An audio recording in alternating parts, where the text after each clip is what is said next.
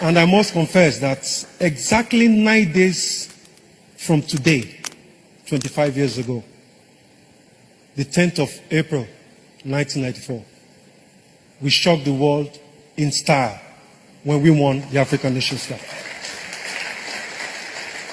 As at that time, we didn't know what we were doing. As you see us all here, we are just one big family. We hardly agree on anything then. But as you see these guys here, the moment we put on the jersey, I remember Ucho Okechukwu saying, JJ, leave him. As he kick you, you go come here.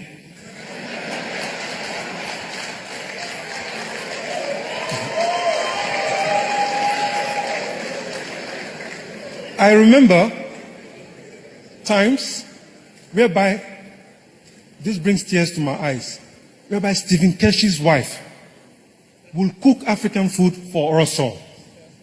And she will bring it and carry it with her car, and we'll all start sharing in the hotel. Am I lying, guys? That tells you the love that we had for one another. But as we look back, I am a coach now, and I thank God for everything He's done for us. If you look at the way the football is being played today, fullbacks are asked to attack. We don't have two number 9s anymore. We now have a 9.5. We're talking about this started in 2008. As at 1994, Daniel Amokachi was not a number 9. He was not a number 10. He played 9.5. So he was ahead of his time. As at 1994, we had an overlapping left back. Sometimes we used to beg him, Ben, but he will still go, and we will beat Ivory Coast. With all due respect. As at the time, all the midfielders used to just carry the ball. One small boy from Delta, all he did was fight for the ball, give it to the players to play. And at the time, God blessed us with the best striker this continent has ever seen. I am talking of Baba Rashidi. I will share something that I had between me and him that used to tell me, Shori Sonny, ma down alone. Shati no si for me.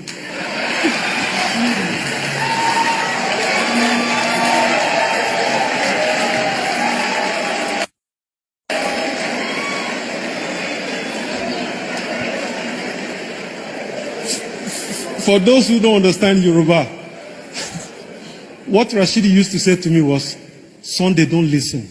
Just send the ball in.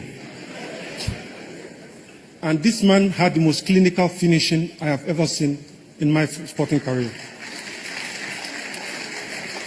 And I've been blessed to play with players like Inzaghi, Zidane, and all of them. But none could come close. And then we had one crazy number 10.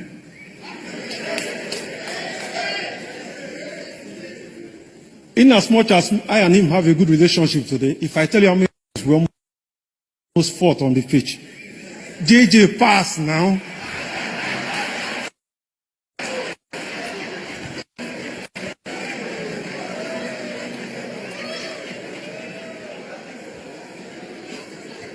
But I must confess to you guys, if I had a problem and I was crowded by players, give it to JJ. He will find a solution.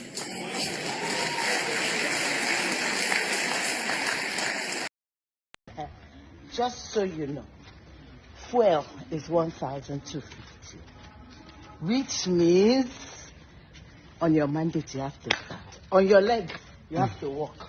Get ready. All of you who do not like walking, go and get this and get trainers so that you can walk. We have gone back to the 18th century.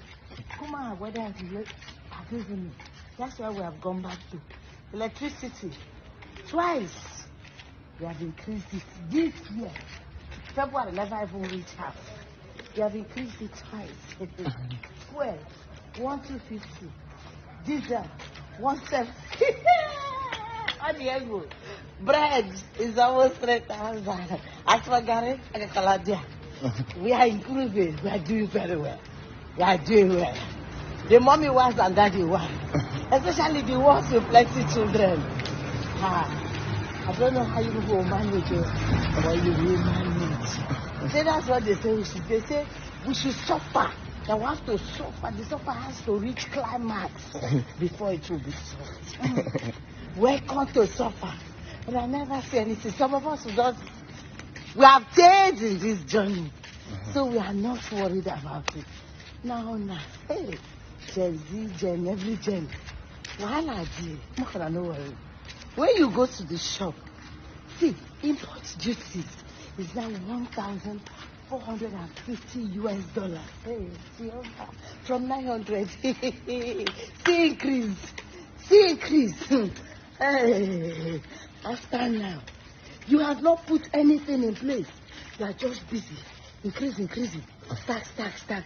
They say your father served, Abi. Your father served with whips. And God, I will. Your father ruled with whips. I can say, but me, how will you rule with iron? I never say iron. Wait, this is ukulele. Ukulele 101. Yeah. That's...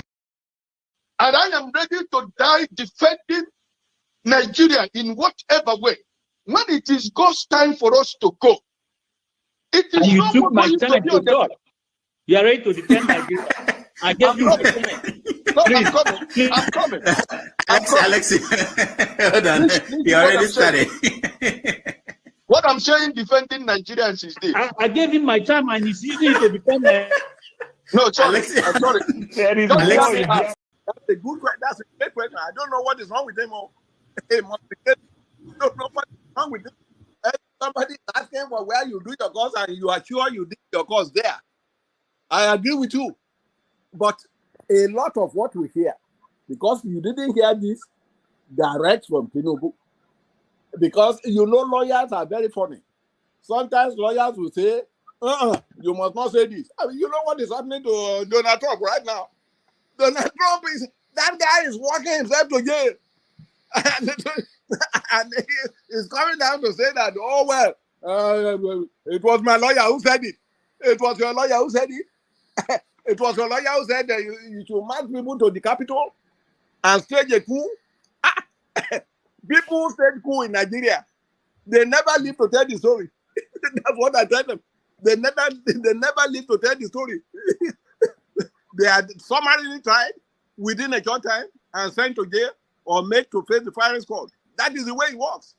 But it's only in America where somebody put a gun to your head and you say, all right, well, you are quoting the First Amendment right. What is First Amendment right? What is it? I don't understand. So I don't know why he's denying Atiku the chance to go there, because the news media, they tell a lot of lies, things that are not true. I knew this man went to Chicago State University. I knew that. I won't lie to you. Dr. Wumi, yes. if you were aware of Tinubu when he was at University of Chicago, yes. Can you elaborate on us the accusations whether he was actually distributing drugs and was a drug dealer in Chicago in those days? What do you know about this? Okay, thank you, sir. I heard about it, that he was distributing drug, and I know a lot of people who distributed drug. Who was the girlfriend of? But let's be more specific. So look, we've all heard that Tinubu was a big drug tycoon. We have all heard that. What kind of specifics? I mean, when you say you heard that from people, were your friends the ones who were buying from him? Did he tell them that he was selling? Like what can you tell us as a distinguished man around that area at the time when Tinubu was there? What can you tell us that he was really up to? Well, What I tell you? I don't know whether, in fact, the first time I saw drug, I thought it was in Lubon.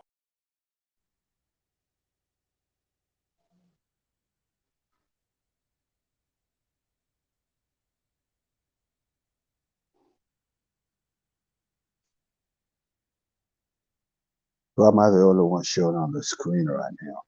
How are you doing, Doc, Dr. Doc, Alex? I'm okay. I'm okay. I'm okay. How are you, sir?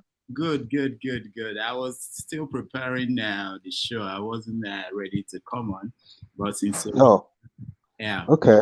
I just have one or two things to just contribute before I go back to work. okay, Uh, I spoke with someone very high up in status today in Nigeria this morning. okay, An ex classmate of mine, okay, and Rudolph, we're in trouble in Nigeria. You know, I have to apologize to Nigerians for thinking that Tinubu had the wherewithal to turn the country around. This man is making. He's my big brother. I'm not going to deny that. My family house to his family house is a stone throw away, but people are suffering, Rudolph. People are.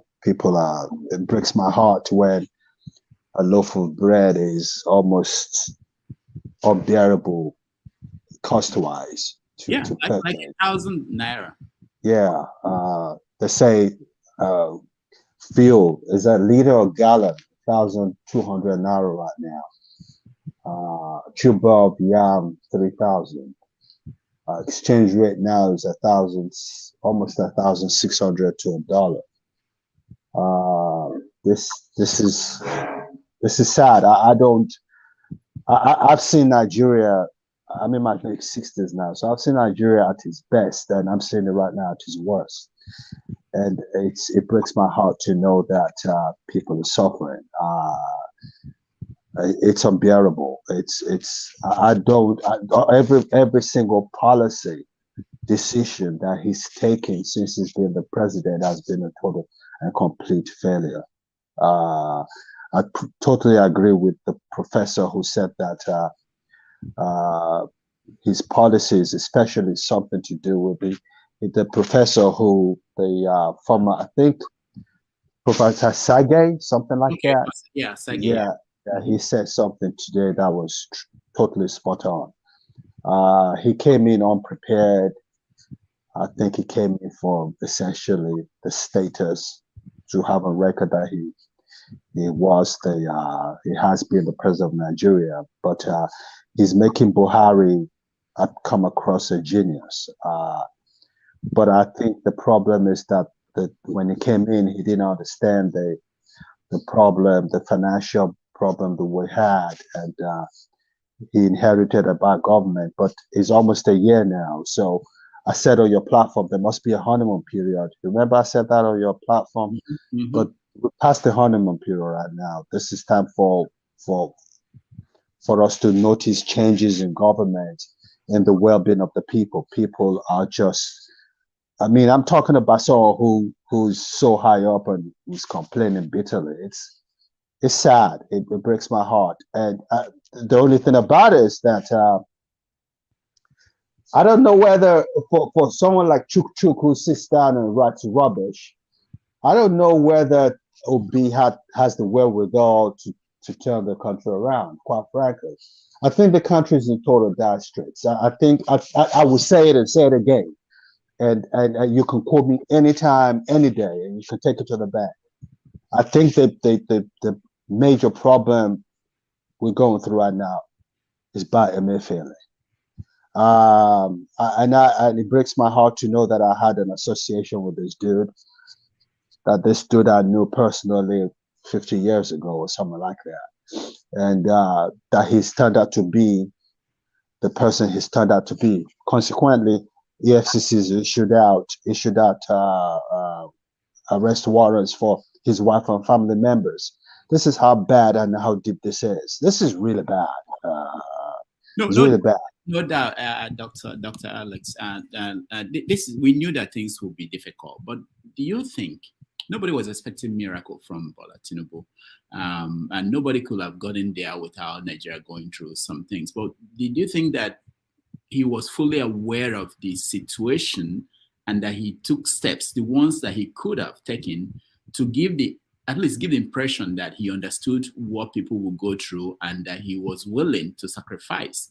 Because that was something that was needed, and he did not show that example.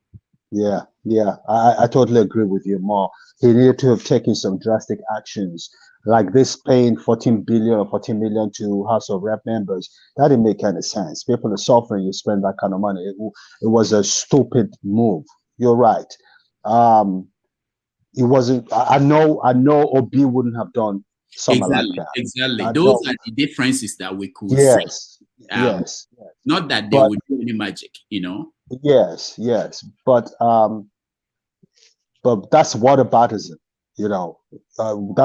that was one of the reasons why I started watching One Man Show. I didn't know One Man and I went to the same school. I was driving my car one day and I heard a Nigerian guy use the expression whataboutism. I said, whoa, this guy's English is brilliant. Well, who's this dude? Later on, I found out that we went to the same school. These are suppositions. Nobody knows what would have happened. But what we know for sure is now that Nigeria is in a state, and if not because of the economic strength on paper that we have, we're in total dire straits. We'd be bankrupt. But lenders are still willing to accommodate us because they do know that we have what it takes. We just need to. I mean, the one that broke my heart was this better I do corruption thing. I can't believe, for the life of me. But Doc, what about Tunji Ojo? We talk about better Edu. What about Tunji Ojo? Why will he his company collect contracts? I haven't followed the Tunji Ojo thing, but I know he's in problems right now. But I haven't followed that, quite frankly. I can't comment on that. The one I can comment on with authority is this Idu girl, a girl that I followed her career. That girl is a world-class physician. She's a world-class Harvard certified physician. So this is the bottom line. Let me say this before I go. The average Nigerian, Rudolph, especially from the age of, let's say 35 and 40 and under, have a huge element of corruption in their DNA. And the minute they go into government, no matter how educated they are, the only thing they want to do is to embezzle. What is a 38-year-old girl going to, the one I saw yesterday, going to hairdressers and giving $1,000 cash for lunch to her hairdresser, where people can't even eat just one meal a day? This is totally out of order. My heart is broken. I'm so dejected. I don't know where we're gonna go from here. Things are only gonna get worse. But Rudolph, sorry for interrupting your show. I just had to come in and say it. We always want you anytime you're free to join us. Thank you so much. Let me go before I get fired. All right, I appreciate this. Thank you so much again. All right. And this interior, don't feel like you are making a mistake. And I've actually had this is exhausting. Our people, my God, this is exhausting. Don't I think I'm going to leave this place because people are exhausting. I've had this conversation with CM. And he pretended as if he doesn't know the context you are talking from. This is scary. This is just scary. Our people, because you are so dishonest. You see videos, you know here. What? CM, what do you sorry, forefather. You should come and take over. You are too dishonest. No, let me see. I'm tired of you people. It's unbelievable. Show can come and take over. Show you can come and take over, please. Forefather, people are just full of. I hope that Nigeria wins. I'm never going to wish any president evil so that I can say I told you so. No, I won't wish them evil. I hope. You see, I'm not praying. There's no point. I can't pray for Nigeria to be fine. I only hope that Nigeria wins and Nigerians win. Because if you choose a dodgy doctor who has a dodgy record, who has, all sort of accusations leveled against him to say, this doctor, we think he's done this, or this doctor, this surgeon. Yes, he's a senior surgeon, he's the most whatever surgeon, but there are a lot of accusations leveled against him. If you choose him to operate on you, and you tell me to pray for you that it doesn't kill you surgery, what's the point? I can't pray. You might make it, you might not make it. My prayer won't change anything. So I hope Nigeria and Nigerians win during Tinubu's 4 years. Thank you. Tinubu is a criminal, yes, of course, a categorical grade 1 criminal. The only person more criminal than Tinubu in Nigeria is probably Babangida. But he's a criminal, and is he fit for purpose? Absolutely not. Should Tinubu be the president of Nigeria? Categorical no. Is there a better option than him? That is subjective. So show me who he is. It's Saturday, February the 10th, 2024. Welcome to another episode of Have Your Say 247. My name is Rudolph Okonkwo.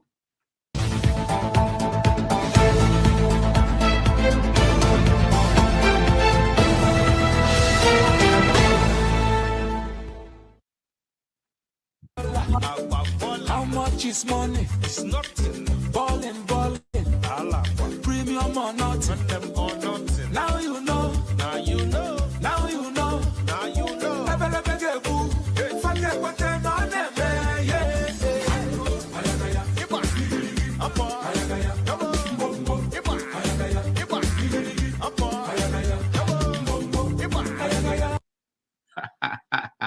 Boom, boom, ayagaya, bombo.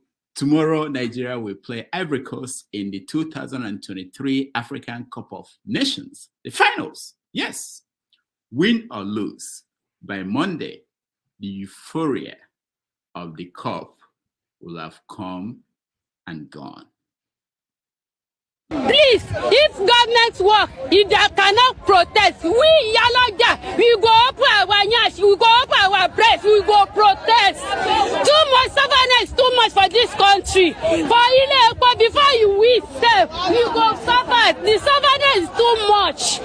Please, Maja, find solution for this things. It's too much. Gary, 2,000 naira. Since when my father bought me, I did not buy 1,000 naira pence of Gary. There's selling it 2,000 naira now. It's too much. The savannah is too much. Even the rice, the Rika one rice up to 1,200 naira. For what reason? It's too much to buy meat. Even the farmers are dry rice up. Two fish for Chicago, 1,200 naira. 3 of pieces of it. It's too much. Baba we sanuwa, Bada we sanuwa, Yayipo ejo, sanuwa ti poju, ebi npa wa, ede sape ya oja Nigeria ya nje wa. Yes, the suffering is too much for poor Nigerians. Poor Nigerians will revert to their miserable life of suffering, hardship, and creeping protests. Can President Bola Tinubu move the wheel of Nigeria in a different direction? Or will he continue his trial and error policies, as we have seen in his management of the economy in the last 8 months? With taxes on the rise, including import duties that traders transfer to the customers, is there any other trick in Tinubu's bag?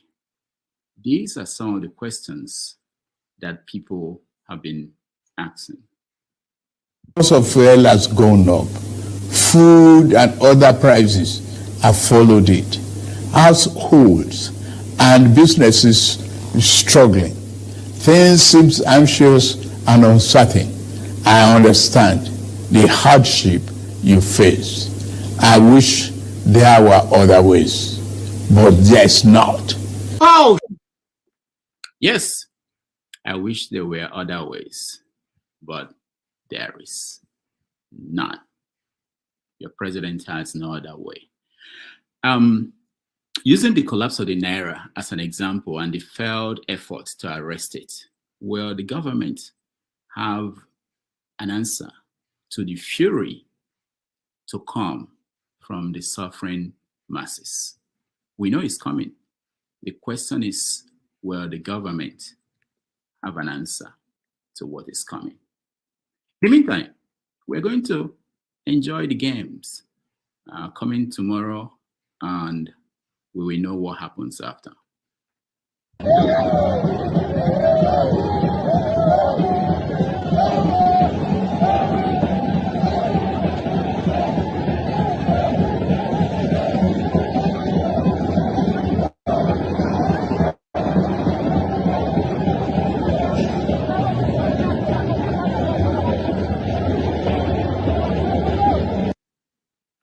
All right, so you join us as we have our usual Saturdays, have your say 247. Again, my name is Rudolph Okongo.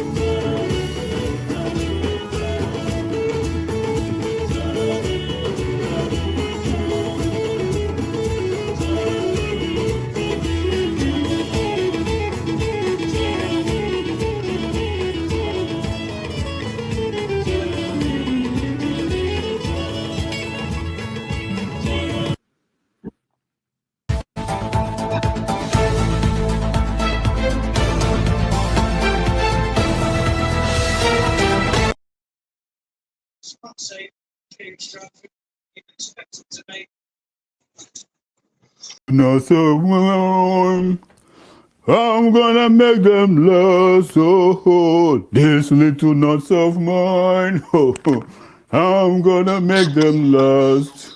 Oh, these little nuts of mine. I'm gonna. Someone is first timing me. Someone. Hey, my grandson, Udoka, how are you? Hello, Grandpa. Kedu? I don't know, man. What are you eating? Oh, I have nothing left at home. I'm eating palm kernel. That's all I have at home. Now I eat meal without meat. Aku without ukwa. Mbano, that's not healthy. What can I do? Can you please help me beg your father? Beg your father this Christmas to help me. Things are hard. Prices of things up, energy up. Induct, Grandpa. I'll tell my dad right away. Biko, thank you, please, thank you, Biko. These little nuts of mine. Dad. Hey, Udoka, KJ. Grandpa is suffering in Nigeria. He needs your help urgently. Udoka, didn't I warn you? How did you know he's suffering? We were just on a FaceTime call. He looks so skinny now. His stomach has shrunk and it's flattened. His stomach? Yes. Let me see. You know what? I don't care. Look, that man, I give him money, he will go and use it to buy tobacco, and that's it. I give him money, he will go and give it out to his friends. And I give him money, he will go and marry a second wife and thought, no, I don't care. Whatever is happening to him, I don't care. I have a solution. What? Go to Help Me Waka and they'll send him any food item that you want to give Grandpa anywhere in Nigeria. Help me Waka. Really? Really. Help Me Waka, the people that run errands for you. This Christmas, help your people. Go to Help Me Waka and order items for them. They will be happy. Please help them.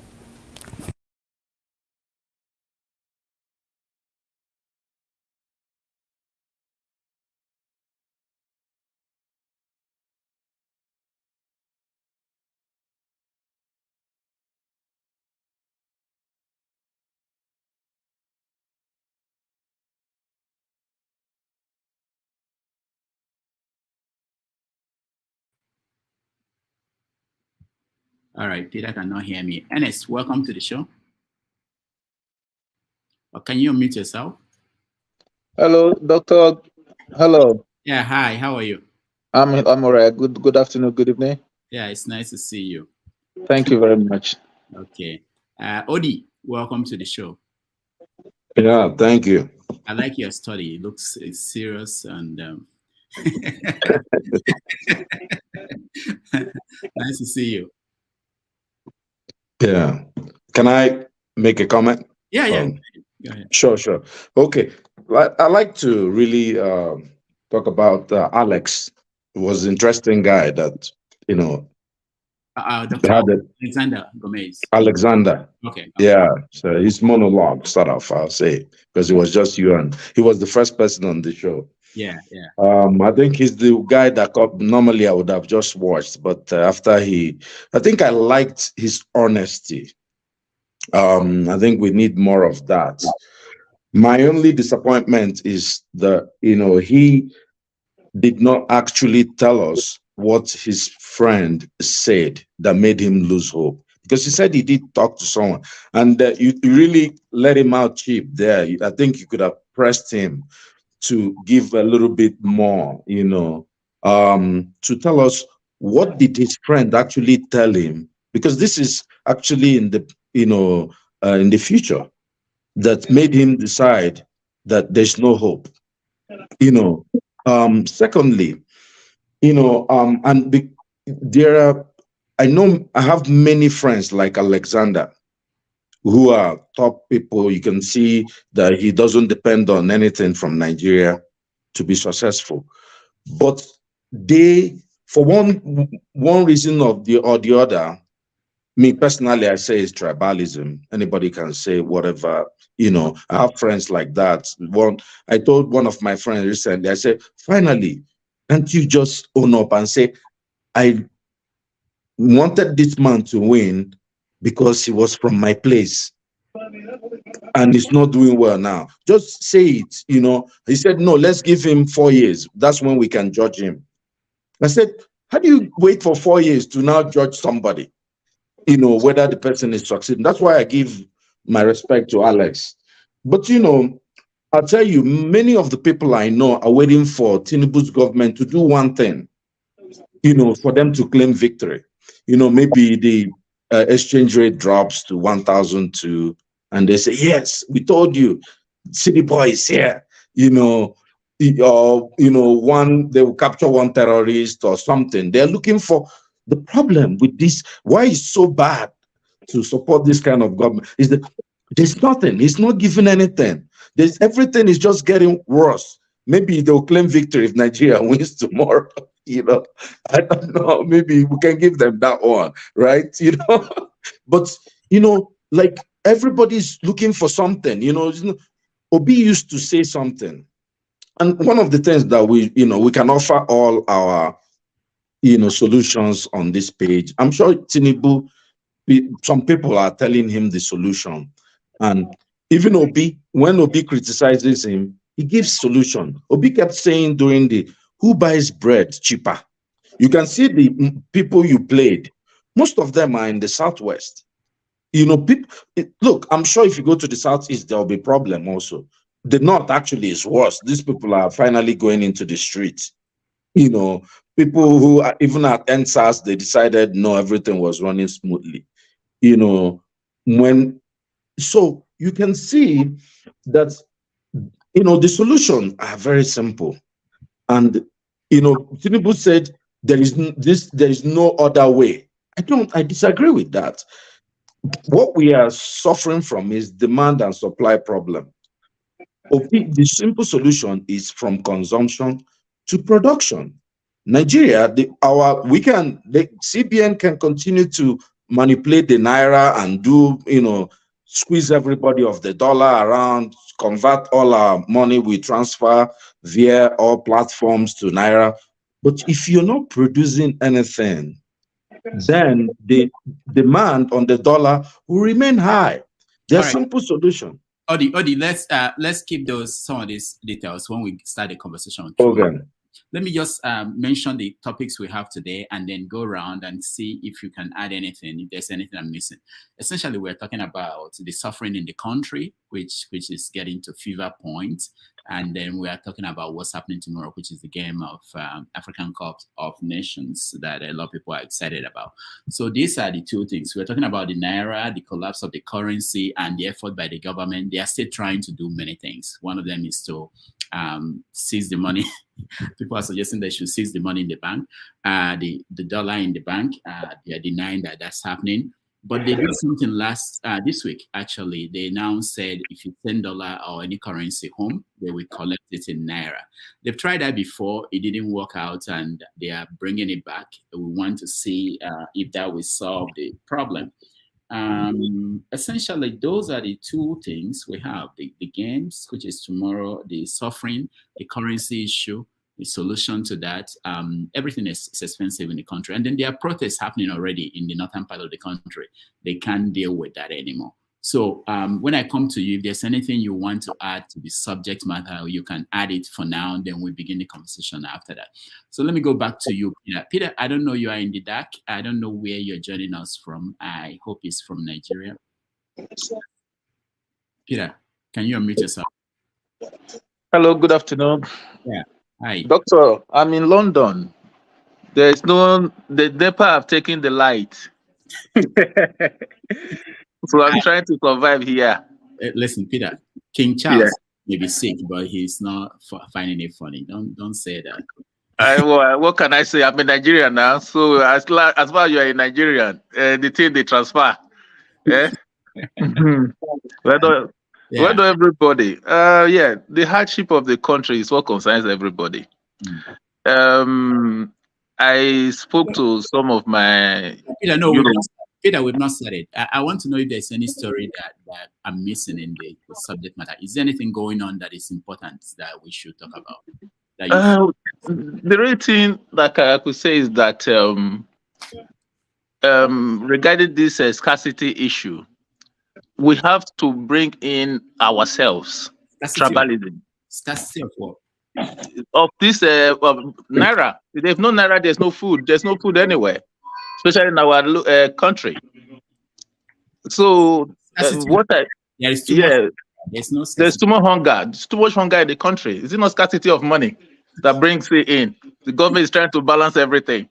Okay. Yeah, it's scarcity. We should bring our ethnicity, our tribalism. Yeah. This thing have to hit the rock. It's not education. I think we should do more about this. Okay. Yeah. That's why I'm looking at it. Okay. All right. Thank you, Peter. Ernest. I don't have anything to add. Just just to discuss the topics you have already. All right. Thank you. Odi, anything to add? No, not from me. Okay. All right. Dan, anything to add? I just want to say good evening to everybody and give you just a small a cappella of what we've been working on. Okay. Welcome to Dr. Damage's talk show. Welcome to Dr. Damage's talk show. Welcome to Dr. Damage's talk show. Welcome to Dr. Damage's talk show, where you can have your say or solutions to every burning issues. Remember to be civil on the show. You hear? Yeah, that's what we're working on very soon. Wow. It will put on tape, you know. This one is going to the Grammys. We are going to feel it. Yeah. Thank you so much, Dan. Yeah, go ahead. What do you want to say, Odi? Yeah, so there, amid this doom and gloom, there's a state doing well in Nigeria. It's called what? How can we maybe just add it as a discussion and kind of to see what they are doing well there? What state? Abia State. Abia State. Okay. All right. I think it's well. Dan, thank you so much. So when are we looking at what time frame are we looking at? Yeah, the time frame I've told you, the guys who want to do it. I was on holiday, I thought I could do it, but they disappointed me so much. So I bought my recording gear. I'm working on them. Immediately I get used to it, I will press it down and send it to you very soon. Okay. All right. Olumide, welcome. Welcome. Thank you, Rodolph. Yeah. So yeah, my own addition is just the insecurity.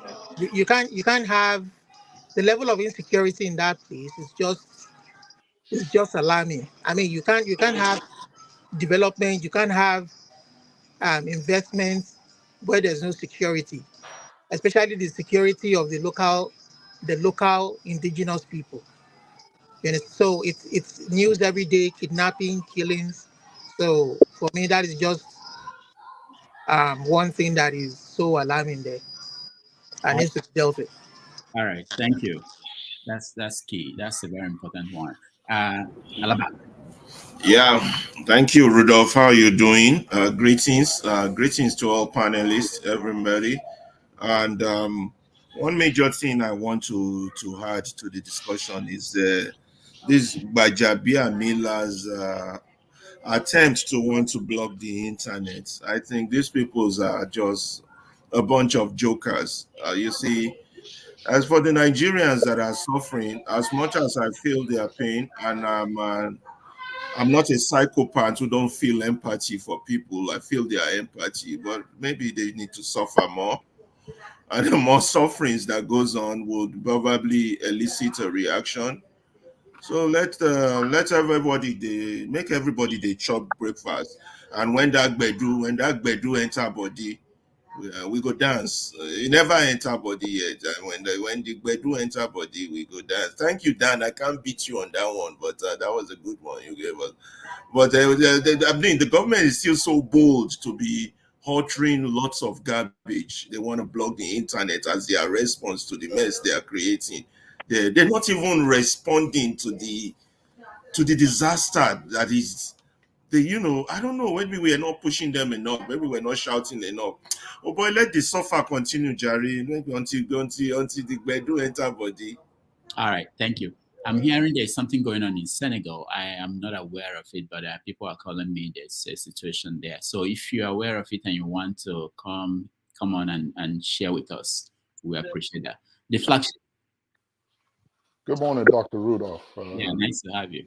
Yeah, thank you. Good morning, everybody on the panel and those in the comment section. Two things I would like to add. Number one is the post effect of the AFCON semifinals, the results that we had in Nigeria of the death that did occur. I think there should be an awareness of talking to the people about their health concerns before tomorrow. I was hoping that Dr. Gomez was going to say true. one or two about it, to just kind of educate them if you know you've got any underlying conditions that could trigger off your system and cause any severe adverse event on you, you should please think twice before the march starts tomorrow. So that's one I wanted to add to it, if we could throw a little bit more light from the aspect of education now. The other thing is, I think it may be old news, but it seemed to be progressing, and I've not heard too much about it. I read about it this week, the Trans-Saharan gas pipeline that is going to stream out of Warri in Delta State and heading all the way out to Europe. And there's a contention now in Niger since this pull-out from ECOWAS. So those two I wanted to bring up to see if we could talk. Okay, thank you. Thank you so much. Exora, welcome to the show. Welcome. Good evening, everyone. Good evening. Dr. Damages, I thought you were observing what's been happening on the social media during the AFCON. You don't see what's happening? No, what's happening? You're going to add it to the discussion now. What's happening? Nigeria, anytime we are playing a game, we are not just playing the opponents. we are playing against 4 or 5 countries at the same time. There's a serious rivalry between Nigeria, Ghana, Nigeria, Cameroon, and Nigeria, South Africa. So I thought you were going to touch on it because it's very interesting. The kind of stories I see on social media. They say Nigeria has taken the jollof rice. Now, the way somebody described it, he said Nigerians have taken all their women in South Africa and we have taken Amapiano. Now we took football from there. You know? So in that case, we must not win the AFCON. Yeah, I thought you were going to. I got that. Yeah, that's part of the competition, especially for a big country like Nigeria. The rest of Africa, they are rooting against Nigeria, apparently. Yeah. Seriously. It's interesting. I wanted to know why. Please, guys, rack your brains around that. Why are everyone really seriously competing with Nigeria? You know? Okay. All right. We will add that to the conversation. Super Eagles. Finally, we have JJ Okocha. JJ, welcome to the show. Thank you, Dr. Damages of Nigeria. How are you? I'm very well, sir. I'm very well. Greetings, my fellow panelists. Yeah. So where are you going? I'm here to support Super Eagles, especially. But something we have to talk about is the increasing rate of high BP. Yeah. It's very important because as we educate people on this program, we should equally figure out a way to help educate them on how to. CPR is important. CPR. Perform CPR on your fellow citizens, and also educate the advanced masses, the adults, on how to go about checking their BP. Is very important because the rate at which so many of them are walking dead, you know, until this competition, before we begin to see the effects. It's not like the football is actually bringing out. They already have these things, you know. So I think we should talk about it, and medical practitioners should help us out on that. But up Super Eagles, we are winning. I'm here for them. we are going to try. I'll try to reach a doctor and see if I can get anyone that will come and tell us about that. But let's start with the games tomorrow that we're going to play tomorrow. Yeah, okay, Super Eagles, maybe you start for us. So my prediction. I want to start by predicting. Yeah, what are your predictions? We are winning. 3-0. Oh, excuse me. 3-0. We are winning. Why do you have that confidence? That Up Super Eagles. What is giving you the confidence? Sorry, excuse me. Oh, maybe it's the real. Go ahead. I want to start by saying that we got to the final by merit, and we are going to win it because we have defeated the undefeatables. So for that fact, I want to give them kudos, and I want each and every one of us to know that Nigeria can work. Yeah, Nigeria can work. But the politicians, Nigeria can work. The reason why I say Nigeria can work is because in this modern day, there are always solutions to problems. I don't think, especially when it comes to do with what concerns the human being. So if we put the energy, not necessarily. Rudolph, I'm sorry. Can I ask a question? Can I ask him? You will. Just let me land. You will. I just want to say, we all know Nigeria can work, but tell us how. You will. Tell us how. You will. Okay. First of all, let us believe. Let us have that belief that Nigeria can work. First, it starts from there. Okay. Before we even start to work out how, if we don't believe that it's going to work or it can work, then there's no way we can figure out how. I'm not saying that you should support Peter Obi or Tinubu or whoever. That's not what I'm saying. I'm just saying because of I'm a Nigerian living in diaspora. I'm seeing it from a different perspective that if we put our mind in the first position, which is saying, okay, can we come together to work things out? That's the first question. If we can come together to work things out, now we can now go into how do we work these things out. We don't necessarily have to say because you don't see it. Super Eagles, hold on. Yes, sir. Are you going to wait until we all agree that we can work this out before we start working it out? I mean, which one should start? Who is when do you get everybody to come together and say we can? I think the challenge is how do we make it happen, irrespective of people who are saying that it won't work. You shouldn't be arguing with them. You should prove them wrong by making it work. That's what I tell government officials. Don't stop complaining about people who are saying Nigeria is not working and it's not going. No. You prove that it can work by your action. So the first. Meanwhile, let's go back to the games. Tomorrow, I heard that Tinubu is storming the stadium. Do you want him to come and watch you play? I'm not interested. Rodolphe, sorry, there's an update. Tinubu canceled the visit. He said Shettima should lead. I think he heard the cries of people, so he has cancelled it. He said Shettima should lead. Oh, I didn't know. That gives hope now, because if I would have been worried seeing him there. Okay, Dr. Damages, I'm just here to represent our boys, to tell them that very, very good. Super proud, and I'm proud of them, and I appreciate what you're doing. Thank you very much for this opportunity. All right, God bless you, and may the show prosper. Thank you. Up Nigeria. Thank you so much. Okay, up Nigeria, we are winning. All 3-0. Right. Okay, 3-0 from Super Eagles. Peter, where are you? First of all, I need to know where you are, because I'm very uncomfortable. How are you rotating this thing? Are you exempting me? I came first too. I said, Nepa just bring light. This rigging will not stop, even with VAR. This to me. It's broad daylight rigging. That will be going back. I am going this way. Nepa just bring light. Yeah, okay. Peter, where are you? Where are you? Seriously. Are they London? See, I'm here. Are they for what do they call this place? Canary Wharf. Open the window. Let's see whether it's London or Lagos. Canary Wharf. There's no sign yet that it's not Lagos. Every day they ask me this question. See, Canary Wharf. You know, see Canary Wharf there. See my house here. Okay. All right. Okay. You know Canary Wharf? You go say Queen, you're not gonna see me. All right. Thank you, Peter. So what do you think about tomorrow's game? Tomorrow's game, I like Nigeria, and I'm not too fascinated. I like the boys. They got nothing to do with them, what we are all passing through. That's the only joy we have today, doing their best. But the criminals that are killing everybody, now they want to take a center stage.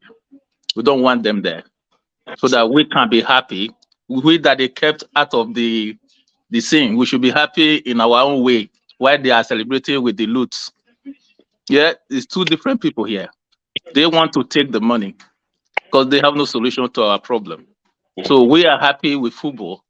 When we finish football, we go home hungry. So they cannot come there and celebrate with us. They go, feed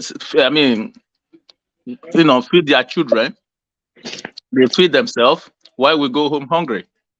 So if they can avoid those things like Tinubu have done, Shettima should do the same thing, right? Because the way these people terrorize Jonathan, the way these very people that are standing now that they don't know what is happening. See, this is two government. They terrorize Jonathan out of office because he was not doing well. Though we can feed at them, right? Now, Buhari came in. He borrowed money without thinking that he will pay back. Nobody said, and even the North now that is more suffering. They defended him as if it's their God. Yeah, I asked many of them, this debt that is piling on our head, do you think it's going to affect the people you hate, or you're also going to benefit from it? But today we are all seeing the effect of Buhari. So now we are blaming Tinubu. Tinubu will also be better than the next government that is going to come. Because he's also going to borrow this money. He doesn't care. And in the end, it will go. We will celebrate another 4 years again. Wasted. Yeah? Nigeria will not work except we change it. We don't need another constitution. Yes, we could amend, we could fix what we have. The one that we have, is it working? So if we cannot even something is written on that document, at least we will see this one will help us. Like Donald Trump, you can see he have his own way to manipulate a document that is well put together. Now, I'm not blaming him. I'm just saying. So in our own case as well, we can also see something that, oh, this one is good. We can use this. We can use before we now say we need to fix it properly. If we have a new book called Constitution, this is not somebody that's going to operate it. So this is my own problem that would let me say that Nigeria will not work. Yeah, we are all, growing old now, but who want to die? Because these people, if we face them, they will come out with their guns. And one thing I come to notice, I am not against my brother, the Muslims. I'm not against them. One thing I comes to notice, why is it that everywhere they lead, we must have problem? I'm not accusing them. I'm not saying that they have problem. I'm saying everywhere they lead. I can give example. We have Pakistan there. The election cannot hold. At this moment, you cannot count election with electronics because you want to cheat others. Look at what they did to Tinubu for us, right? They canceled this technology we have. Peter, hold on. Yeah. Jonathan, is he a Muslim or a Christian? No, I'm not saying the government. Muslim means that the people in that area, all of them. Like, I will support it. I will defend it. It's not just the government. It's not just the educated. Peter, hold on. In Zimbabwe, who do they have there? Yeah, those. See, we are going to talk about those people as well, because if that guy just said they're insulting us. Yes, the big brothers are not ready. Nigeria is their problem. No. That's not what I'm saying. I'm coming. I'm coming. Let me put it this way. What you just asked me. I spoke to a Ghanaian before. I said, we have problem. He said, oh, Nigeria have problem. Yes. When Nigeria is not ready, the Ghanaian will move. I said, no. Nigeria is a big brother in the house. When they reach where they call the ECOWAS, then the decision to change everything is not working. Then you see that you are not going anywhere. When you want to run, Nigeria pull you back. You're not going to say you are right. So what happened in Zimbabwe, that Nigeria should be commanding these people. We don't want you like this. You must fix this. Look at EU. Yeah, I can be good because I see Dr. Rudolph. I can be good because I see the other person. I want to be better. But when these people see us, I say, is it the Nigeria? Do you know who we are? They're scared of us. But when they not see your appearance, say, is it him? They can even want to grab you and put you down. So this is it. But what I was saying is that I'm not against these guys. The crime we are in now in this Tinubu thing, we didn't vote for. No, Tinubu never won election. But in the end, it's our president. We accept. We agreed, not accepted. But how does it happen? We see the Fulani just came, just manipulate everything. 1, 2, 1, 2. And my police officer friend told me the other time when I visited them, he said they were trying to do help side, blah blah blah. When he spoke to me, it was the government that was using them against the common men, and they themselves they are suffering. They need our help. So I ask, how can the government be using you against the people that want to that as well can also help you? It's complicated. All right, Peter, thank you. Let's move on. Yeah, Ernest, welcome. Yeah, I want to talk on the match tomorrow. Yeah, that's it will end in shootout. Penalty. Yeah, but I don't know who will win because I think the first time the Spagu met Cote d'Ivoire, even though the Spagu won, but it was penalty, and by this time they have learned their lesson and they are the home team, so they have all the supporters, they have all the advantage as home team. So it will be very difficult for Spagu to just win them like that and get away with the trophy in their own stadium, in their own home. So I've seen it as shootout, but I don't know who will win the shootout. And coming to Nigeria, I think the problem of Tinubu is that he's ruling with impulse and he's not a good. People thought that he did well in Lagos, but what Tinubu did in Lagos was just a kind of extension of what Obasanjo's government was doing. So when Obasanjo has Okonjo-Iweala, he has Charles Oludo running the economy. So not only Lagos, the whole Nigerian economy was stable. And Lagos being the largest economy in out of all the states. So Tinubu was just basking in the euphoria, managing money coming from everywhere in Lagos. That does not make Tinubu a good economist, but many people did not understand it. And the problem of Nigeria, as he's talking about Muslim, I'm not against Muslim, but in a country where somebody will say that I want you to win this election, so pick a Muslim as a running mate. How do you see it? Like a winning formula of a country is you are a Muslim, pick a Muslim as a running mate. And from one thing or the other, it just happened. Then those Northerners did not take in cognizance about the economy, the insecurity. What they know is this person is a Muslim. So they are voting both on Muslim tickets. And you see, the truth of the matter is that Tinubu has no solution to Nigeria's problem at this moment. So the only solution to Nigeria's problem is for him to look for help. And if you know Tinubu, Tinubu will never look for help. Because for him, he's Alpha and Omega. So everything, he just picks some people who are around him in Lagos and others he judge that they are good in economy. But those people, they are not exposed to economy. Forget about those CBN governors.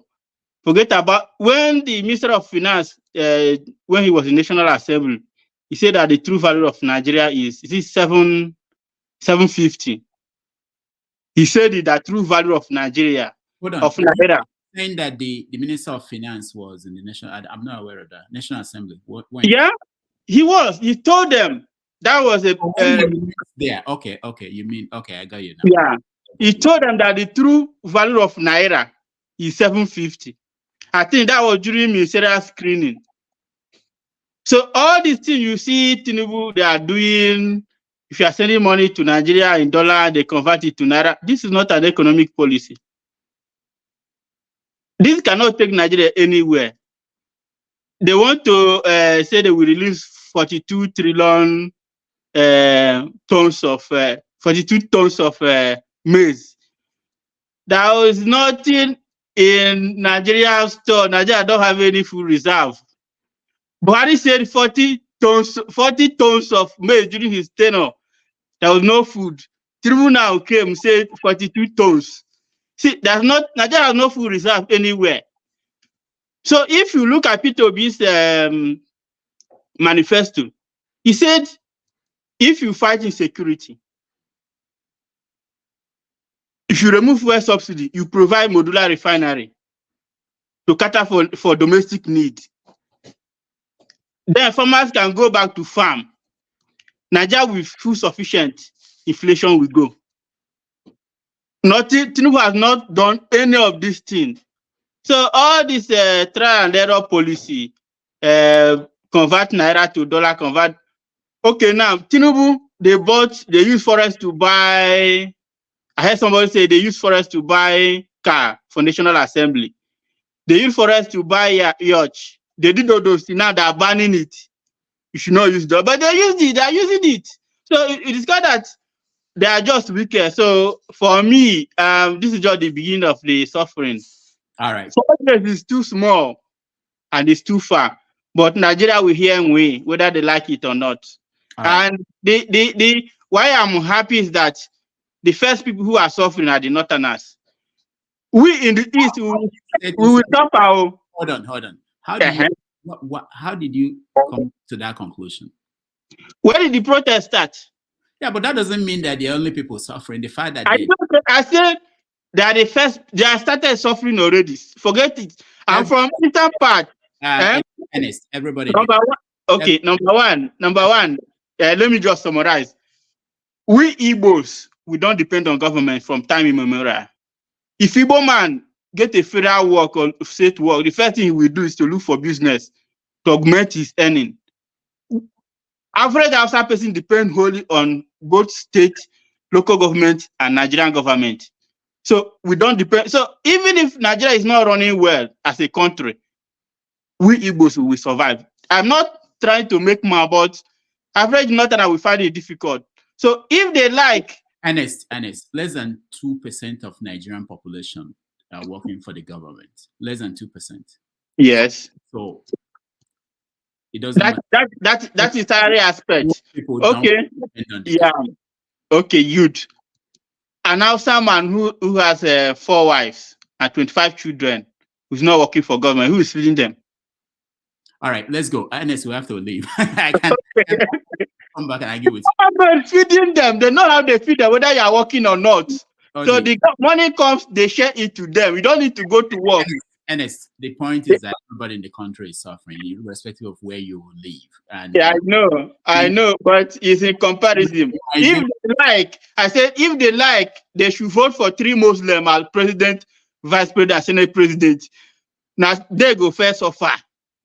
If they like, make they allow Nigeria, make Nigeria work. Let people that understand things come into this game and do it. Obasanjo did it because of Okonjo Iweala and the Charles Oludo. Forget about all these things. And if from that economy they built in 1999, that is what Nigeria is running till now. All right. They put another Igbo man to come and do it again. That's the truth. Forget about Tinubu. Forget about Erufai. Forget about Buhari. If Tinubu finish, he return power to Fulani Hausa people. As in Nigeria will keep on going down. When Nigeria will divide, when Nigeria will cease to exist, it will not come from IPOB. It will not come from Oduduwa or Arewa. Nigeria will cease to exist when the economy ceases to exist. And time is coming. Thank you, Ernest. Thank you so much. Thank you. Odi, let's get back to the games. What's happening tomorrow? What is your prediction and why? Because it's easy to say 3-0 and you don't tell me who are the people that will score, what are the strengths of the teams, and how do you arrive at that?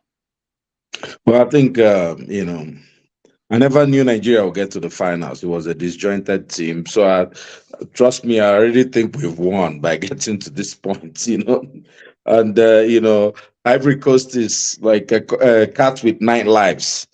I'm really I think it's going to be a 50-50 game. The last game, Osimhen was not fully fit. You could see it. It wasn't his usual stuff. I hope he's fully fit. If he's fully fit, then we've got a chance because his movements does create the opportunities for other people to score. He's very aggressive. He presses very well. I've never really liked the coach, but I give him his flowers. He's now done. He's led the team to the finals. We've not been playing pretty football. We really have no one in the midfield. Alex Iwobi has been trying. You still have to give him credit, but I see that I'm looking at maybe a 2-1 win for Nigeria, being a Super Eagles fan. It may get to penalties, something like 2-1, 3-2. Ivory Coast, I think everybody, there's someone that said something funny about the war going on. It's a Twitter war, right? People are making memes about different countries. Trust me, most people in Africa do not want Nigeria to win, because Nigerians have been so loud on the social media, disparaging everybody, but it's just the fun of it. There was even threats that Nigerians in South Africa will be attacked. Thank God that hasn't happened, because it would have been a big shame. But I really wish, I think maybe a 2-1, maybe we'll go to penalties. I hope Osimhen scores, just Osimhen. I just hope he scores, because he should be man of the tournament. He should be the most valuable player. And, but it will be crisis if we win Ivory Coast. Those people can throw tantrum, When they lost, when they thought they were out, they almost burned down their country. And, the next day they went to celebrate, So I think for the safety of, I think we should win, It should be, Nigeria has a better team, I believe. All right. Thank you, Odi. Dan? Yeah, it's unfortunate I've not been able to see the match, because all the time they've been playing, I've been working. But watching through We're off. Eh? You're taking off tomorrow from work so that you can watch. How did you know that? I don't have the power to take off day, but fortunately, I was supposed to be off on Thursday and they pushed it.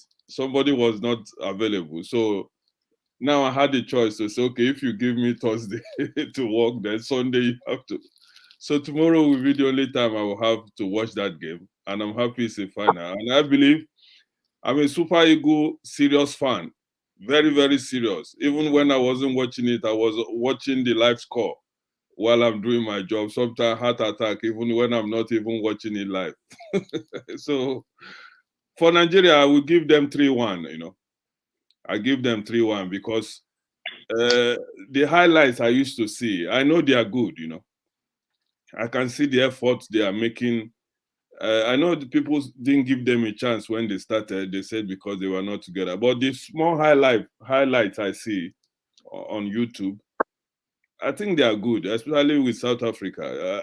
They did well for me. And like the brother said, I want Osimhen to finally let tomorrow be his real day, you know. Like this type of beautiful goal now, you see.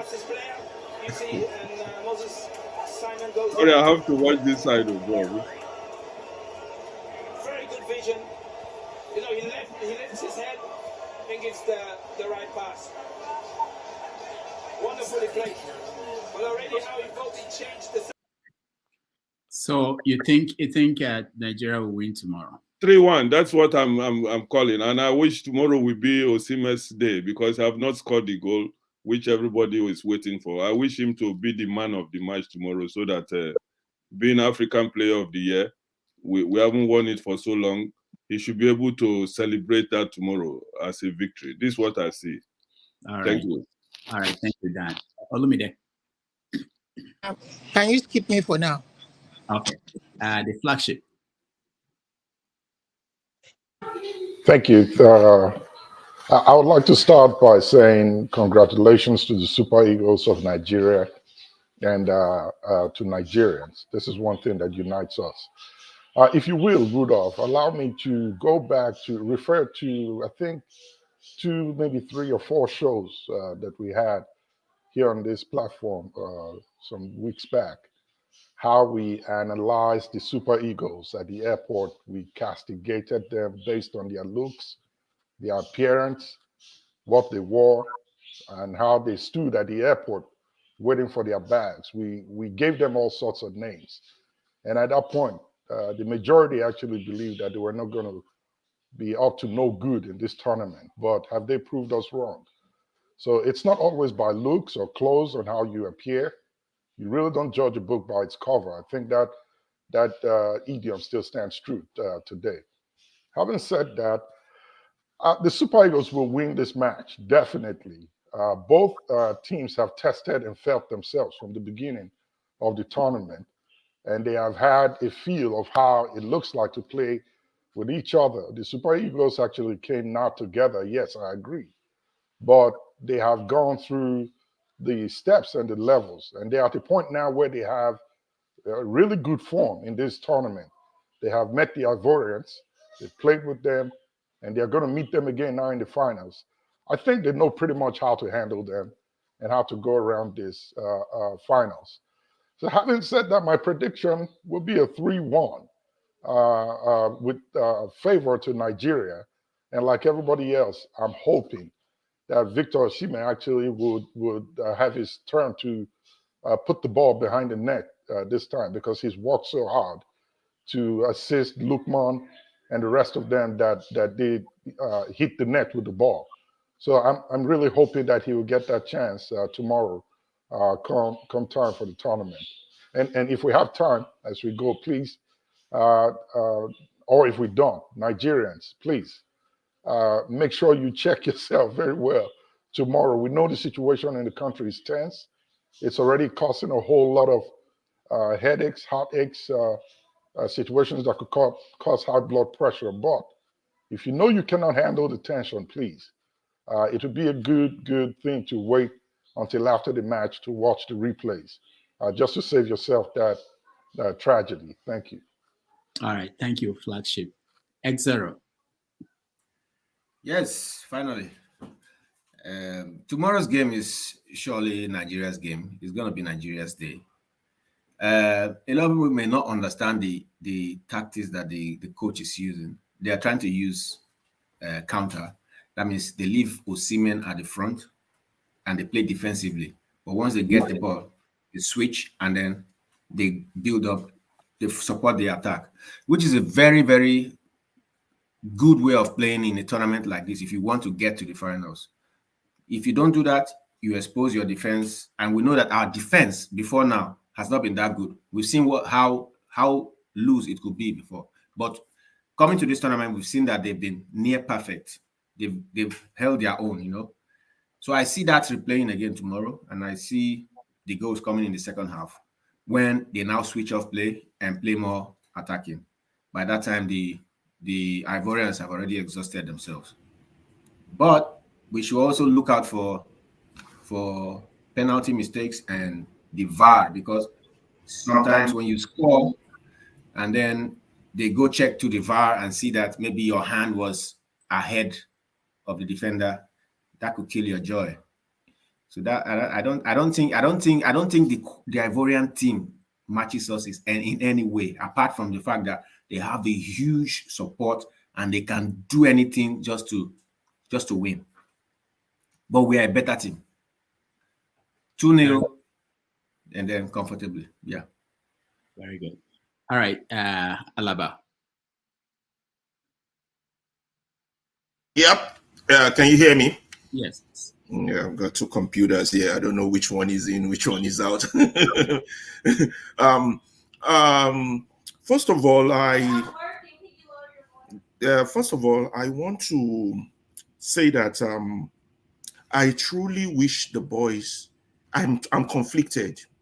I want the boys to win because they are professionals. They're doing their job and they need to move further in their career. At the same time, I don't want us to win because I'm thinking that the ruiners of Nigeria will see that as their good omen to further sedate the people. Nigerian rulers always do that. But I tilt more on the side of the boys winning because it's their team. They're the professionals. They're the one giving all I need. So I pray that they win.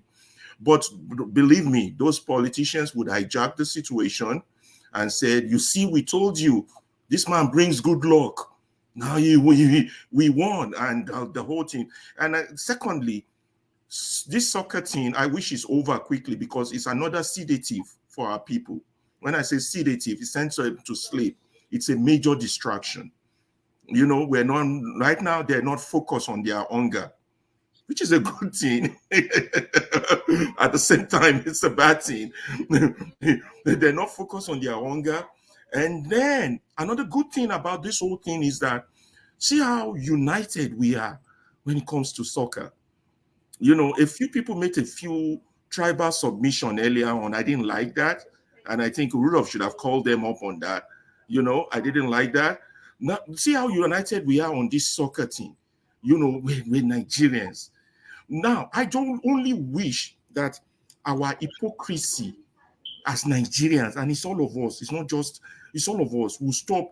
That if we can put this much energy that we put into soccer, into making our own country a great country, into holding our political ruiners accountable, this much energy, not use soccer as our, oh, let's come and sweet talk them, we are the greatest, South Africans, Ghanaians, and Senegalese and Cameroonians don't like us, we are there. No, we are not. We are the shit-hole shalanga that we are. And we have to start talking truthfully, honestly, and we have to work this out. Well, look, there's a lot of sincere ignorance among us and a lot of conscientious stupidity. I'm praying for the sake of the boys that we win. It's their career. They're going to go further. They're going to get more contracts. Nigeria's name will be better. But at the same time, I know how these terrible people that are ruining us are going to exploit this situation. And some people are already here defending them, saying, oh, Nigeria, you know, color, blah, blah. We have no patriotism in us. There's no patriotism in our blood. It goes for all of us. If there is, our country would not be what it is. All right. Thank you. Shagun. Yeah, good afternoon, everybody. Good afternoon to the viewers and the people in the comments and the panelists. I just jumped in quickly just to make comments about the match. Obviously, when this team started, we didn't really give them much chance just because we believe they had individual talents, but there wasn't really a team. But Nigerian, if over the years, if you look at various competitions, we kind of start slowly and then gain momentum. And I think that's what has worked at the moment. Obviously, the obvious things is we've got a good defense. Our midfield, I don't think we got midfield. So going back to the last match, it was tension packed. In fact, the reason why I jumped onto this call quickly was what Flagship said about check yourself before you watch it. I've been following Nigerian football since 1985, but I couldn't watch the penalty this last time for the first time. I had to switch off my TV once they blew the final whistle. That was how tense I was, and it was because of the rivalry between Nigeria and South Africa, and then because of the heroics of their goalkeeper in the match before. So I wasn't sure if we go to penalty we were going to win, but thanks goodness we won. It brought joy to the people. It's going to be a tough match. Ivory Coast, having come back from a near elimination to get to the final, at the moment I will expect that their mental strength is going to be very, very strong. The semi-final they played, for a lot part of that game, they played 10 men against 11, and they still came back victorious against Mali.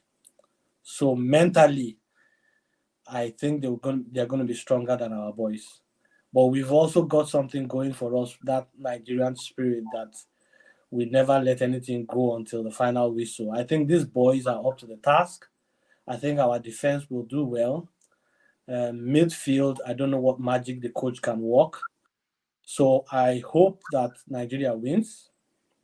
I think it might end 1-1 into penalties, or trying to wish well, I think 2-1 in favor of Nigeria so that we can just carry the day. But it's going to be a nerve-wracking match. So hopefully tomorrow we see what happens. But at least we need something to excite us. Even though after this tournament we will still go back to our problem. It's going to be like, a man that drinks alcohol, forgets his problem for a while, and then once his eye clears, he comes back to it. But I'm hoping for a tough match tomorrow and hope that Nigeria comes out victorious. Yeah, thank you, Shegun. Let me ask you this. I've been hearing during the game last time, people criticize Aino, who missed a penalty. People tend to forget all the contribution. So I'm wondering if for any reason we failed to win, will Nigerians appreciate how far we got to, or will they find reasons to criticize and trash the boys and the coach? Well, I think it's going to be a mixture of the two. Sometimes, you say that you're as good as your last game.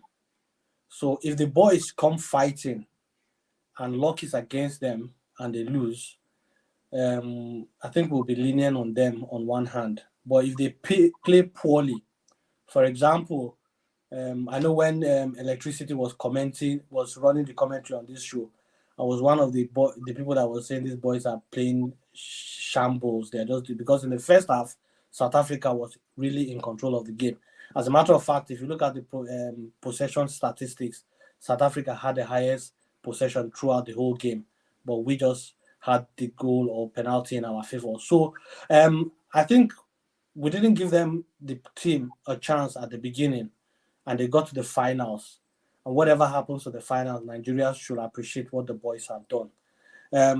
People that are criticizing are enough for missing penalty. Even the best players in the world have missed penalty. Penalty is not an easy thing to take. Best players in the world have missed penalty. So, and I know has done well. In fact, for me, his style of play, he makes football looks very easy. So those guys have done well, especially the 4-5 backs we have in Nigeria. So Nigeria should just be happy these boys have gotten to the final. We hope to get to the best. But whatever happens, we should just applaud these guys. They've put in their best. And we hope that our politicians will learn from them and also put in their best. Talking about learning from them, Man of Presi, welcome to the show. My fear, we'll get to that in the next round, but they're actually learning from them, and they are going to take these templates to tell you this is what's going to happen with this administration? And what are you going to do? But man of President, tell us what you think about the game. Yeah, So just thank you. sorry, put me at the background and I'll just Okay. thank you. All right. Go ahead, man of Prestige.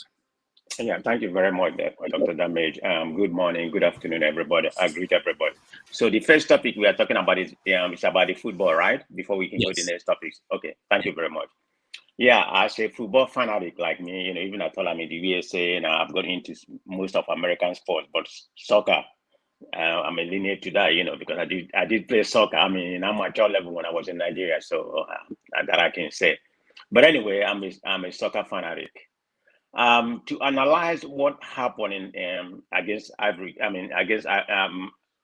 South Africa, that was a good match, and you can see from what happened there was a lot of anxiety, particularly in the Nigerian space. We have 5 people died. I've never seen anything like that in my lifetime. I mean, I know we have people die like 1 or 2, but I've never seen 5 people die. Even the guy, that owned Auto Parts in Ivory Coast, I think he's from Oka.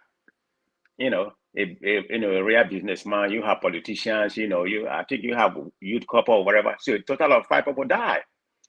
So the problem, what I'm trying to say is that if you have a heart issue or whatever, you shouldn't watch that much. Because even me, I'll be very honest, I was just telling my wife, she wasn't here when the game was going on. And I told her that I stopped watching the match in the first half. I'll be very honest. I mean, this is me, and everybody's different. They can handle something different. I stopped watching the half. I went back to my office, room, and I was watching. Then I was clicking to see what the highlight is. This is how my wife think I'm chicken about that. I said, look, you don't know anything about soccer. When you watch soccer, if you're a soccer fanatic, the anxiety could do damage to you. So I watched it then until Nigeria score. Then I went back and started watching it, but I watched everything after that. So what am I trying to say? If you have any kind of heart issue or whatever, dumb or high blood pressure or whatever, I'm not saying it can lead to that, but what I'm thinking, I'm not there. I don't have the fact to back up what I'm saying. Those 5 people die must have some health issue, So, but may they still rest in peace for that. So going back to the soccer we're analyzing. Man of Prestige, sorry. Tinubu watched that match, and he's older than all these people. Okay. Well, we don't know what Tinubu. I mean, it's not about age. It's not about age. How about the youth couple that died? At least he's good. I don't think the youth couple that died is more than 25. So it's not about age or whatever. That's exactly what I'm saying. I can't really say what really killed them, whether they have health issue, but that may be some pertaining to that, because the person that died from the youth cup is younger, so I can't even imagine the person having that much health issue. So it's just part of soccer, phenomenon, But anyway, the one against South Africa, man, it was the anxiety there was too much. I mean, South Africa pretty much controlled the first half. I think what happened was the coach changed the formation. We was playing 3-4-3, so you have like almost about 5 people defending, with the halfback and everything, So he changed the formation, and that is why South Africa employed. They have 2. I think don't quote me. I think they have 2, 6 and 2. You're right. So they pretty much dominate the midfield. That's why he will be and some other people, they kind of lost in that regard. So I think they need to go back to the formation that brought them to where they are right now. Of course, I'm not a fan of that formation. I always like 4-3-3. That's what I like. But having said that, it's gonna be a cracker against Ivory Coast. To me, I think we can beat Ivory Coast. Ivory Coast is okay, but I mean, when it comes to soccer, they're gonna have an advantage, in terms of the home court advantage. I mean, they're gonna have about 60,000 people supporting, riding all over. So that's an advantage. That's one man supporting them. That's why I say. But our team, we are matured enough. Like I said, we have the most talented team in Africa. Go and look at the numbers. Even at all, the person I would have liked to lead our attack wasn't even there, Victor Boniface. I mean, we have to talk about the present form. Not necessarily what Osimhen is good, but not necessarily what Osimhen did last year. Victor Boniface is the best striker we have in Nigeria. Of course, unfortunately, he came to the camp and was injured. I think he's supposed to fly. They have given him the permission to come and watch the game. He's still injured. So having said that, we have the talent, but sometimes it's not about talent that win. It's about teamwork. That's what South Africa employ. Look at all their players are homegrown, maybe one or two playing away, but most of them, I think about 8 of them or 9 of them playing for one particular team. So they have the system. They've been playing there for many, many years.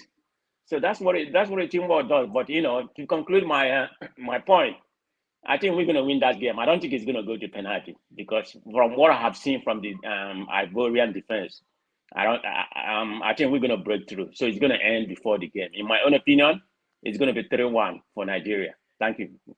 All right. Man of Proceed. Thank you so much. Paul. Yeah, I like the way Man of Proceed said 3-1. I wish I can give numbers to it. So on the soft side, I think now that we're discussing it today, it would have been better, Ghana border Ivory Coast. It would have just been better for Nigeria to order Ghana jollof rice. Just use this as a great reconciliation so that the Ghanaian people will also support us. To calm Twitter down and everything, because this final is like Ghana is playing against Nigeria. It looked like Ghana is still on this tournament. So I think one easy way just for Nigeria to just order Ghana jollof rice so that Ghana calm down. I think it would be better.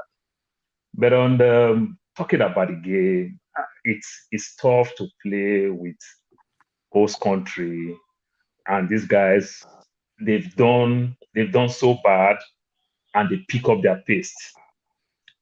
So they can't afford to lose this game. So they want to give all their best. The Ivory Coast will want to do everything possible to win this game. But one thing that will help Nigeria, statistically, Nigeria have that history of we've been winning Ivory Coast in time like this.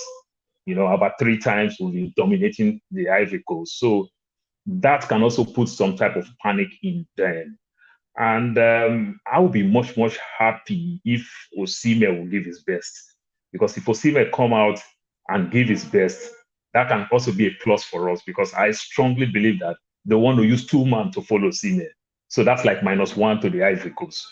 That can help us if Osimhen will give his best and everything. I'm expecting Osimhen as at this time to even come on the social media that he promised to have 2 goals on this tournament. You understand? Just to get them confused. I could remember 1994 when they asked Arrigo Sacchi between the match with Nigeria and Italy.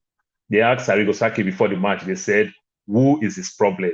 And Arrigo Sacchi said, Rashidi Yekini is his problem. Guess what? We just pushed Rashidi Yekini out there. But meanwhile, Arrigo Sacchi, after the match, he said Amunike and Omokachi is his problem. So we were so happy and everything, we just pushed. But strategically, he knows Amunike is his problem. And they take Amunike out of that game. So sometimes we can also use the media to our own advantage in times like this, just push Osimhen out there, make some type of utterances. Oh, he's going to score 3 goals. He's going to be the African best player. By so doing, you might discover that they'll put 2. And Osimhen is doing very well. But without Osimhen, we still have very good, formidable attacking formation and everything. So I see this game that it's a 50-50, in as much as we will get that panic, but it's a 50-50 game. Nigeria has a very good chance because of history and everything. Though playing with those countries, it's not always easy, but I see victory from the side of Nigeria. That's my take for now. All right, thank you. Femi. Good morning, all. Good morning, Doctor. Hey. So, I wanted to just reel out some things. I depending on what topics you probably already have up for discussion, because I didn't start the show with you. Some of it is as amusing as it could be serious. We could start with the sachet, what I consider the sachet wars between NAFDAC and the Manufacturing Association of Nigeria. And then I was also thinking about Tinubu as the new fighter pilot. You did see that picture that was it the Nigerian Air Force displayed of him. Some people call it AI generated. It was quite amusing in itself. And this idea, I mean, anyway, let me just continue. So, and then there's that fight to see who's going to outdo themselves in Cote d'Ivoire. Everything is politics in Nigeria. On one hand, people were criticizing Obi for going to watch was it the match against South Africa now, and I just found that ridiculous. But anyways, it's not really Nigeria in any case. I don't know why people are too worried about what is doing, and it's not because I'm necessarily an Obi supporter. I just find it ridiculous when there's more important things to deal with in Nigeria. Meanwhile, nobody said anything when Shetima went, and now we're hearing about 22 state governors, I think, trying to go to the finals. On one hand, so people actually mentioned the fact that it was when Shetima went there that Nigeria almost crashed out, because that was the only time we actually played the. We suffered to get to the penalties. People always are able to infer all kind of things from situations. Anyways, and then let me just run through this quickly. Because of the fact that I like to think in truth when we discuss things like the Palestine-Israeli issue. You like to compare it with how it's kind of like affects or relates to what happens in Nigeria, for example. And that's why I thought it was interesting. I found it interesting what's going on in the EU, especially regarding the farmers' protests in lower countries there, and how they're trying to dissuade the governments. Some of the governments are trying to dissuade countries like Morocco from, Moroccan imports from coming into their country.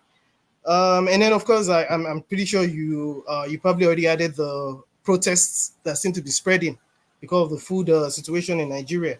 And of course, what appears to be redundant ministers, because I had highlighted initially when we had that over bloated numbers, and I heard some people mention the fact that for the situation in Nigeria, we need as much.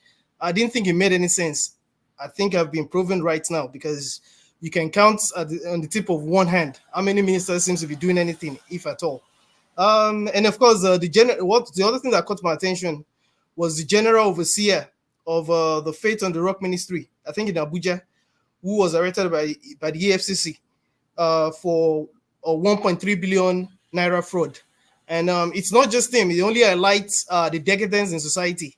And how ridiculous it is when our hypocrisy, when we claim to be so religious. I guess, of course, the CBN thing, you already must have mentioned that as a topic, I guess. And of course, maybe just to round up real quick, the statement from the PRO, the tweet from the PRO of the FCT, Josephine Debo or something, on how she thinks people should keep their marriages off social media. I thought that was hilarious in a way, because that's not a topic of most important national interest right now. But Nigeria, we got to find a way to make jokes out of everything.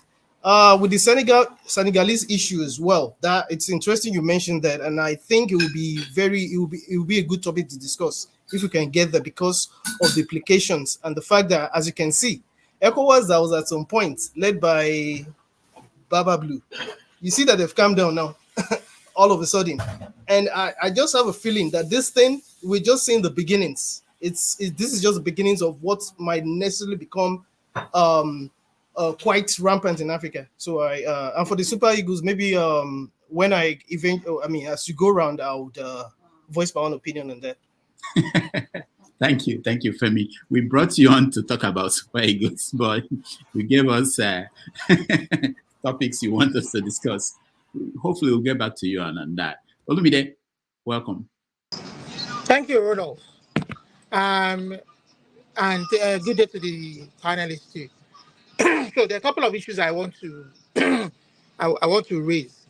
First, the Super Eagles. So I would say I'm not part of the people that will come and predict score lines, but I know the Super Eagles are favorites to win that final match because of the way they played from the beginning to the end.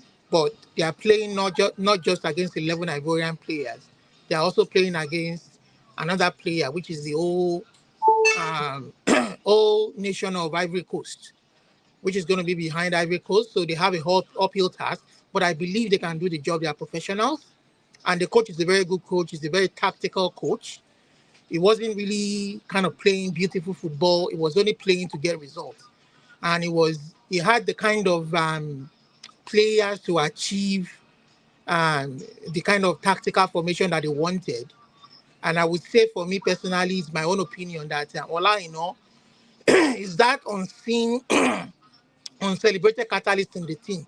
Because if you watch his formation, I think that is what most teams have not been able to really, if they can take Ola out of that team, he might weaken the midfield of the Nigerian team because he's able to roam around the defense, the midfield, and the attack, giving that free role, and he's been doing it very, very well. That's just my own opinion. Regards that, and I wish the boys the best. But I want to extrapolate. The last time, about 3 or 4 weeks ago, when I was here with TA, I was trying to extrapolate the Nigerian situation. I asked TA a question and he didn't give me an answer. I said, you were able to give the first match the Super Eagles played. They played below par. The 1-1 draw with Equatorial Guinea. And he kind of criticized the boys' performance. These boys are professional. The reason why we even trust them and we believe they'll do the job is because they are professional footballers, not amateur footballers. They take their job with all seriousness because of the kind of background they have from where they are. They take this football seriously. It is their profession. This is their daily bread. And they've kind of brought it into that competition and they've done very well. And I said, you are able to give a critical analysis of these players. What about the professional politicians back home in Nigeria? Why are you not able to? You are a member of APC. Does it not mean that you cannot criticize what the government is doing so they can sit up and refuse to answer the question? So, and the first guy, the Super Eagles guy who made this, it's just wishful thinking, trying to think that the fact that the boys are making everybody proud and are going to win the competition, then you begin to have hope that Nigeria will work. That's a very silly wishful thinking. I'm sorry for my use of language. That we've seen this over and over again. These boys have been winning series of competition, under 17 World Cup, under 20 World Cup, Nations Cup during Keshi's time, and done very well in qualifying for the World Cup and going into the second. Has the nation ever improved? So the only part of the country that is doing well for themselves is probably the entertainment industry, the singers, the actors, because of the kind of exposure from outside. They've been able to, make the best out of that situation. But the people who are politicians, who don't understand what politics is all about, that they think politics is to come and butter their own bread and wreck an opportunity to steal from the people's resources. They don't understand what it's all about. They think their own political party's constitution is above the country's. They're just confused human beings.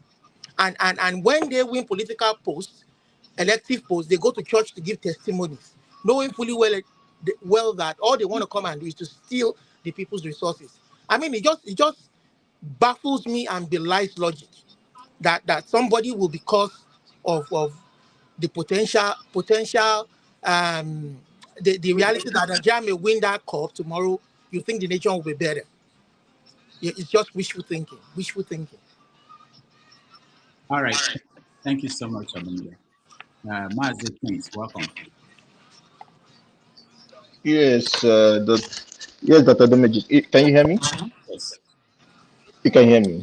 Good morning, Dr. Damages, and good morning, other panelists. Olumide, I'm surprised at you for one thing that you just said. How can you say something about Ola Aina? Ola Aina is, nobody is, is anybody talking about removing him?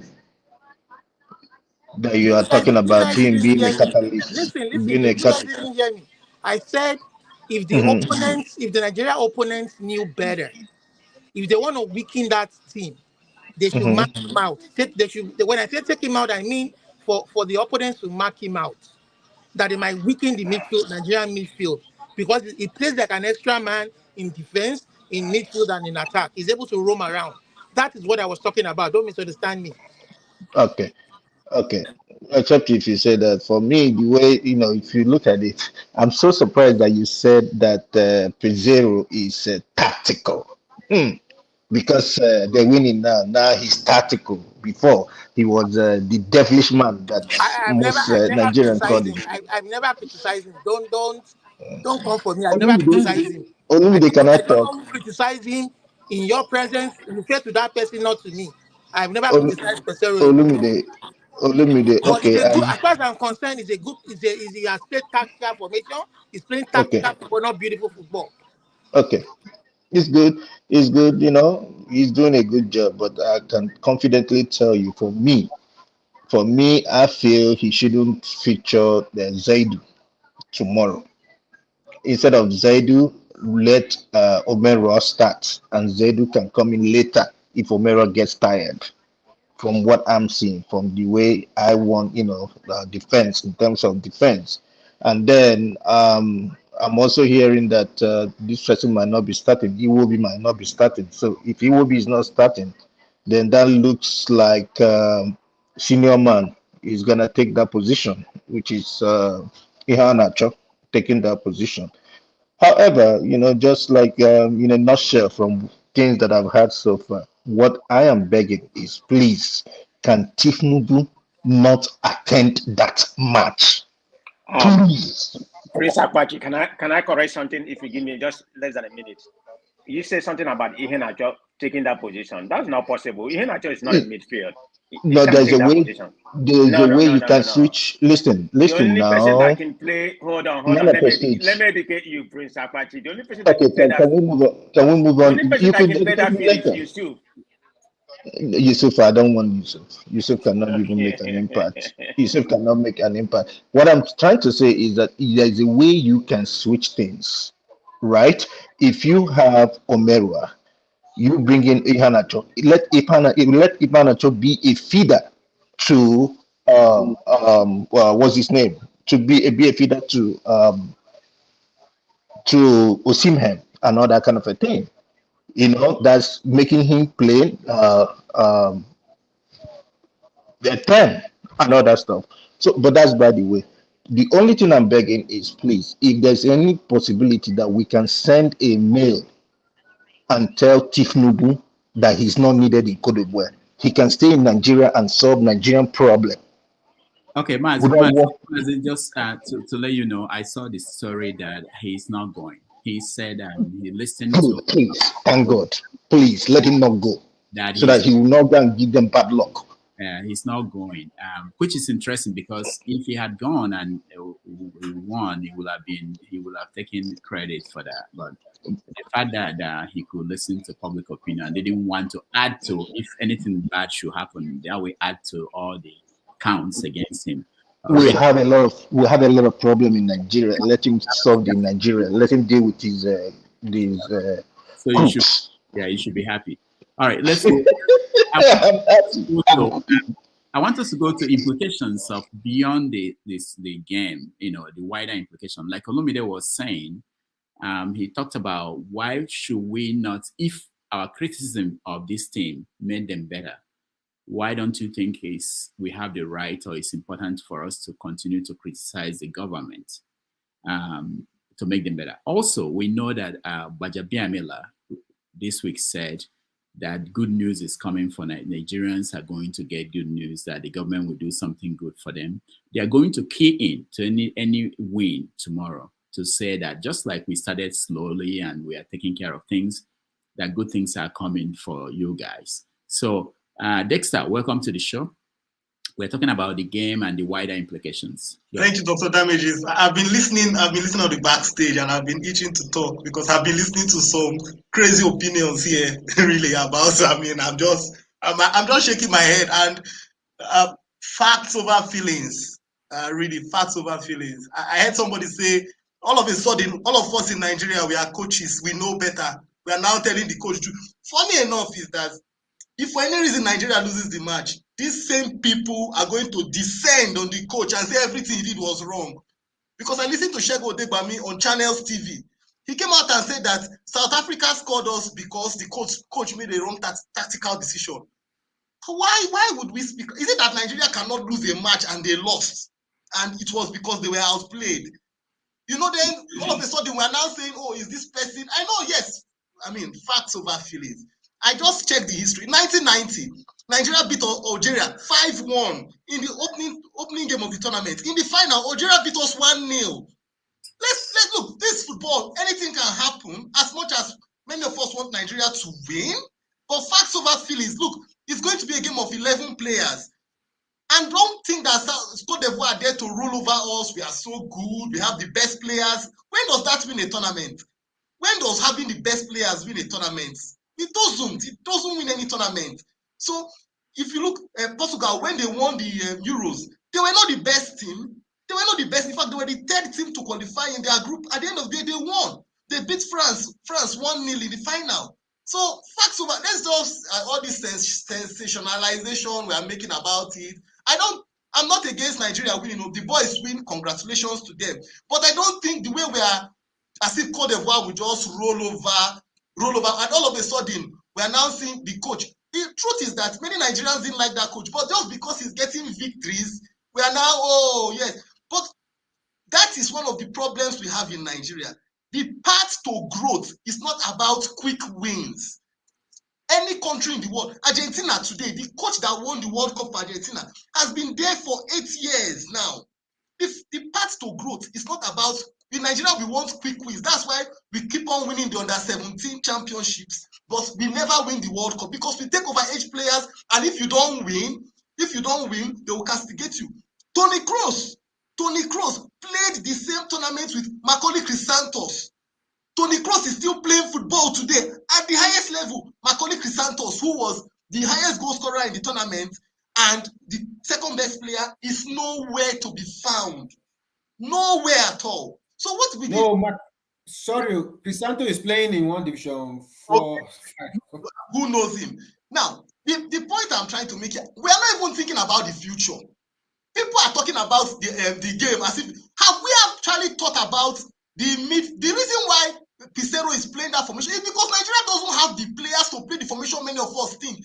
We still live in the past where we had Daniel Amokachi, Finidi George, and we all think that is how we must be playing. Oh, we must be playing expansive football, brilliant. We don't have those players. Let's tell ourselves the truth. We don't have that quality. So the coach has to play something that is stable. The best thing we have in Nigeria, and it is, all you need to do is go and listen to ESPN analysis. Nigeria has good attackers, no doubt. Nigeria has the best attackers in Africa. Nigeria doesn't have midfielders. You have no bloody midfielders anywhere. The best midfielder you have there is not even Iwobi. It's Frank Oyeka. Frank Oyeka plays for Brentford. Brentford, he doesn't even play full time. He only plays. It's not a full time player. He's a bench player in Brentford. Now outside, that's why the coach has to pack the defense. He has to pack the defense because you don't win tournaments by conceding goals. Look, even if you bring Arrigo Sacchi to coach Nigeria, it's not going to change. He has to work with the quality of players we have. Senegal was considered to have the highest quality of players in these tournaments. Where are they today? They are not there in the tournament. They are out. So it is not about, oh, Nigeria has the best players. Oh, we are going to roll over. Cote d'Ivoire will roll over for us. It will be 3-1. If we win, I'm happy, fine, good. But if we lose, I'll take it as normal. I'll take it as normal. It's not. We are not entitled to it. For all I care, from what I've watched in the Cote d'Ivoire game, they have so much spirit.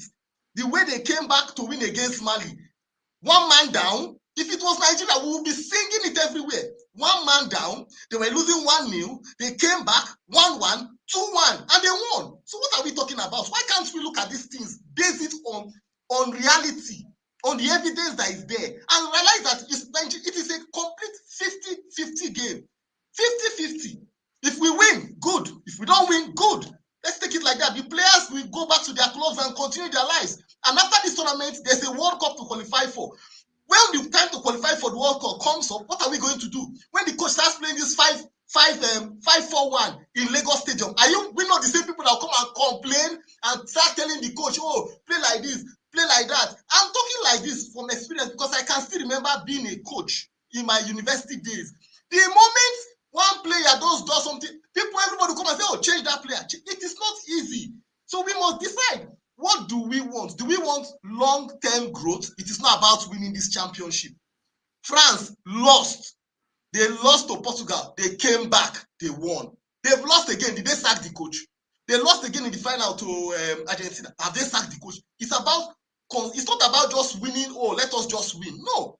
It's about consistent growth. It's about a system that we can play. And going to what Femi Bajamila is saying, it's a shame that people like Femi Bajamila that use social media to castigate Jonathan's government now wants to regulate it, because he doesn't want the truth to come out. Because what is happening in Nigeria today is that the advent of social media has made it very, very difficult for the government to conceal things. Like the Edugate scandal. It's because of Twitter. It's because of social media. Somebody snaps that letter and circulates it. If it was back in the days when you didn't have social media, by the time the thing gets to the mainstream media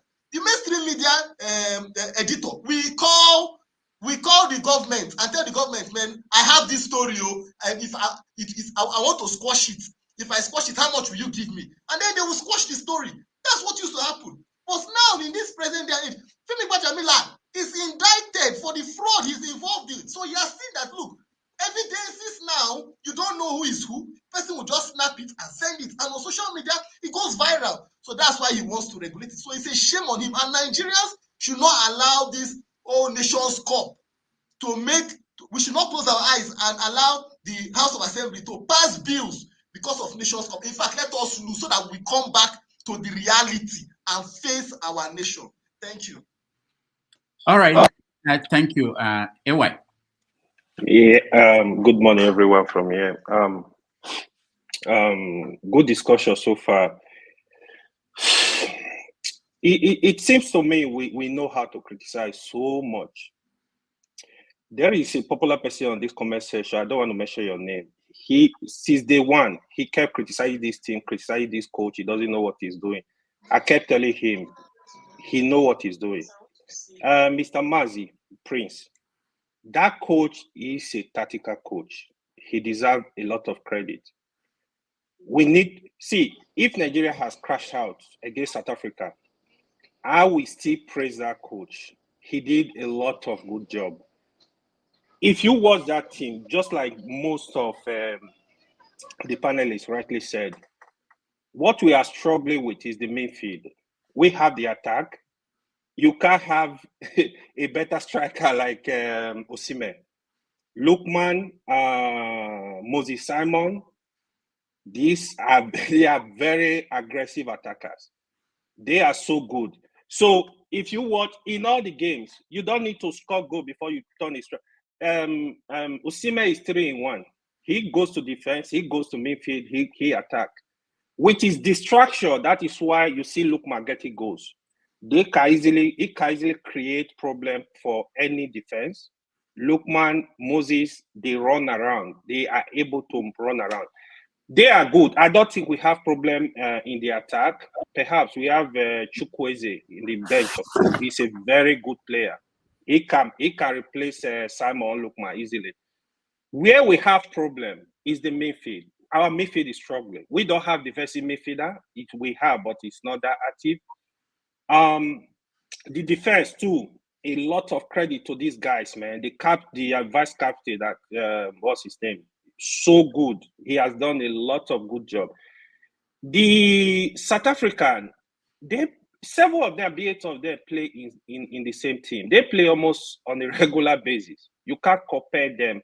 So the strategy, the South African coach was very strategic. He has a master plan. He knows that our weakness is the midfield. During the halftime, I had discussion with the electricity. We were discussing. I said, this is where we have a problem. So when you watch the second half, the first half they dominated quite all right. The second half, immediately the coach have to make changes. So Yusuf came in, and even before then, you see that he really talked to them. You have to do this. Alex Iwobi is good, but he needs a real defensive midfielder. His problem is he's slow. He can't attack. He can't really distribute ball because of He does not have. He needs somebody to do that dirty job for him to distribute ball. To be honest, people have also criticized the coach for not putting in a senior man. Iheanacho will not perform in that front. You know why? Because Iheanacho is a point man. He is a very point man. So Osimhen is a striker we need. He run around, he go back, he go from. When you need the goal, bring in Iheanacho.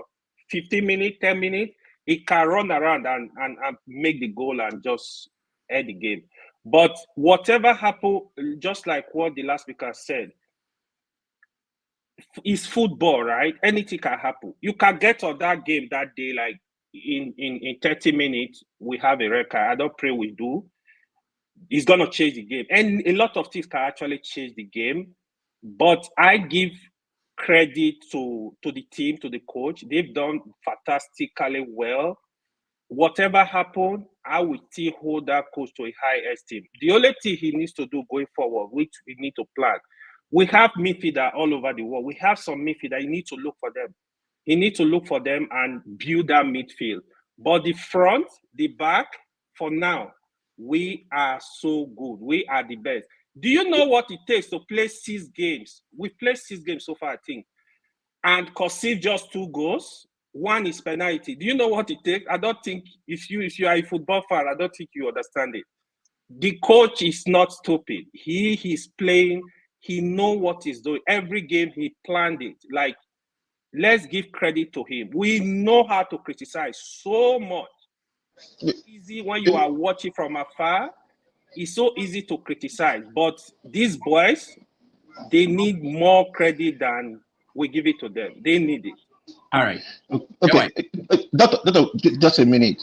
AY, first and foremost, when I was talking to Olumide, I was being sarcastic. I never said he's not tactical. I'm saying why I said it to him is he came, he was praising. I said the other day, you come and say, oh, the coach is this.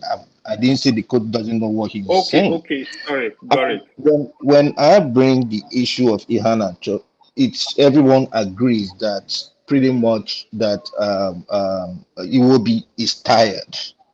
Now, if you watch the last game, Iheanacho was kind of like a feeder to the guy that played the first penalty. His name keep escaping my head. I think is it Jerry or something, whatever is it? He keep escaping my head. Yeah, I know the person. You see, when he served as a feeder to the guy, South Africa was a little shaky. That was why they almost got that penalty. You know, that incidentally it was outside the box, you know, that gave them the red card. But something like that, something that can shake them, something that can take a little pressure off Osimhen. Because if they're thinking that they're going to hold on to Osimhen, somebody that will distract them, and then Osimhen will do what he do. Mazi, do you know why he's not playing Iheanacho? The coach is not playing attacking football. It's completely defensive minded. Yeah. If you watch the game, I know what you're talking about. No. Iheanacho came late to the camp. He came late to the camp. Okay, so hold on, guys. I have pretended enough that I know what you guys are talking about, and it's now that show is here. I should stop pretending that I understand what's going on. So, for the moment, I will hand it over to show. To guide you guys to have more of this conversation on the soccer thing going on. I'll be back in a few minutes, and sure, welcome. And I know we didn't talk about this. I just saw you, and I felt that you should anchor this more than I can do. Okay. I don't know. Please, who was that on the screen? Who was that on the screen? Oh, the pretense. Me. I was me when I used to play. Doctor, even when I give my analysis based on jollof rice, you still cannot say something. How long are you going for, Rudolph? Just 30 minutes. 30 minutes, okay. I can. You I have can that? manage You have that time? Yeah, I can manage that. Half an hour. Oh, Yeah, that's fine. okay, My son will yeah. probably run in and out, and but Okay. that's fine. Yeah, so please, I'll be back. But you can go on with the conversation. I would also want it to go beyond the wider implication of win or lose, and Okay. Yeah, I only came in because of the football gist. I know. I would drop my submission and I would expand it I see where you're trying to do with it. So we take it there, and hopefully you come back and I can go about my business. Okay. Yeah. All right. So who was finishing? No, you can hear I want to hear your own analysis. Regarding this football thing, I've not enjoyed it, and I think I have the right not to enjoy it. You can have a meal and be full, but not be satisfied. The football they've served, it's not my kind of football. I have a different taste, and I think people have the right not to enjoy it. I'm used to a certain type of football that I enjoy. And I said that first. So I can go back and watch Nigeria and Argentina in 1994. I can sit down and watch it. I won't go back and watch any of these games. That's me speaking for me now. Hey, Daddy, inside the laptop. Yeah, Daddy inside the laptop. Okay. I can go back and watch any of these games. I can go back and watch Nigeria at the Riyadh 95. I can go back and watch Nigeria and England where David Platt scored 2 goals. I can go back and watch those games. I enjoyed it. I can go back and watch some of the Atlanta 96 games. I enjoy them. Now, what these guys are doing, it has worked. But the only issue I have is this sort of football is only acceptable when there's 100% guarantee, which doesn't exist, that you're going to win a trophy. The minute you don't win a trophy, for me, it's been a waste of time and a waste of everything because there's no memory, there's nothing to remember for me personally. So it's like Mourinho type of football. Chelsea fans tolerated it because it was getting them trophies that they're not used to, at least not in recent times. But the minute you don't win, they get rid of you. Even in some quarters, you would win and they'll still kick you out. Go and watch Capello. They sacked him twice at Real Madrid. 10 years apart, exactly 10 years apart. In those 2 instances, he won the La Liga. But Real Madrid kicked him out because they said, we don't want this type of football. It's too defensive-minded. So Pesero, who I only found out about when he took the Nigerian job, has done a good job so far because it's a result-based business. It's gotten them to the final. But the minute they don't win, then it becomes, for someone like me, like, what have we achieved? Because they would probably sack him, then it'll be another cycle. So that's why, for me personally, I would have enjoyed a football that's more attacking, a bit brave. I've not watched all the games. I lost a lot of interest in Super Eagles a few years ago because of the let down. The last time we won was 2013.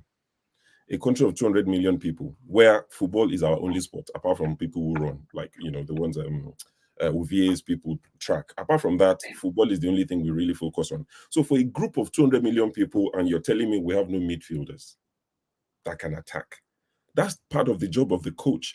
Don't focus only on the people that play for Brentford and all these places. You scout, you go and watch your other players across the globe, and you bring in your best. You bring in people who are in form. It's a short tournament, 3 weeks, it's done. So it's about form. Like someone rightly said, it would have been nice to have Victor Boniface of Leverkusen. He's tearing up the Bundesliga, but sadly he's injured. So I would have loved to see a football that is more brave, a little bit more brave. I saw the South Africa game. I saw the first half. I was on my way back from work, so I was watching on the phone. Then I thought, let me join the YouTube comment section for the second half. So I couldn't do 2 things at the same time on the phone. But the first half I saw against South Africa, I was like, my God, what is this? Imagine we lost that game. What would you have said you enjoyed about it? Based on the way we played the first half. I heard that the second half was a lot better, which is good. So it's not criticizing for the sake of criticizing. Some of us just want a bit more adventure. Try. Entertain us a little bit. And my biggest issue with Super Eagles going to this tournament was, over the years, they went into tournament with this entitlement, not even trying, lack of effort. And you're thinking, the least you can give us is to try. You can lose, but if you try, we'll say, okay, you've tried. So that was my issue with them going into this tournament. But from reports I've read and the 1 or 2, halves of the games I've seen, it looks like they're putting in an effort. So even if they lose this time around, I can say, you know what, I've heard that they've tried. The coach they've hired, I think, is a Mourinho wannabe. Is Portuguese. Mourinho is Portuguese. So maybe Mourinho is his mentor. Maybe Mourinho is somebody, who he looks up to. But the football they've served has been very negative. The ones I've seen so far, very negative, less possession, sometimes, no shot on target. I saw the South Africa game. We didn't have any shot on target in the first half. South Africa could have scored 3 or 4 goals. It's not even about the goalkeeper now. We have a fantastic goalkeeper. But South Africa just didn't take their chances. The clinical finisher, they will have scored 2 or 3 goals. So I wish Super Eagles well. I want them to win. at least something to give Nigerians a break from the usual agony, complaining, something to make us happy, bring us together. We can laugh and play for a few hours, then we'll remember Rice is 70,000 or whatever thousand they're selling it. So I wish Super Eagles well. I'll be watching tomorrow. I'll watch the full game. I've got a few friends coming over 8 p.m. It doesn't matter. We finish when we finish. So we'll watch the game, have a few drinks. I want them to win. I want them to do well. And I hope that they'll be more adventurous. Yeah. And also one last thing about, I know the coach is the coach, but I would have thought because Victor Osimhen is struggling with scoring goals, he looks short of confidence. I've heard that he's running around a lot, but I would have thought maybe as a striker, let him take the penalties we've had.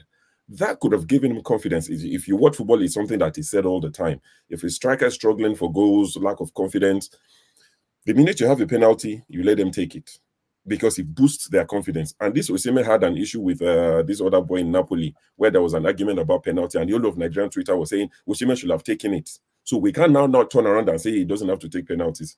So I would have thought, let him take some of those penalties that Trust Ekong took, and he scored. Fair play to him. But that probably would have given Osimhen more confidence going forward into the other games. But that's it, yeah. Sure. I wanted to ask you a Can question. I say something? All right, sure. Take it. Sure, a question. Sure. We wanted more adventurous football, but I think for me, this is the first coach that discovered how to manage Nigerian players' energies.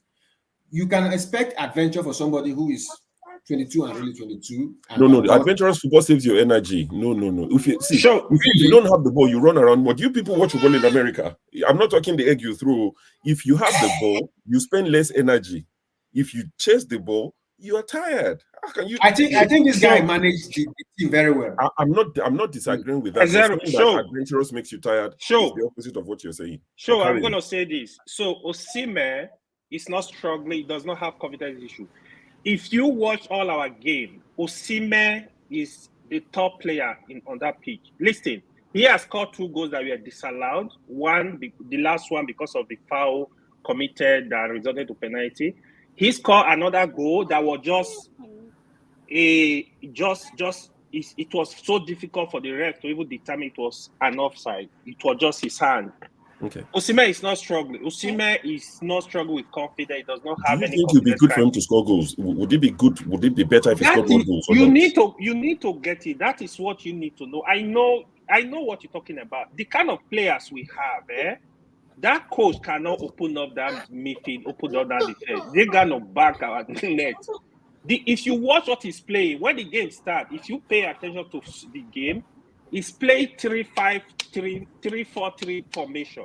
So that midfield, he needs to choke it. Even in the final, he needs to choke that midfield.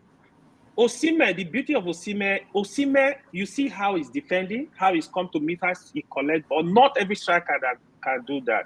Osimhen is good for scoring goals now. Maybe that's what brought him to limelight. He's good, but don't forget, he's playing with different sets of players. I think what Ewa is trying to say is that he may not be scoring, but is he contributing positively to the team? He's providing in all our games. Yes. In all our games, you are a football fan. Osimhen has consistently been our best players in that pitch. Go and watch it. Thank you. He's the backbone of that team. Yeah. What he's doing in front there is magic. Just this like last game, if you watch the 90 minutes, it was Osimhen. Why the keeper was the man of the match is because of the penalty, what he did with the penalty. Osimhen was man of the match. So I don't know if what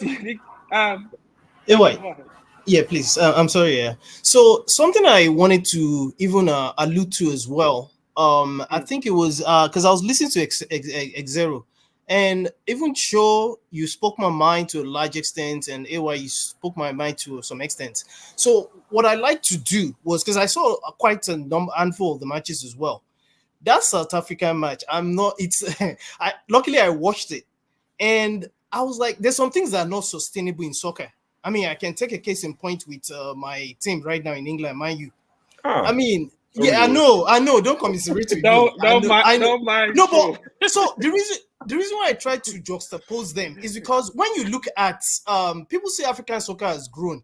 Well, that one is up for debate. When you look at even the team, the Cote d'Ivoire Ivorian team, even without someone that, in my opinion, would have been their star man, Sahar, who was dropped on the eve of the tournament for some reasons. Oh yeah, they're not too dissimilar. Like the Nigerian Super Eagles are not as fantastic as we make them look like. And whilst I do not like, I've never liked that Pesero guy, to be honest. I think the guy, Guavon probably would have done a better job, in my opinion. And that's up for debate too. No, but whilst AY, please.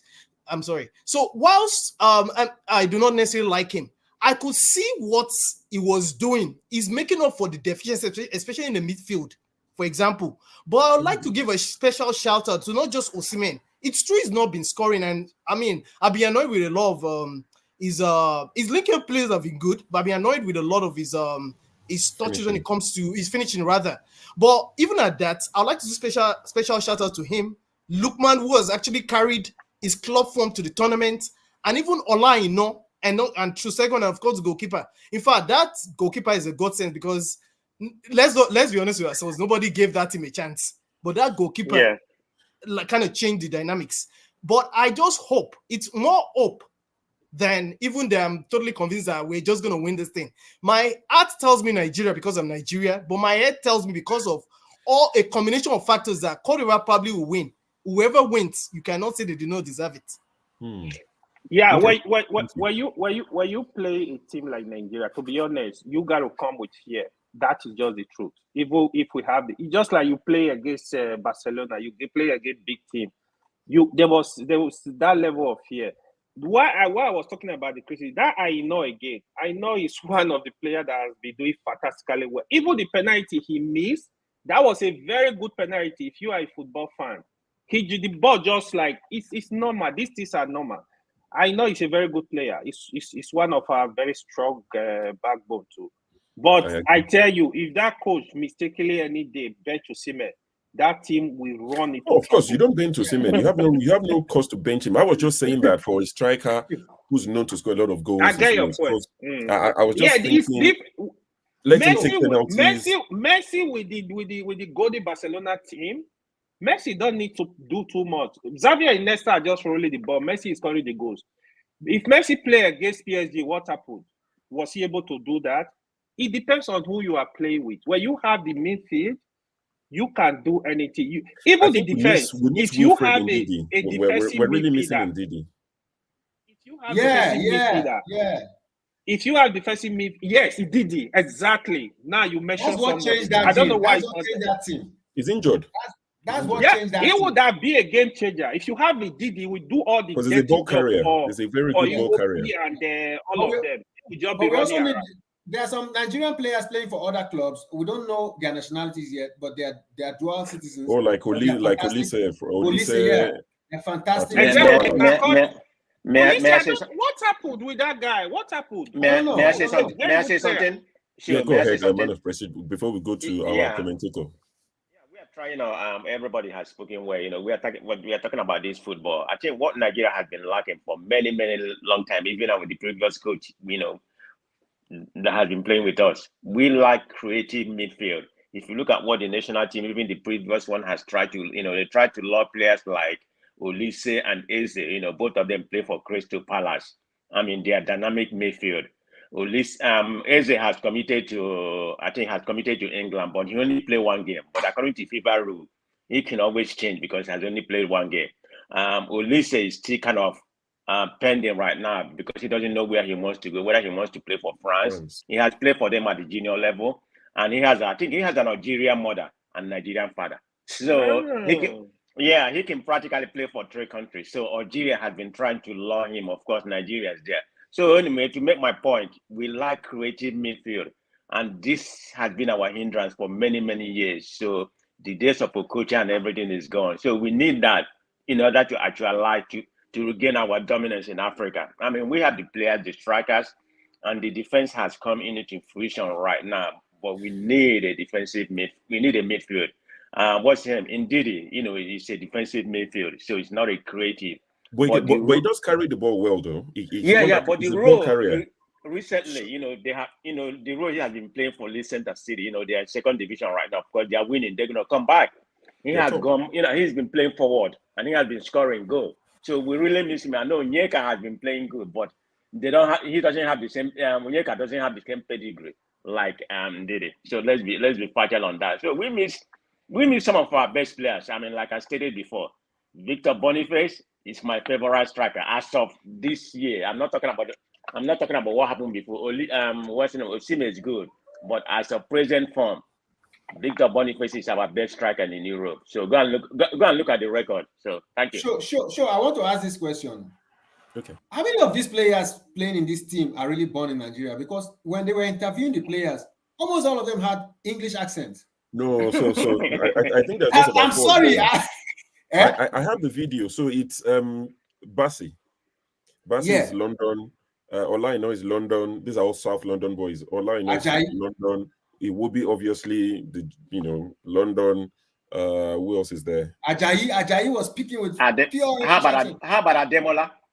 Ademola Lukman. So there are quite a few innate boys in there. There are innate boys. I even saw Saka celebrating Nigeria. Say, look at this guy. His name is Akana.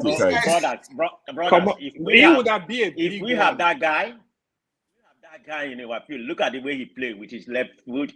If we have that guy, believe me, I would be saying, Ale, because the guy is good. He's very young. Let's give it to him. So we can expand the conversation as well. We can go so many different routes, and I'll come to Electricity, our wonderful commentator, to speak on this next. So why do you think a lot of these boys, like the Sakas and the Eze, who haven't I think Eze has played a friendly game for England. Until you play a competitive game, you can still switch even at the senior level. So why do we think these boys choose these countries ahead of Nigeria? Electricity, welcome to the show. Why do you think we're losing so many of our talents to these countries? Is it because they were the ones who invested in them and provided them facilities, or what exactly? Because if you look at African teams, I mean, look at the French team that won the World Cup. If you take out all the African boys, there's nothing left. If you look at Nigeria, for example, we're talking Eze, we could lose out on him. Ulise, we could lose out on him. We've lost Saka. Ross Barkley could have played for Nigeria, as white as he looks. Ross Barkley qualifies to play for Nigeria. So many boys. Electricity, how do we stop this brain drain? If you're talking about brain drain, it's across skill the board. drain. Sorry, skill drain. Skill drain is across the board. Doctors, nurses, lawyers, engineers, everybody, including by condemned iron also, they also live in Nigeria. so it's part of the brain drain. Please, I respect everyone's opinion in respect to the football Nigeria, but I think we should enjoy the moment, please. The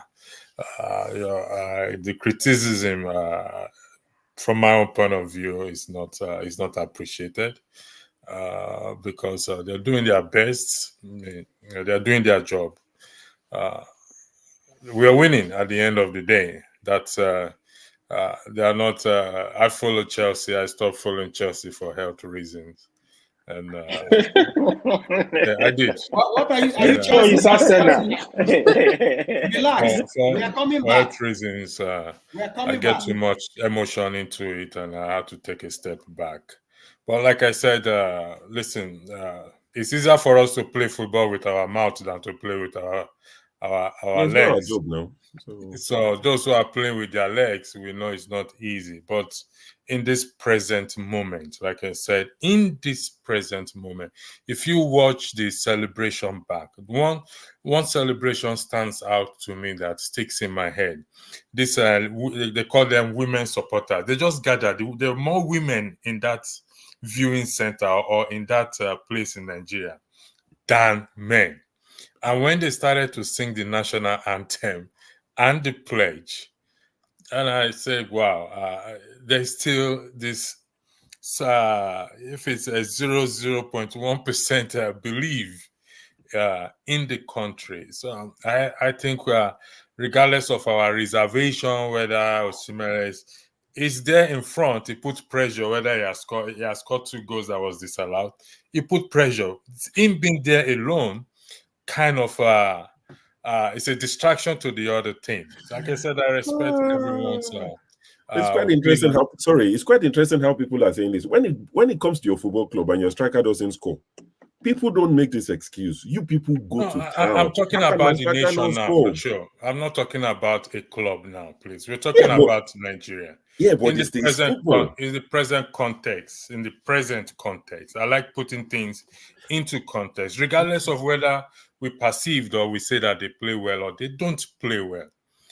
I mean, sadly, 5 people died as a result of that. I mean, to tell you, even if we have reservation about those 5 people that died in respect to this football match, that should tell you the passion and the whatever you want to put it, coin it into.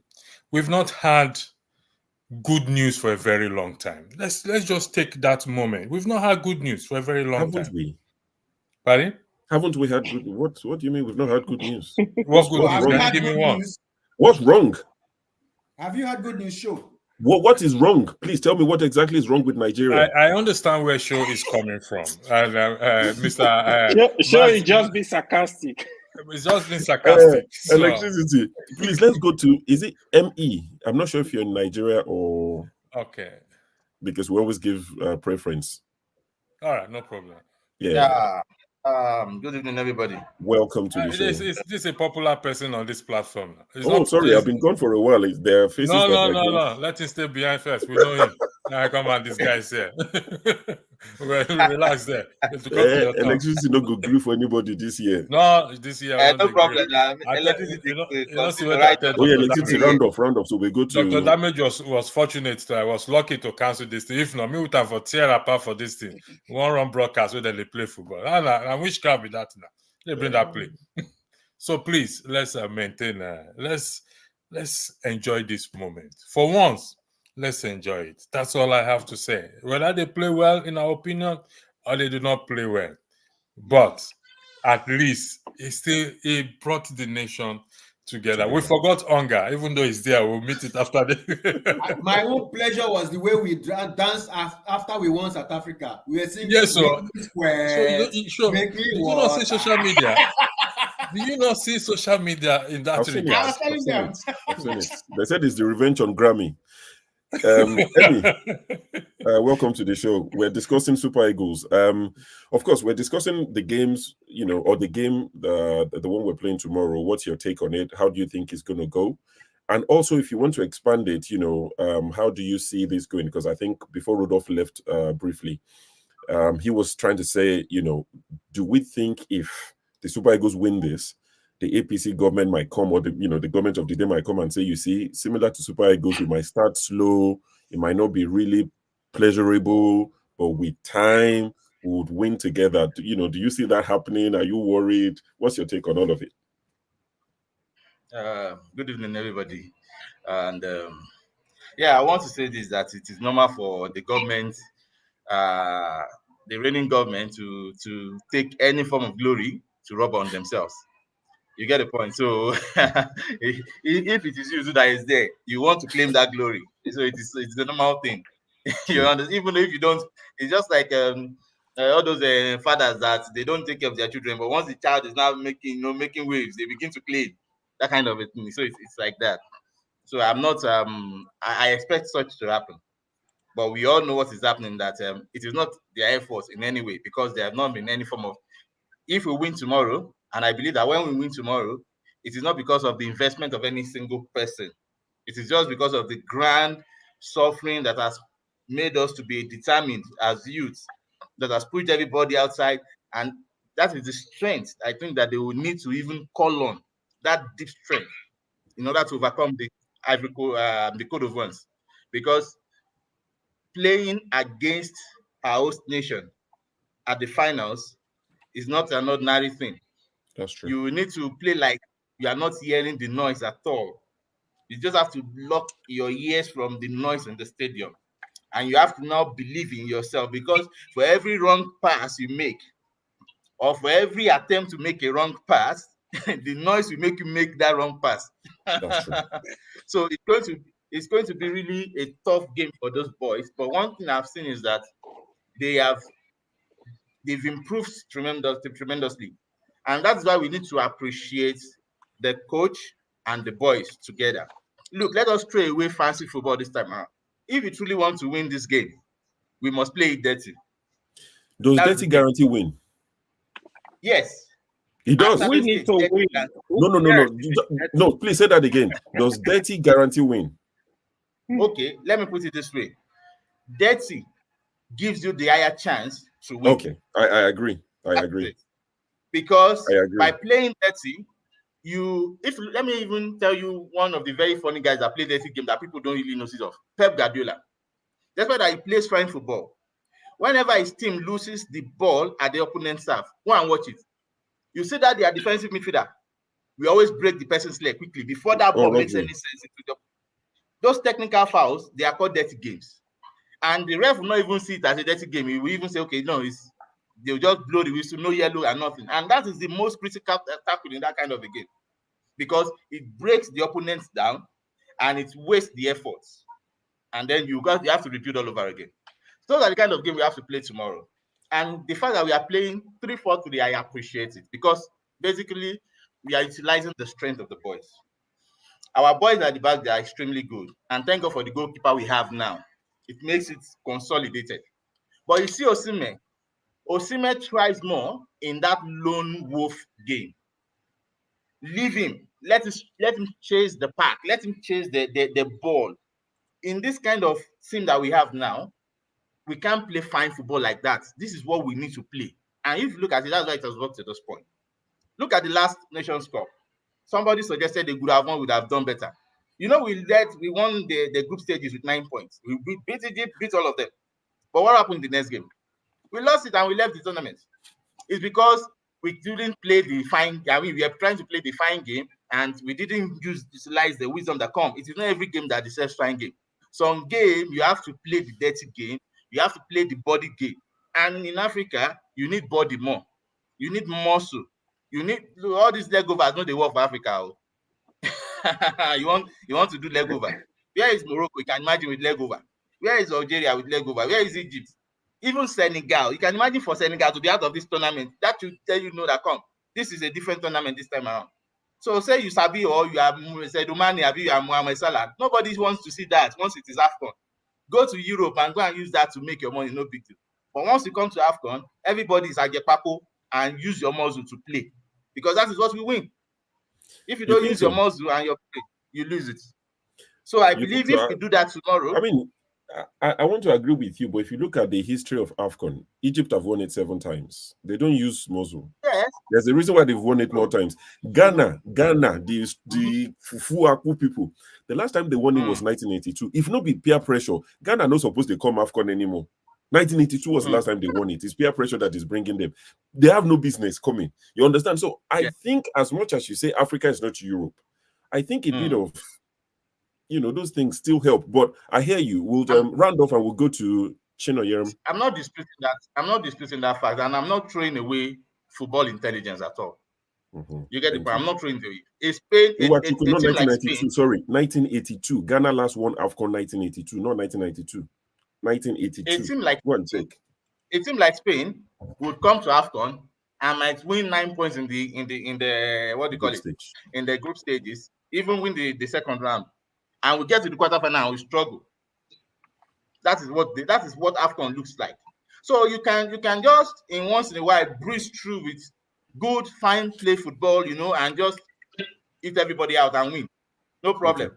But if you look at those 7 times that Egypt have won, go and check it properly. You will see that a lot of muscle was used in winning those trophies.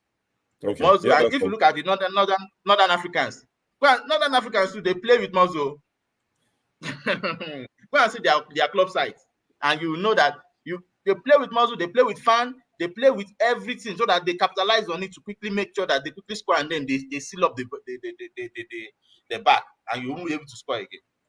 All right, it's a game like that, but I believe that for us to win tomorrow, we must call in within ourselves the strength to play against the host, to play against the tough man, and to let Osimhen try. Let Osimhen go and trouble them. We will win. Okay. That's my point. Yeah, that's fine. So if we win the AFCON, it will remind me of when Greece won the Euro 2004. Similar. Chino Yerim. Sorry, electricity. Yes, quickly before I go to Chino Yerim. Yes, there is for tomorrow game. If you people are there is a competition being already out for tomorrow. The competition is open anyway on Dr. Damage's platform. It's already up there. If you predict the who is the correct score by the end of halftime by the end of full game, we will be leading. It's 0-0 now. This is AFCON. No.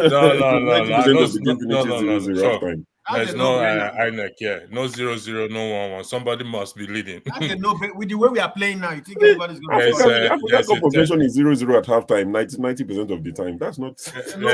There's a 10,000 Naira cash. Even Cote d'Ivoire, they are not playing fine football. So it's going to be a really. Can we listen to the competition, please? This is not about other people play fine football. This is there's a competition already. Sure. I wanted to even tell you. Sure, you were saying this. Do you know there's a reason why Kanu Nwankwo never scored the Nations Cup? Let me keep Let my this mouth. man talk about this tournament before he go back. We are 10,000 Naira now. It means that he wants to give cash out to Nigerians now. We are not. Yes, guys are watching now. They're watching. If I win, I'll give my mom. I'll give you my mom's account number. Okay. She'll be happy. She'll pray for you. Yes, now there's a cash out there that who can predict. I predict 0-0. I'm the first one to predict. I said leading. There's no 0-0 matter. Bro, we are making the predictions. This is why I query the sort of football analysis happening on this channel. This is not analysis. This is competition. I'm not analyzing. You want the correct score. What I predict is not your business. Correct score at halftime, 0-0. Sure, it is who play the pipe that it takes the tune. So if nobody is winning, what happens? We want. Keep your 10,000. If too many people predict the same answer, how are you going to do a raffle draw? Chino, no vex. So we'll come. Oh yeah, there's going to be a raffle. Like the internet today, we're not in a hurry. And now, Chino, so we'll not give you I have a question for you, please.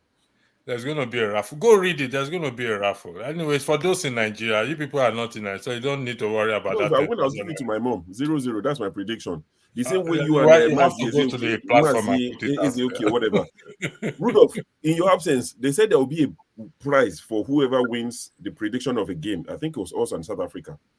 The day before they promised, when the game started, game finishes at 90 minutes. These people are saying because there's no winner at 90 minutes. There's no winner. Myself, I'm asking there was no winner. Result is 90. Forget extra time. It ends in 90 minutes. People got it though. But anyway, Chino Yerem, the floor is yours. Dr. Rudolph is back. I'm going my way. Rudolph. We are boring Rudolph, eh? No, who is this wicked evil saying $10,000? If I have $10,000, won't I buy Rudolph off? That's 15 million right there. Exactly. What will I be doing if I have $10,000? Let's consider I'm talking with you. With $10,000, you can even buy a big mansion in Nigeria now. Yes, all right. Where did they buy that one? Let's Chino Yerem speak. Chino, go ahead. Yeah, this is panelist. I don't know. Can you hear me? Yes, clearly. Okay, yeah. So I think in as much as I want Nigeria to win the match tomorrow, but I know that emotions don't win matches. You understand?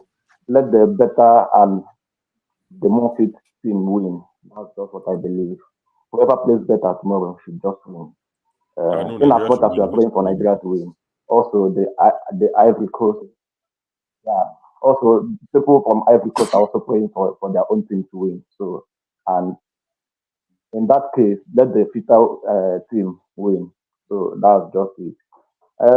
And on the issue of Nigeria or the politicians trying to, how would I put it, trying to manipulate the winning this thing for their own political propaganda. I think what I said here earlier, the last time I came to this show, see, Nigerian politicians are not just ready to do anything good for the people. They are not just there for anything good. Believe me. Like I said earlier, Nigeria will never get any good until they get to their breaking point, that everybody will at the same time revolt, there must be a revolution in that country for anything good to come. Believe me. There is nothing else. There is nothing the politicians can do. They cannot do anything. They are not willing to do anything. They will not do anything until the people there get to their breaking point and they vote. That is the only thing that will happen in Nigeria. No good policy will ever come from the politicians. Nothing good can ever come out from those people until the people that are being dealt with, that is the populace, stand up and say enough. And that time is coming. That time is just around the corner. It may not be this year, it may not be next year, but definitely, because I'm very sure, I'm quite sure that the politicians will never do anything good for those people. They will never do, as in create any policy that will work for the people. All they care about is themselves and themselves alone. And that will continue to happen until the people get tired. And once they get tired, they go for the politicians. And that is when something good will happen. Until that day comes, let them continue enjoying their suffering. That's just it. That's all I have to say. Thank you. All right. Thank you. Thank you so much, Chinerum. Are we done with the, everybody spoke on the Eagles? There's still more to speak about. We can go ahead. All right. All right. So let's move the conversation forward and talk about the suffering in the country. If government work, if they cannot protest, we Yaloja, we go up our nyash, we go up our breast, we go protest. Too much suffering, too much for this country. For before you win, you go suffer. The suffering is too much. Please, Maja, find solution for this things. It's too much. Gary 2,000 naira. Since when my father bought me, I did not buy 1,000 naira pence of Gary. They're selling it 2,000 naira. It's too much. The savannah is too much. Even saying rice, the Rika one rice up to 1,200 naira. For what reason? It's too much, to buy meat. With the even the pamas are down rice up. Two fish for Chicago or Chicago, 1,200 naira. 3 of pieces of it. It's too much. Baba wa ṣàánú wa, bọ̀dá wa ṣàánú wa, ìyà yìí pọ̀ ẹ jọ̀ọ́, ẹ ṣàánú wa ó ti pọ̀ jù, ebi ń pa wá, ẹ dẹ̀ sọ pé ìyà ò jẹ Nàìjíríà, ìyà ń jẹ wá kò.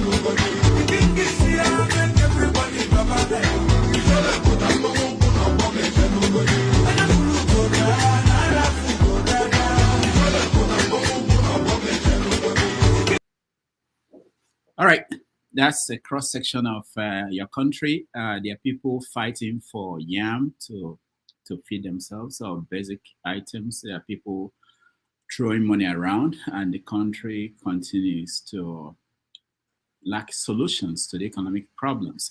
One of these is the Naira issue, how to control the collapse of the Naira, the currency of the country. So let me start with you, X0. Are you hearing from people at home? Yeah, yes, and I do hear from people at home. In fact, sometimes, it's like the vision. I used to tell them back home. I said, I went to the extent of starting a farm, I said if you don't invest in food, the way Nigeria is going, you'll find it difficult to even sell your products. And this was like 4 or 5 years ago. I started the whole project, but it didn't materialize. I had to leave because people were just stealing from left, right, and center. People you're trying to help, Nigeria, just like we're discussing football, Nigeria is like a football team, but we lack leadership. We can see all the potentials, but we need proper leadership. Like Paul Kagame said, he said, if you look at some countries, you wonder if they are not overdue for military takeover. But then when the military take over, they don't want to leave power. Nigeria is overdue for a drastic change. With the poverty that is meted on Nigerians today, it's only a precursor to what's going to happen in the next election. Because with this level of poverty, it only means one thing. When you bring out even some small change, people will rather take that money and come and vote for more suffering because they have no hope. You would think that people are going to be like, this is it. This is the final bus stop. We are not going to take any more bad leadership. This poverty is only going to make them take more risk, take money and sell their votes. That's what they are weaponizing poverty. Sometimes I think they do it intentionally because the kind of money these people spend on, these are leaders spend on frivolities. You'd be wondering why didn't you just give this money to the poor people and get some praises? See, I don't know where this country is heading to, but it's overdue for a drastic change. The military is not ready to do that for us. That means if we come out, they will come against us. That is just one thing you have to think about. I don't want to go further, so I don't.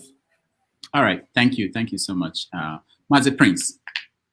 What are you seeing on the effort by the government, if they are making any efforts to control this economic collapse?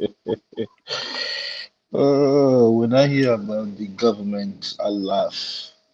I try as much as possible to live in reality and just forget about APC propaganda and lies and deceit. People are hungry. Dr. Rudolph, people are hungry. I don't know about any other person in the platform, but I could open my phone and show you what happened, what transpired this week. And the worst part of it is now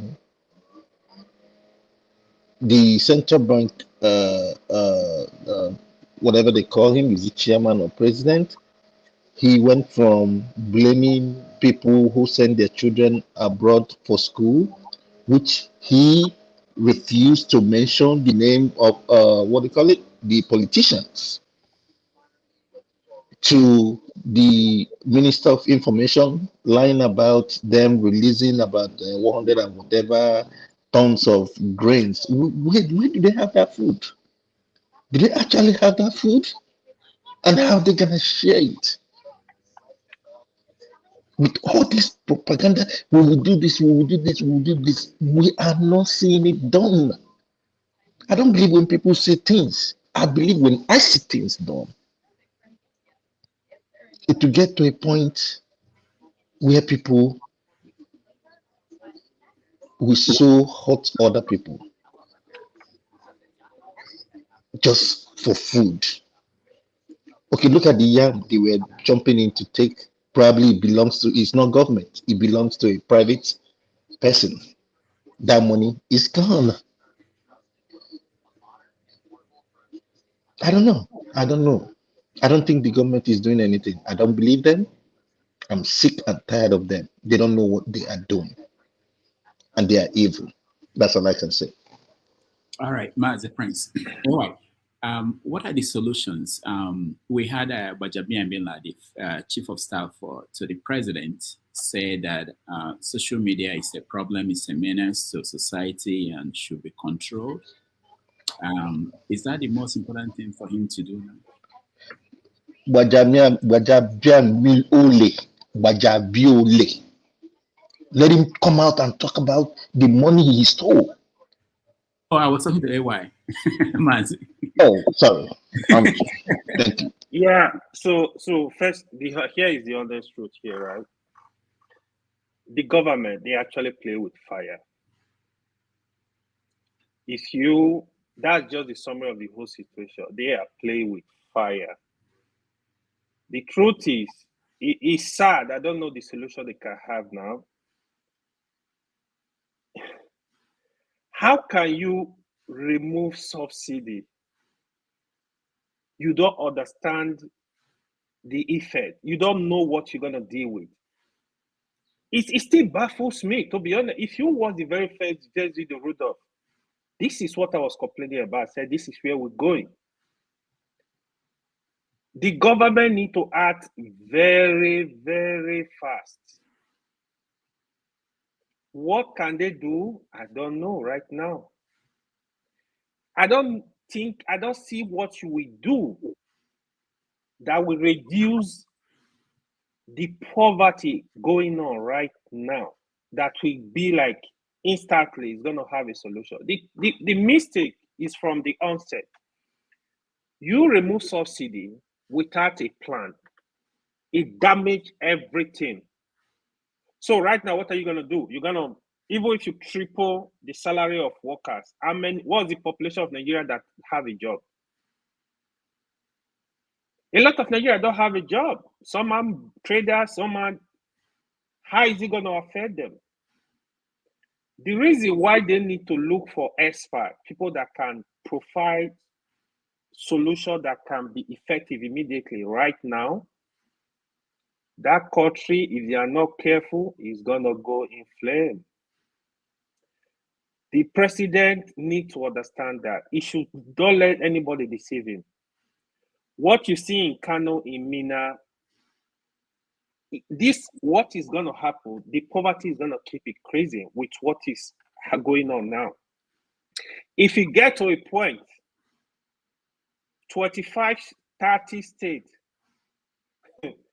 can get involved in that protest. Oh, sorry for the government. And that is where we're going. Except they really look for solution now and be genuine about it and be coming out, talk to the people like, oh, hold on, this is what we're doing, this is what we're doing. Except they do that, people are hungry. There is problem.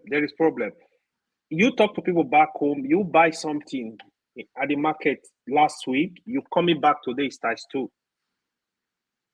It's not joke at all. What it means really as we stand, if you have family, let's say you, yourself, and 2 children, if you are earning 500,000 naira in Nigeria now, you are going to money. You are poor and you live in a place like Lagos. The question you ask yourself, what's the population, the workforce? What's the percentage of the workforce that earn even 200,000? That's what you ask yourself. A lot of Nigerians that are working, some of them just go to work just for people not to say they have jobs. They don't pay them living wages. That's why right now the corruption is going to keep increasing. Robbery, kidnapping, all kind of crime, they're going to be up. So the president, to be honest with you, he needs to look for experts, people that can see that really profiling solution.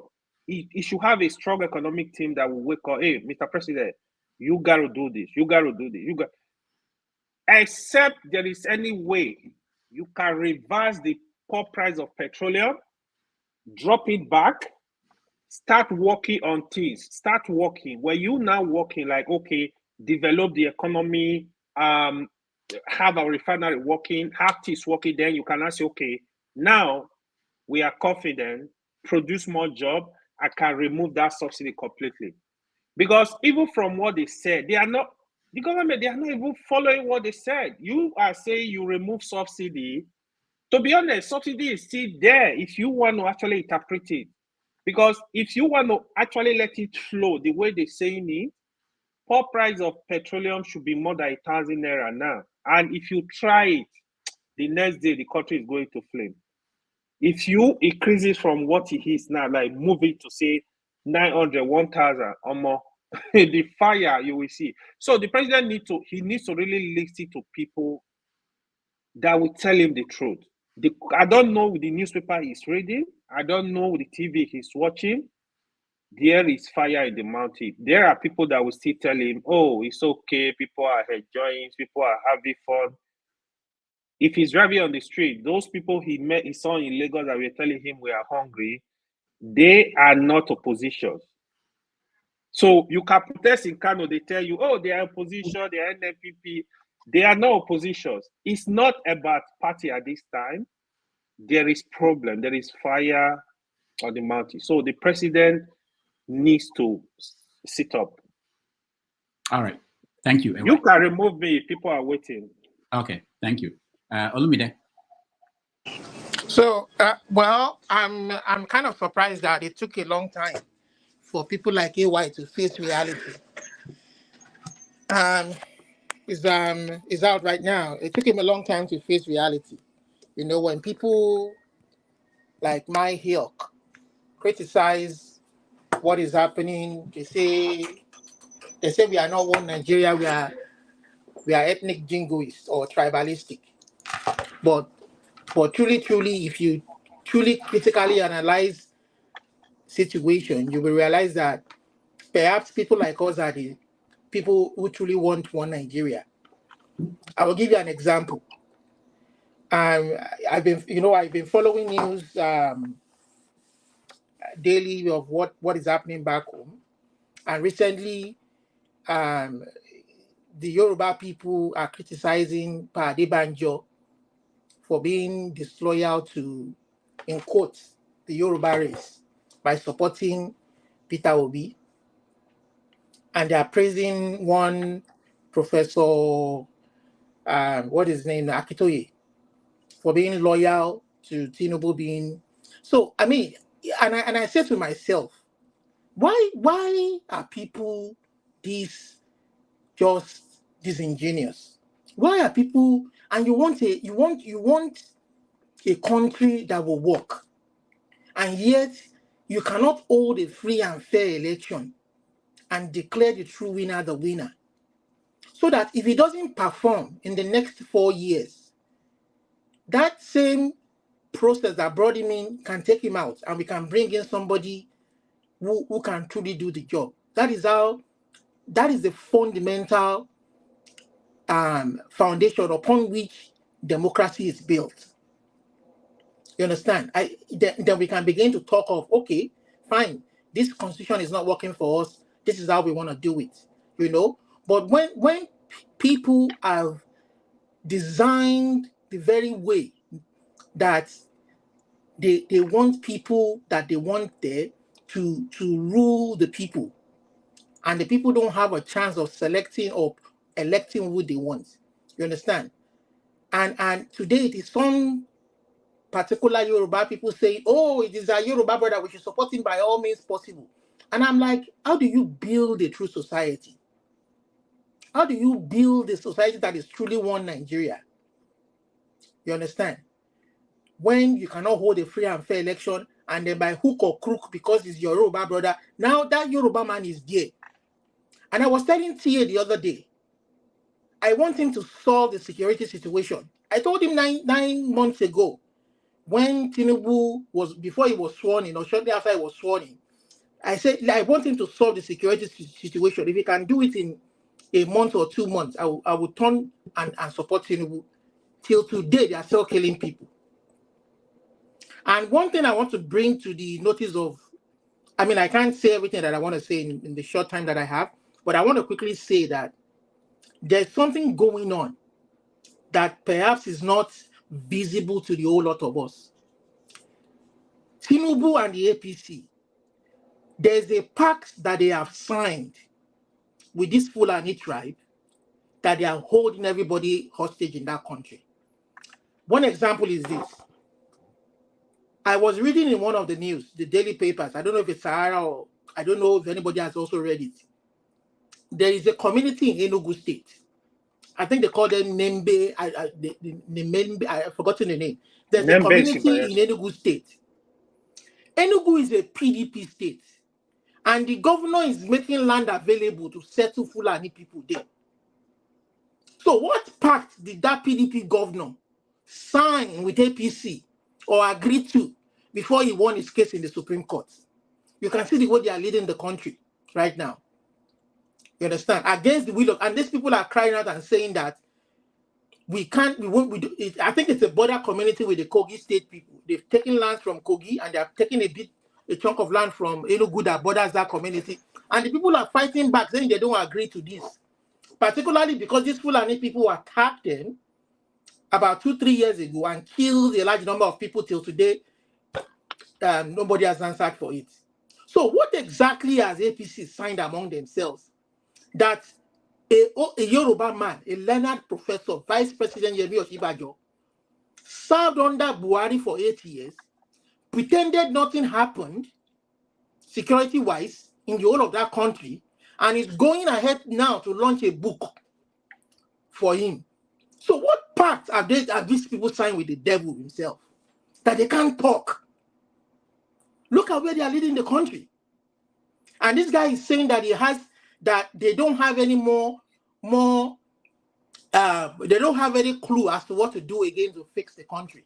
The country has to bear what they are doing until some miracle happens. That is because you guys have not allowed the people to elect who they want. You are not the one that is supposed to be there. Let's say the truth. I'm a Yoruba man. The guy who had the brains to want to fix the country, you have not allowed him in the name of Omoiboni. I mean, this is just nonsense. We can't tell ourselves the truth in this country. And somebody's telling me that if they win the Nations Cup, there's hope. What hope? With the way things are going. I mean, I don't see any hope in sight. I'm sorry. I don't see any hope in sight. It is all a sham from local government level to state level to people who have made their own party constitution superior to the country's constitution. Even in the US that we copy, do you not see Republicans voting a Democrat because do you not see Republicans voting Biden because they don't want Trump there? Does it not mean they don't love their Republican Party? But because they don't want that personality there. When you don't allow it, I mean, I don't know what else to say. Rodo, do I still have more time or I'm done? No, you don't. Thank you so much, Olumide. 30 seconds. Okay, 30 seconds. Yeah. Yeah. Olumide, I'm sorry to say, I have criticized Tinubu policy from day one with the strongest term. If you go back from when they removed subsidy, Rudolph was there. I criticize. I see this thing, the direction they're going, they're not going good. When it comes to politics, we can discuss that. I try to stay on issues. We can have a different discussion about what happened in politics. But with what is going on, we need to stay on the issue. This is not time for PDP, APC, Labour Party. This is time to save our country. It's not issue of sentiment. You got to stick there and look at what is going on, that what is wrong is wrong. Even if I was a member of APC, I would criticize this government. Some of my friends that are true supporters of APC, I told them straight up, some are here on the comment section, I said, Mr. Man, Tinubu is going the wrong direction, period. My loyalty is to my country. My loyalty is not to any man. Where I put that fault is not the fact that is going the wrong direction or going the wrong way. We are saying from the foundation, you have to let them know that election was flawed. And if they want to put the country on the right path, they must allow the people vote who they want. We don't want their people forcing fake numbers from a particular section of the country on us. We don't want their people investing so much money in electric and technology, and they're making it a waste. That is economic sabotage. That is treason. You understand? But nobody has the guts because they have the army, they have the institution. Nobody has the guts to face them. We have to tell it from where it is. From the foundation has been broken. We have to say from where that foundation was broken, and not say in the first place is of course it's going to be confused. You understand? It's going to be confused that it doesn't have anything else, any more knowledge or wisdom or anything to, even if they bring the best professionals from anywhere, these people, because of their own personal and selfish and wicked agenda, that person will fail. Yeah, they don't love the country. Thank you, Rudolph. All right, thank you, AY. Thank you, Olumide. Man of prestige. Yeah, thank you very much, Dr. Damage. Everybody has been, I'm one of the, highest critic of Nigerian government when it comes to that. But I'm going to pivot a little bit. But before I go that, I'm going to kind of pay a little bit of critique to them. Nigeria is a falling state. They are not a fair state by no means. What do I mean by that? I mean, a falling state where nothing is working, where there's anarchy, nothing is moving in the right direction. And they have been on that trajectory for a long time. So it's not something that started on that Tinubu. And there's no vision to fix it. I mean, even with the high intellectual they have in various part of offices, that's not what is required. So they need to go back to the drawing board to see what can they do to fix Nigeria. I think it's not just people in the government. The whole Nigeria needs some kind of reorientation, their mindset. Even at all, you bring younger people right now, maybe some of them still in college, they come back, they're going to repeat the same thing they're doing. I don't know what happened when you go to that Ashton Rock. I mean, they bastards your mind just changed, differently. You become what people are currently doing. But having said that, I mean, look at what the central bank, tried to do or whatever said, and I think it was Cardoso that said it. The reason why, the free fall of, Naira right now is because people, are investing abroad, sending their children to school and something like that. Who are those sending their children to school? Is it not the people holding the money, the top politician and everything? So he's not laying the blame where the blame's supposed to be. So that's where I said Nigeria, is a missed priority when it comes to Nigerian people in the government. But I'm going to offer some solution. I don't know how valid, how that would be useful to Nigerian space right now. I mean, like what they just did over the weekend about, this Naira. I don't know if anybody has sent money between yesterday and today. Every money you send, anybody you send money is going to be receiving Naira. It doesn't matter what app you use, even ordinary Western Union or some other ones. They're going to receive the money in Naira. That is official. So if anybody has sent money, you let me know if I'm wrong on that, because I've not sent money, but a friend of mine has sent money with different app. It has to be received in Naira, which is the official rate. So whatever he did yesterday or something like that, is it a step in the right direction? Maybe, maybe not. I mean, Naira gained yesterday. I don't know what, if you call that a gain, they gained 0.6% over the USD. So that's a step in the right direction when it comes to Nigerian space. So that's the right thing they are trying to do, in my own opinion. So everything in no more everything in Nigeria right now, there won't be no more dollar, circulating.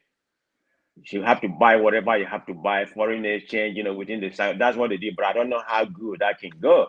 But there's different other area where they can go, because that cannot solve Nigerian problem. That would be at least less than 5%. The free fall for for Naira we go. There has to be other things that has to be implemented. Security definitely is one of them. Because it can't solve the free fall for Naira right now without the security. Because if you look at what's happening, you have to produce. Nigeria is not producing nothing. I mean, because the place we consider our food basket, Benue, Nasarawa, all the whole northern state, I mean, it's full of insecurity. The people can't go to farm and produce something, because Nigeria is so much dependent on oil. About 90% of our export is in oil. We don't even refine it in Nigeria. When we send it to abroad, 40% of the money we would have been getting in forest is being used to refine it, and come back to Nigeria. So Nigeria has a problem. They have to find a way to fix the refinery. They claim that the Port Harcourt the Patriotic refinery is kind of going to start producing. Everything that come out of Nigerian government is half truth in my own until I actually see it working. I don't believe anything that come out of Nigerian government, but hopefully, if the refinery they start refining gas in Nigeria and petroleum, maybe that will help. Another thing I can suggest is just a stopgap measure, hiking the interest rate. But I know people here will say interest rate, yeah, there's a plus and there's a negative to bad. I mean, investors in Nigeria and people in Nigeria try to borrow money. Yeah, that's going to hold them temporarily. But this is just a stopgap measure, in my own opinion, because what that's going to do is going to prove Nigerian, it's going to prove Naira, to maybe to a marginal level that the benefit with where the negative, because people will invest, that will improve Nigerian banking when the interest rate is high. That's just a stopgap measure. So I've spoken about security. That's definitely one area they need to do something. So just a lot of things they have to do in order to prove this Naira.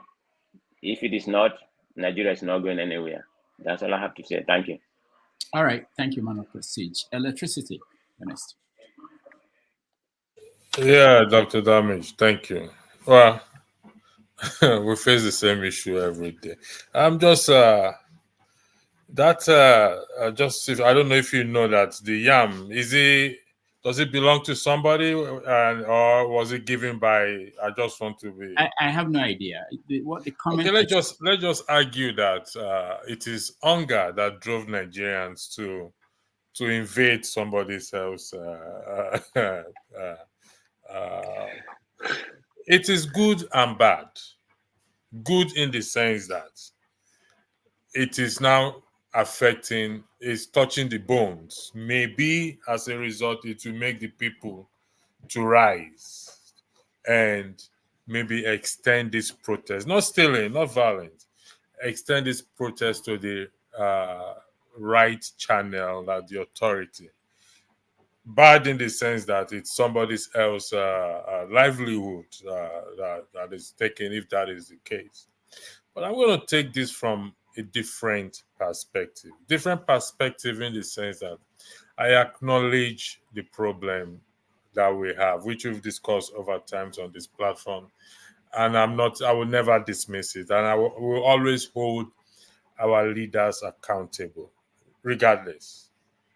But the citizens, which is you and I, in my recent studies and writing, these individuals that are leading us today, actually, you agree that they came out of us. They were part of us. They grew up just the way we grew up in Nigeria. And they started from somewhere. And they started by giving bribe and taking bribe at that little level that you and I are right now. And when they rose to that point, that position, and they have that free reign access to money, there is no stopping of them. So if we can change, we citizens can change the culture by stopping to what? I didn't say stopping to give bribe in any shape or form, and do things and bear that pain to say, because in the context of Nigeria now, if you don't give somebody something, nothing will happen. They're not going to attend to you. They will even deliberately frustrate you. So if we decide to come to that point, because if I give bribe today, it's not that I have not given. I was asking myself, did I have a driver's license when I was in Nigeria? For the fact that I could not remember that I have a driver's license means I do not have a driver's license. That means I drove without a driver's license in that country. And if I drive without a driver's license, there is the high possibility that I will come across checkpoints and I'm going to give, when they ask, I will give. So we need to change that culture, because these people are no spirit. Bajamiala, Tinubu, Wike, Betaidu, they are no spirit. They are just like you and I. And we did that as well. I'm not placing any allegation on anybody here. But if we need to start to now change that culture. And this thing is highlighted in the Quran, in the Constitution, and even in that literature book called the Bible, which will deal with it in referencing to bribe. Code of Conduct, Section 6.1, Section 6.1, and Section 8 of the Nigerian Constitution. Did you call the Bible literature book? Yes, I did. The literature book. Okay. Do you have issue with that? No. All right, thank you. So what I'm trying to say is these three books kicked against bribery. The point I'm trying to make. And it tells you the implication, the consequences of that. And because we go out of, we all grew through that system. We went through that system.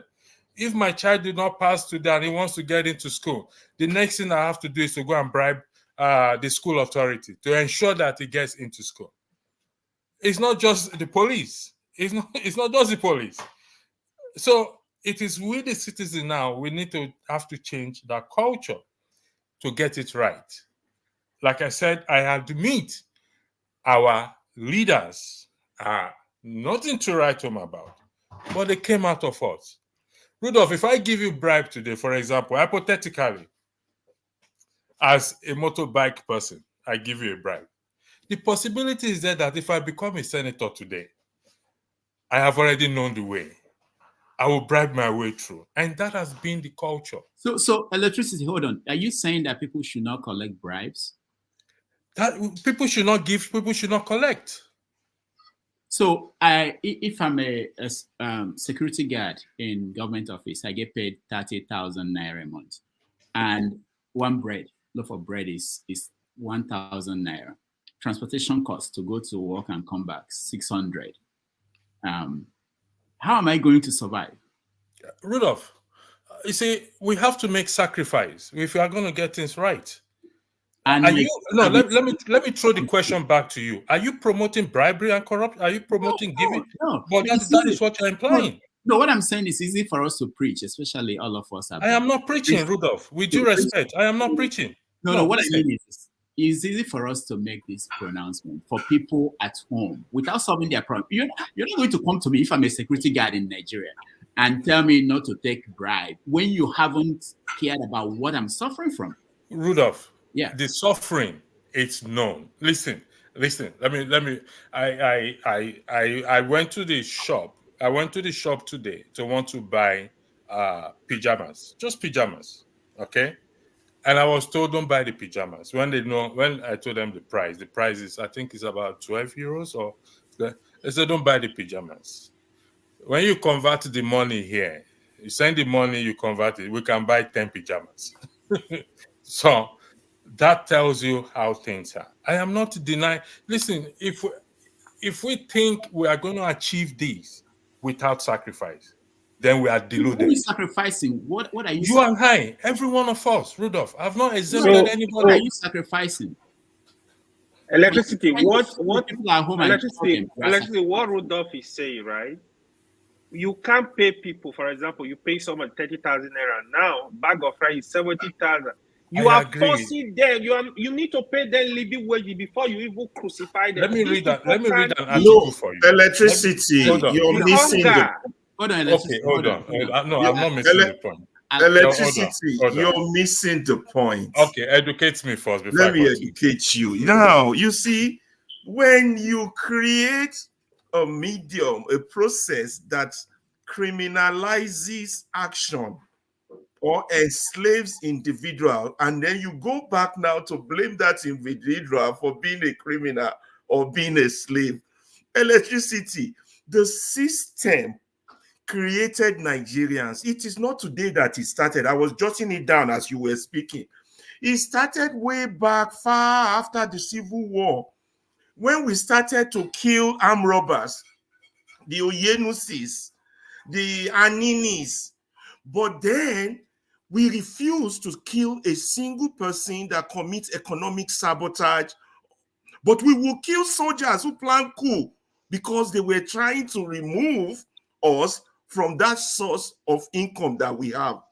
We begin to create a system of imbalance where whether you survive or not depends on how close you are to power, how big man you are, Now, it is the system that makes slaves and criminals out of Nigerians. So you can't come here and be preaching holier than thou that Nigerians are criminals without. I know you attack the system. I don't want to attack. I'm not attacking you, but you're missing the point. The point basically No. is, I think you should retract that statement that I'm acting at earlier than that. Can you retract? oh no, that okay, I statement? retract it. Sorry, I Thank think you that very was much. way far out. I'm so sorry. Yeah, That's not that what I is intend. that is out That's of what line, not please. what I intend. But All right. but to speak to the core of our Nigerian problem, that is our problem as Nigerians. That is the truth of our problem. That holier than thou, that I'm not attacking you, I'm attacking myself too. That attitude that this my thief is better than yours. You can't discuss the Nigerian issue without that fact of that Nigerian mentality. Look, when Jonathan was in power, Jonathan came out and said corruption is not stealing. His enemies look on that. Why in the world would anybody in government say corruption is not stealing? You understand? That means he's encouraging stealing, or he has tolerated it to a certain degree. His enemies who are in power now jumped on that, used that as a weapon to push him out of power. And they got there, they launched their own advanced level stealing, even the one Jonathan and Diziani never even saw. You understand?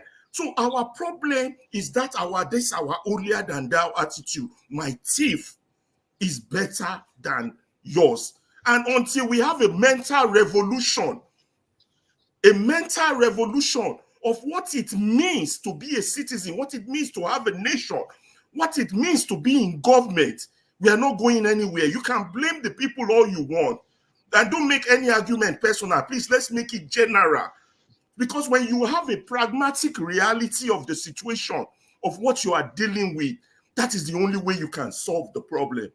All right, Alaba, thank you. I didn't finish, Rita, before I'll come back to it, but let me just acknowledge that I know that people are waiting. Like Iken at San Antonio, he's been here quiet in WBC, and we'll get to them. Okay, go ahead, finish up electricity. Yeah, thank you. If you listen to what I said, you said we have to reorient our mind. If I'm getting you right, we have to reprogram, and that is exactly what I am saying. I stated earlier that I am not excusing our leaders that they came out of. It's not today. If I steal 1 Naira, it's not different from the person who steal 100 million Naira. Yeah, but it is not that will change all. It is the megaphone that is held by the politician. It is the megaphone that is held by the religious leaders. It is the megaphone that is held by the traditional leaders. It is the megaphone that is held by journalists, by educated people that will change our mentality. But that is what I am saying. I'm saying we have to start somewhere. We can't start from the people. We can't start from the people. That is wrong. It's like if your argument is we can't start from the people and it has to be from our leaders, that is your argument. Yeah, that's the argument from our leaders. Yeah, because if you say we can't start from the people, then it has to be from the leaders. Okay, and the leaders are not going to do it voluntarily. They would have to be forced to do it. If the leaders are not going to do it voluntarily, that means they have to be forced by who? The people. Am I correct? No, the enlightened. People like you, people like me. But it's the same thing. What's the people? What's the difference? We're saying the same people. No. There's a difference. There's a difference. All right. Hold on. Let me just say this before we move on to the next person. Electricity. There was an article I read maybe 20 years ago. I don't remember who wrote it or the title, but it was talking about he was asking the question, what are people cooking? That they see people cooking everywhere in Lagos. What are they cooking? So I use the same security guard I'm talking about working at the government office, making 30,000 Naira with 4 kids and a wife. The kids are going to school. The kids are paying school fees. They think about their living condition. What are they cooking? That should worry us more than telling them not to take a bribe. How are you living? How is he living in that country today? Rudolph, there are certain things we can't divulge, in the sense that there are certain things that we do personally that we cannot diverge because I don't understand the situation back at home, people, security guy. Now, there's a report that I got, I can't confirm it. At least I'm not denying our leaders. The report states it's not yet confirmed. I have the document with me. The committee that was set up in terms of this minimum wage, I don't know if you heard it, requested for a committee just to do their job. Committee just to do their job. Requested from the president, signed by Akume, Senator Akume. You've heard it. You've heard the story. I have it. I have the document. You have the document as well too.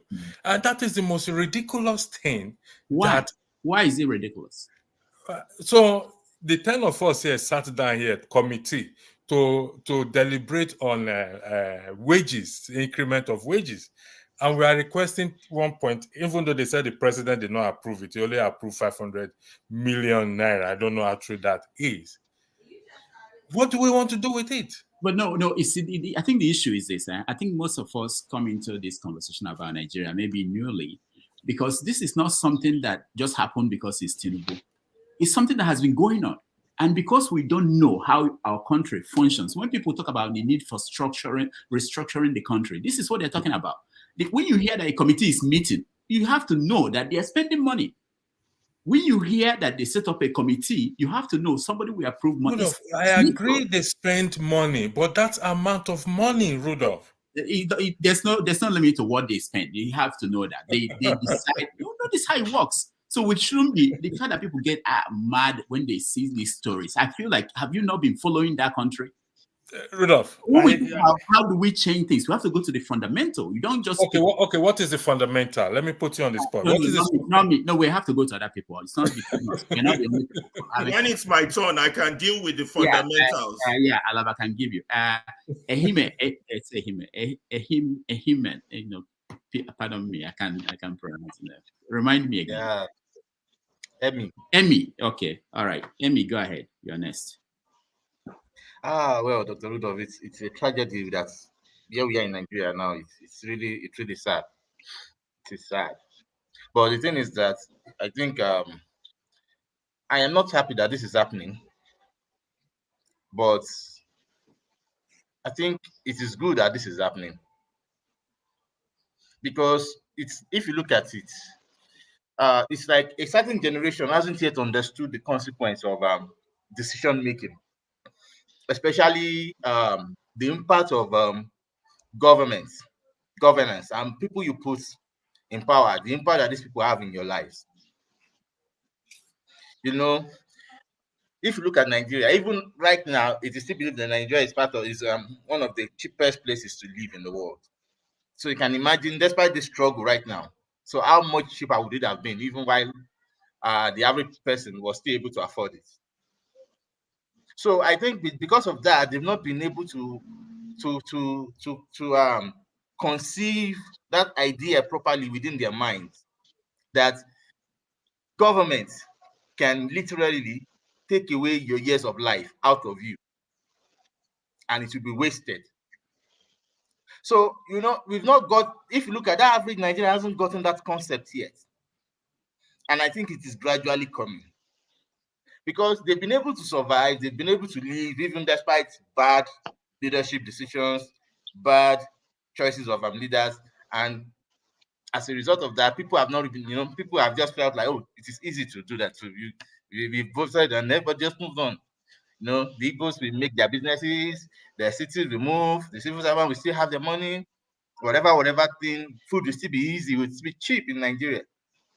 Nobody could have conceived the idea that a tuber of yam can go for as high as 2,000, 3,000, 4,000 naira.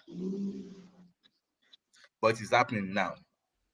And hopefully this will give the Yadodjas, the mothers, the idea that now you must know who you are voting for. It is not by the virtue of, hey, Ekadibofun, as the Yoruba will say, or the Igbo say, oh, now a person with that, or the Hausas too say, oh, it is a person, and they just voting blindly. Now people will understand that, if I vote, I must know who I'm voting for, because my food for the next day depends on the decision that this man is going to make or this woman is going to make. And when I'm talking about voting, I'm not even talking of even the president alone. I'm talking of every point of that you have to lay your votes on, because it's getting crazier. And we just have to come to that level of consciousness, because it's like Nigeria as a unique being. If you look at it as an entity, we are like the basiest, the crudest of humanity, in my own understanding, the way I'm saying it now. It's just like we are the crudest of humanity now. Yes, they feel like they are coping, it is, at least you can see some videos, some people are still spraying the money.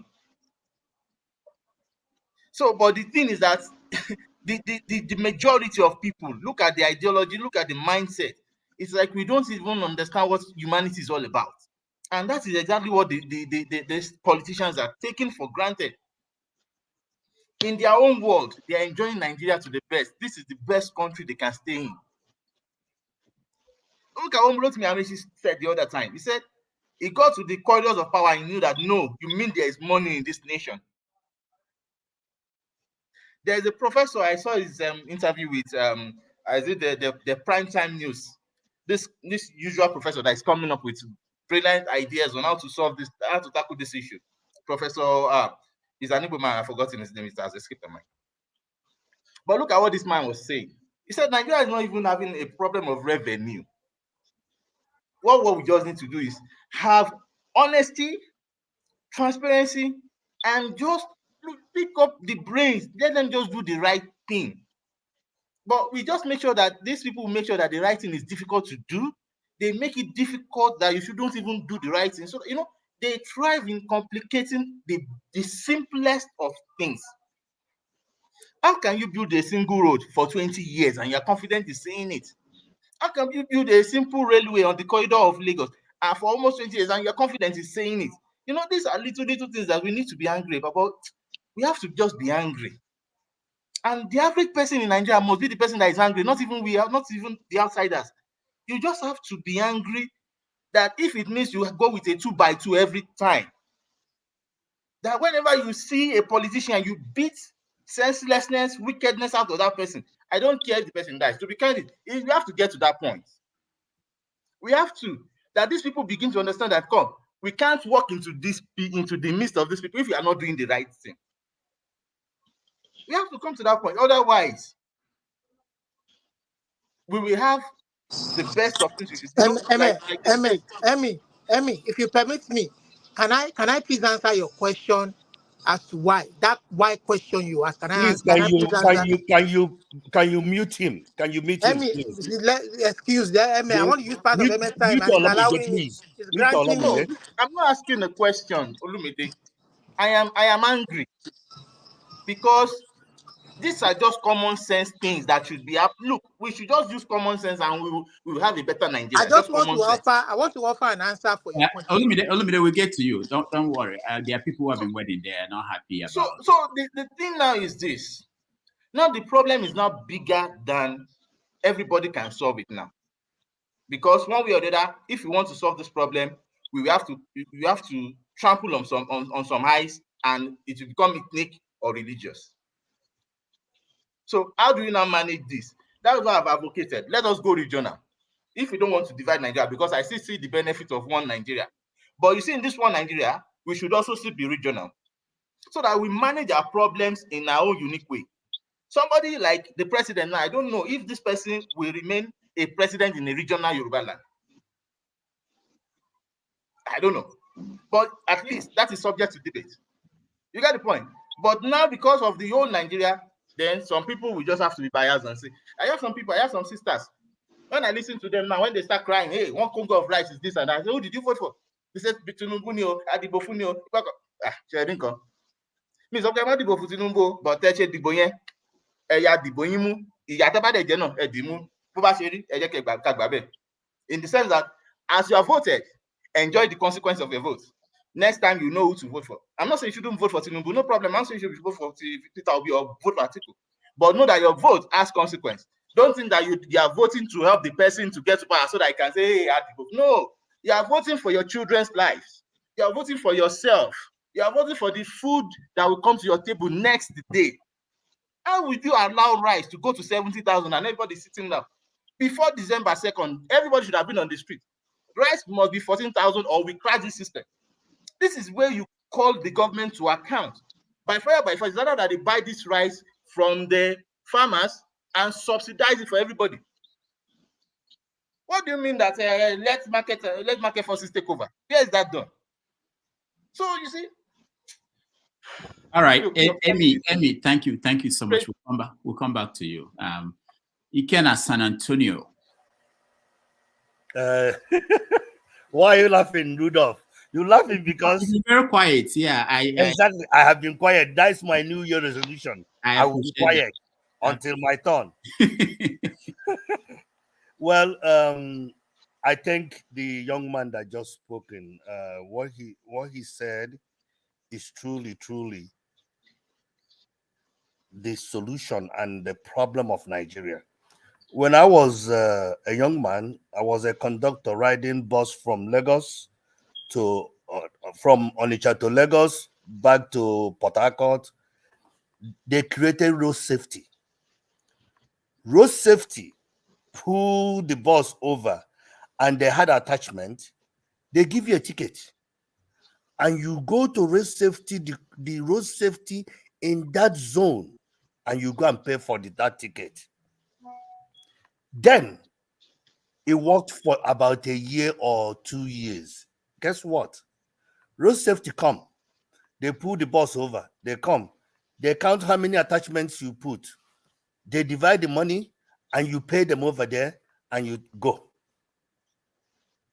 So the government doesn't make the money anymore. In America, where I live, police pull you over. If you don't have a license, he can run your name and figure out if you have a license, or they give you a ticket for not having your license. That is system. The problem Nigeria have is that the whole system, the whole architecture of Nigeria have fallen apart. People say, do you know that people that have never asked me for money since I've been in abroad are asking me for money now? Because now I have touched everybody. You have touched everybody. This January is the hardest January people have encountered. If you're a businessman, your money is gone. Because if you get container from China, before your container get into the sea, your money is rubbish. People that ordered market during Christmas time, the container haven't even make it to Nigeria, and the money is no longer there. So, what are the solutions to Nigeria? The solution to Nigeria is solution to a bully. When you stand firm to a bully back down. Until people are willing to make sacrifices in Nigeria. Sacrifices, when we talk about serious sacrifices that take the war to them in that house, in that Senate, in that local government, in that place where they are sharing the money, take the war to them. Not until then. If anything, we're talking. As far as they have the area boys, the boys that do the deed for them, the boys they put in payroll that goes to the community and intimidate people. Not until those things are resolved. I think for me, personally, for Nigeria to get better, there is no immediate solution to Nigeria right now. There is no immediate solution to Nigeria now. You don't have a solution because all they do is borrow money and share to their family, share to themselves, and send their kids outside Nigeria. Every soul wants to leave Nigeria. No soul want to be in Nigeria right now. So, my brother, for me, number one solution, we have to have a long-time goal. Nigeria never have, even families don't have long-time goal. Even individuals don't have long-time goal. Because how are you going to plan? You can't even plan in Nigeria. You can't have a goal in Nigeria. Because it doesn't matter how you plan, that something will happen. The word Nigeria happen to you. Nigeria will happen to you. So there is no long-time goal. There is no short-time goal. So for me, families need to take over. Start restructuring the family. bribe, corruption. I have had it since I was born, and I will hear it till I die. It's every aspect of African continent, because we have leaders that are bullying into leadership. If you are a bully, you get into bullying people and you get into leadership and you become somebody. When you become somebody, you take as much as you can take. And when you take as much as you can take, the rest, when you finish, you go to Dallas, buy a house, go to England, buy a house. The sad part of that, the houses they buy in Dallas, in England, they pay tax on it. But the mansion they build in Nigeria, they don't pay tax on it. How would you generate fund for the country? How would you plan the road, the bridge? I was in Nigeria, the bridge they say that they build. Nobody passes that bridge. Nobody. That bridge was empty. It took them how many years to build that bridge? So I don't know. Every day we come over here. Nigeria does not have a solution. Nigeria does not have it. And Tinubu is not a solution. Hold on. Nigeria does not have a solution. So you're saying, all of you here, PhDs, all this, that you can't solve a single solution of a small African country, you know? Okay, thank you for saying that. Do you know why? Why? If you deal with Nigeria, let's say, for example, you say, let's go and change Nigeria. You're putting sand in Gary for somebody. All he need to point you done. Ike, hold on. Okay. When the Italian mobs, when they were controlling New York, it appeared impossible. But somebody said, look, we have to handle this. And it was handled. When people like Rudy Giuliani, whatever you think about him now, came to take on the mobs, he was attacked. It was impossible mission. But they finally got control of it. I mean, I don't think there's any problem that because there's a system in place. There is a system in place. System in Nigeria. System in Nigeria, bro. Anyway, all right. I don't have anything else to say, but there's no system in Nigeria. All right. Thank you. Yeah, Alaba, go ahead. Okay, now I would touch on the fundamentals. What's his name? Antonio has been very right. As a Nigerian, as Nigerians, as a country, we have no long-term goal. Whatever we have going now is not sustainable. It's not what is called, there's one thing I learned back then, graduate school, sustainable development. And to make matters worse, we have no sense of value as a people, as Nigerians. I'm talking collectively now, please let nobody take insult to anything I say. Why do I say that? When you take a typical white man, or you take an Indian, or you take a Pakistani, or you take an Arab, I want to start with the sense of value. Their sense of value, as diverse as it might be, is very clear. They know where they are, and they know where they are going. We, on the other hand, we don't have that. Now, let me start with this Yoruba proverb that says, Oku meyi andago, meaning the dead man does not know how much the funeral will cost. He's dead. Oku meyi andago. In this life, since the coming of the white man to our land, we have lived like the living dead. Like I said, my submission, nobody should please take it personal. Just listen.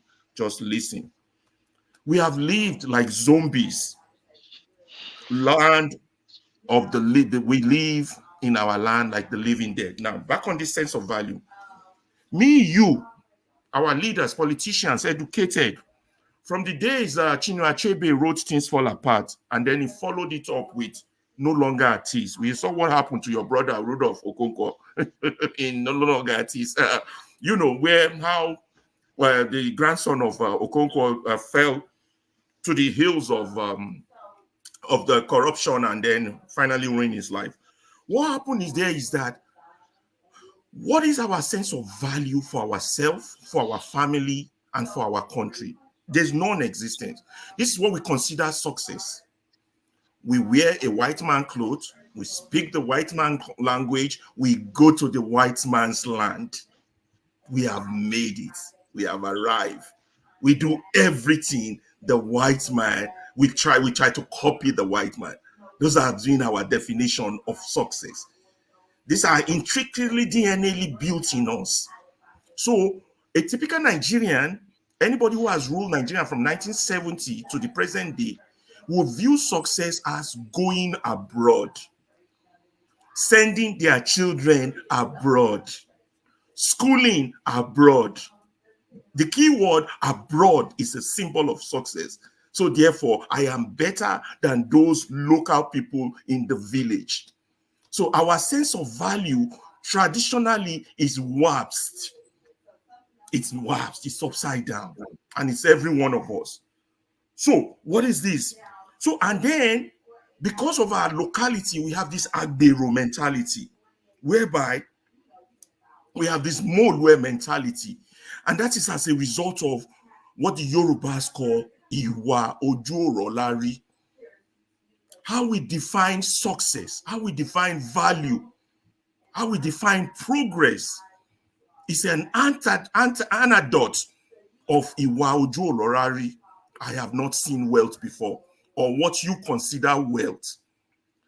But to the rest of the world, what we consider wealth is not wealth. That big mansion in Ikoyi, that big mansion in Banana Island, that expensive car, that going abroad, that is not wealth, because that is not a generational wealth that is transferable and sustainable. So we have a warped sense of mentality. Couple this with governance. So that's why I always say we need a revolution of the mind. Now, we as Africans, as Nigerians, our direction is to please those that are not us.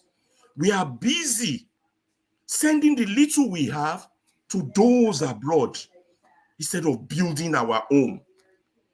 You understand? Because how we view success is different. Everybody might hear come and make noise. So, Tinubu is this, Tinubu is that. Obi would have been no. Tinubu is a product of the Nigerian system. Tinubu has no fault. Don't shake your head like Shakespeare, but it's the fact. Tinubu is a product of the Nigerian culture, Nigerian soil. This is what we have. Sorry, let me interject you. Sorry, you interjected me. Yeah, go ahead. But I did state earlier that our leaders are our product. Did you remember me stating that? I agree. Yeah. Oh, I agree. Miracles do happen. What God does, what God cannot do does not exist. Yeah. So please, let me just interject, please. Okay, yeah. That's Mr. Shakespeare. Yes. Let me tell you something. Yeah. There is this thing that I wouldn't accept. That is Tinubu is a product of the Nigerian system. I think no. Look, the moment that you're a leader, let me tell you something. You have the capacity to make a change. Is Jonathan a product of the Nigerian system?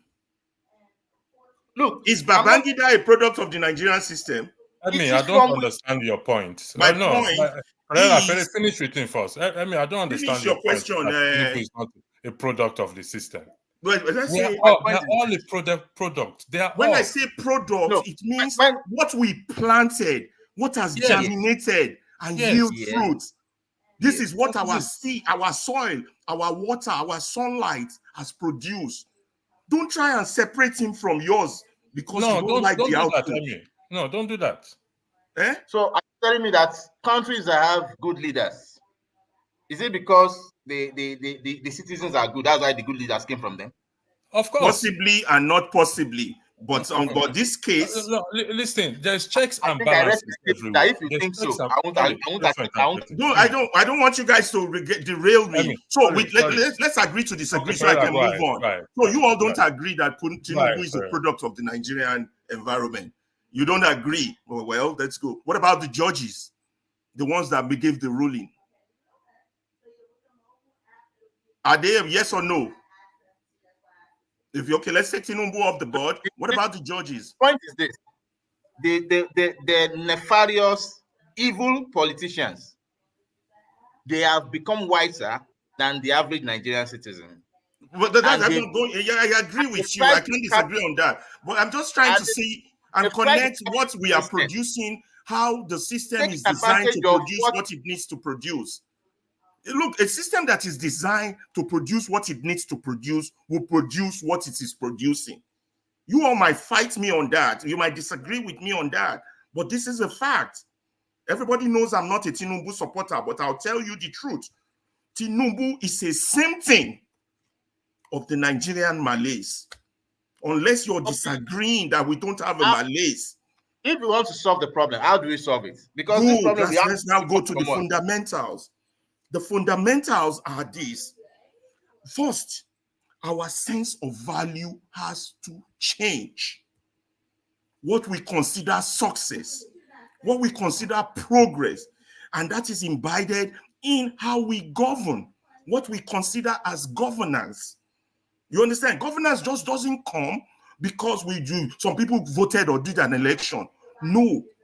What is our sense of value until we redefine who we are, what we are, where we are going? You understand? Now, a second thing we do is that we misdiagnose our situation. For example, 24 solid years, every fucking educated Nigerian thinks that we have democracy. How could we get that so wrong? Thank God for Obi coming to show you all how flawed your so-called democracy is.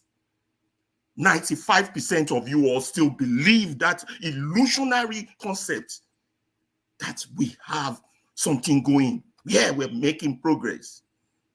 We didn't. Diagnosis, very vital to applying medication.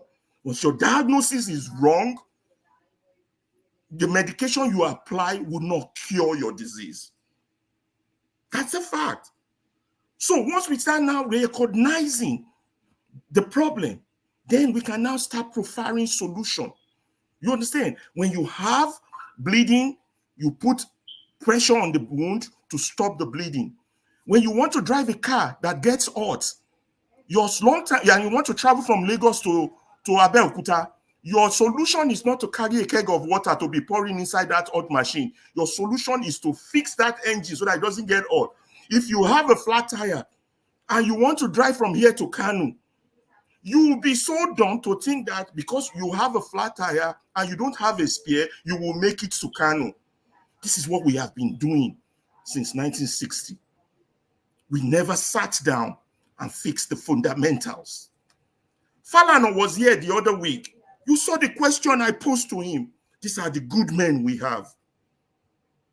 In my own view, when I was young, I looked to people like that as heroes. But look at what, as hard as he's working, and I give that to that man, look at what the system is turning him into. Look at what the system has turned Wole Soyinka to. You understand? You guys got to understand the fundamentals of what we are dealing with. Koye, Oli Koye Ransom Kuti. Babangida almost rubbished him without ministerial. Can I just ask you a question? What is this fundamental you're talking about? What is this fundamental that you're talking about? The fundamentals are that we think that governance is that the white man has killed an elephant and we have to come in there to share the meat. That is not governance. You build your meat. You raise your meat. You build your nation. You don't go in there to share. Those are fundamentals, and that's connected to how we view our value system is. Okay, so until that is changed. All right. So thank you, guys. We have to get other people involved in the conversation. Thank you, Alaba. What I have to say at this point before we continue is simply that, the world has been in existence for a long time, and their structure, the state system, the governments, the countries in the world, and we've seen how other people did it. We're not expected to come up with something new. We just look at what worked. How did they work in Singapore? How did it work in this country? How did they turn around their countries and learn from it? Someone said that the ideals of Nigeria, they are not, it's not that they are difficult. It's just that they've not been tried.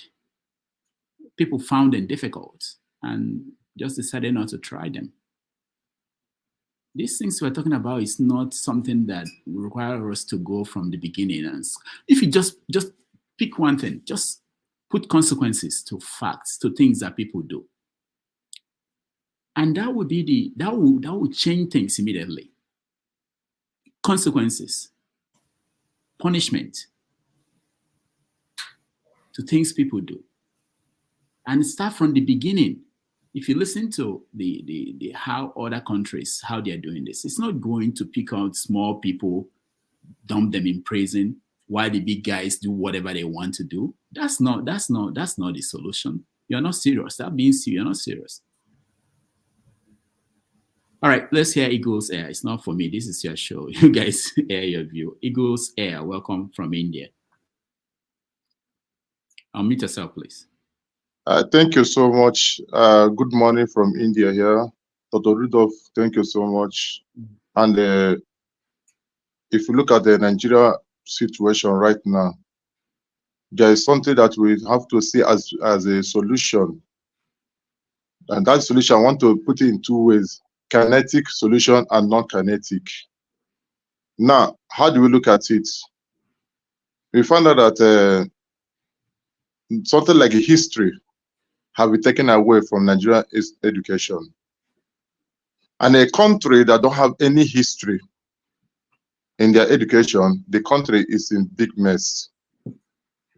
Like people of this young generation now, that history are no longer taught in the school, they will not understand where the problem of Nigeria is. They won't understand what happened in the Civil War. They will not understand what caused the Civil War and what Civil War had done to us these days. So when people are not enlightened or what caused the problem at the past, they keep on making mistakes. That's the main problem. Then let us talk about the kinetic force we need to implement for us to get the main solution of this Nigeria issue. One is that let everybody in their own constituency, in their own local government, and in their own state begin to attack every house of assemblies, every senators. If I know the senator that they represent, like I'm from Olu zone, senatorial zone in Imo State. Now, what I have to do, who is that person representing us in that zone, in senator? Then we go there and attack him direct. What do you mean attack? You have to explain. Okay, let me explain. When you send somebody to represent you in an event and he misrepresents you, what will you do? What we need to do is to tell him, my dear young man, the purpose I placed you that place is no longer functioning. I don't need you any longer. I hope you understand what I'm saying.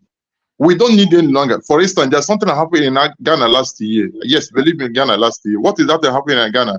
A certain politician was sharing rice, and the youth of that zone was taking the rice back to the van, back to he lost van. They're bringing that rice and telling them, we don't need this rice any longer. We don't want to eat this rice any longer. Take your rice and go. We don't need you. We don't need your rice. That's how they rejected them. Immediately, they reject the rights, they reject everything concerning that person.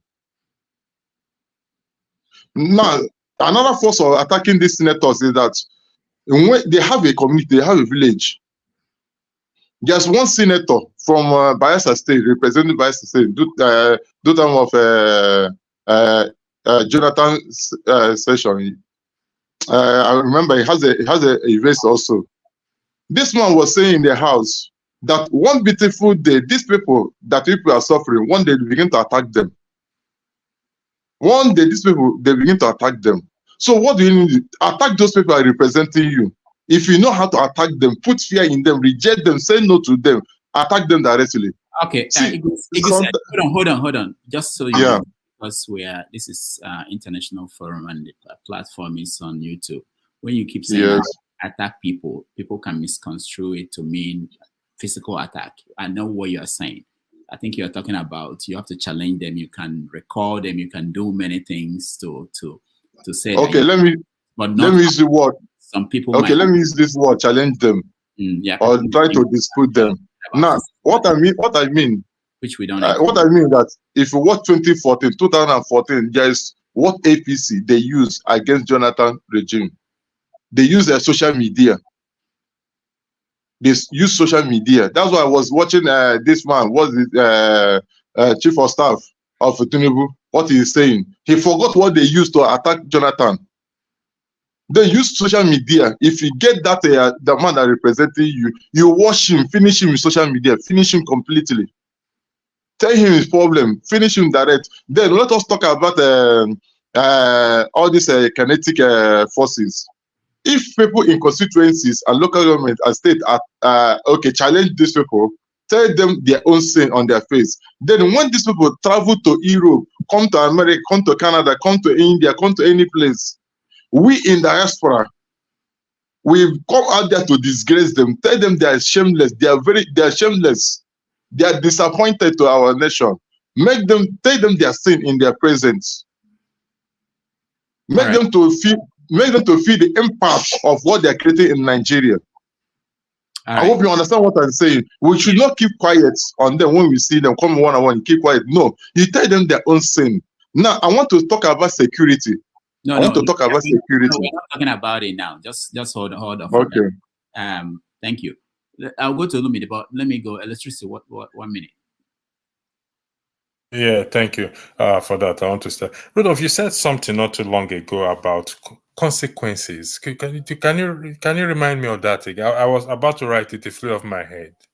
Can you please? No, because somebody said something in the comment section saying that Rudolph is trying to be smart. Yeah, and I agree with that that comment. Can you remind me what you said again, please? I don't know. What is important? What related to what we're talking about? No, I don't really. I'm just saying that, no. What I'm saying is this, okay? If you look at the laws in Nigeria, sometimes when we have an issue in Nigeria, we think we need to make up new laws. The laws are in the books. No matter the issue you have, they're in the books. They're not being implemented. They're not being implemented. Okay, so if you enforce the laws that are in the books, like most countries, then you get the outcome that you want. So but if you don't, then you won't get the outcome. And you may see people talking about putting in new laws when the ones we have not been implemented. So that's what I'm saying. And it has to start from the top. And when you listen to other countries that succeeded, they decided that we have to use the people at the top. We have to do something. Show example. And when you show the example, so for instance, Better Edu, we're talking about Better Edu, and why is she still there? What is this suspension? Why is it taking so long to determine the woman stole money and kick her out and maybe try her? If you do that 3 or 4 times within 6 months, you give the sign to everybody that you are serious. But then, how do you expect Tinubu to do something like that? Anyway, let's go to... You're correct. Whatever we're going to do, regardless of it, we must be ready to bear that consequences is even either from the leaders and up to the citizen. It's not easy when a culture, they said when an habit has been developed, it's not easy to pull out of that habit. It's not easy to pull out of that habit. And that habit is going to create a problem. Sorry about this.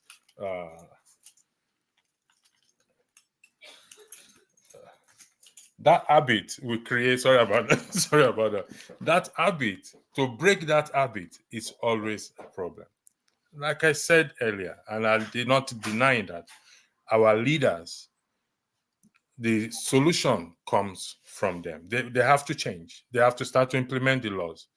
But we have responsibility. And I highlighted our responsibility, not denying the responsibility of our leaders. It's a joint effort. Yes, if they start to do what you just said, implement the laws, this and that, we have no choice. We are going to change. We will fall in line. But in the absence of that,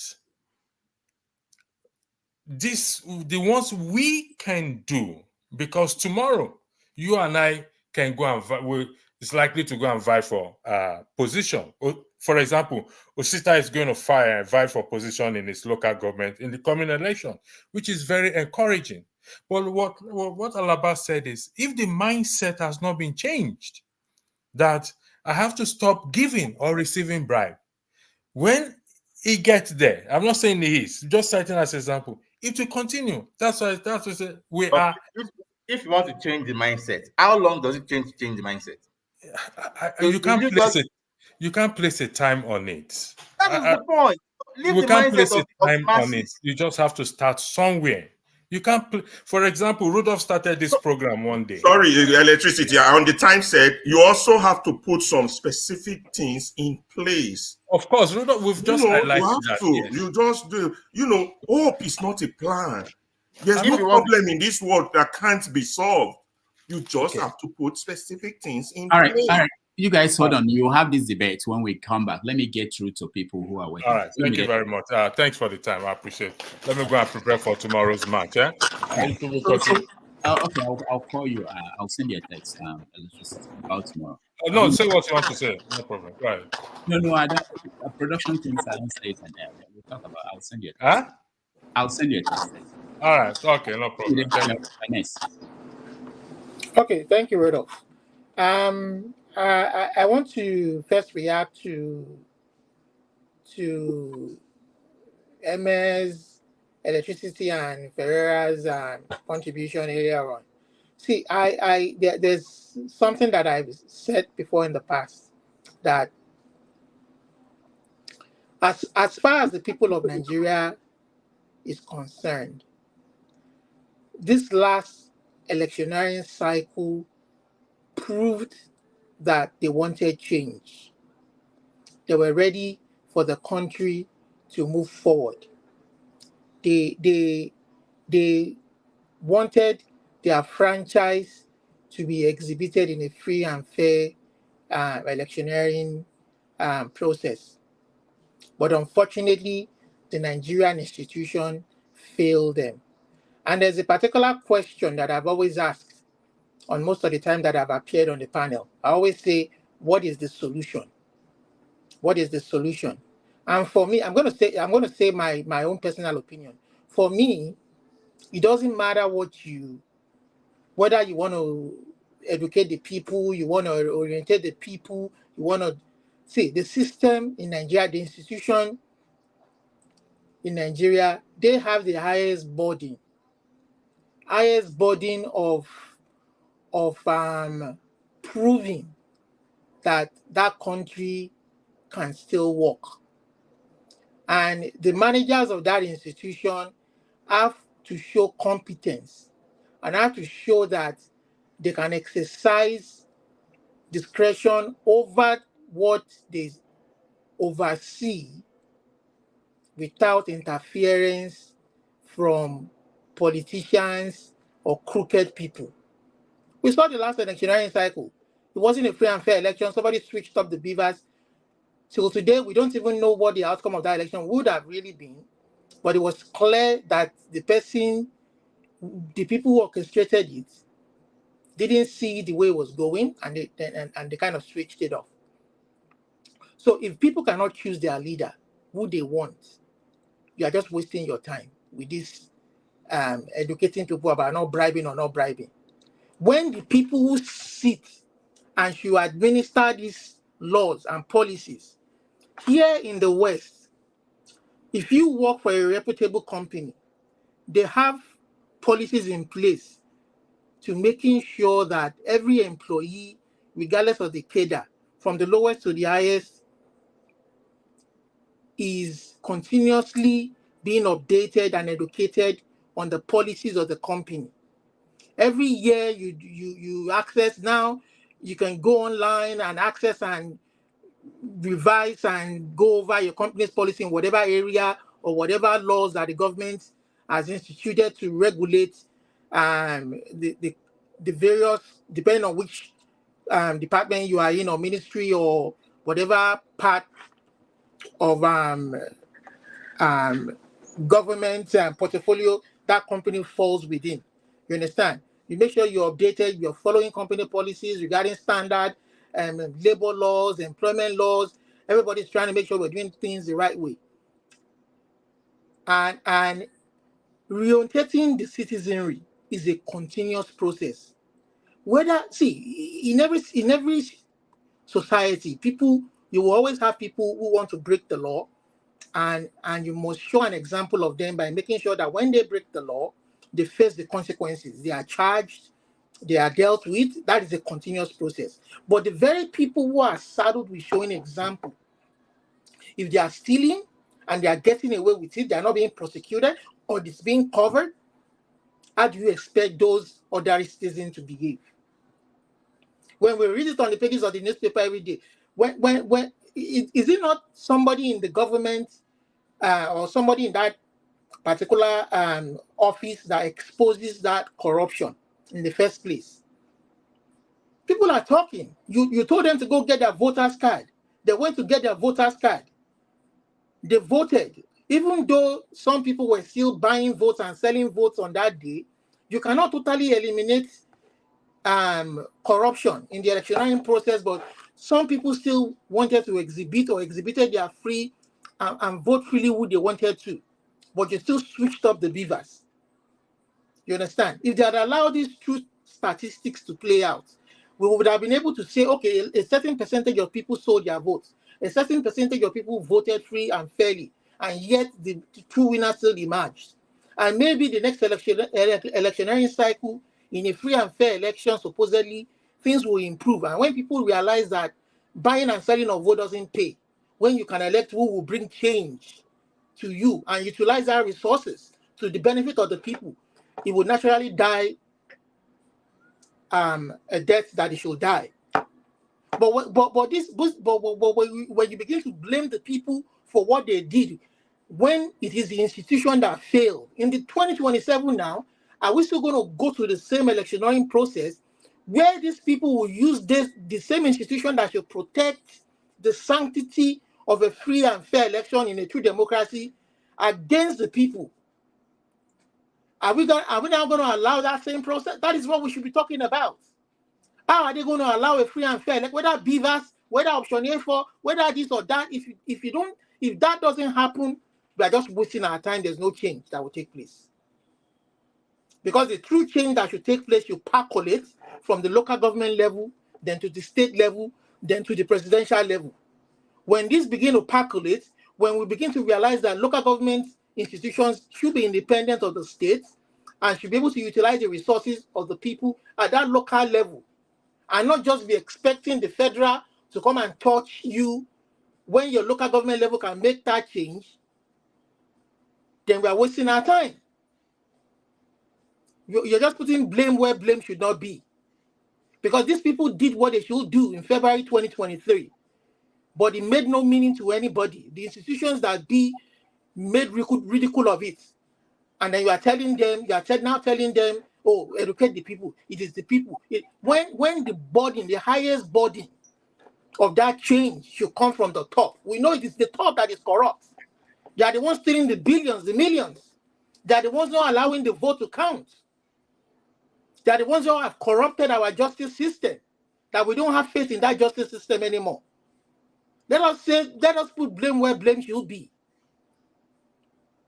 We want a situation where the president, they will hold a local government election, and the president will not put his hands in how that process should play out. The state governor will not put his hand in how that process should play out, so that the people can elect who they want. In a situation where these candidates have campaigned to every local government people or citizen and told them what they want to do, and based on that, they've debated, and based on that criteria, they want to choose who will come and implement what he has promised, using the people's resources. Not somebody stage managing who will be there so that they can corner the people's resources. That is where the problem is. It is very clear to see. All right. Olumide, thank you. Let's watch this video and continue the conversation.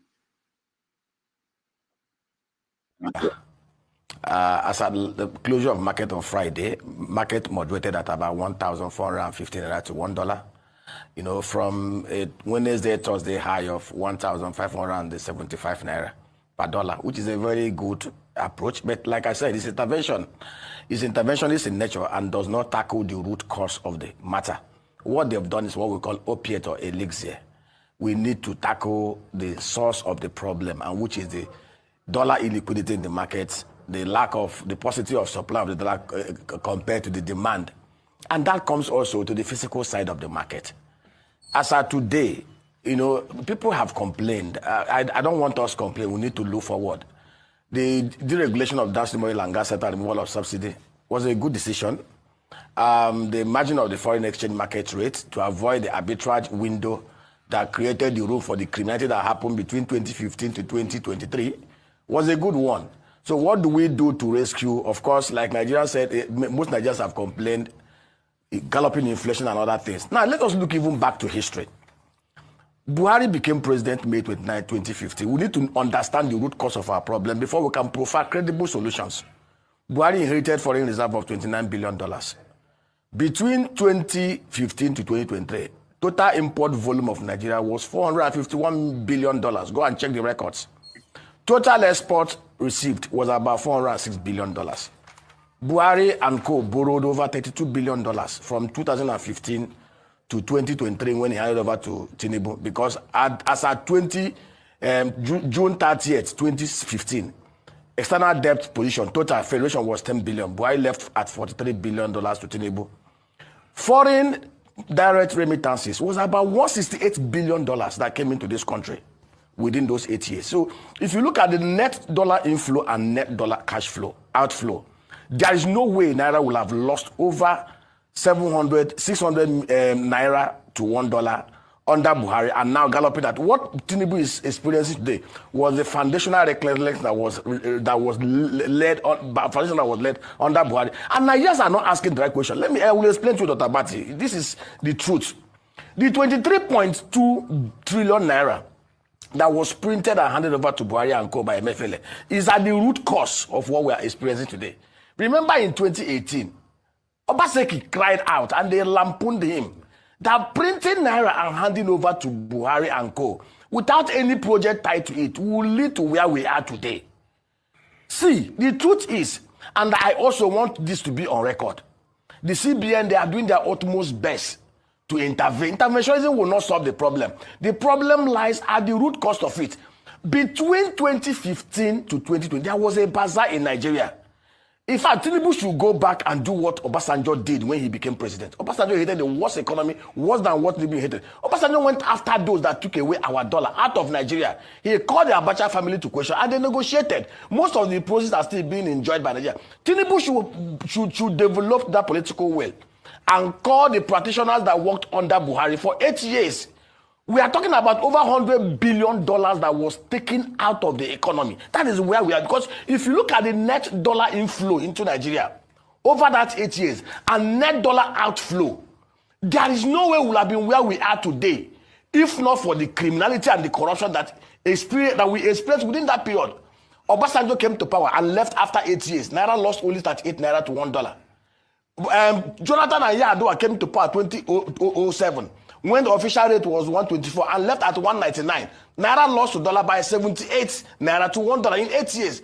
What had happened over the next 9 years is something that Nigerians will not wish again. So why the CBN is trying to do interventionism, we must also look at how do we show up the supply of the dollar. Under Sanusi, Lamido Sanusi, under Charles Soludo, there's no country that actually have a free flow that is not managed. Even China intervenes in their foreign exchange market. America intervenes. But you can only intervene when there is liquidity. Sanusi was able to intervene because there was liquidity. Oil proceeds were being paid into the accounts. Today in Nigeria, output was 2.5 million barrels in 2011. It came down under Buhari and had not recovered. Under Buhari, Mele Kyari in your studio told Nigerians that we lose $1.9 billion of crude resources to inefficiency and theft every month, which is $22 billion annually. Up to today, nobody has accounted for those losses. Nobody has accounted for those thievery. And as long as we do not have liquidity of the dollar, which is 90% controlled by the physical side of the market, see, whatever the CBN is doing now is just like moderating the galloping. If we do not fix the physical side, Stop the oil theft and criminality that place. Stop the cost of governance that is overbloated. Stop the MDAs and the governors from taking FAC, JAC, and IGR and pursuing dollar. And providing security that will allow Nigerians to go into productivity of this economy. I tell you, what the CBN has done very good is just to moderate it. If we don't fix the supply side of dollar by tackling the physical side, which is 90% the problem of Nigeria, after this moderation, it will go to 2,000. Mark it Tuesday. That sounds ominous. All right. That's Naira. I think that's his name. That the dollar will go to 2,000, which is the same thing that everybody is projecting that by December of this year will be at 2,000 or 2,500 to a dollar, to a naira, to a dollar, yeah, naira to a dollar. So, okay, let's continue. I think the next person online is Femi. Femi, go ahead. We're talking about solutions, whether the government, this present government, they have a solution to the economic problems. People have made up reasons and excuses for them, but they were aware of what they were coming into, and they've taken some steps which didn't show that they fully thought through. Go ahead, Femi. What do you think? Okay, so I know someone that knows how to solve the problem of Nigeria. Uche Nwakudu has a book on Amazon. I am still considering buying it. The book was written in 2011. I suspect that whatever he has written in 2011, because just looking at the preface, shows that perhaps 2011, maybe not as ominous as what we have right now, would not be different, because every year, and Rudolph, you can even correct me because you're definitely older than me, right? There was a time when probably when you were growing up, that at some point in time people thought things were really, really bad. Maybe when you look back now, looking back now, you probably be like, you were actually in paradise. Now, and that's the way I look at that book, because on the preface, Uche states the fact clearly that, just like you would agree as well, we all know the problems. We probably all know the solutions as well. It just might differ.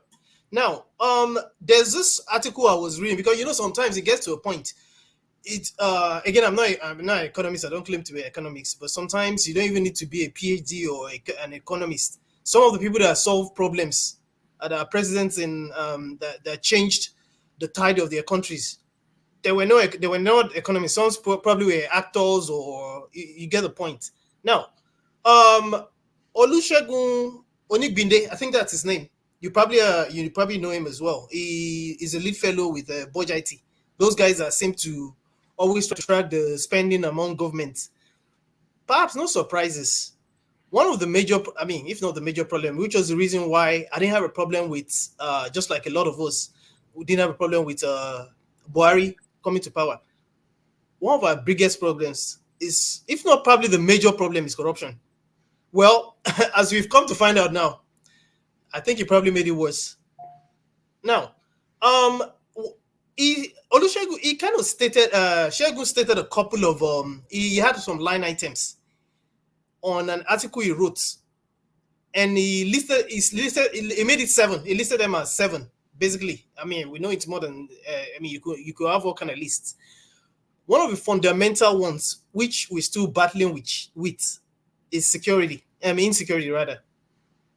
Because the insecurity in itself is not just a malaise that's affecting the living conditions of people in the north. Now it's become a general problem in the country, to the point where even if we try to divest our economy from from oil, even the oil, after all, we're not even meeting up our quota anyway. That's even another story.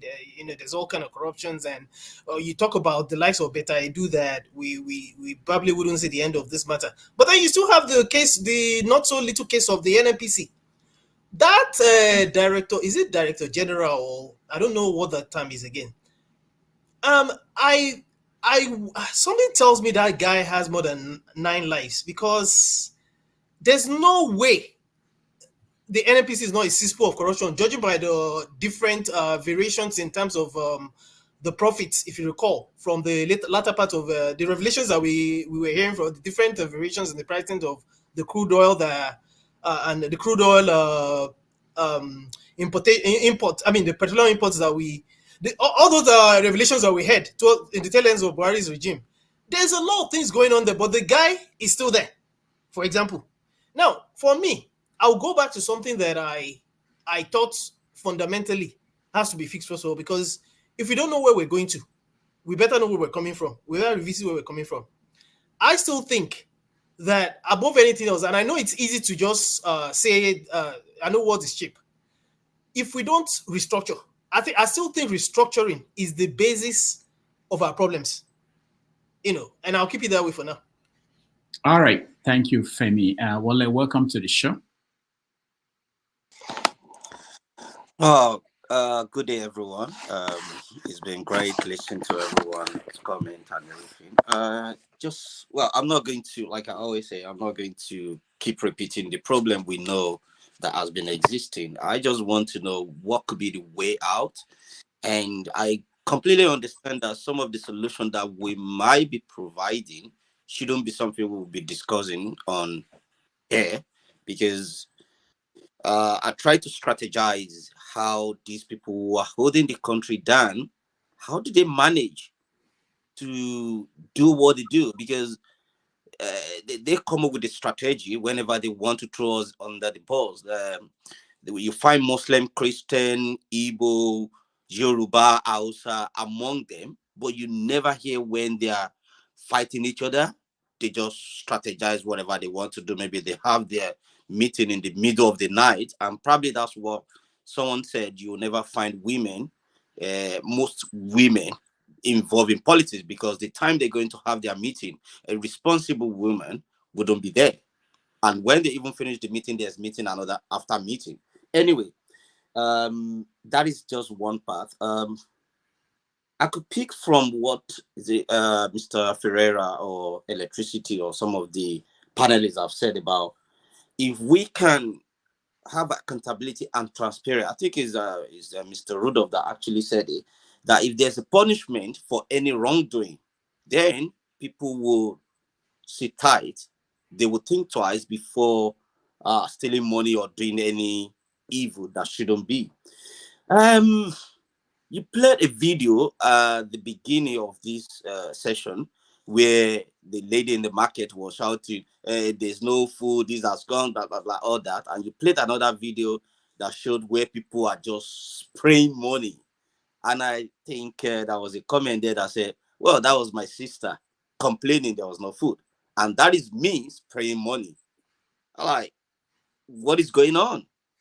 This is a country where you don't even know what to believe anymore. Someone is spraying money, and in their family, there is someone starving. So there is a consequence for action and inaction. When people are meant to choose the right person, like someone said, when the bag of rice rose to 14,000, they're supposed to eat the street. Oh, no, it's not my business. It's Omowani, Ejekose. Now they are facing the consequence of their action. Sometimes I wouldn't pity them, but sometimes you have to, because even the Bible says when the wrongdoers or the sinners are, reaping from their sin, even the righteousness will bear the brunt as well. So sometimes I do think that Nigerians are not tired yet. Honestly, when they're tired, they will know what to do. Because, maybe they have amnesia. Let me put it that way. So you just played a video now that says that man was talking about Tinubu is not. Didn't we hear that Tinubu said he's going to continue from where Buhari stopped? Have Nigeria not suffered enough under Buhari for 8 years? I mean, come on. It looks like sometimes people maybe they do forget. I don't know. Are they not the one wishing Buhari to leave? They are counting days when, 24 days before Buhari tenure will come to an end. Change. Come on. After 8 years, what have they learned? It looks like they don't learn anything. And maybe it's the elite conspiracy or a better pass my neighbor kind of thing. Mr. Femi said restructuring will probably be the best way. I totally agree with that. If Yoruba people want to remain in darkness and they want to choose Olori Buruku as their leader, so be it. If the Igbo people want to be swimming or going under, the tunnel, they don't want to have a good road, so be it. If they choose the leader who will never bring development to them.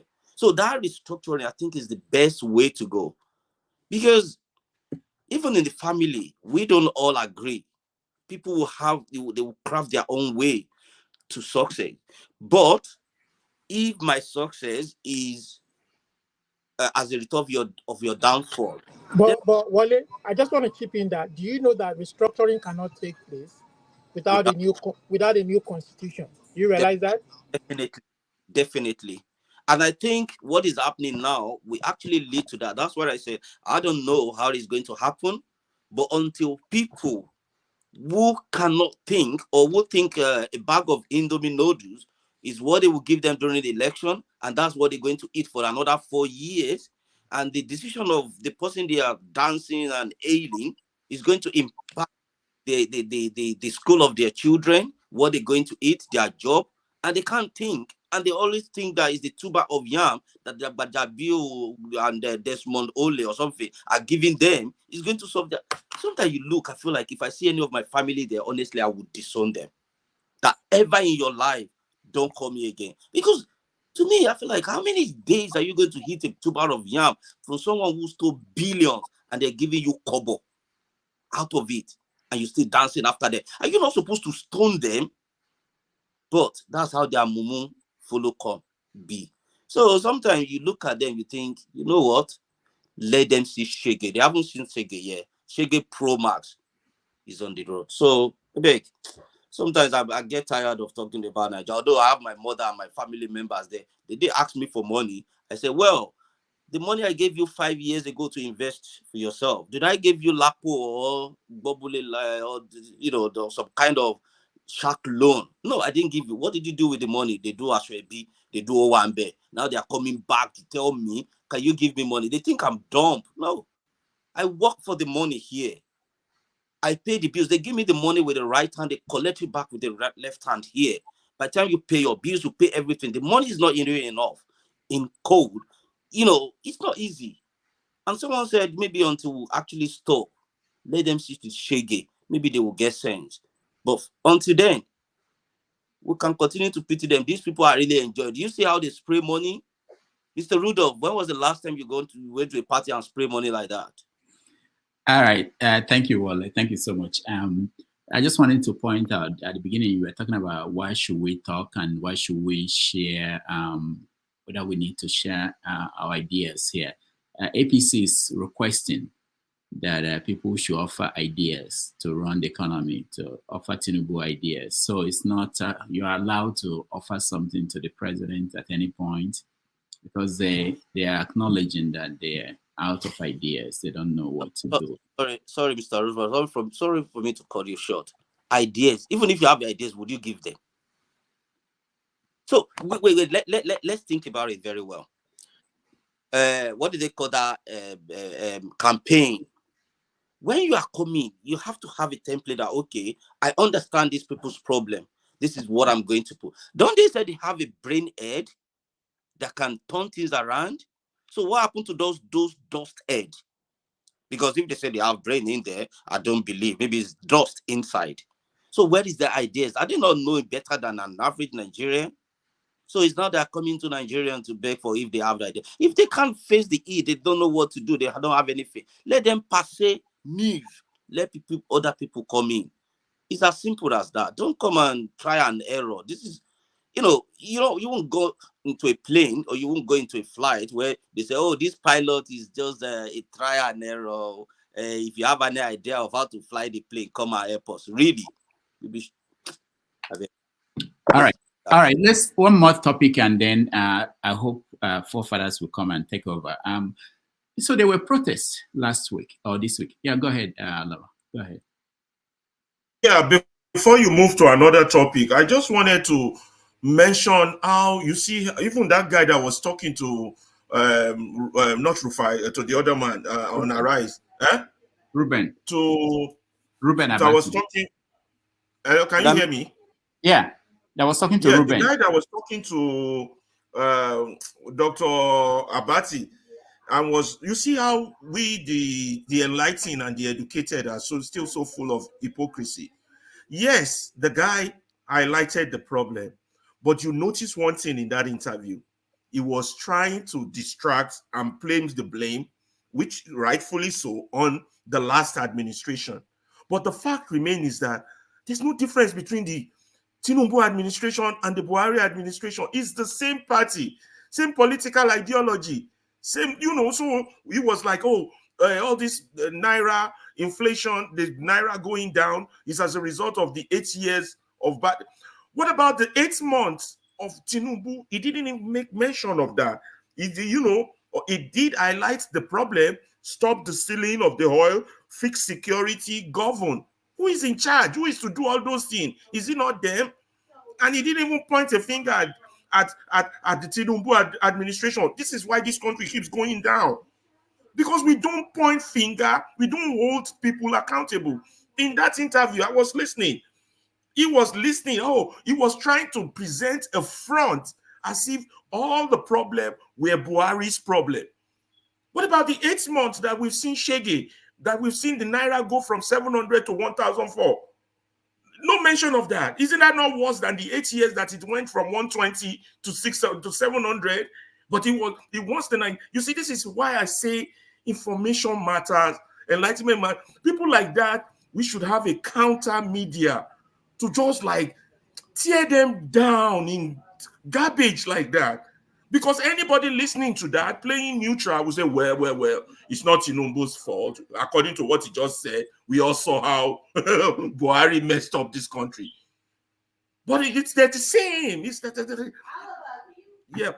They're the same. Yeah, they're the same coin. Tinubu, Buhari, APC, same garbage. Thank you. All right. Mr. Rudolph, I want to say something, please. Give me the mandate. Because as we are APC, according to People's Gazette, he said that Tinubu and Co are asking people to give them solution what to do. Number one solution I want to give to them. There is a coach of Liverpool, the club. So there is a statement they dropped, at least it's about 2 weeks now. So when the press are asking him questions, he said that he want to stop coaching, or he want to resign from Liverpool, he want to step down as a Liverpool coach. They asked him why. He said he's running out of strength. He is running out of strength. If Tinubu and APC is running out of strength, let them stay aside. That's number one. Let them stay aside. As they are running out of strength, they are confused. They don't know what to do. Best thing to do, they stay aside. For instance, there is one PM in London. When they are looking for, when they want to stay away from when they separate from the EU, European Union, from London, this PM look at what the UK people are looking at. He resigned. He said he cannot handle it. He resigned. And he resigned and go his way. So let APC and Co stay aside. And second solution is that he cannot rule a country with boys. Tinubu is ruling Nigeria with Lagos boys, and they cannot offer anything to him. For instance, I was listening to a man that built Dubai. When they're asking him a question, how many Dubai is built like this? Then what can you tell us as Nigeria? He said that Nigeria is a blessed country, but they lack leadership. Now, leadership is the core of every development of a nation. And since we lack that leadership, what is the problem of that leadership we lack? One has said it before, no history again being teaching in school. 2, we are not holding people that within our constituency accountable of whatever thing they does. 3, Nigeria, they love to forget. They are very quick to forget something. You see Nigeria, you see that place, the people in Nigeria, they are very quick to forget something. Very soon, next year, now they talk about campaign, they forgot what they passed through. And what else do they come? Emelok, it's my own. Let him finish 80, let him finish 80. Things keep on destroying. But if they have praised them to the world, they have suffered, their eyes have come out, and hunger have built them up. You will see, when they come to that thing, they will say, no, please, we don't want this kind of thing. I was discussing with my cousin who based in the Lagos. He said that they are waiting for demonstration to come to Lagos. I said, oh boy, listen to me. These people, they have their strategies. What is that strategy? Divide and rule. That if there's any riot that comes out, now next thing they will give a military command, shoot everybody aside. Shoot. And after shooting these people, they will say that nobody sent them. They don't know who did it. So best thing to do, according to non-kinetic power, we need to do is that when it comes to election, they say that they want to offer you transformer. They want to offer you 5 kg of rice. When they carry it and come to your own constituency, your own local government, let those people within that place give them run. Let them say no to them. Stand on your feet and say no to them. Let them go, and they will go. And then when they find out the citizens are no longer with them, they have rejected them, then they began to have anything. Then lastly, they talk about restructure. Let me tell you the truth. If you cannot restructure our mental, if I cannot restructure our mind, if I cannot restructure our senses, there's no way restructure will take place in Nigeria. Forget about constitution. But if you and I, every individual in Nigeria have a restructure of our mind, our understanding, and learn for the past mistake, you find out that we say no to certain things that are happening. So restructure started from our own mind, individually, our own knowledge, understanding, knowing what we are passing through. That's how the restructure will start. Apart from that, no way. There's no solution about it. We have to restructure our mind and understanding to go far. Thank you. All right, thank you, Eagles Air.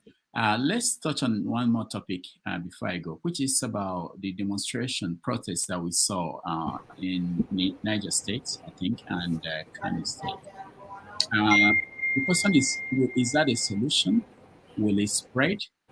And what are they demanding from the government? Because what are the options really that the government can implement as of today? I mean, immediate option to give relief to people. The government is not most likely not going back on subsidy, removal of subsidy. They've tried to give 35,000 Naira to workers, mainly government workers, and there are not many of them. And even if you give 35,000 Naira a month to everybody in the country, that will still not touch on the hardship that people are feeling. So, Amy, I will start with you. Yes, the thing is that how else do you want the masses to show their demonstrations? How else can they display their anger? The only way they know how to do it, and you need to understand that majority of the masses are not educated. So the only way they can do it is to definitely go outside to the streets and just cry and show that, come, this is not. And if you see a lot of videos, you see that is what they've been doing. The market women, the market men, and that's just the only way they can do it. And that is why that, for me as a person, to solve this Nigerian problem, I will still say let us just go the regional way. No, because there's no way. Hold on, Amy, hold on. What I'm looking for now is immediate in the next 6 months for you to let's say we have a consensus in the country, and you want to go to the National Assembly to move that motion to go regional. That will take years. It's not going to be implemented in the next 2 years. Okay. Even if you have a consensus, because I know you don't have it. There are people that will reject that move. So it's to take years. So I'm talking about what can the government do in the short term to bring it. Yeah. One thing they can do is, as the Yorubas always say, that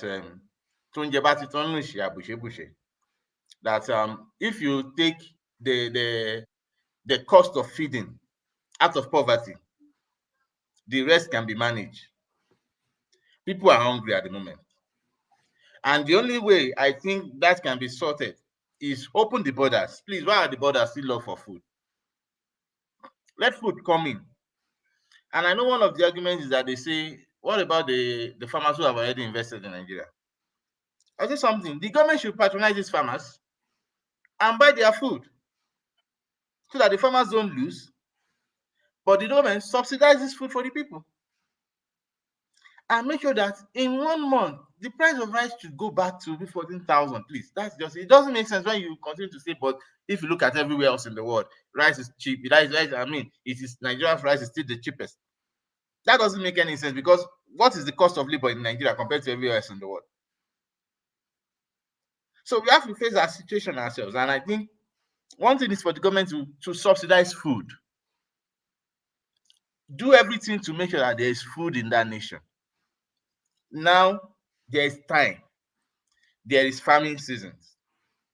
This is the time that I believe a certain acre of land should have been farmed, mechanized farming should be going on heavily now in the 6 geopolitical zones to cater for the food need in the next year or next 1 year. And as at this present time, open the floodgates. If it is to cater with maybe Thailand or something, let them bring food in, let them bring rice in. And let that food be subsidized. And you know that as at this first 6 to 8 months, you are simply subsidizing food for everybody. And that there should be no place where they should sell a bag of rice more than 14,000, 15,000. By doing that alone, you have scored a big point.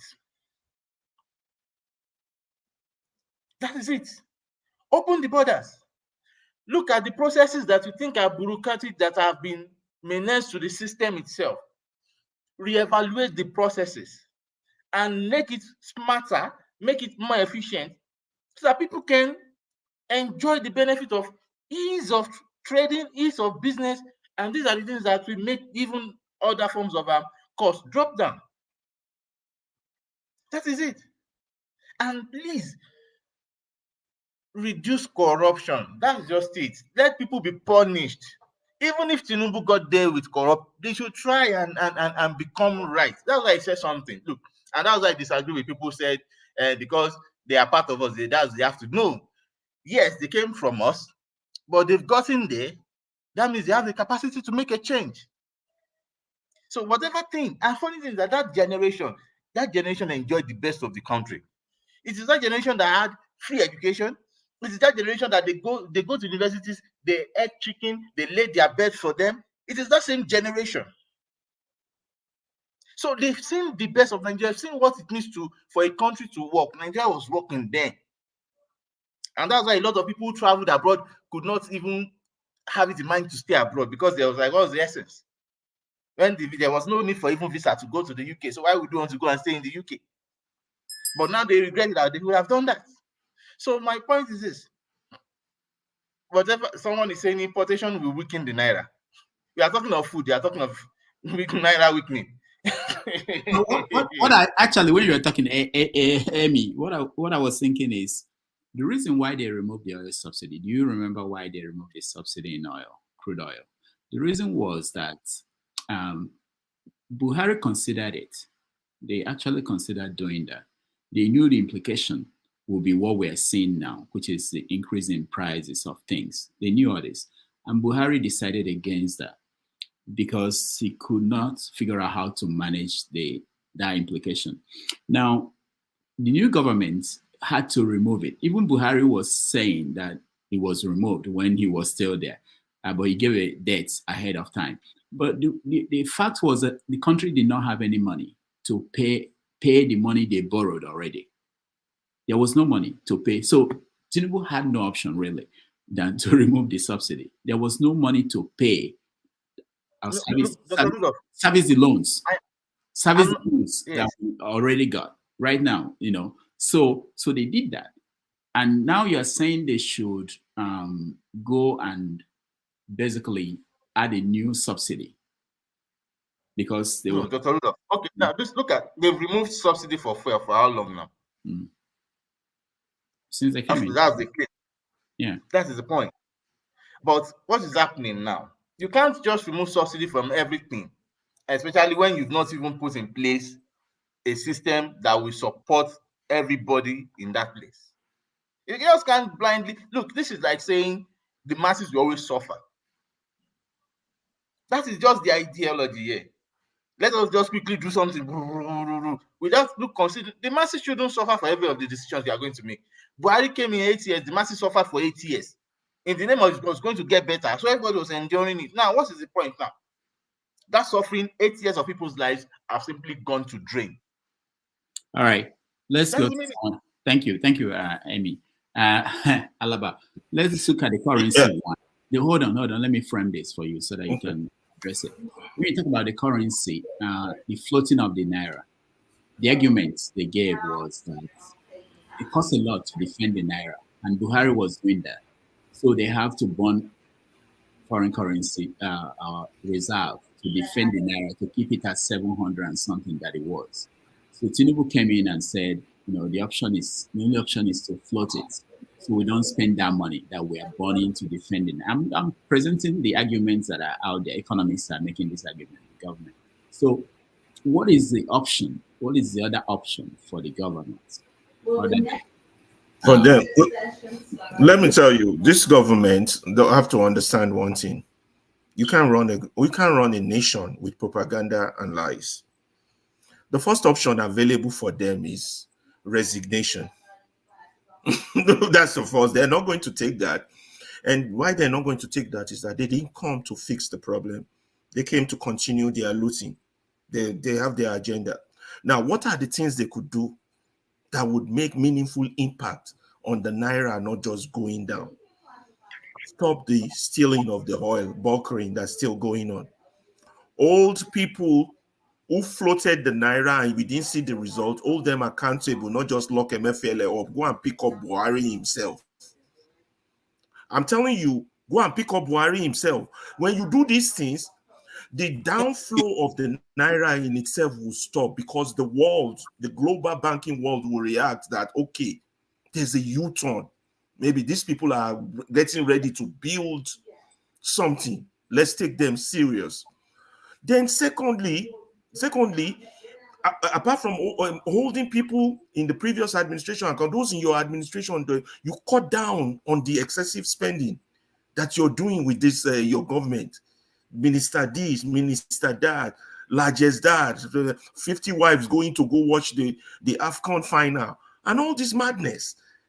Millions down.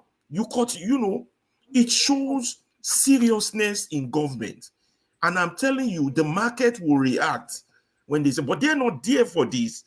Their game is to distract, blame, pretend, and do this propaganda. You can't run a government with propaganda. Eventually, the chicken will come home to roast, and that is what is happening now. The Naira will continue to fall. It will go beyond 2,000. I'm not cursing them. It's a fact. With what they are doing and what they are currently doing, if it doesn't get to 3,000, let us thank our stars. This is a fact. You cannot have 1 + 1 and expect to get 7. It doesn't work like that. That's all I have to say on that. They're not here to fix anything. They're here to continue business as usual. All right. Thank you. Olumide. Alaba wants to go and pick up the and arrest him and try him. Now, if you how do I find it? There's a lot of noise. Go ahead. Okay. So, what do you think about that? Sorry, come again, Rudolph. Sorry. The solution to the problems we try to understand from the government. So for me, I think the country is just so messed up that and unfortunately, I mean, no matter what we prefer, even in good faith, I don't think they'll take to it.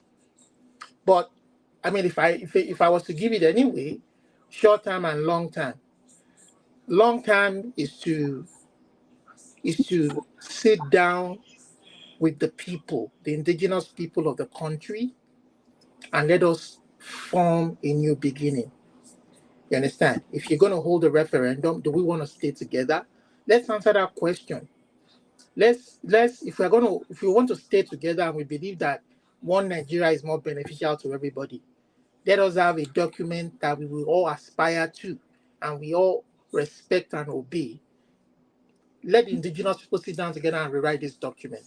There's no shortcut to anything good in life. You have to work hard for it. I mean, if you want a lasting, honorable legacy, you have to work hard for it. And that is the long term.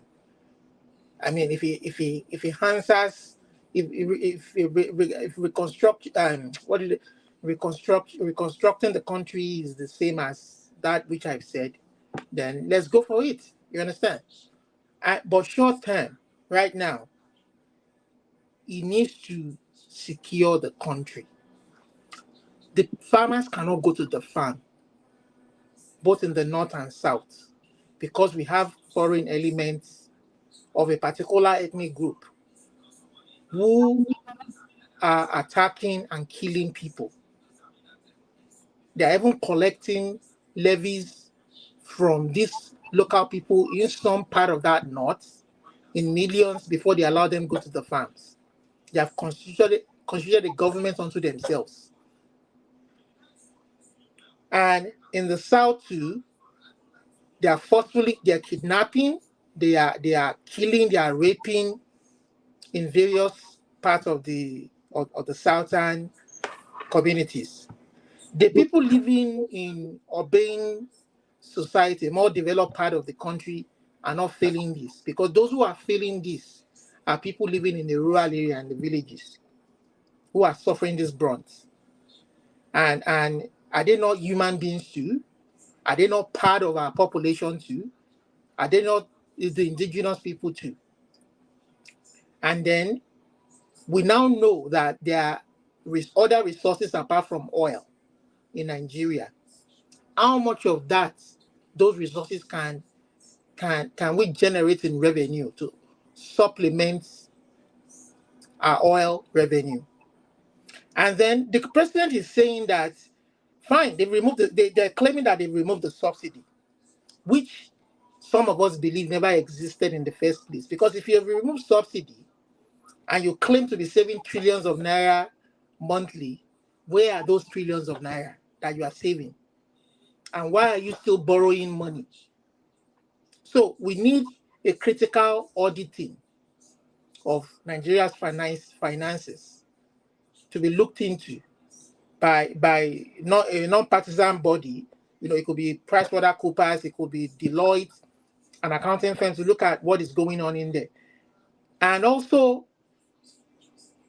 another thing that could happen, I think will happen in the short term, is trillions of dollars have been stolen, not even naira, since 1999. Jonathan regime, Buhari regime. These monies are in banks, and some of these monies are even in Nigerian institutions. There's a saying here in the West: if you want to solve the crime, just follow the money. Follow the money. Get these people. This money can be used to offset some of these other loans you are borrowing, you know. Because some of these monies you have borrowed have either been stolen by these state governors or some of your ministers or government parastatals, those who are saying in form of contracts, you know.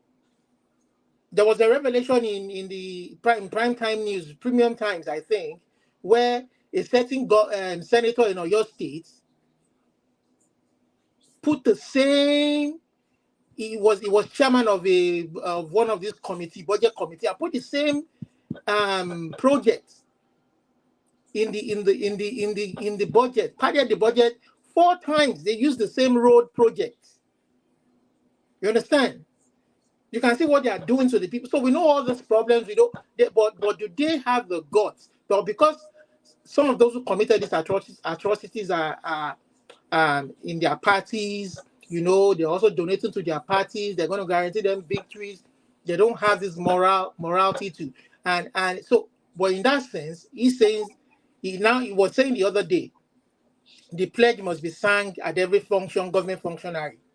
So you're saying the pledge, that means you're signaling that the Constitution is supreme above any other constitution or document or policy. So is your party's constitution more supreme than the country's constitution? Is the fear that if you go after your party men, you will lose your election? Is that the fear? But rather, if you go after your party men and you prove to the people that you indeed want to fix the country, will that not get you back re-elected? So I don't know if these people are really sincere or not sincere. I mean, some of the solutions that we are offering them now, the truth of the matter is that they won't take them. They won't take them. And how can a party have an agreement with the particular ethnic group, to force other ethnic groups to seize their land to that ethnic group without consulting the owners of the land? Where is that done?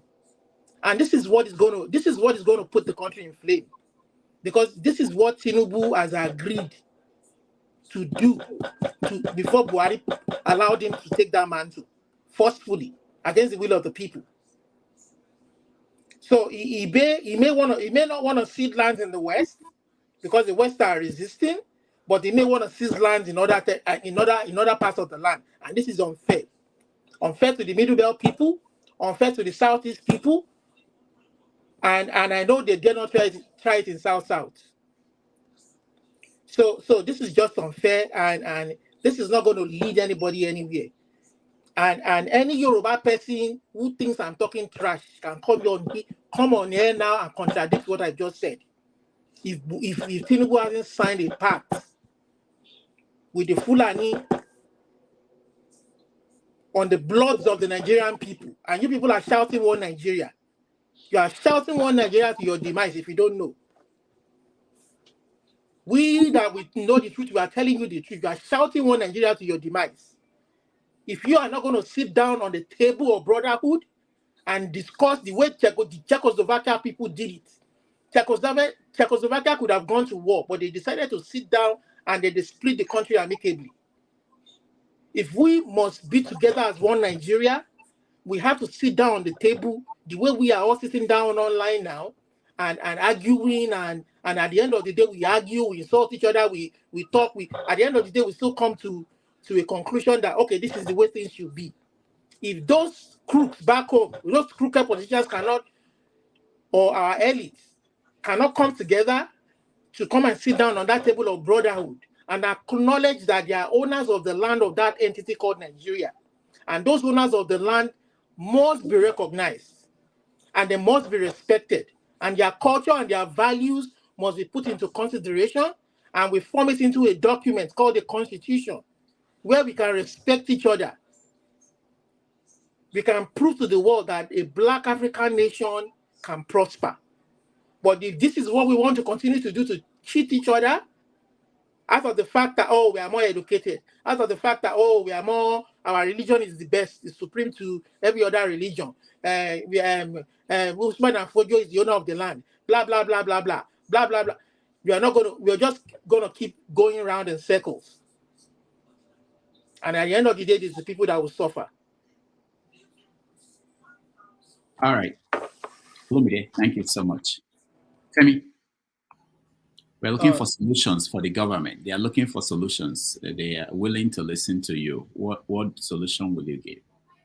First of all, I'm looking to ask you when you're going to bring Tinubu here. I mean, I haven't said that. There's an invitation out there for him to come anytime he's ready. Okay. Yeah. So I haven't said that.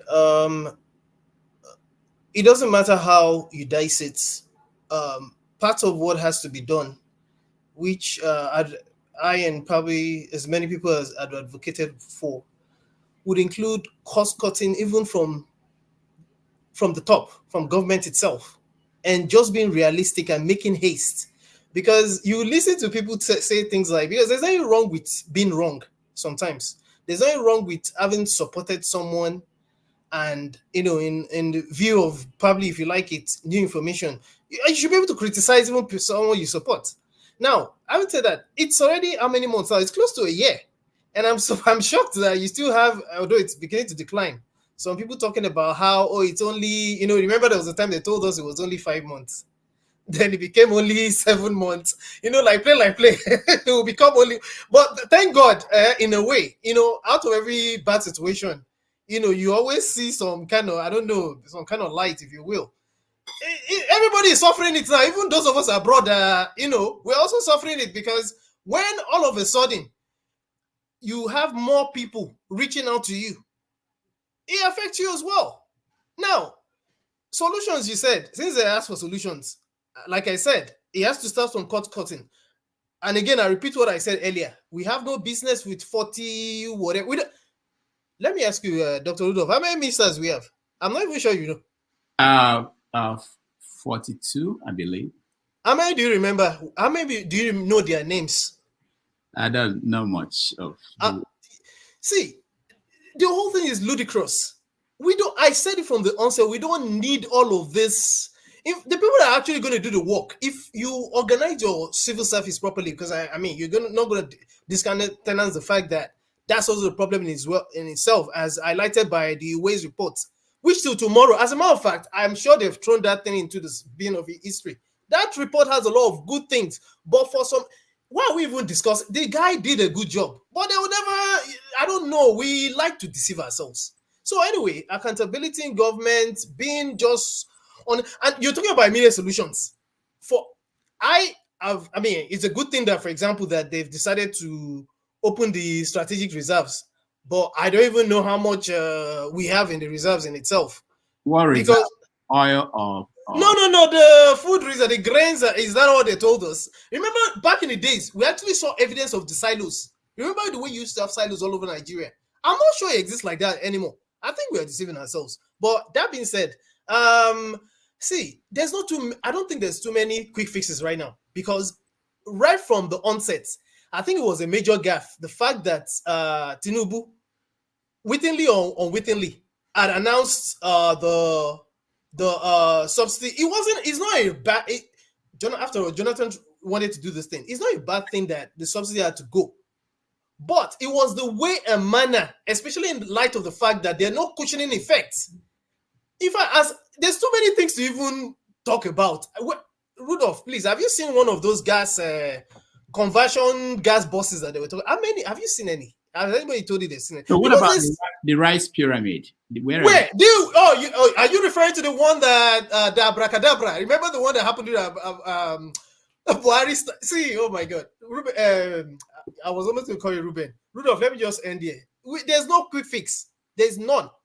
We're broke. All right, Wale. It's just to add, we are not broke. Okay. Sorry, Mr. Wale. Yeah. Please, we are not. We shouldn't also join in saying that we are broke in Nigeria. We are not broke. We have the issue of corruption. They are taking those monies that should work well for us. That is my own point. We are not broke. All right, thank you. Okay, well, go ahead. Actually, I think I have what do you call it? Is it suggestion or plan or free suggestion to the government? I will go. I have a reference for it though. It's in the Bible, either King James Version, Old Version, or New, whatever Bible you want to go into. If you look at the story in the Bible of Pharaoh, when Joseph was jailed and he has to be brought out of jail, and he translate or interpret Pharaoh's dream about 7 years of famine, 7 years of surplus. What made Joseph to become a prime minister? I mean, for those who know the Bible very well, if you want to read it, I don't know what verse or what chapter, but if you read that story very well, you will discover that after a long time, Joseph's siblings came to buy food in Egypt, and I think that's how they end up being slaves in Egypt. Now, what I'm trying to refer to is, if they are looking for advice or how to go about it, let's look at it from food perspective. Why can't they go to Joseph and seek advice. How did he interpret the dream? How did Pharaoh listen to him? And what happened? What did Joseph have to go through? I mean, what he went through before he got to the palace, how he managed to escape death, and how he found the favor of Pharaoh to interpret that dream. Imagine if that dream didn't work. And Pharaoh's wife was, the one who actually got this guy into prison. So maybe they should go back to all their imams and pastors that told them all these things. Maybe they need to come and pray for them and be a Joseph so that they will have more solution. That's my reference. I have a reference for it. I'm not just cooking it up. Maybe they need to go there. I rest my case. All right. Thank you. Eagles Air. Thank you so much. If I'm to give them my own suggestion, one, they have to tell themselves the truth. In the problem of Nigeria, all these politicians we have in Nigeria, they don't tell themselves the truth. Because they lie to themselves, that's why they come up with the propaganda. What is the truth? The truth that as the Tinubu is lacking solution, lacking vision of ruling Nigeria. He come out on air and said that, please, my people, I am confused. Where should I start? In terms of security, they said that our security is not doing well. What do we do? We are not doing well in security. Our policies are not working for us. That is truth. You are telling yourself the truth. But the problem of Nigeria, they are lying to themselves. They are not telling themselves the truth. Even when they are failing, they say they are doing well. That's one. Two, we need to go for resource control. Resource control. How do I mean by resource control? Here in India, every state control every resources they have. Do you know that some states in this India don't have any natural resources? But what they use to sustain their own state is transportation, only transportation. And they're doing well, and the state is doing well. Let us go to resource control. Reason why I make mention of resource control is that any states that they have a governor and they are managing their own resources, and the governor is not doing well, you find out that the state or the citizen of that state will not be talking about federal, they'll be talking about the governor, and they face the governor direct. Now, when they have the crisis of facing the governor, then the people of grassroots, everybody face the government. Then tomorrow, if the governor want to contest the election after 4 years, the people, the citizens of that state will say, no, you failed us, you disappointed us. Ego, sir, hold on. So therefore, hold on. Yeah. I'm sorry I'm stopping you, but I want us to do this. I know it's difficult. I want us to also feel the difficulty in running a government. We want something, we're talking about immediate, something that will be able, they can implement in the next 6 to 1 year. When you talk about resource control, you have a federal government that doesn't have the money to pay the bills. Why would they hand over the resources, the small resource money they are getting, to the states? Who will approve it? How would they pass that law? So it's not something practical. I mean, this is a bigger idea that we've been playing around with Nigerians and people around the country. But it's not something that they can do. Even Tinubu cannot push it through the National Assembly now, not even today. So I'm Dr. Rudolph, Dr. Rudolph, the problem that I've said it before, we are not telling ourselves the truth. What of the money they say that they used to open Nigeria Airways or what? What do they call it? Where is the money?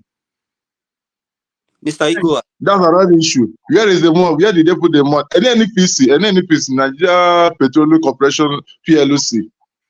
Have they give account to the federal government? How much did they make in a year? How much did they make in a month? How did they give accounts? Which revenue? How much did they realize as revenue? Do you know the MOM? This what they call it, Lagos State International Airport.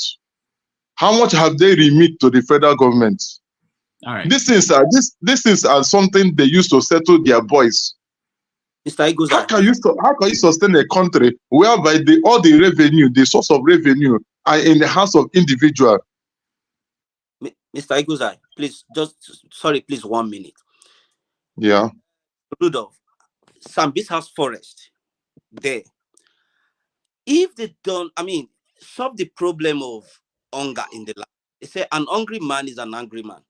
Sambisa forest is there, or and all those forests in the west or somewhere. Why can't they do mechanized farming? Let the food surplus. It might take 1 year or 1.5 years to grow a mechanized farming. I mean, it won't even be up to that. Are they ready to do that? Solve the hunger in the land first. When people can eat, no matter how poor you are in this Western world, to buy a loaf of bread or buy milk to eat is not a problem. Maybe you go to 5-star restaurant, then that is your own cup of tea. But for you to fill your belly, you can't even eat more than let food. And this is the land where you are blessed. Why can't they think about that? Is it not a rich man that will fly a plane from Lagos? Yeah? And Rodolph, I want us to make a suggestion. I don't know if everybody will agree with me or not, or if it makes sense that the I've president not should finished. dangle. You are taking my time. Sorry. With respect to what you're saying, Igwe, if the president Go can ahead. dangle his stick and carrot approach, the parts of the country where the local governments have been taken over by insecurity, and where the majority of the people are internally displaced in refugee camps, the government should cease giving them money from their allocation until there's security there, and the federal government should take over the overseeing of those internally displaced people through FEMA or whatever agency. Does it make sense? Then maybe the government and the people would want to work in making sure that place is secure. All right. So what I'm trying to say, in effect, let me conclude. One is that we're talking about food. Now, in India here, there's what government of India used to do. In every local government, they have a place where farmers go and they hire machines for farming. There are some people there are overseeing it. Now, when you pick the machine for farming, government will make sure that they see what they are going to use the machine to do, and government will regulate it. And when the government regulate it, you find out all these farmers, after the produce is out, they bring it. Government regulates the prices of food in India here. And then coming to India, do you know that rice that you eat in India here have level by level? There is one they say 1 kg of rice, they say the 20 rupees. 1 kg of rice, 10 rupee. No matter your level, they have food to eat. Because the government started from the farming to regulate everything. Make sure they give support to the farmers. Make sure that every areas of they are producing food, they supported them. Give them loan. Government give loan to the farmers. Then lastly, the problem that we need to look into it is that in terms of security, let me tell us the truth. Nigeria government, Nigerian military have the sources, have the power to overcome the problem of security. But the problem they cannot overcome it because some certain set of people that claim they own Nigeria now decided to do what? To cover their people, the Fulanis, that creating problem everywhere. How can you say that it got you arrested Boko Haram members? At the end of the day, you integrate them into Nigerian government, into military. You put them into military. Now, let me tell you the truth, Rudolph, let me tell you the truth. Do you know that if they go to 82 Division Enugu and pick military, that place, okay, go to Borno State, tackle all these insecurities. You see that 82 Division Enugu will do well. But when you go to Kanu, pick somebody to come and fight your own brother, they will not do anything to them. They will tell you, this is my brother, I cannot fight them. Okay, Eagles Air. Just to correct, yeah. 82 Division Nigerian Army is not Igbo military boys that are there. It's the Nigerian Army. Wanted to ask him what he knows about the military that is making. Because Nigerian Army is Stop not making such divided. statements. If you don't understand how the military works, it's not please. divided that way. Don't stay, it doesn't work that way. I'm happy that Dr. Rudolph addressed it. The military is not comprised that way. Yeah. See, the problem we have in Nigeria is bigger than what you think. It's more complex. It's more complex. Anyway, let me not eat into your time. I'll talk. So his time is up. Go ahead. Go Okay. ahead. All right. Okay. Hi. Hello everybody. Listen, what is happening now? I love it. Let the hunger continue.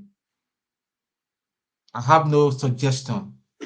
Let the hunger continue. In fact, we are just revving the engine.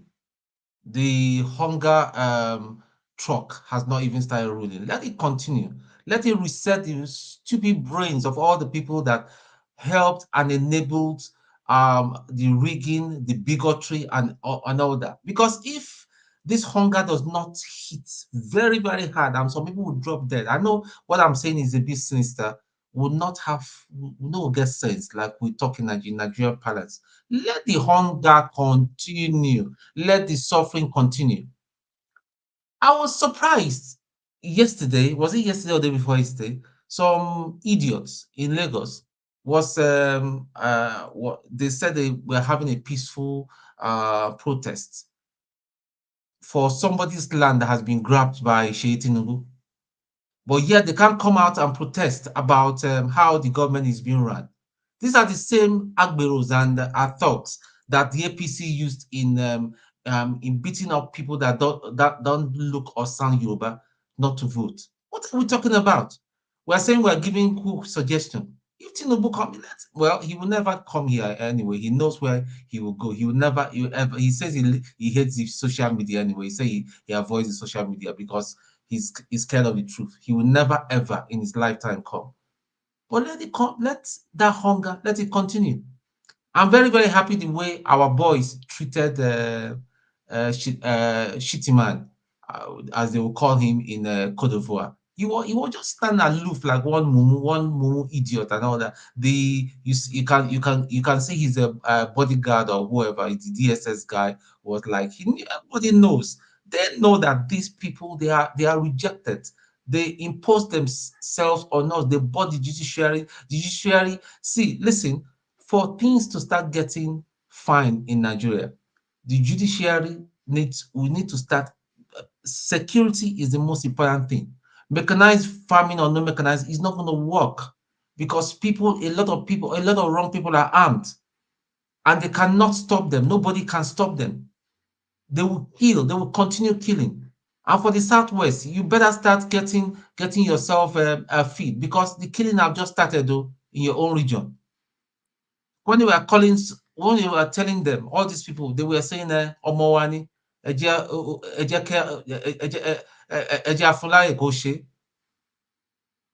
Omowani, all of them are now shouting, Ebin power. Some of them are even calling him here. Let's support him. He's the father of the nation. Whose father? It's not my father. It's your father. You bigots.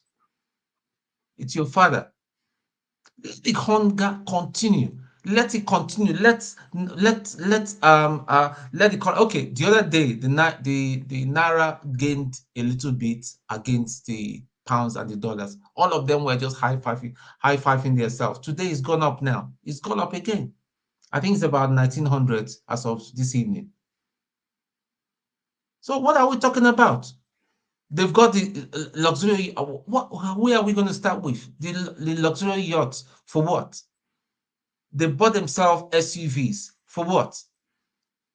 All the ex Chief Justice case with all the money he stole, that one is still pending.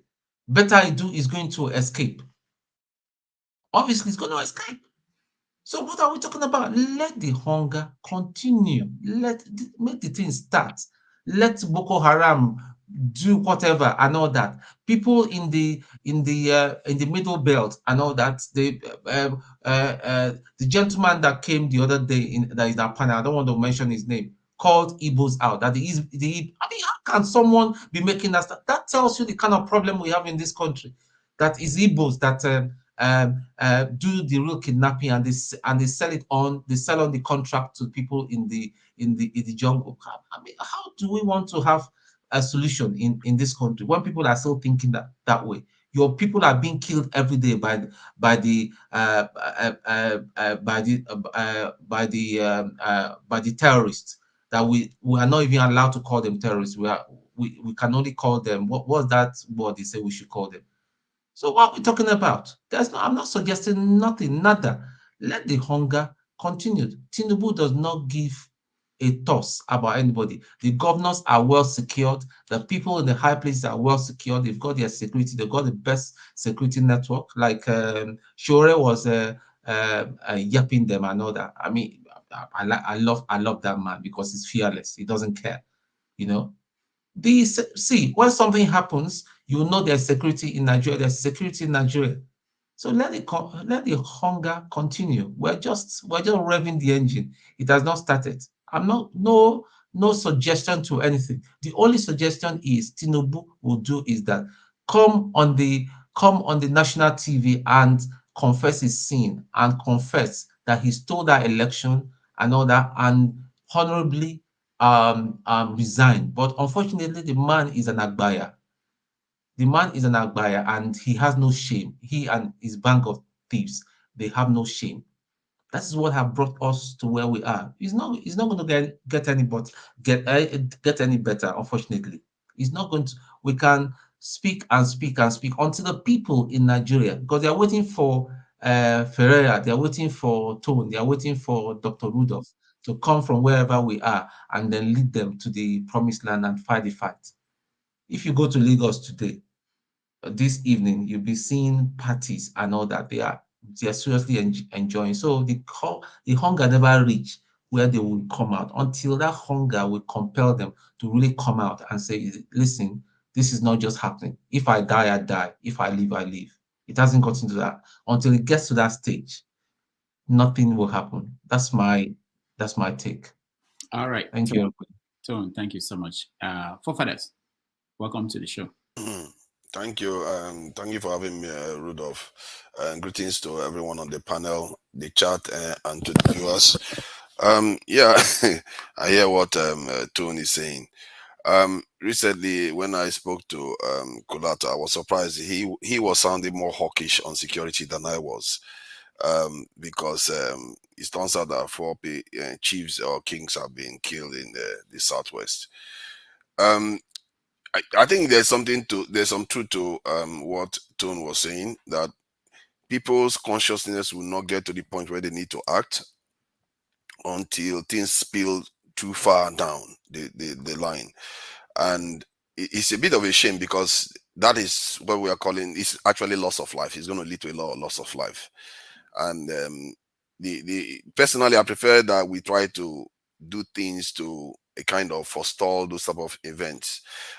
This is why I subscribe to what Ferrari suggested some time ago. If we had some kind of media campaign, as a matter of fact, Kulata was even open to some kind of campaign. He actually reached that same conclusion, that you have to have a common cause and push the government to secure the country.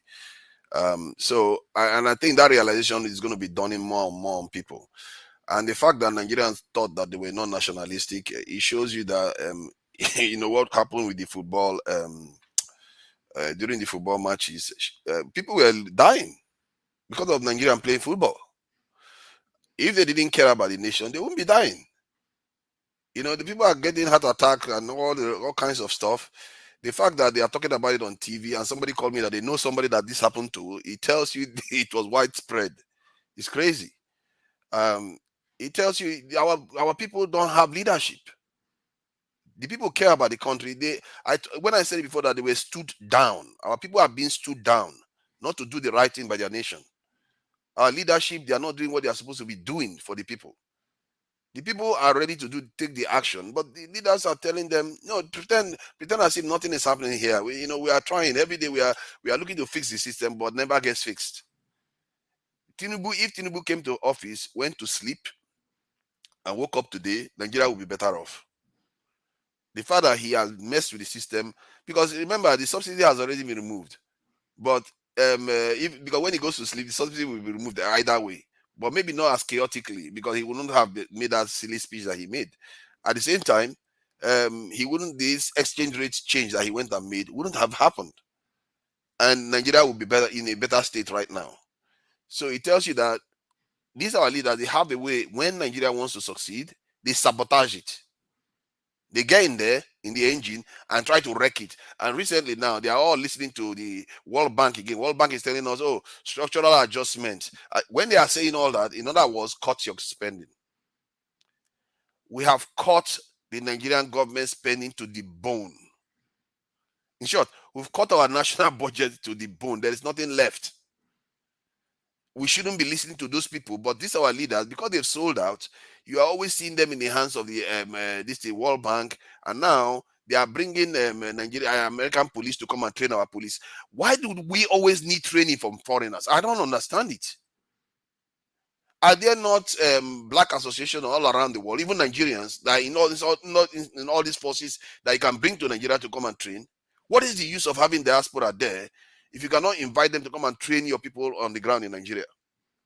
Why do we always need these powerful nations that are far more powerful than us to come and train our people? When they do that, they can compromise your people as they see fit. Because this is the same thing that happened in Haiti. The Jovenel Moise, the president of Haiti, was murdered in his own home.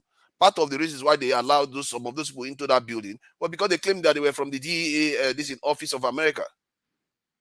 They let them in because that country was full of mercenaries left and right. Our nation, our people don't care about security. Our people don't understand threat assessment for some reason, because our leaders have closed their eyes to it. Our people have been stood down for a very long time, and that hasn't changed.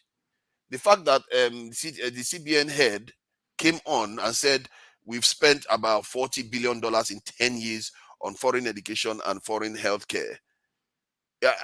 I'm sure he's not taking into account all the crazy stuff, other crazy stuff we do in our nation, where we bring in fake hair, fake this, buy pizza, all this nonsense that we do, that has brought our nation to its knees. We are the ones sabotaging our state, our culture, the middle class and the elite class. On this one, it's not just the elite class, the middle class is also contributing to it, because they too support the same system, because they too want to become richer and do exactly the same thing that the elite class is doing. And this is why Fela was complaining about it when he talked about colonial mentality. He didn't just only target the politicians. He went further and said they will change their name to this thing and put their slave name for head, because they don't like their own things. Our people don't like our own things. They prefer to be buying Oyibo stuff, prefer to go to Oyibo education, prefer to listen to Oyibo's advice. They don't go anywhere else. How many times have you seen Trump going to meet Indian president? Let's have a word. Russian president or Chinese president. You don't see them do that. The only place they know since 1960 is Washington, London, and recently with Tinubu, France. Tinubu is a bit of a strange one, because he's one of the few that I know is so close to France. And these people, look at Africa now, West African, to thank the French, or the French to thank us. Look at what has left. It has left West Africa. West Africa has lost about half of its landmass again, which is ECOWAS. ECOWAS has lost half of his landmass under this man's watch, within 1 year of him getting to office. That's why I said, if he went to sleep, I don't think anybody would have declared that war, trying to threaten a military action against Niger. He just him being there has sabotaged our country even further. The gains we would have made, he's reversed many of them. And I don't know what his government is going to do henceforth, because it looks like it's now they appear to want to actually try to govern when they see everywhere falling apart. And have you heard Tinubu come out and say what Macky Sall is doing in Senegal should not happen? That's a democratically elected leader that just postponed an election arbitrarily. You don't hear them now coming out to say, hey, you can't do that. That is wrong. Because tomorrow, when a military coup occurs, this Mumu man will come out and start telling us that, oh no, we have to fight them. And now he's caused 3 West African nations to want to align themselves with Northern African nations. All that is threat to us. All that we're supposed to be potential market for Nigeria. When did he become a mumu to you? No, I have to judge him according to their actions. And his actions since he came to office has been mumu actions, or somebody more sinisterly, somebody that has been compromised. because all his judgments are wrong. You don't hear him saying, stop using the dollar. How, I've been saying this a long time here. It took them till just last week they started telling the banks to get rid of the dollar. No, but hold on. That policy, that's something we didn't touch on today. Do you think it's actually going to get the dollars into Nigeria? So let's say you use Western Union. I don't know what people are doing now. You send money through Western Union and they give Naira to the people in Nigeria. How will the country get the dollars? Because the reason why they changed that policy under Buhari was that they complained that the money was not getting to them. They had no control of the money people were sending, even though people were getting the dollars from the banks and going out there to change it. This new policy, how is it going to bring the money, the dollars to the government hands? Exactly. I think because they used to have I think they call it dollar accounts in Nigeria. I think that policy was done to try to get the dollar into the country. But it turns out that people were storing the dollar as a way of a kind of increasing the value of their Naira, or they can sell it later on and make more money out of it. But the problem there is that the companies that are doing those things, they exchange the money here, they change the money here to Naira. And when I say change the money to Naira, they don't change the money, they just take your dollars and they take your pounds, they take all your currency, keep it here. And then in Nigeria, with the money they have in Nigeria, they just send it to the person. So that is not getting the foreign exchange to Nigeria. But I'm sure the government has passed a rule. I'm not. I'm thinking that I'm sure, but I can't be 100% sure because, like I said, the Amumu wear trouser. You can't always be sure about these things. But normally, a sensible government will say that money should be sent to Nigeria. The central bank does the exchange, so they keep the the foreign currency, while the Nigerians get the Naira. That's how it's supposed to be. But forefathers, most of these politicians, which they know, because it's hypocrisy, most of these politicians have got safes in their house. They've got tons of dollars in their house hidden away because they are trying to preserve the money they've stolen. That's what is happening. I agree with that. Even Tinubu himself, I'm sure he's got one of those stash as well, stashed away somewhere. So why go for ordinary people that are just doing their honest business? To be fair, for me, I don't look at things from that point of view. I know they do it. I know they are corrupt themselves. They put us in this position. However, if you want to start changing something, you have to applaud. You have to agree with the change. Otherwise, nothing is ever going to work. I agree that they are storing money. I also agree that it's a good thing that they try. This is the first time they've even attempted to discourage Nigerians from using dollars. They've not come out openly to discourage them. They just use a policy to say, don't store dollars there.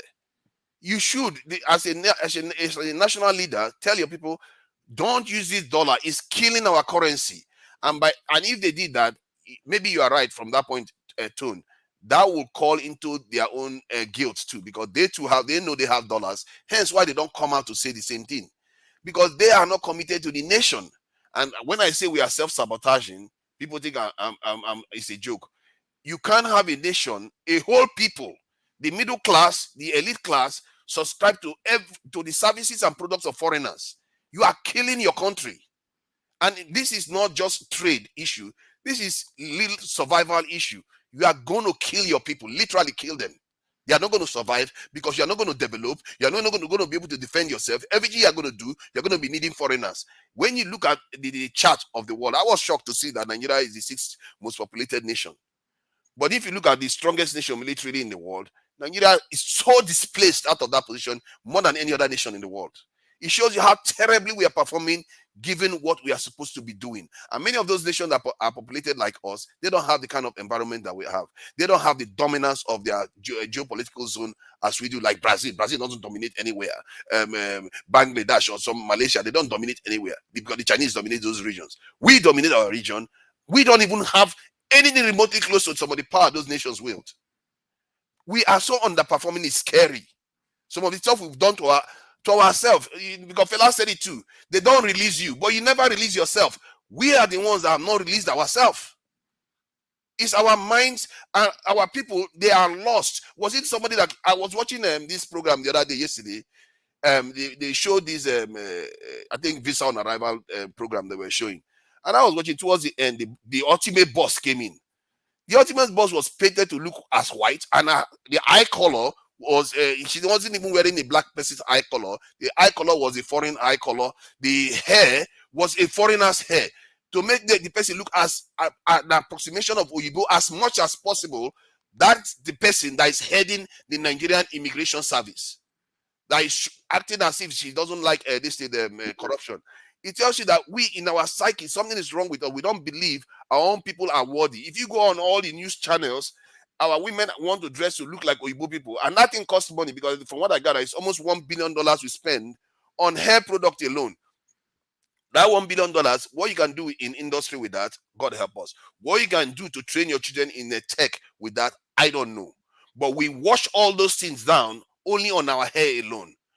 So we had that somebody was partying for 1 hour with $1 million the other day.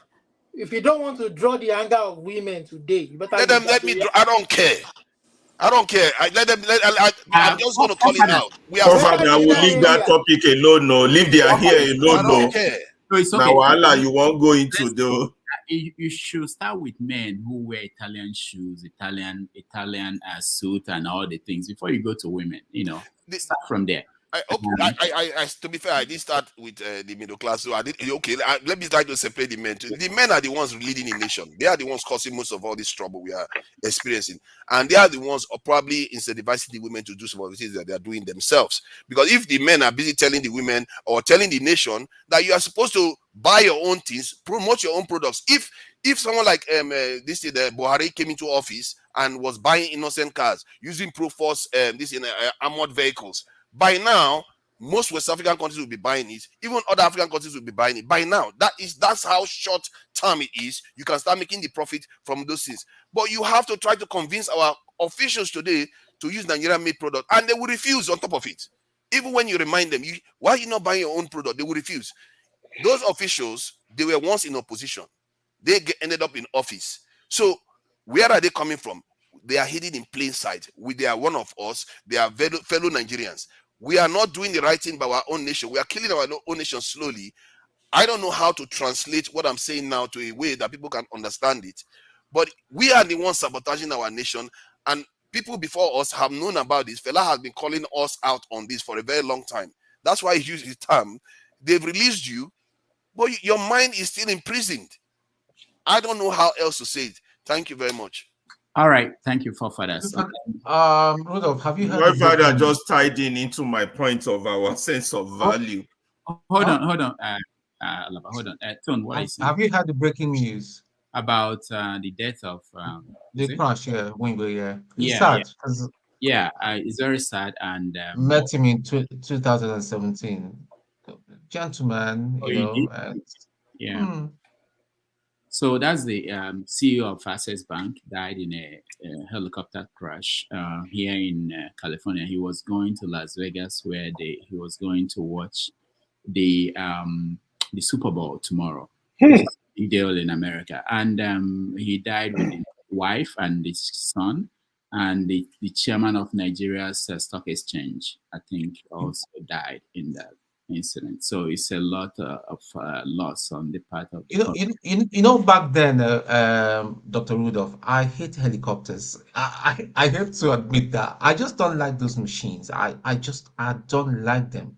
I just don't like them, because when things go wrong, the way they are structured, I don't know. Yeah, I just don't like them. I'm always very, very apprehensive when I'm on choppers. I prefer. I mean, you can take me in anything, but not choppers. I don't like them at all. Aeroplanes, because we don't have option, man. I'm cool for military planes. Listen, military planes are designed. Military planes, the way they are designed, especially the Charlies, we call them the Charlies. That's the Hercules. They are designed in such a manner that even when you crash, this chance of survival will be, except there is some kind of foul play. The chance of survival, you have some chances of surviving. That's the way they're built. Oh, really? Is it like because Hercules? That's the way they're designed. Yeah, that's the way they're designed. But those choppers, it's not. It's. I mean, I don't Yeah, like them at all. even jet fighters they have ejection and this in seats, and I've always asked that question: that why do you go into passenger aircraft? They don't have parachutes or anything.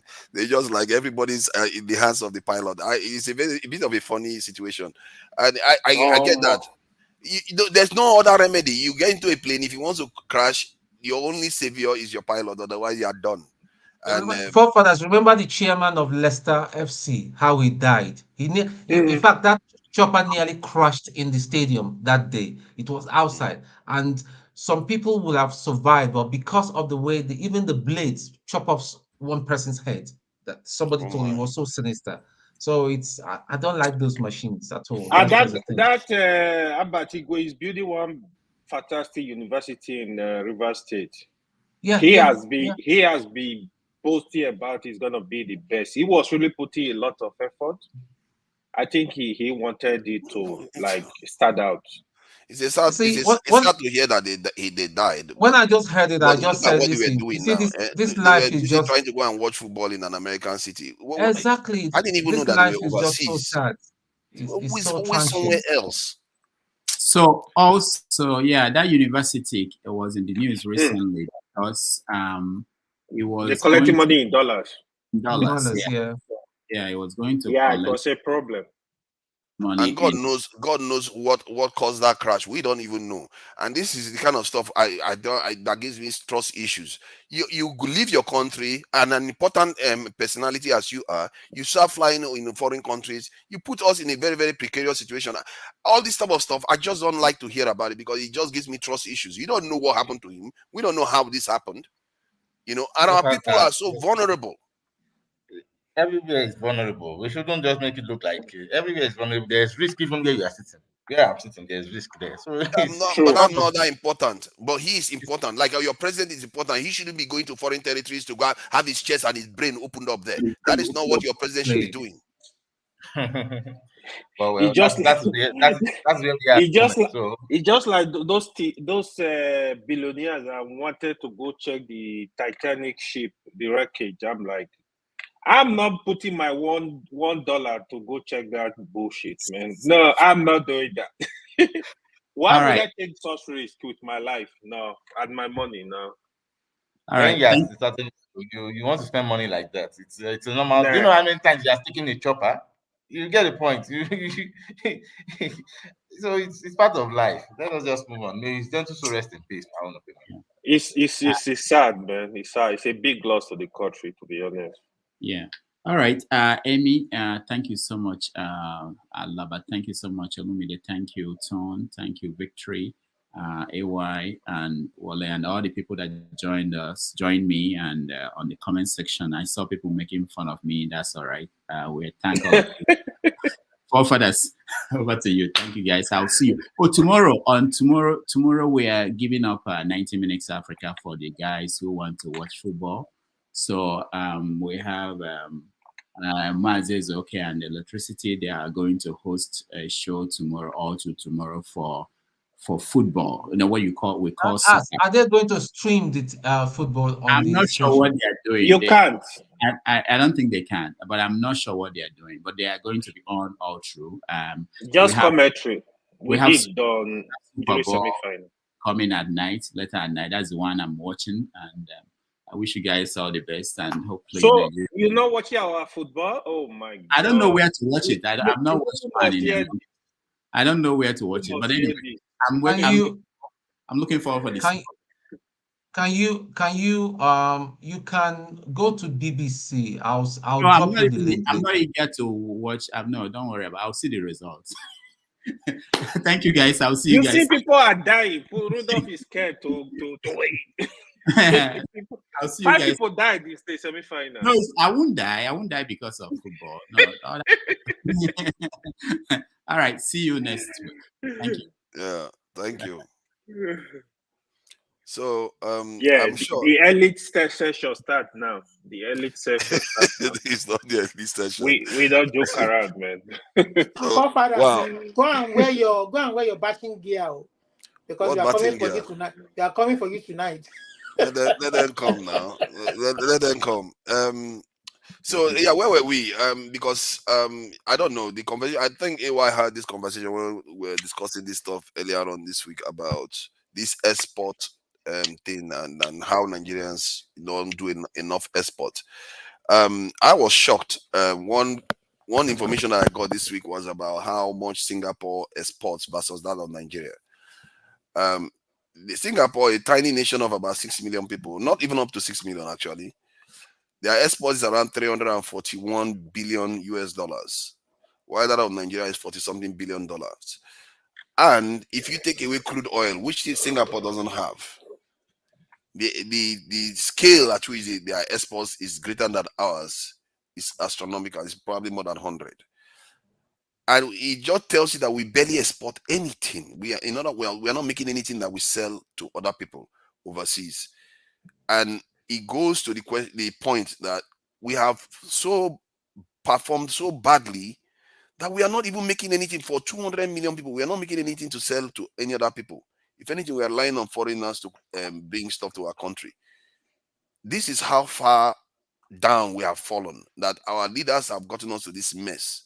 And this type of information, the only people that can perceive it are people like you, people in the upper classes. You are the only ones that can understand this. The ordinary masses, they are excused of these ones. The bulk of 70% of the Nigerian people can't account for. They don't understand this.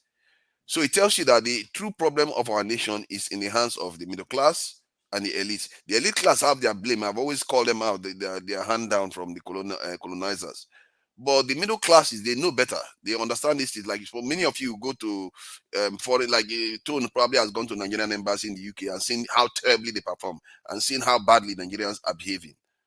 But when we somehow come to the country, we end up in office, we start doing the same thing. Look at this young Beta Edu stealing money. Young politicians, they are doing practically the same thing that the people that came before them did. How do we get ourselves out of this mess that we are in? I heard this week that the Tinubu's government said that people should be saying the national pledge because obviously they want to instill in people a sense of patriotism, which is a good thing. And they started asking people to not use the this in the banks to remove the dollars. So it appears they are beginning to understand that they want to tap into the power of nationalism. And you saw how people are dying just from watching this in match.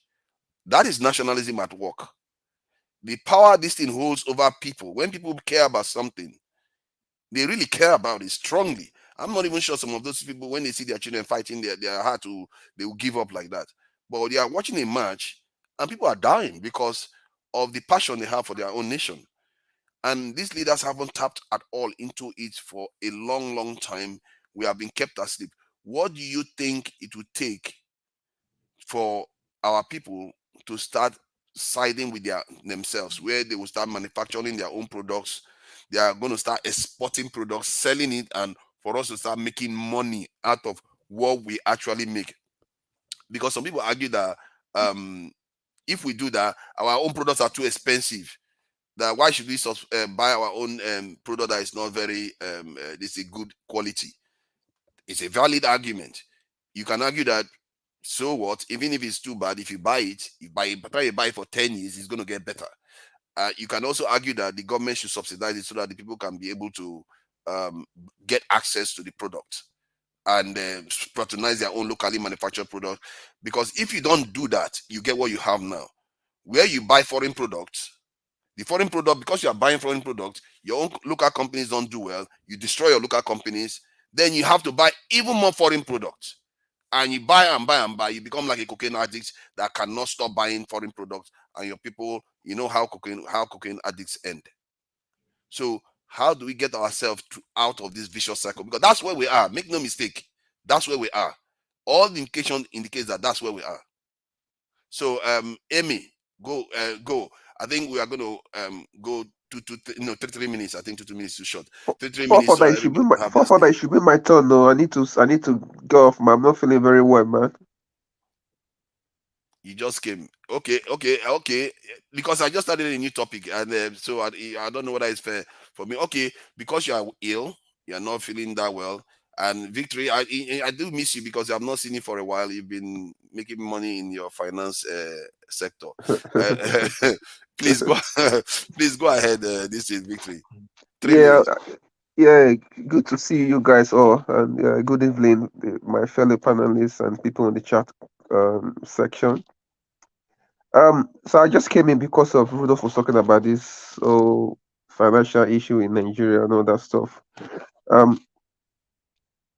And then the Tinubu government asking people to give him advice how to fix the economy is so funny because they know what to do. Not that they don't know what to do, but I will just drop a few things for them. Tinubu should invite Buhari back to Aso Rock, and then in short, all of them should go to the Senate chambers and they should ask Buhari what did he do with the 22 trillion naira that he secured before he left office. What did he spend the money on? That's the Rika that floated a kite that is meant to be a Nigeria Air. They should tell him to bring the money. The accountant general that looted billions, they should tell him to bring back those money. So those money can be used to like buy food for the Nigeria people that are hungry. You know, people are absolutely hungry. I just spoke to somebody in Nigeria this evening. They're telling me that you go to the market in the morning, you buy something, you come back in the afternoon, they will tell you that the price of that thing has gone up. You know, that things are so difficult. People are absolutely hungry. And for the issue of this dollar thing, they're just, I don't know what is wrong with these people. It was less than about 2 or 3 months ago that they removed that Emefiele's policy of like telling the remittance company to bring in the dollar into the country. They removed it, and now they've went back through like a back door by telling them again that listen, you can only pay out naira in Nigeria now, and then they want that dollar, that foreign currency back again from them. So you can tell that these people are just a bunch of confused people. Then secondly, I always go back to the point that what happened to the currency swap Nigeria did with China? What happened to that deal? Because most of Nigeria's goods is coming from China, right? So Nigeria don't have any business looking for dollars. If your goods are coming from China, why can you not activate the currency swap with China? That will ease the pressure on the demand for the dollar because the goods are coming from Nigeria. Most of Nigeria import are coming So from America China. has to have its share now. They can, China make profit from us. America wants their own profit from us too. That's the problem. Yeah, but that's what I'm saying to you. For that, people are fighting for. Everybody's fighting for that nation. So unfortunately, the people who have currently the leaders, they don't care about Nigeria. They are serving the interests of other people and not the Nigeria people, right? And then what happened to NMPC? NMPC that is not remitting forex to CBN for the sales of crude oil, and nobody's saying anything about these things. So I just think that we as Nigerians, we are not serious set of people, and people are just wasting their time because nothing good will ever come out from that place. As far as I'm concerned, what I can see with these people that are running that country right now, it's just going to be another circle for another almost 3 years, and the country will just be sliding back and backward. You just be seeing backwardness. Nothing is going to change. They know what to do. They're not stupid. The people speak to them privately. They know what to do. You know, so they coming out to tell Nigerians to give them your minute advice. It's is an off. insult to the Nigerian people that are suffering. I don't know if you can hear me. Your time is up. It's three All minutes. right, thanks. And we take it. I'm not so sure I agree that it will never change because we must well pack our load and just dig the ground and enter it and forget about it. It's over for us. There has to be hope. That's all we can have, isn't it? Emmy, please go ahead. All right. Let me talk as a Nigerian first. That if you want to have hope with what is happening, I think everybody must just become active right now, and you need to just start questioning every leader that you have the opportunity to see, and demand answers as a Nigerian person on the street. Not to go to the street and fight it. If that is also one way to handle it, no problem. I can't stop them from remonstrating in their own way. But the thing is that we must start questioning and demanding answers. Accountability. These are what we must start demanding for. And after that, we must strategize on electioneering processes. What do we need to do as a people? Of course, some parties will say that, but their party are winning and perhaps their strategy is working. But the average person will say, but we didn't vote for this person that is already on the throne and things like that. I'm also thinking that there should be there should be a knowledge, a group of people with knowledge that would sit down and fan out ideas on how to make sure that elections are worth it, that people's votes are counted in whatever way. This idea, maybe if it is to bring up, I don't want to say a lot of things in Africa, but that is one. If you want to talk of the nationalistic method, but when you also want to look at it critically and you want to question, can this problem be solved? Because the moment you start doing acting this way nationalistic, eventually it will be turned to religious or ethnic war for you. If you are Yoruba acting like that, some of your Kahoots will say, no, this is not, you are not being Yoruba enough or whatever. Now, if you are not even, if you are an able person or if you are not, there's always an angle to it to make sure that you thwart the positivity that should come from demanding accountability. And that's what makes me say that it's better we should just try and see how we can go our original way. Because these are ways we can, if the Yoruba want to solve their problem, there's a way to solve their own problem. There's a way the Hausas want to solve their problem. There's a way the Middle Belt want to do that. There's a way the Igbos want to do that. So that we can have our unique solutions peculiar to ourselves and also enjoy our troubles peculiarly. You get the point? Because it will be, how will somebody's trouble become my trouble because we are one in the nation? It shouldn't be. So these are things that we just need to really sit down and deliberate on.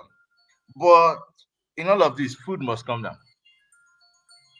People must eat good. Food must come down. Thank you. 3 minutes is up. Ferrari, please go ahead. Yeah, what I wanted to talk about is more about this our sense of value. I don't know. I think our sense of value is seriously misjudged. Let's first of all start with the millionaires among us, the rich people, then the middle class. I'm not going to talk about the poor people. They're just struggling.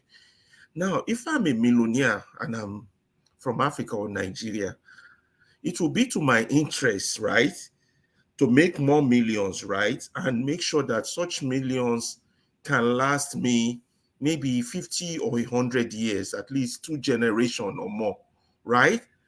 But that means if I'm a millionaire, or that means I have whatever decision I take has to be geared towards that purpose. I have reviewed Nigeria in the last 60 years and look at people who are rich. You understand? And people are becoming millionaires, who are becoming rich, either by stealing money or by not stealing money or by their own hard work. And I have looked at where they have put their money is. You say put your money where your mouth is. I am confused on how it must be that the black man or the Nigerian does not have a sense of value. That's how I came to that conclusion, issue of sense of value. What is, it's like taking a fake gold and a real diamond and saying which one has more value. Every sensible person knows that diamond has more value, right, than a fake gold. But Nigerians don't have sense of value, the rich ones, because if they do, they would invest in long-term goals that will protect their interest. And whatever they've been investing in since 1960 has not protected their interest. I can give a few examples. Look at Abiola. He made it big by being a friend to the military boys, but he invested also wrongly.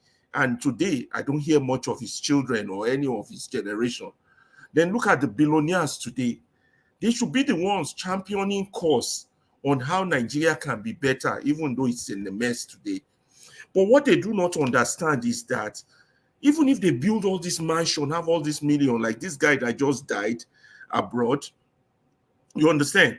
If your home, your own house, where that billion is not a livable place or a big home, even though you build a fence around you, you're still poor. Look at the American millionaires, the Bill Gates and the rest, the Donald Trump and all the rest. Their story is different, although I don't like to compare. That's for the rich people. Look at the middle class people too. That one is the worst. I estimated that, let's say in 1980, you buy a piece of land for 10,000 Naira. That piece of land was worth 10,000 Naira back then, at least, or 5,000. Then you go 20 years down the road in 2000. The same piece of land, you buy it for 100,000. That same piece of land is now worth $1,000.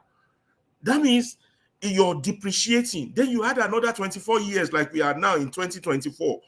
Now that the Naira is 1,005. If you buy a piece of land for $1 million, that piece of land is only worth $100. $100 of what it was worth in 1980. Are you getting poorer or getting richer? You're getting poorer, both for the millionaire and for the middle class. So it is in everyone's interest for you to make your country okay, to have a rule of law, to have security, to have food, to have good governance. It's in your interest, because as time they go, things just they bad more and more, and you're not gaining, you're not benefiting. Because if money is your objective, the way things are going, you're losing more money. Let's say, for example, 8 months ago, you have $1 million in Nigerian account. By now, that's your $1 million has already gone down half. I've gone down half, become 500,000. So who is losing? You're not building wealth. You're only accumulating poverty. So it's in your interest to fix your country. Yeah, I got that time thing. To fix your country. The same thing for the rich people. To join hands with those who I'm confused on how we reason. Maybe one of you could help me on what I think the brain of the black man is. I think you are beginning to think, you are beginning to observe that something is clearly wrong. Because, something is like clearly you said, wrong. Even these rich people, it's in their interest to make it's the country work. Interest. But still, they sabotage it. So that tells you that something is off. It's a thing of now. They just concerned about what they will eat now. They have no long-term, long-range vision of view or calculate. I don't know how that is even possible.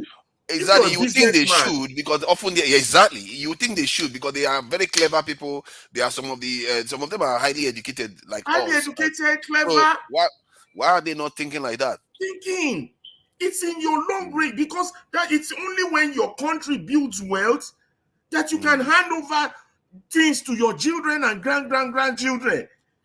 Exactly. I don't get it. I'm on that point. I'm just like, what the hell is wrong with the black man? Can we not think beyond the next meal? How is that even possible in this competitive world of ours? Take for example, a millionaire who was a millionaire when Donald Trump was a millionaire 30 years ago in Nigeria and the one here. Even your so-called Dangote, by the day, as Nigeria is going in this trajectory, is getting poorer every day if he doesn't know.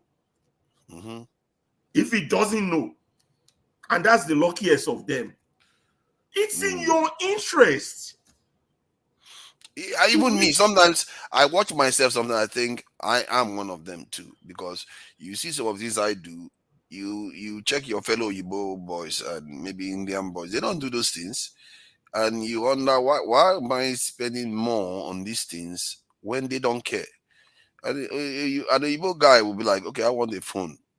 It doesn't matter to them whether it's iPhone or this thing. They might even get a lower. They are willing to use an old phone, old iPhone for years before they even consider changing. But I have the need to want to change it often. So it tells you that the things our leaders do, I can see it in myself, because there's something about us. It's the sense of value. Then somebody has misinterpreted. It's just like the rappers, the black rappers. Remember, the black rappers will go put all those big chain back in the 80s or 90s or whatever, as if that gives them value. And you see a typical rich millionaire here in America, in the train, in the subway, with ordinary jeans and Levi's. You won't even know he's a millionaire.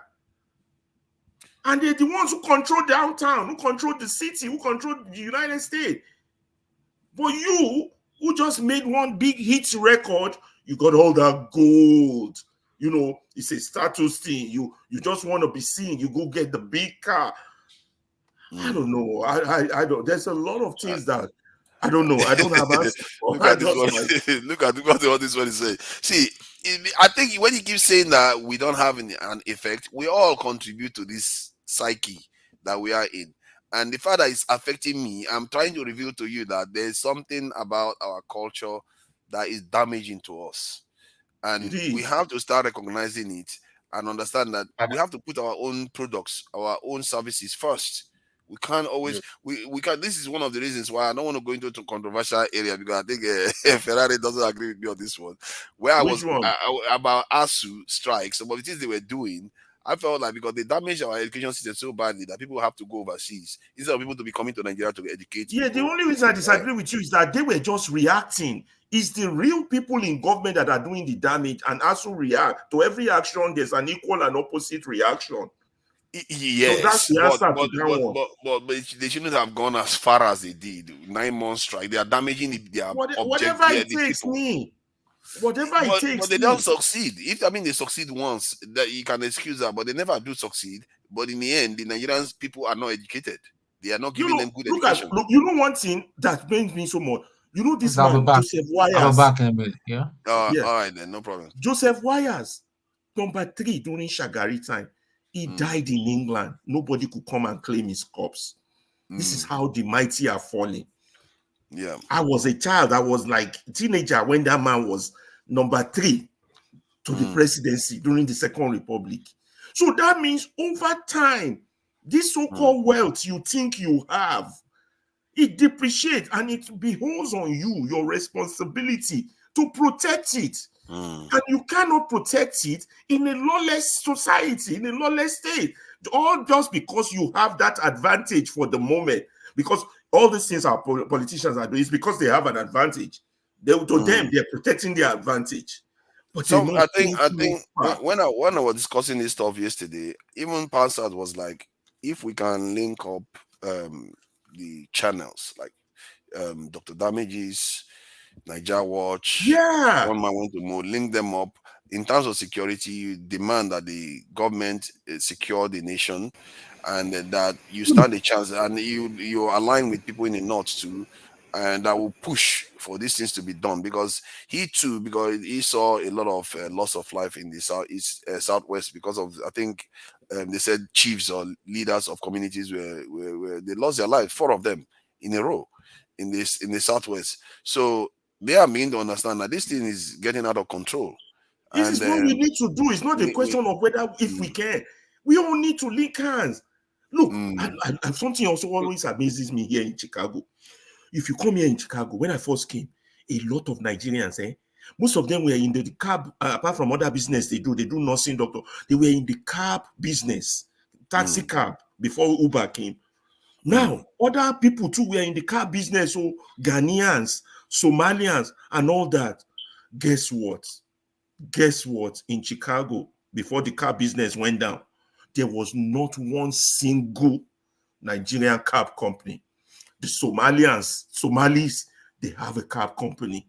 The Ghanaians, they have a cab company with their colors, with their country colors, in Chicago. The Algeria, there was not one single Nigerian cab company. And our people were the majority in that business. We cannot come together. Something is wrong. Eme, you want to say something about this? In fact, I know you are talking about a bit almost like separation of the country. No. I'm not talking about separation. Because I still believe in one Nigeria. And I know that there's an advantage to that as well. But that we can still go back to that regional governance practice. Because there's something in chemistry, they tell you that the rate of a reaction is determined by there's a rate determining step. The slowest step determines the speed of, no matter how fast others can be. If there's a slower step, that will determine the whole process itself. You see, there's a way the North wants to go. We can't drag them. The West can't drag them. The South can't drag them. There's a way the South wants to go. I mean, the Southeastern wants to go. You can't, they have these unique differences that on the surface is not always obvious. We know how to mix it ourselves there. But those things are peculiar to us and it affects the others. The way the North decides affects us. The way we decide affects others. So we just have to let that differences be managed. And I think that's where because you can imagine the Northerners, they have a lot of Muslims. So when you're talking about security and things like that, and you want to come up with there's if I have my own biases towards it, once I speak it out because of the way I see it, they will see it differently. No, let me let me just add one thing. The US has the same problem. Many countries have similar challenges. On that northern side thing you said, even the rich northerners too. Imagine the rich northern people in the 70s and the 80s now are very poor. People like, I don't want to call them, people like Gowon, what's his name? Danjuma, Babangida, they're all becoming poor. Yeah, now, look, why won't they be poor? Who said Danjuma is poor? Who said Danjuma is poor? You don't think Danjuma is poor? Danjuma is rich. It is in dollars. Danjuma is rich, but he has no influence to help his people that are being killed. Yeah, yes, he has no influence because of. And that's being poor now. You don't agree with me that that's being poor? Are you talking about poor politically or poor financially? I mean, even if your wealth cannot influence politics, to me, you're still poor. How rich is he? Is Danjuma really as rich as the Dangote? It's not that rich compared to other rich people around the world. Most of our rich people is relative. I cannot be spilling this. I cannot be saying, but I know for sure because I know things about the guy. The guy is not poor. Danjuma. You can talk about the one. I don't know about that. Okay, why has he lost political influence then? If he's not poor. At a point, Danjuma owned one of the biggest oil wells at the oil block. At a point. I don't know whether they took it from him or did he sell it? Somebody like that can never be poor. That's what I'm saying. This you that I said is you that is saying is poor. Even if he sold it, the money cannot vanish. And these guys, they stash their money abroad. I know he is not poor. Exero. The point, Eme, and let's start with the point this Ferrari was trying to make. I think he was making an earlier point that these are rich people. Some of the things they are doing doesn't make sense because it's in their interest for Nigeria to do well because they become richer. But they are sabotaging Nigeria. Nigeria is not getting richer, and they too are getting poorer as a result. Eme was making a different point that some parts of the country are moving at different speed from other parts of the country. But the point I'm trying to make to him so he can understand this is that even in America, you have similar problems where the middle belt, Bible belts, as they call the Bible belts in America and other areas in America, they don't like some of the California and all the extravagances of New York and all those places. They literally dislike them heavily, like viscerally. These people, they don't even believe that they should be in the same country. But they are in the same country, and America is the superpower of the world. In the UK, some part of the UK voted to remain in the EU. Others voted they wanted out, and they are still forced in. They are still forced to remain in the United Kingdom. So you can see that that's the ones that voted to remain in the EU were forced out of the EU to remain in the United Kingdom. So nations have these dynamics going around all the time. In the end, they are functional. And I think I was speaking to somebody called Prince Daddy yesterday, and I like his thinking because he's saying that we always think that we have problems. Other people have similar problems, but they are performing anyway. I think he put it in a slightly different way. Me, I say we are functional, but he's saying why do we always make excuse that people there's violence in Nigeria, but there's violence in America. but they still make it work. More people actually lose their life in America every year due to violence. Because let me tell you something from what I know.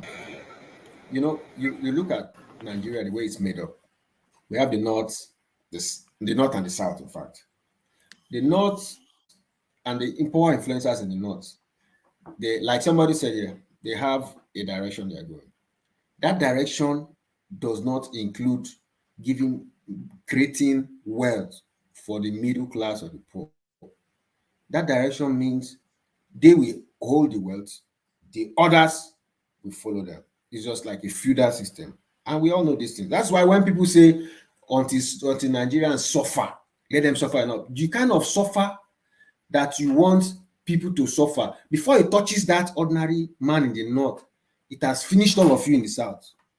Because their own kind of life is, have you heard of back home? They have Raikadede system. So, and they have a line of thinking. Once they are doing things, they flow in particular direction. I'll tell you this for a fact. I know that most of the things that we do in Nigeria during the time of Buhari, the stories or the messages Buhari's men and his emissaries were passing to the countries like Morocco, Somalia, and the rest of them was that because he is Muslim, that's why they don't like him. You see that? Because I know one people that told me, because these people of these countries they were telling me those people. I said, we have a very bad president. Look at what he's doing. Look at just under his period, people are dying. And they told me, yeah, but you people don't like him because he's Muslim. I said, who told you that? People from different countries, you know, in Africa. So this is the message this is where they align. And that their alignment, it doesn't have, they see you from the south as not good enough to be in that this thing. We are like, we are just an added territory for them to take. And that is the truth. That's why we are not in sync. I think the way you are, we are supposed to work together. Can you consider that you may partly be a little bit overstating the division, the differences, and even if that was true, it still doesn't mean you cannot make a nation functional. Let me tell you one thing that you agree with me. What will make a president who has common sense to be strategizing our wealth towards the J? Just explain that to me. What to make a president that has common sense? I think it's for trade now, isn't it? For trade. No, I can explain it. It's for trade. And hold on now. And we actually have more links with Cameroon and this in Benin Republic. We even give light all the way to Ghana once. So I'm not sure it's necessarily accurate the way you're assessing it. Because if you look at the UK, they have what they call North and South divide in the UK. So there's a North and South divide in the UK. Let me even explain something to you again. Let me explain something to you again. If we don't produce, it goes in line with what the West wants. You're not supposed to be producing your own. They should be feeding, they should be providing, so that when they say stop, they will stop this. If you don't do this, you will fall in line. They don't want you to produce. So if a particular side is working towards that direction, they will favor that side. You ever wonder why the North always has influence? Because their own thinking aligns with the West, and the West has always used the North. And for you from the South to gain power, you need to get votes from the North. So what all these things that Tinubu is doing, I think is everything that all of them that he agrees with. But even when people were suffering, he could not go over certain limits. You can, even now that he's president, he cannot still go over certain limits. You cannot take the soldiers now and go to Niger and take over, which the West wants, because he knows what is going to happen. Yeah. So we're not thinking, we want a viable Nigeria, quite all right, and we will get it.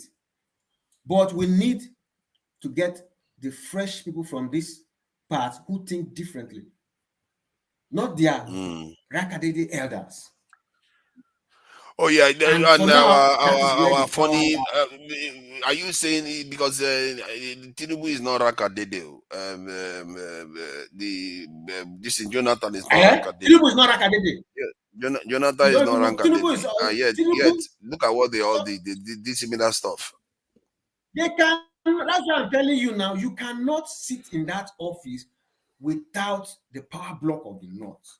Without the North, you cannot be president in Nigeria. You don't understand? You can't. Okay. Let me enable But pass the mic to Exero, others. I want to ask you, but is that what we want for the country?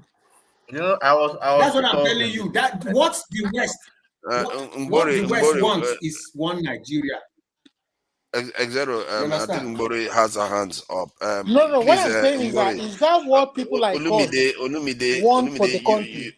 Olumide, please, let's allow Mbori to say something. Then you Sure. can go ahead. Hello, everybody. Hello, thank you. Yeah. Thank you for joining us. Forefathers, Amy, Ferrari, Xero, Olumide, and the Blackstone. Yeah, the Blackstone. All right. Thank you, guys. I've been. Reality is, I will start my computer classes this week. So that I will stop in and out like that, you know, what I was doing to get in here. But I had to call my daughter all the way from Silicon Valley to help me. Well, so thank you guys for having the patience to deal with this old great grandma. Thank you. Oh, please, may I know what the topic is? Yeah, the topic was about what we have done to our nation, where you have a country as small as Singapore, which is less than 6 million people, has an export of 341 billion US dollars, while Nigeria's export is around 40-something billion dollars. And if you take away the crude oil, which Singapore doesn't have, the difference will be even more insignificant than that. It will be, I think we'll probably have less than $5 billion worth of exports compared to that of Singapore of 341 billion. So, and then you look at you hear the report that came in that thank you, forefathers. I'll take it from there. This is like you going to I want to reel everything out. The layman in the village, and you say, you know, this is posh, and you say, what is posh? He say, you know, the intricacies, and the layman will be like, oh no. But thank you, guys. I really appreciate your telling me the main thing. I have heard a little bit. I just came back and saw you guys, and I have given us a little bit of my total life. And what really helped me a lot is asking. It's still helping me now. If something just happens, and the first instinct is for me to see why did you do this? In fact, I discussed it with my daughter yesterday again. I said, girl, no, we should at first ask, what am I doing because it takes however many to tangle. What am I doing to bring this result that I'm seeing? And there are other, you may call it primitive ways. Boy, I am good. I like them because they always work for me. Nigeria has been set up since, I was told, 1960, before I was born. And I am a great-grandmother.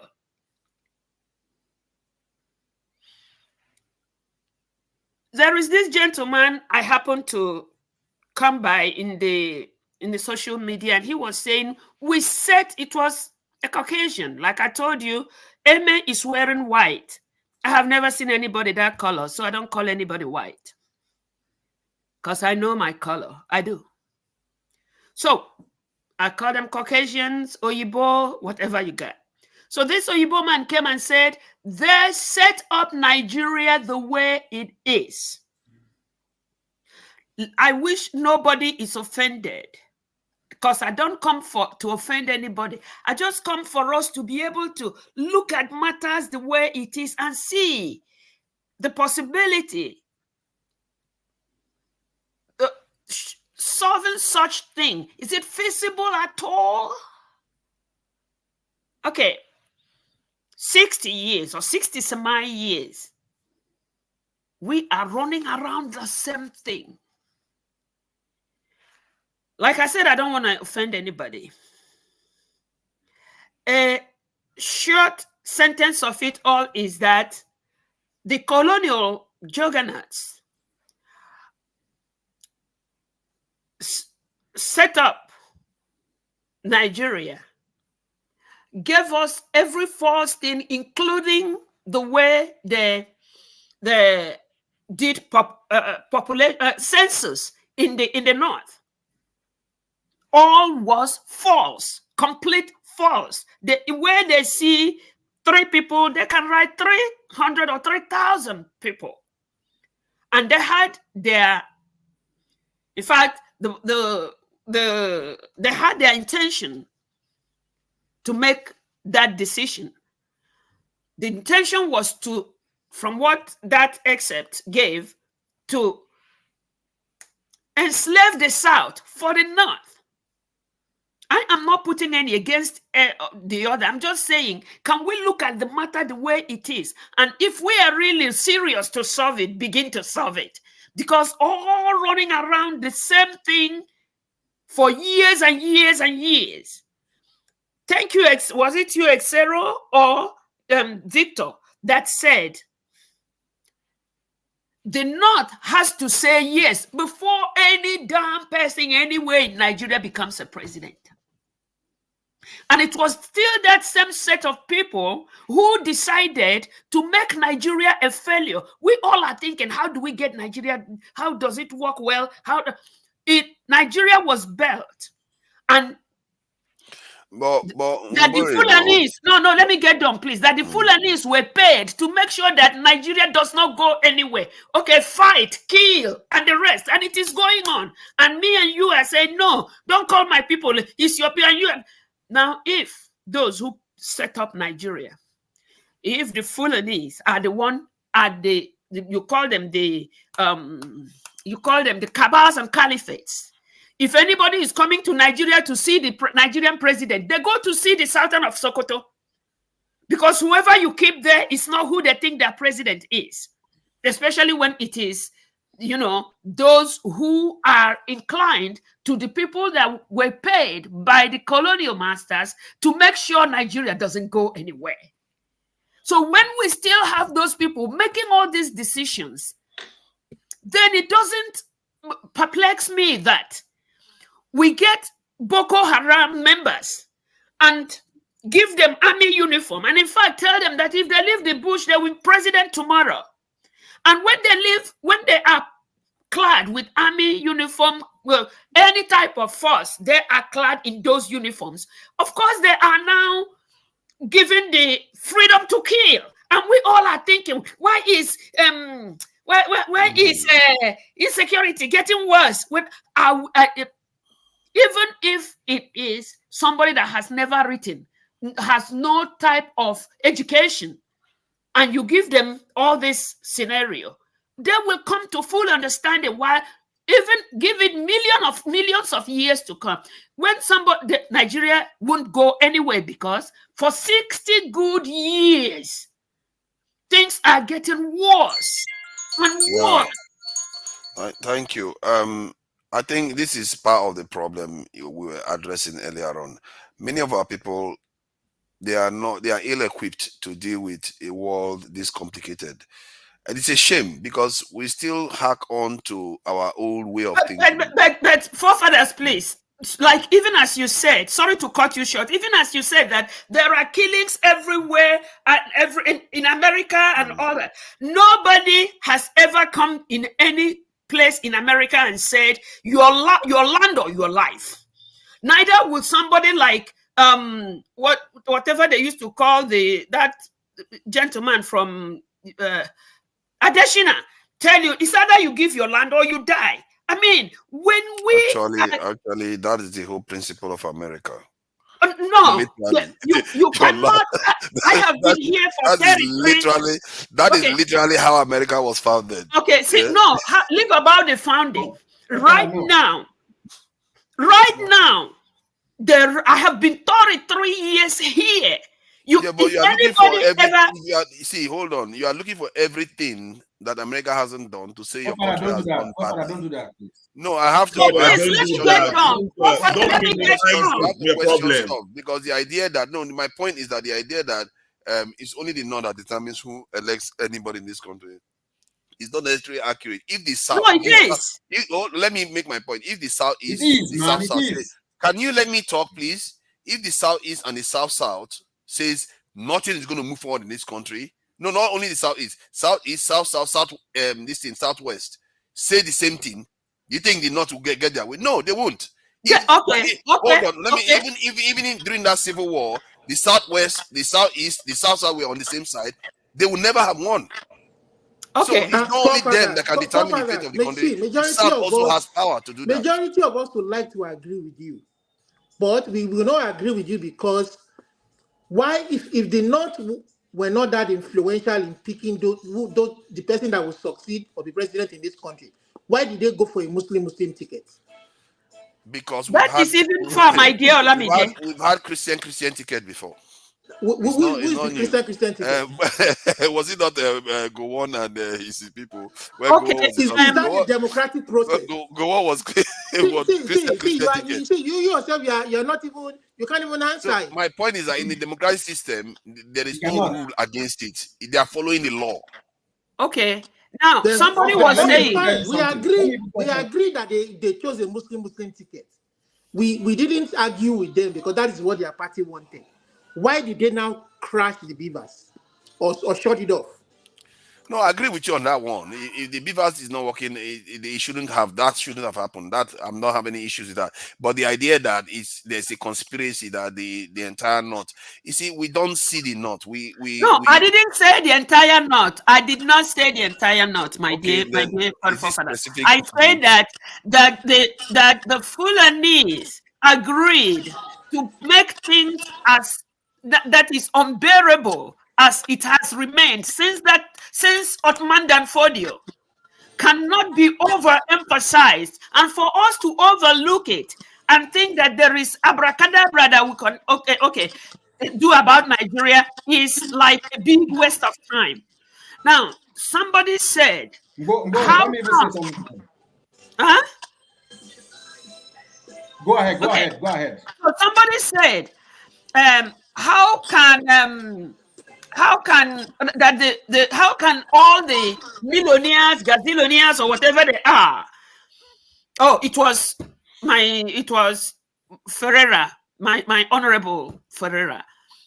They did make a pact with the colonial masters. Their wealth is not in Nigeria. It just shows you how far behind we are. We are still calling them masters. Whatever, colonial juggernauts. British, God, it doesn't even matter what I call them. But they messed up Nigeria and kept Nigeria the way Nigeria is, and every other country that they have been able to do that. I don't know which other country, other than the Francophone places, But their wealth and everything you may not see. Whatever they said Abacha and the rest of them got wasn't put in Nigeria. So it doesn't matter whether Nigeria grows or it doesn't grow. They don't care because they are fulfilling what they were paid for. Now, when the gentleman spoke and said that the best thing is for people to go their separate ways and see whether they can do what works for them. Whoa, I don't know that will be the best, but I think that if what we have done since independence doesn't have a headway, that could be tried. And when that is tried, from what my parents tell me, that worked for them. That worked everywhere. Everybody was very productive. Now, Are you talking about the regional system? or whatever they call it, regional, sectional, whatever. Let me explain to you why it worked. Because Okay, it favored no, what the I'm saying Southeast. is this. Listen, what I'm saying is this. For some people to say, wherever you live is mine, and if you don't let me have it, I'll kill you to have it. That doesn't settle. I gave a story here where I went. I came from America back home. A patient was to deliver. I put one of those vehicles I told you that I took home. I bundled her into it was a Honda Pilot. Put her in there. Got to the hospital. Got everything. IV on. Lobotomy position. Everything. Then here comes terrorists. We started running with the woman in the stirrup, legs in the stirrup.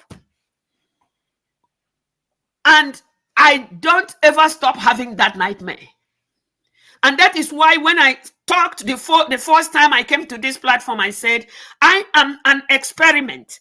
I don't see anything that happens in my life as though it happens to me. I am seeing it as, in this situation, what will you do to help the other person?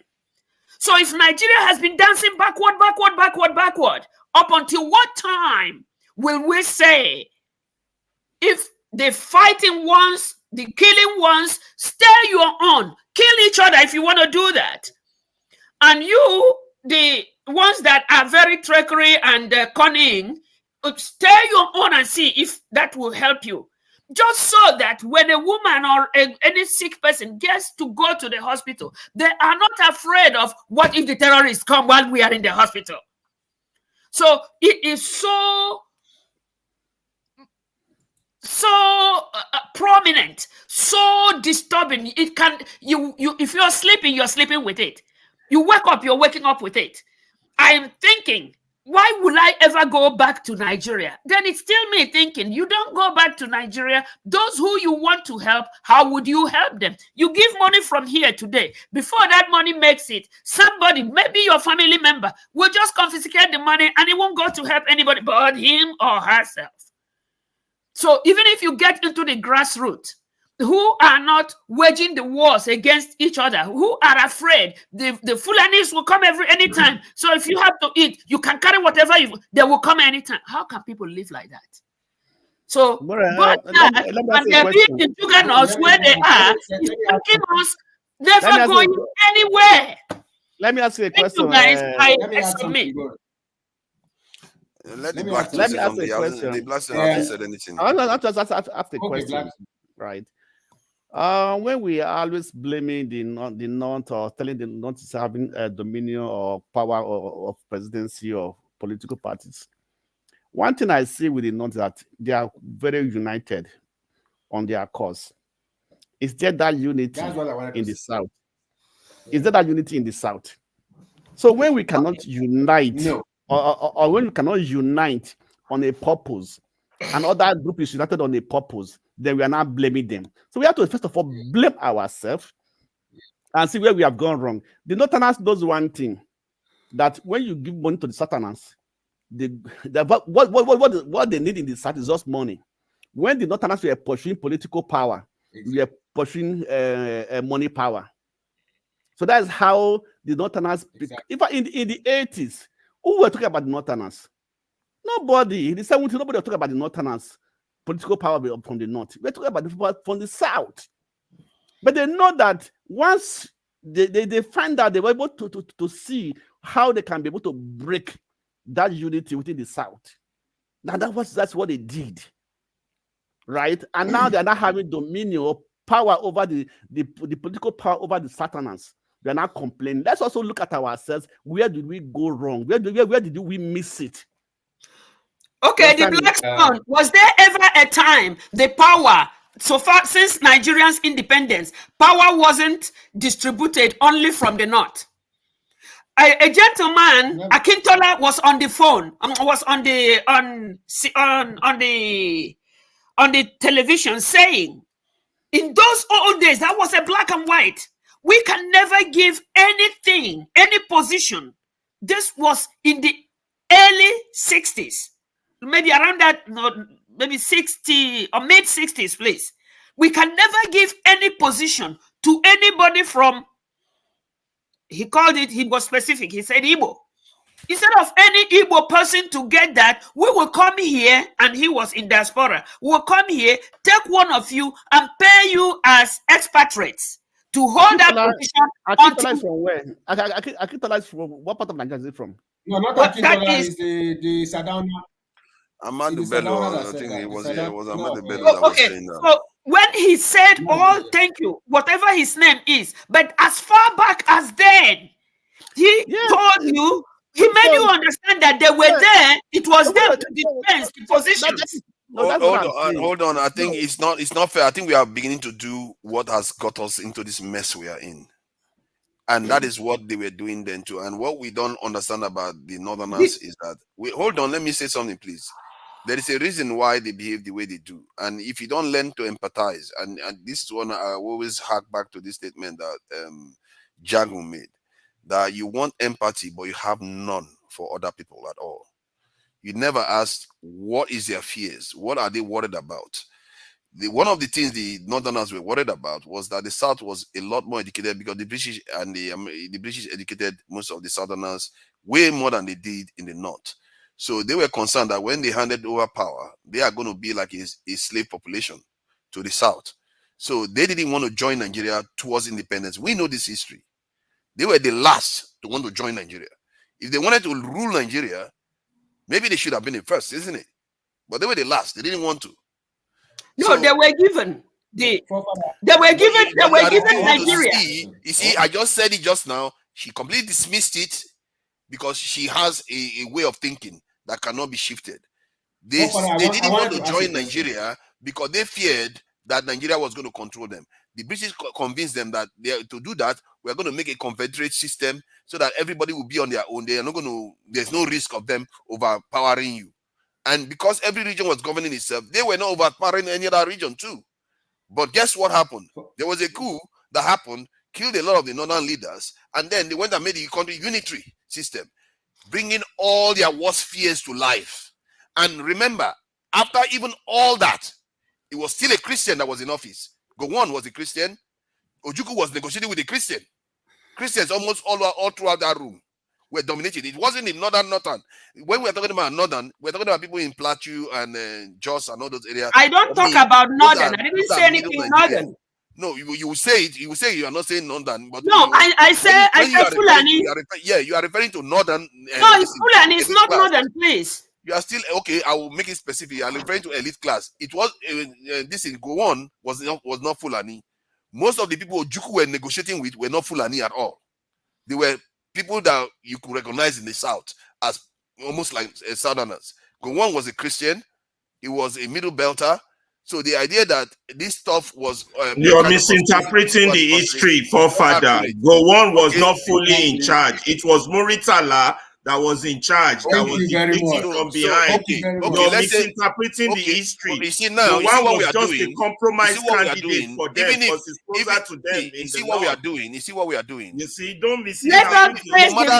Hold on now. Let me finish my Muritala point. was a bone in Gowon's neck. finish my point. Yeah, you have made your point now. You made your point. Let me talk. You made your point. Let me talk. See, Gowon. Yeah, you want to say now Muritala was the head of state now.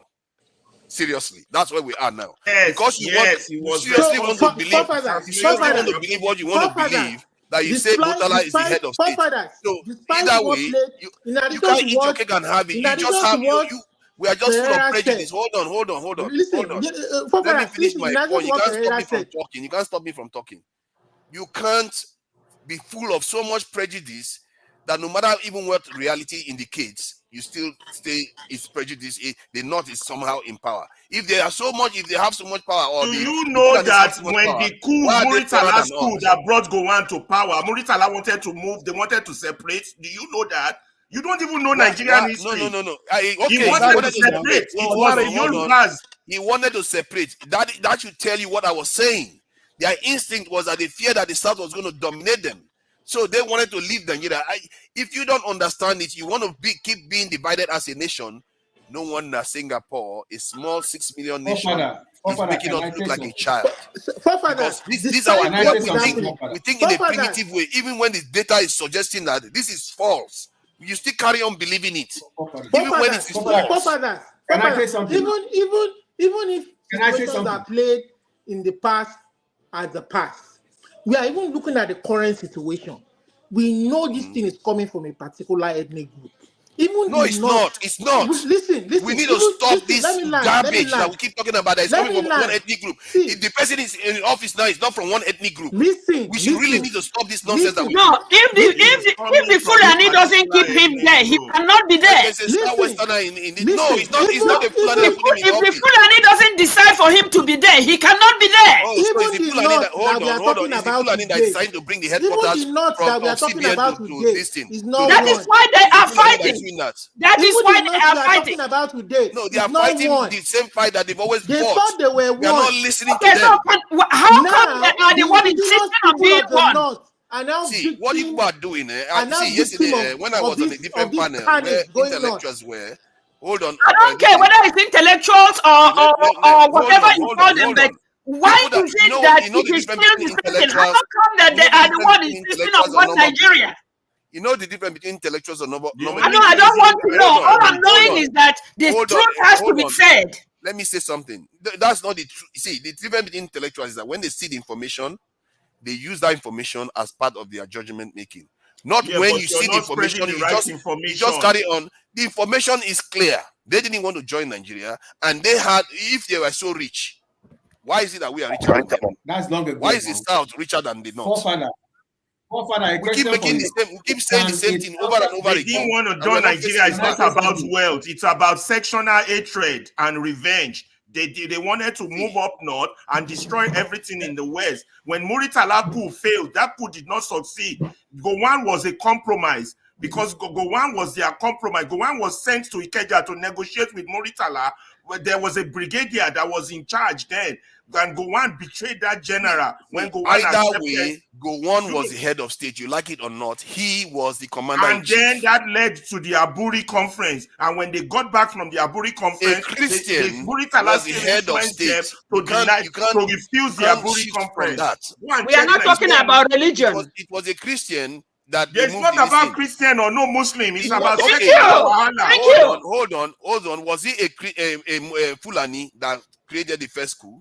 Was he a Fulani that did that? Was he a Fulani that decided not to prosecute the people and kill the people that do you know how many Igbos they killed in that Muritala? The nation is do you know how many Igbos they wiped out in the barracks? See, hold on now. Even in the South, there was Adaka Boro that came on because of what they perceive that the Southeast is doing to them. You all, as the country is full of so much hypocrisy. Hypocrisy is scary. That's fine. That is fine. Everybody feels cheated. That is why we are saying. That is why we are saying so much hypocrisy. That is why we are generation saying. They've killed this country with this kind of thinking that has led us to this mess we are in. That's why they're saying let's sit down and talk. The issue from the beginning has Can I say something? And talk. It's not going to work. Why is it not going to work? Because when you come out of it's not what is not going to work. The current status quo is not going to work. That you cheated. Southwest, everybody feels let's allow Olumide hasn't said much. Olumide hasn't said much. Olumide, please. Can I say something? Exedo, you said something. Olumide hasn't. Let's be fair. Olumide hasn't said much. Olumide, please go ahead. I wanted to ask you a question because we are going. I understand where. Don't worry, you have your chance. I understand where Ngbero is coming from. I'm a Southwesterner. We are a majority tribe. Some of these things that we are talking about, we have been fighting for this fundamental change for a long time. You understand? When we were fighting for this change, some of these people, the North was saying, "Oh no! We are one. We have to do this. We have to do that." See, the very thing we were fighting for, people who felt they were one North are now crying foul. They are being killed. They can't go to their farms, and they are using religion and ethnicity. And we know this is coming from a particular ethnic group. And we are not saying that this ethnic group should not live among the people, but we are saying respect the constitution, respect the culture, and behave like normal human beings. There are laws of the land that we have to follow. If we break the law, you face the consequences of it. You can't just come and be killing people or be carrying AK-47 all over the place and be killing people on their farms. And they can't farm. And then you sign a pact to get people's land without the consent of the people who own the land. We know this fundamental. Let's not run away from it. Now, you are saying there are no more one not. The go one that we are talking about now, there are people are suffering this situation that we've talked about for a very long time. People in Zamfara are suffering it too. What do you That's say what I'm about saying. that? There are indigenous people in Zamfara that are not even Hausa speaking. They have their own language that I don't even know about. You understand? Some of them are even Christians. And we hear on the pages of the paper that they persecute these people every day. They subjugate them under the Islamic law. You understand? They are Muslims. Why we want? Go out of this. How can they see Exero? You don't have to be like that because you Okay, you've I had will your use some of questions my and time all. to Exero. Exero, go ahead. Let me use some of my time to him. If you want to ask a question, please go ahead because Go ahead. the Blackstone hasn't said much. He just asked a question. Jonaba hasn't said Exero, go ahead. anything. Exero has frozen.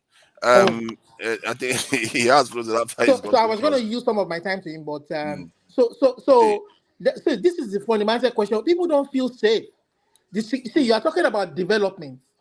Do you know? You are putting the cart before the horse. You are talking about exporting. How can you export when you are not even producing for consumption, for local consumption, and you are not producing for local consumption because there's no enabling environment. There's no electricity. How can people come and invest when there's no electricity? Even a bakery, you have to run it on generator. You understand? Things are very expensive. You know, I heard a guy who came back. This guy has a very popular bakery factory in Lagos. This guy came back during the Obasanjo regime when Obasanjo was going about telling people to come back home and invest. This guy came back, and today this guy is regretting and lamenting that he came back home. That he has to, that his bread has to be priced. You know, people have, even though it's profitable and he's doing well, but the price that people have to pay, he feels very sorry that people have to pay so much when that cost of producing the bread would have cost a lot less if Nigeria's economy was running, the environment was running the way it should be running. So that, and then we hear that companies are packing up. PZ is packing up. Then they won't even make. They are saying that 80 to 90% of their stuff has to come from Ghana now, neighboring country. They are packing up. You know. Okay. See, I think I get what you are saying. Let's allow Jonaba to come. I think the Blackstone, you wanted to say something, or so that we can go to Jonaba. Okay, let me say something. When we are always blaming our problem on religion, tribes, and so on and so forth, there's no way we are going to move forward in that country. Right? I can give a good example. India is a country of different ethnic groups, different languages. I think India has 7 official languages, right?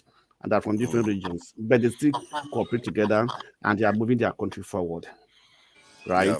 So as long as we're always putting the blame, sort of finding a solution to the situation of our country, we are blaming each other. We are blaming this group. Olumide, what are you doing? Are you trying to stick your finger inside people's eyes? So at the end of the day, we are not going to move forward, right? One question we have to ask: the Nigerian problem today are not something that we cannot solve within a short time. Olumide made reference to the power sector. I think the problem with the power sector is pure wickedness. Not that at this modern time, whereby you can generate power in an easy, all these technologies are there, all the materials are there and everything, but Nigeria cannot produce power. Is that effect of the colonial, the Western world that telling us not to have power? If Ghana can have power 24/7, even Cameroon that said their president is 30 years, they have power 24/7. Why can't we generate power for ourselves? So let us look at the issues and not begin to blame one group, one type of tribe, religion, so on and so forth. We all suffering from the same issue. We have like Obi always says, you don't buy bread cheaper in the south and buy it higher in the north. We all buy from the same market. Everything that affects one Nigeria affects every Nigeria. Everything that affects one part of Nigeria affects other part of Nigeria. You know, before I came, people were talking about Nigerian companies or things like that. Exports versus Export, that yes. of a tiny country like Singapore. Yes, of course, definitely. What do Nigerians produce? I want to ask everybody a question. When you were growing up- Tribalism and hatred. This is what we Okay. produce. That is why Let we me are finish. where we Let are. me finish, Sister Ogoro. Let me finish. When we were growing up, we used to see companies growing and everything. Where are they today? Nigerian companies are companies that are built with stolen money, and because of this stolen money, they don't pass it to their children because that would be the head, right? I never see a person that said is a CEO and he owns a company. CEOs are being employed. You are applied for the position of a CEO. And when people are not competent, now run a company. When the man dies, which of the children is going to take over? In Germany, where I am here, most companies are passed from generation to generation. They build it up because they take their children to take over from them. But we don't have that culture in Nigeria, right? And when the man that started a company dies, the company dies with him. Just that could be 5 years, it will die with him. This is the problem. This is the problem we're having in Nigeria. Even in the government, you don't have that continuation. In family, you don't have that continuation. There's no thing like continuation in Nigeria. That's where the problem lies. And so when there's no continuation, how are we going to be effective? How are we going to carry on? You know, look at the BB companies.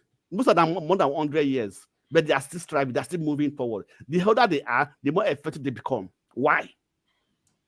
But the older we are, the more ineffective we become. Nigeria in the 80s, the 70s, we were praised all over the world. But we are now growing, we are now getting older, and we are fading away. This is Nigerian situation. This is Nigerian people's mindset. Because we have to concentrate on what they can get today and what they can get tomorrow, what can do tomorrow. So we argue about politics. This politics issue is a complex issue, and we should know that these things is across all board. Thank you. Mbore, please go ahead. Thank you very much. Oga de Blackstone, do we know who made electricity or who got electricity into the what they call exclusive list? But I'm just asking, do we know who did that? Who made that? We don't know who did it. It was okay. Thank you. That's all I needed. Yes, but that's all I needed. Now, you see, when the system has been agreed to be the rich oppress the poor, and the poor has to remain there for the rich to feel valid. That is how Nigeria was killed. And for us to, my honest, humble submission is,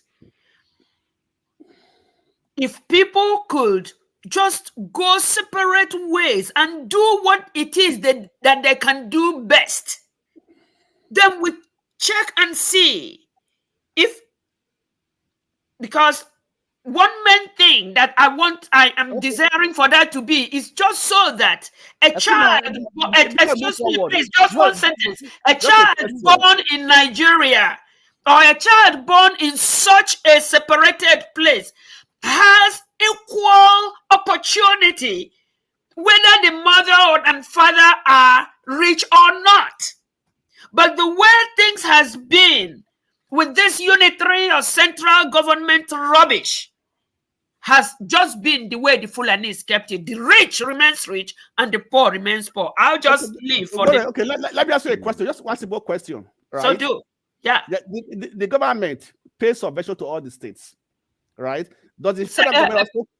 No, please, I didn't get what you said. Could you repeat it, please? I said the federal government pays subvention to all the states, right? Does the federal government also control how they utilize that money? They may not. And when I say may not, is because I don't know.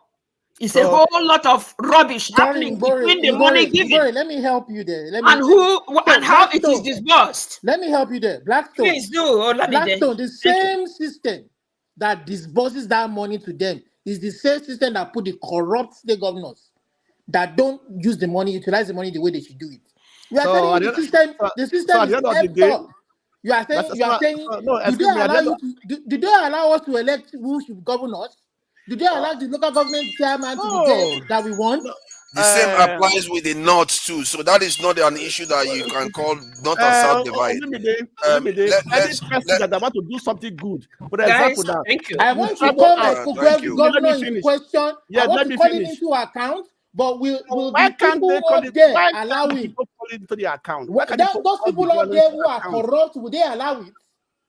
Even The governor of my because state, Abiodun, is APC, but then Tinubu is APC. even the state, the citizens even corrupt. Somebody was saying today that even from the This age of is 10, what like a country. This is what a country of less than 6 million people can accomplish, and this is what we can do. And this is with oil money. This is what we can do.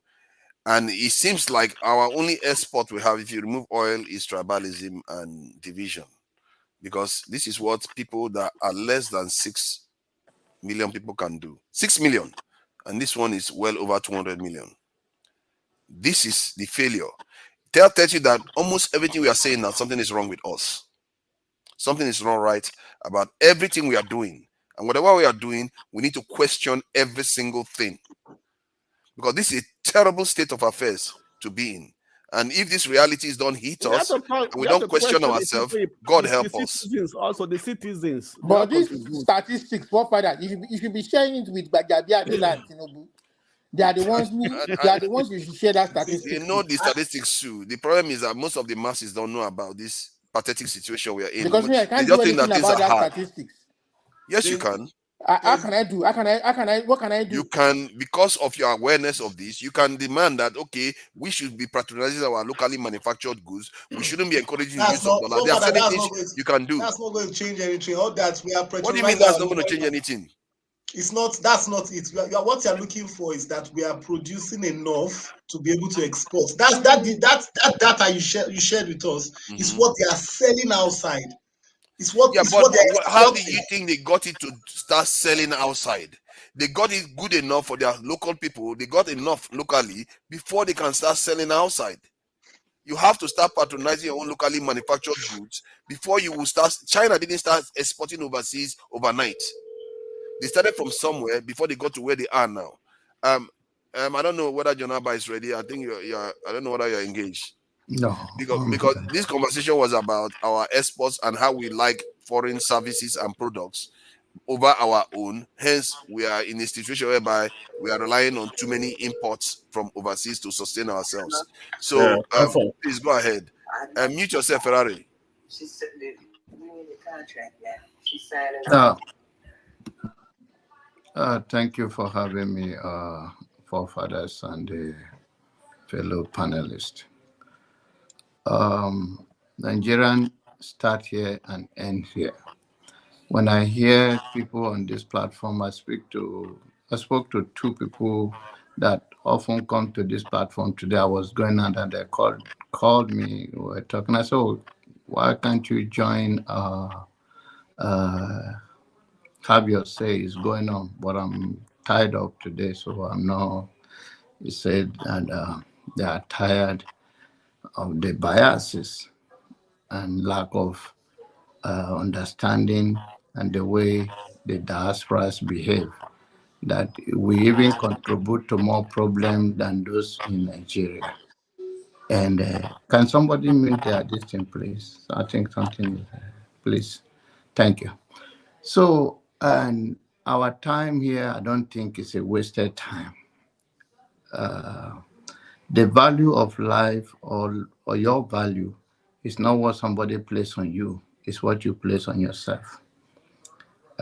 So many comments I've been following that is completely, I don't think whether I can call it bias, naive, or hatred. Every here, the blame is on the north, on the outside land. When are you going to rise up to take your own responsibility? The other day, I said that the criminality in Nigeria is across the board, and all tribes are there. It depends on how it happened. Someone said, oh, don't mention this so tribe. And in the submission of the host of that day, he mentioned that, oh, this person was arrested, and he said this tribe, he said that tribe. But he left the bigger fish out of it. Are you being a coward? Or you turn deaf ear on the truth, or blind eyes on the truth, or you are just naive, or you are just biased? Nigerian situation, whether you talk about the export or whatever, in the reality of Nigerian food basket, the North contributed most of it. There are people who, and they have not, the Outogbe was a minister of agriculture from Benue State. During PDP, he did nothing in Benue State, nothing. Orange is still wasting, guava, yam,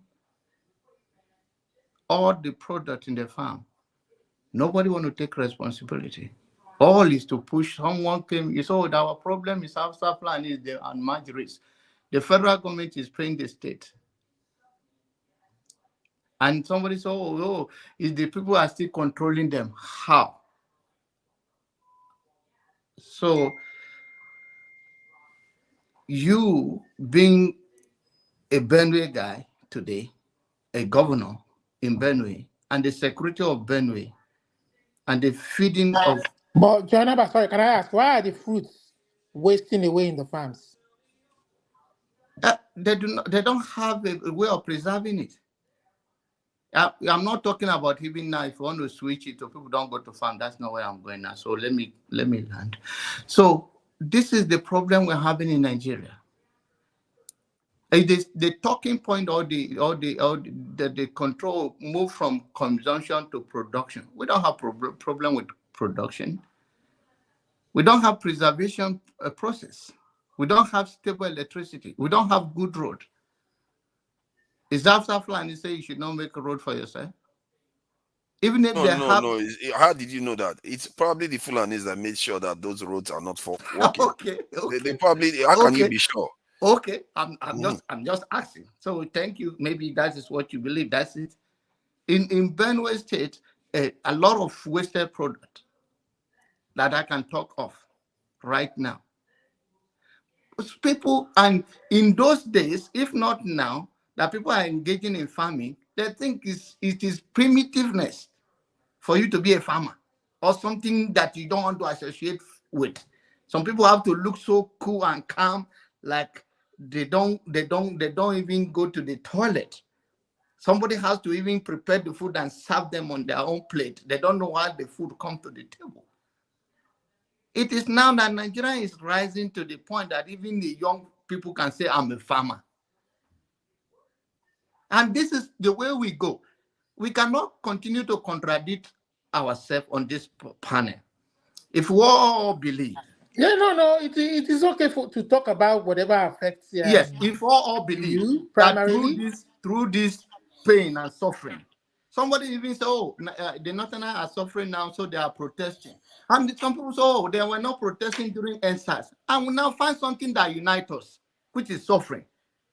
So why can't we say, okay, this is the end of it? And where in the world, apart from government create security, enablement environment for the citizens to strive, where in the world that the government feed their citizens? Where? Is it in UK? Is it in US? Is it in Germany? Where? Are you what we are saying, asking for, we don't ask for too much from our that government. We should ignore the killings? Waiting. What are you saying? Should we ignore the killings going on then? Why should you ignore it? Every life matters. Why should we ignore it? If anybody die close to you, I think you'll be tense up. Yeah, well, but you shouldn't deride those who complain about the killings, too. Did I mention about killing? I did not mention that. No, you said that's all we come to talk about. We talk about killings and we blame a particular ethnic group. That's what The you said. blame is where the issue is. I think Olamide. I think Because they are the ones please, doing it. forefather, my time is not up. Olamide keep interrupting. I think it's Okay. not selling. I think it's not in the shop today, and so it's in the home doing something. Take 1 minute. Take 1 minute to round up. Then. Yeah. Okay. Yeah? Take 1 minute. Take 1 minute to round up so Okay. Dexter can say So something. the issue is that, please, my fellow citizen, if we can't have it in both ways. If we're going to take opportunity that something is uniting us now, which is suffering, let's go for it and rally and ginger the base. But if we're going to come here and say, oh, this is north, this is south, this is west, why we are all suffering the same thing and we cannot take advantage of it, then I don't know where we are going from here. So what unites us now is the pain and suffering. And we are now crying, all the citizens are crying, and I hope that we channel our anger in one direction in unit of purpose. Not all those blaming, casting on blame on this person, on the other person. It's not going to take us to anywhere. Thank you. Thank you. Dexter, thank you for joining us. And I'm sure you got something to say about this. So go ahead, Dexter. Thank you very much, forefathers and everybody on the panel. What I want to say in summary is this. Nigeria, let's not think about solving the problem the immediate problem alone. We have to look at the long-term goal, the long-term viability of the Nigerian state as it is. Somebody says, oh, food comes from the north. Now the south is seeing that food comes from the north and all that. But the people in the south buy the food. They buy the food with their money. The truth about it, Nigeria, somebody says, oh, but the governors are getting money from the federal government. Is that not the biggest problem we have? If you have, how many of us here will have children that for the whole life of that child, we want to be giving that child money? How many of us will be proud if we have maybe 36 children and every month till they are 80, they will be coming to us, daddy, money, you'll be removing money from your pocket. How many of us will be proud of those children? That's that. Even the money, sorry, wait, hold on first. Let me clear you. Let me ask you a question. Even the money you give to your son to go to school and he misuse it, will you be happy? You won't be happy, but let me land. Let me land. A time comes in a man's life where your child needs to become productive. If you are teaching your child that he should be a dependent, I'm sorry, you are teaching your child the wrong lessons in life. In this present modern day and age, your child that is even 5 years old, you should start teaching him to be entrepreneurial, so that he gets to a point he says, daddy, keep your money. That is true, but the analogy, I want to know where this analogy applies to. In the Nigerian state we run today, we are so proud to be saying state is getting money from federal government. Meanwhile, these states are supposed to be viable entities on their own. But we have what made them viable? What made them viable? I'm not sure anybody's proud of that, though. Wait, we have a system. It's funny to me because I said so. Because if you cannot manage the little you get, how can you manage the big ones you are generating by yourself? Exactly. That doesn't say anything management I'm talking about. Manage what you have now. Freebies. That is the problem. That is the problem. Freebies leads to waste. Freebies leads to waste. You have no responsibility. That is the problem. Hold on. I think hold on, Dexter. You see, you are not addressing the thrust of his argument. You are going a totally different direction. He is talking about the one you get. What did you do with it? Now you are going by freebie is a waste. That is not what he talked about. Forefathers, listen to my argument. I asked you in the beginning, how many of you will have a child that you keep on giving money? What I'm trying to say is dashing does not make anybody responsible. If you want to build a prudent system, so it's because they are giving them the money for free. That's why they are wasting it. Dexter, let me try and explain what you're trying to say to them. The guy is saying that if you are the one producing what your income, you won't waste it. That's what he's saying. Simple. Okay, good. Not them That, produce that, that, income. but he should Excuse me. acknowledge Not that Lagos he State. should acknowledge that they get Not money and Lagos they State don't use generating it No income. Are properly. you telling problem. yourself? What makes Forefathers, no Lagos State problem. different? No, what makes Lagos State different? Lagos Forefathers, State that is the generate money and they bane use for of the themselves. problem. Because all you need to do is you sit down, allocation come, they will send it to you. So of course, why can't they waste it? Why won't they squander it? If they till the ground, if they were in productive work to produce their wealth, if they will not lie to waste. How many of us here will sit down and let our money after you have worked hard in the West? You will just be wasting your money, throwing it away. Can you do that? Let us face the reality. In Nigeria, Isn't that what we actually are in experts at Nigeria, doing as you black have people? you have We more waste our than money a lot. 50% of the states. All they do is sit down and wait for government allocation. But Dexter, hold on. You just said that if nobody gets money in the West and waste it, technically, that's what we do. We waste a lot of resources. Do you waste your forefathers? Do you waste your resources? You see, it depends on. Sorry. Let me explain something to Dexter. Hold on. I think Dexter, you see, there are different levels of the impact of the money you spend. The impact of the money we spend doesn't benefit our people. That is the truth. No, forefather, we're not talking about the impact of the money you spend, whether it benefits you. So you can consider it waste too. Forefather, when you get your money, do you squander it on irrelevant things? Don't compare individualism. Okay, the Blackstone. Don't compare individualism with governance. Okay, let me ask you a question. Sorry, the Blackstone. Which people, who is stealing your money? Who is stealing the money in Nigeria? Is it individuals? Who steals the money? It's the people in power that are misusing it. So if I have a child, right, I'm giving him money. You can't tell me that I use that to compare the person in power. Even if the state is even a person that cannot manage what you are. If you give me money today, you say you to do something, I'll become a good person. I cannot manage it. You understand me? If I would steal what I have today, I can also manage it. Why is Nigeria going? Why is it that the Nigerians are very wasteful? Even individuals, why are they very wasteful? See, let me tell you something. If Nigeria, if every state is productive, that is what they are producing, that is giving them their revenue. If they waste it, the people will hold our government responsible. You see what you are doing? Hold on. Let me say this. The thing you don't understand is that we think what happens nationally cannot happen in the state because we think we are closer to it. But if you think about it, the states literally get money and the people don't hold them accountable for the money they get at all. The way you are making it sound as if that if the state produces the wealth, that's going to change anything. I'm not sure it's going to change anything. Let me tell you why it will change. Because the citizens of that state become stakeholders in that wealth. Why would they become stakeholders? All of them become stakeholders in that wealth. Why would they become stakeholders? Because, let me tell you why, because for that wealth to be generated, they have to be involved. No, it's not like somebody. What happens? Let me be plain here.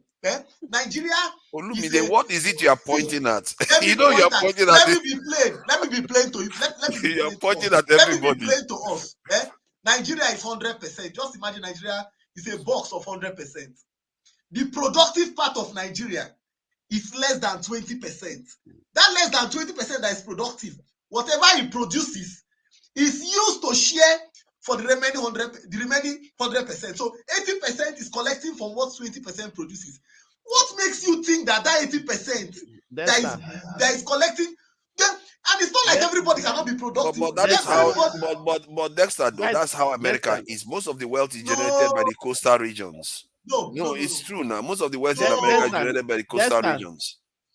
Are you not telling me that the states in Nigeria don't generate? So Nigeria, that's another bad comparison. Are you not telling me that the states, Ferrari, don't even start with me, Ferrari. That is actually and true. What Don't they tell me do is that they pay taxes to the federal government. They pay taxes to the center. To collect a fine. But in Nigeria, it's the other way around. The Blackstone collect tax from who? From the Let me ask you a question. The Blackstone, Is it places like Jigawa that is only on payday? Only on federal government payday that you have activity moving on? Is it for federal government staff that they are generating revenue? Tell yourself the truth. Let us start telling ourselves the truth. Wait. What God, truth are you trying to tell? What are you trying? A bad person is always a bad person. A bad ruler is always a bad ruler. Forget that story. If you are bad, you are bad in every area. You understand me? So it's not. Excuse me. Okay, let's allow Jagu to say. I think we have really waylaid this time enough now. Please, don't worry. We are. Yeah. Don't worry. You are going to finish Blackstone soon. Let Jagu just have his say. Then don't worry. You are going to get your chance next time. Don't worry. You and Blackstone will finish this marathon. And Jago, please. What marathon? Blackstone is not going to give way. Don't even expect. No problem. Blackstone to give way. I was just here really listening because I've been out all evening and just come in and seen what's going on. Good evening, everybody. Good evening, panelists. Good evening, those in the comment section and viewers. Again, I'm hoping that this will be another wonderful show because for what I gather that you're speaking about, I mean, a lot has happened in this week. An awful lot has happened in this week. Some kind of shocking as well. But I think what is heartfelt for me personally is that it seems like pockets of Nigerians, ordinary people in Nigeria, are coming out and they're having to protest. We saw what happened in Minna. We saw a few other places as well, like spewing up, and it's real. It's real. And I wonder whether or not we ourselves, because as I something that I think I agree with, that Dexter said, is that we need to be looking forward. You know, the awareness of the people knowing that their rights are being taken from them is one thing, but what would really produce good governance in the country is another thing. And I really feel that we need to be partnering as best as we possibly can with people on the ground in Nigeria, so that there is a real movement that is present and is going on.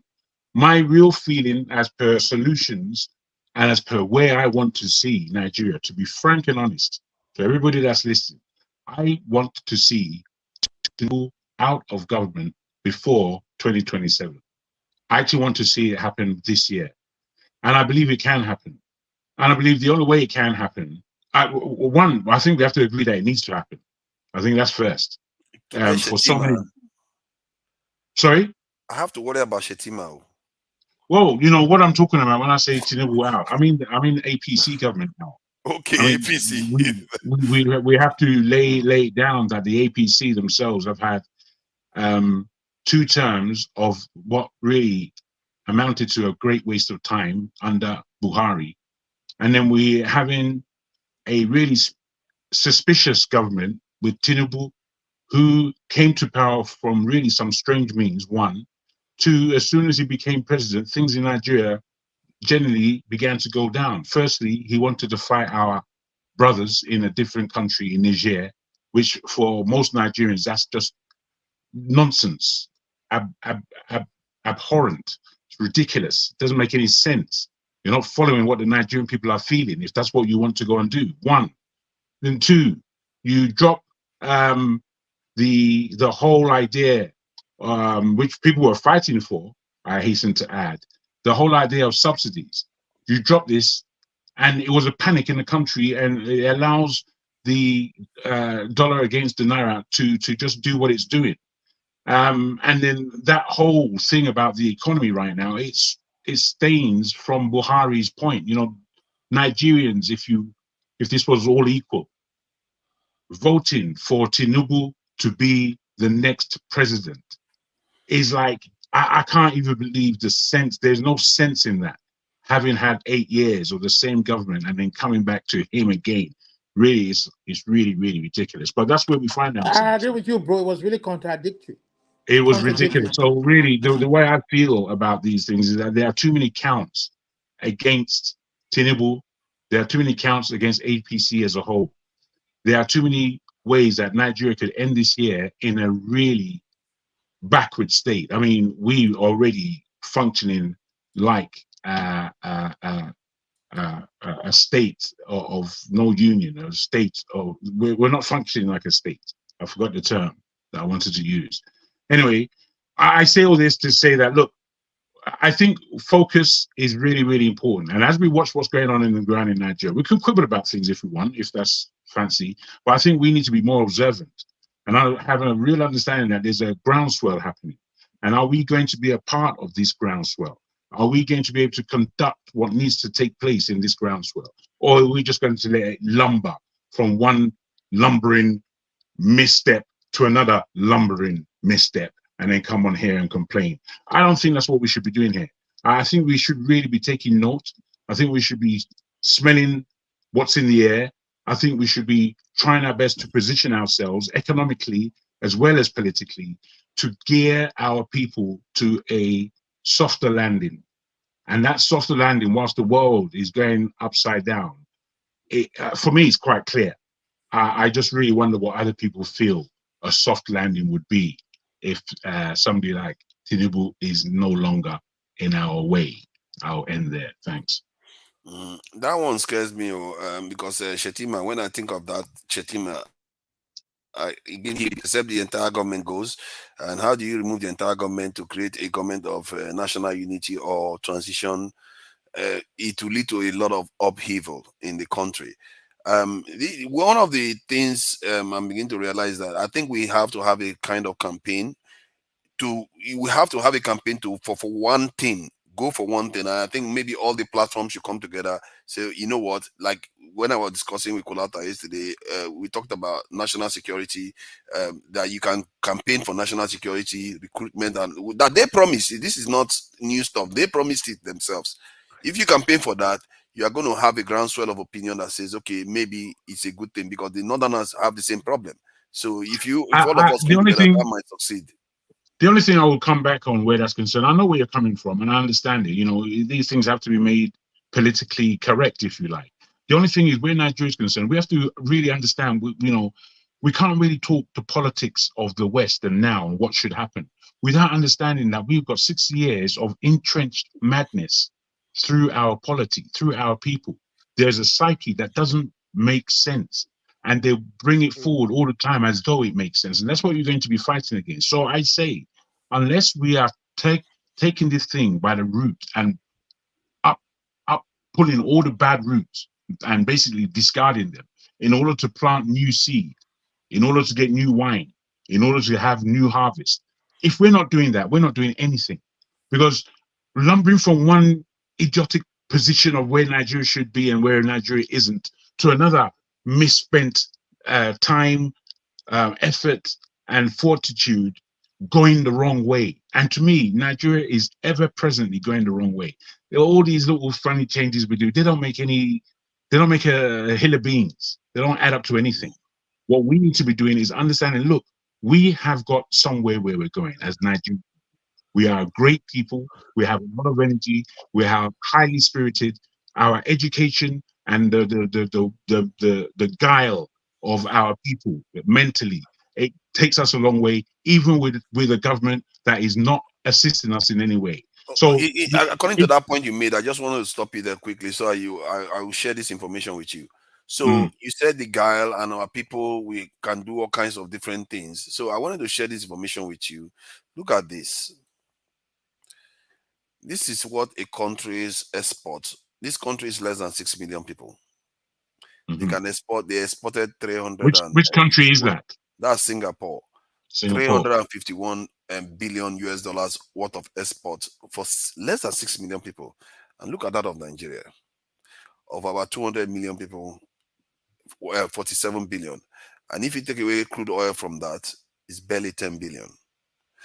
That is the ingenious people, the great people, and the kind of people we are talking about. Fair enough. It's well underlined and well understood. And to compare a place as small as Singapore to a place as big as Nigeria is accurate. I believe that's an accurate comparison. I remember putting the same thing to an old cousin of mine. He's passed now, God rest him. And he used to say, we're not supposed to be comparing Nigeria to Singapore. We're supposed to compare to China. I said, my friend, We can't even get up to where Singapore is. Yeah, you know, this is the mentality. This is the mentality. This is what I'm speaking about. Now, whilst he may have a point, I think your point is stronger in that, you know, we're not even a $500 billion economy.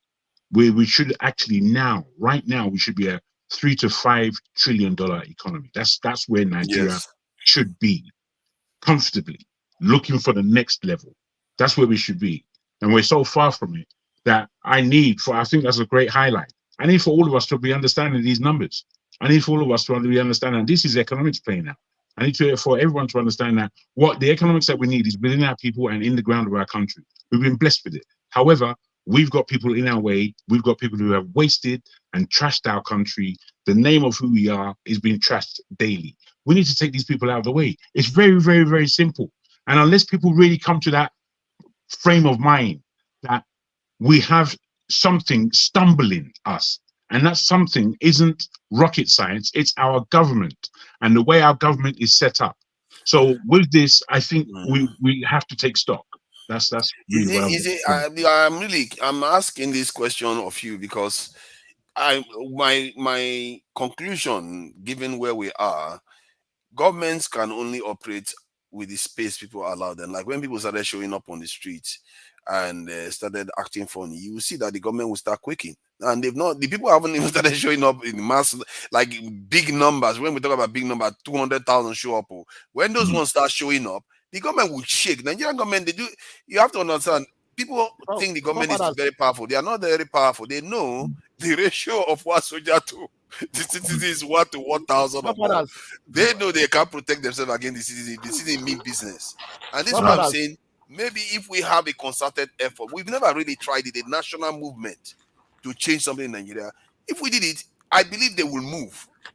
I want to ask you guys a question. This is the time.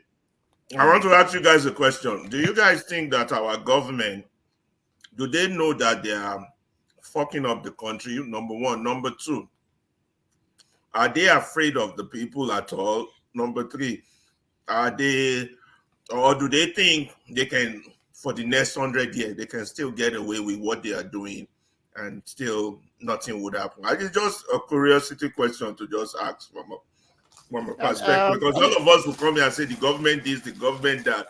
Those of them who really have position, like Festus, Okeriyamo, Tinubu himself, Bajamia Mila, how do they view those three questions? Do they see it as, or is just all about them making their own share and passing the baton to the next person? Anyway, okay. Well, for me, what I think that they feel that they are above the law or that nobody can do them anything.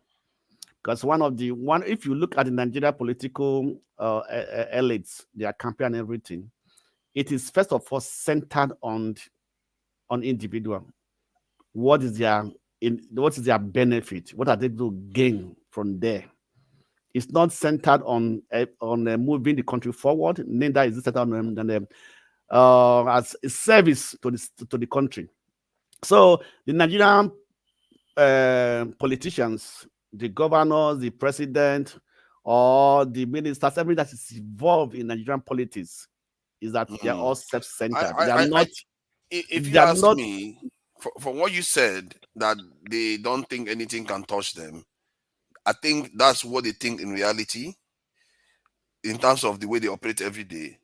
But if they do the evaluation, like when they saw those people in Mina protesting, the moment that happens, even that small protest threatens them, because when they actually do the calculation, they will realize that they're not actually protected. They are not as protected as they think they are. How long do you think they can hold on to the status quo?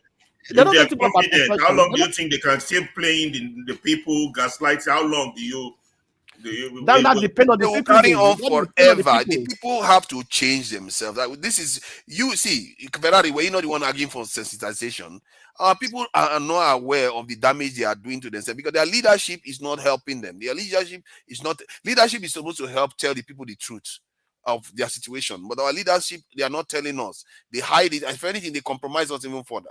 So the mass of the people that are aware of this thing that are not part of the leadership will have to do the sensitization to allow people to know, hey, this is what your leader is doing. They are lying to you. When they tell you that the dollar is not your problem, they are lying to you. When they tell you that not patronizing local goods is not a problem, they are lying to you. Okay, You are Fathers, let me supposed ask to you a promote question. locally manufactured goods. I think Fathers, in answering Blackstone, before you ask the question, sorry, I think in answering Ferreira's question too, in adding to the answers that have been supplied, I think the fundamental, if we don't want to engage or we don't want the situation in Nigeria to degenerate into a war or into chaos, the way things are going right now, is for the leaders to allow the people choose who they want in a free and fair election.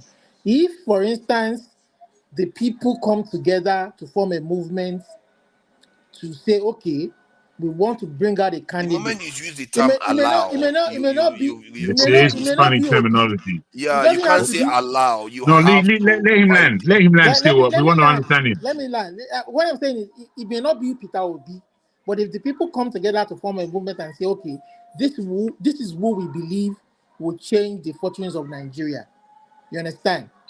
And this is who we want to challenge the incumbents. If things still continue to go the way they go, obviously in the next 4 years, in 2027, people will be looking for an alternative. Can And I they just bring out say the this? candidate. Are they going Forefather, to if you will allow? allow If they me. don't allow, how do we? If we don't want to, the country to descend into a chaotic or a war-like situation? You see, Olumide, my brother, where you are, I think is very good because I was just listening to hear you sort of organize mentally what that transition would look like.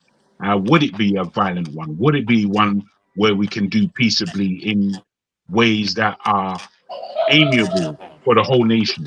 And I feel that it's very polite. I feel it's a bit too polite for where we actually are. But I feel also strongly that we have to get to that point of being polite. I really, really do. So, because how to lock that in politically, I really don't know how. All I do understand as it is now is that a movement can be and needs to be created to develop our change. And we, the people, need to be the people doing it.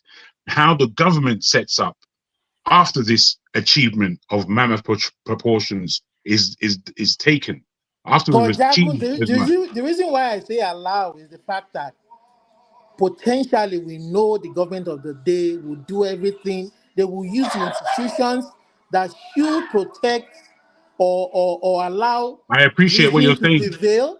The You thing is, understand? with the point of view of saying allow, I feel we have allowed enough. We have asked for enough and not been given anything. So I But believe I that am the language referring is to a bit. Sorry, I believe. the government of the Sorry. day now. One more now. I'm just saying that it's a bit polite for them. I feel that they need to be told and instructed that the people are those who are holding this democracy. No one else. The people. So it's not for them to allow. We are taking this responsibility take it by and force. we are taking you out of the way. We don't believe in you as a government. We've understood that we can just break it down to them in a proper noted lettered communication, whereby we break it down what our terms are. And our terms are that we are sweeping away this kind of government. We want democracy, but the government that they have set up, the way they have set up this whole thing is for corrupting itself. So from the judiciary to the Senate to the parliamentarians, whatever you want to call them, the whole setup needs to be overhauled for real. That's the communication I'm talking about. That's what I'm dealing with. Yeah. I think Ferrari hasn't said much. If you want to add to it, you can go ahead. Yeah, I was on the phone, missed a few things. Somebody's noise, is that on my side?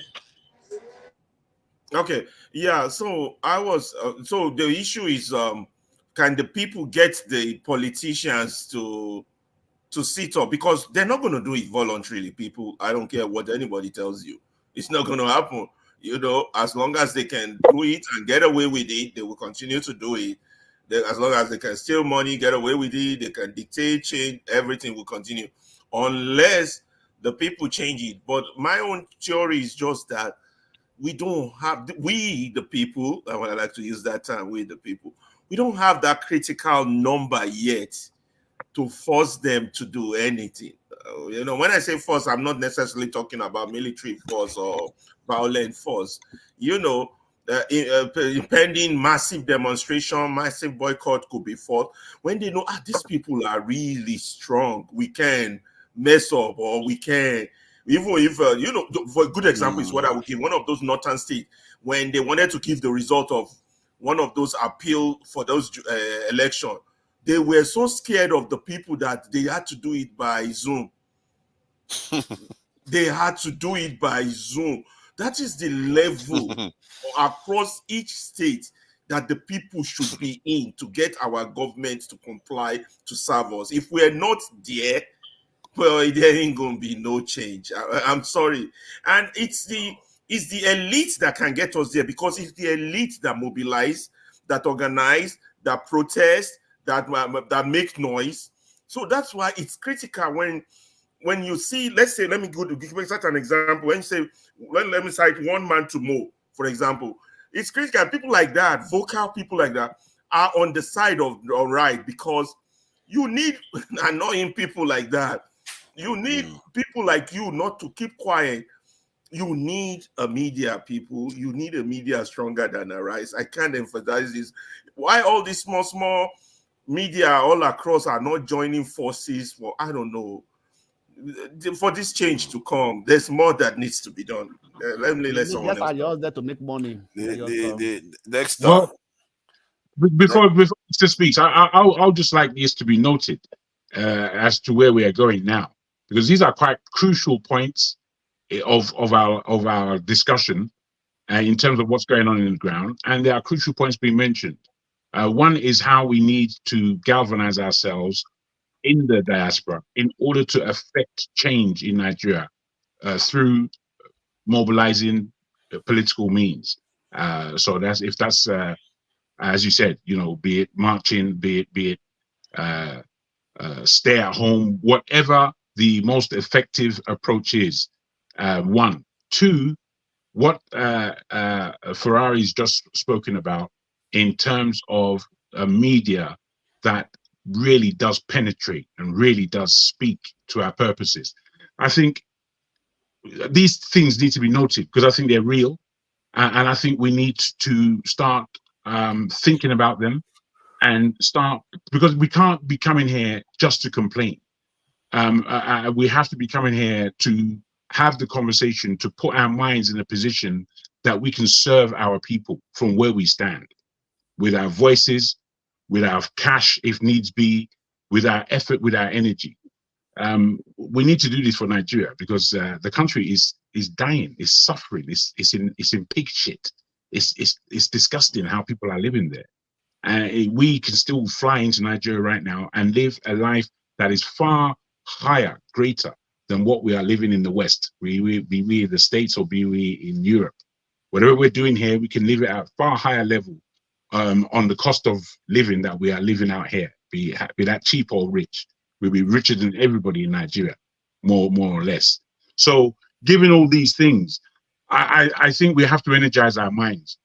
Not just to be sword fencing and fighting, but to be understanding that we've got a country that's dying. You know, whilst Nigeria's going to play football tomorrow, we're going to all be behind it. We want them to win. We feel ourselves when we're talking about ourselves as Nigerians. You know, we want to use that same willpower, that same willing, in making sure our country is great, because surely we can. Jagun, the power of the Nigerian state in terms of that patriotism or nationalism is so powerful that people were literally dying because they were watching a match. They were dying from heart attack, and they made a show. When they made a show about it on the TVC the other day, I thought, okay. But when somebody called me that they know somebody that passed because of it, I was like, okay, this is bigger. How did that even happen? That people are dying because of a match? It's like, have we not been, okay, maybe we have been so deprived of tapping into our nationalistic thing for so long that when we encountered it, a lot of people just like, this is too much, I can't take it, and it just passed. I didn't watch the entire match. I saw the penalty area, and I was surprised how I was palpitating because of it. I was actually surprised by that because I've been on this panel. Hold on now, because I've been on this panel. I've been beating crazy. I'm not sure I've palpitated that way before. That is crazy stuff, and that is what nationalism that we've never. I'm telling you, I'm not sure I'm going to watch the main match tomorrow because it will be tasking to my. Try and watch it. Don't worry. It might be too tasking to me physically to watch. Well, you see, these things go kind of hand in hand.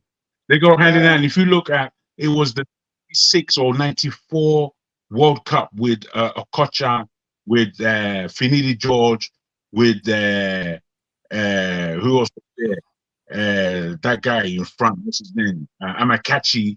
You see that level of football, and that we had a good 5 to 6 world-class footballers, and they could have won that World Cup.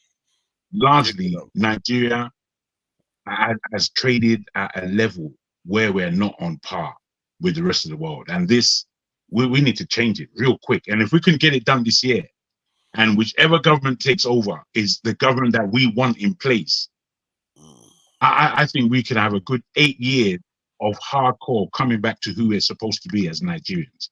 And if we were able to achieve that, we've done it. We've done a lot. We've done our bit, especially in terms of our generation. Are you so confident that for the this generation government, coming up. Jago, are you so confident that this government will be changed this year? Oh no.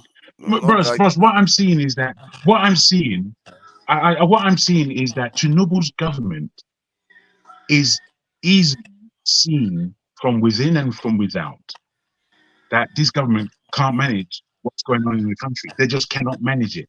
They have no ideas. They don't know what they're doing. It's clear. And for these things alone, not to be added with the way the president was won, the presidency was won, not to manage with the 8 years that they've had with Buhari. All this is a case that we're going to put in front of them and say, no more. You're out. You people cannot do it for us as a Nigerian people. You people are holding us back. You people are Neanderthals compared to our brilliance. This is what we're putting to them. The only thing that can remove this government from A fool can't manage us.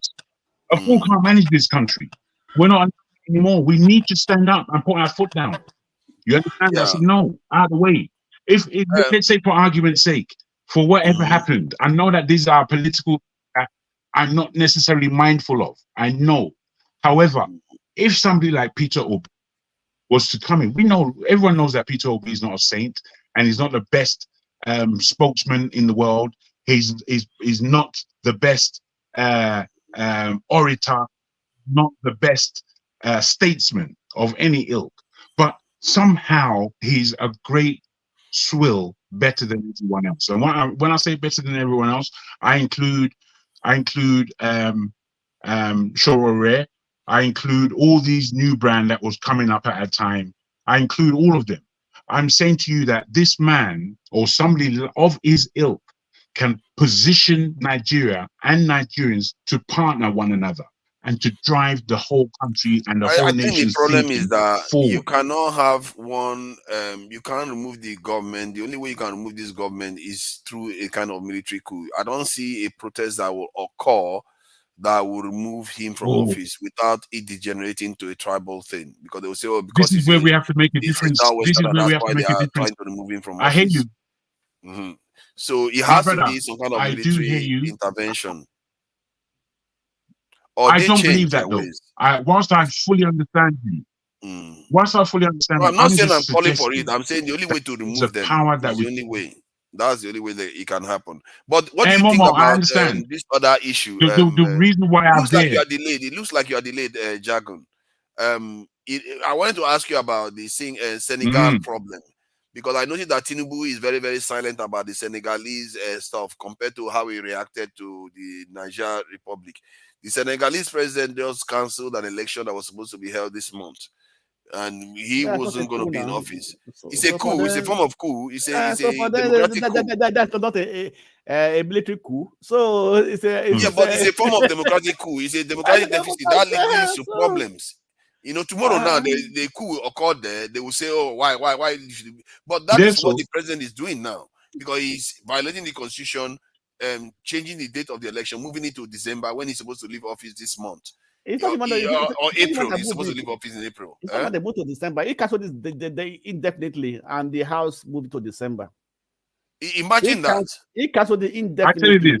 So, and the House moved to December. Then why is people silent on it? What about the ECOWAS? What did they say? Yeah, well, that's what makes them corrupt, because they are not acting when these democratic regimes are not behaving properly. They are not behaving democratically. It's a fake system now. It tells you that it reveals the core of the system that they claim to be upholding. You claim that you're upholding democracy. You are not even calling out the president, saying what you are doing is undemocratic. That if you don't behave yourself, we are going to sanction your country to, just like you did with Mali and all the others. If you don't do that, you are giving those three nations the argument to say, you know what, this is exactly why we left.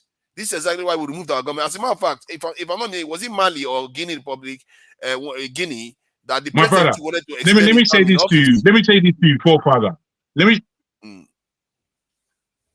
It's a form of coup. Let me say this to you, forefather. Okay. Whilst I understand, I think that's it's a great angle. It's a great angle to bring in at this juncture. You see, the way I have to answer your question, and the way I have to look at the whole West African and Francophone countries in Africa are at the biggest advantage to thinking Nigerians.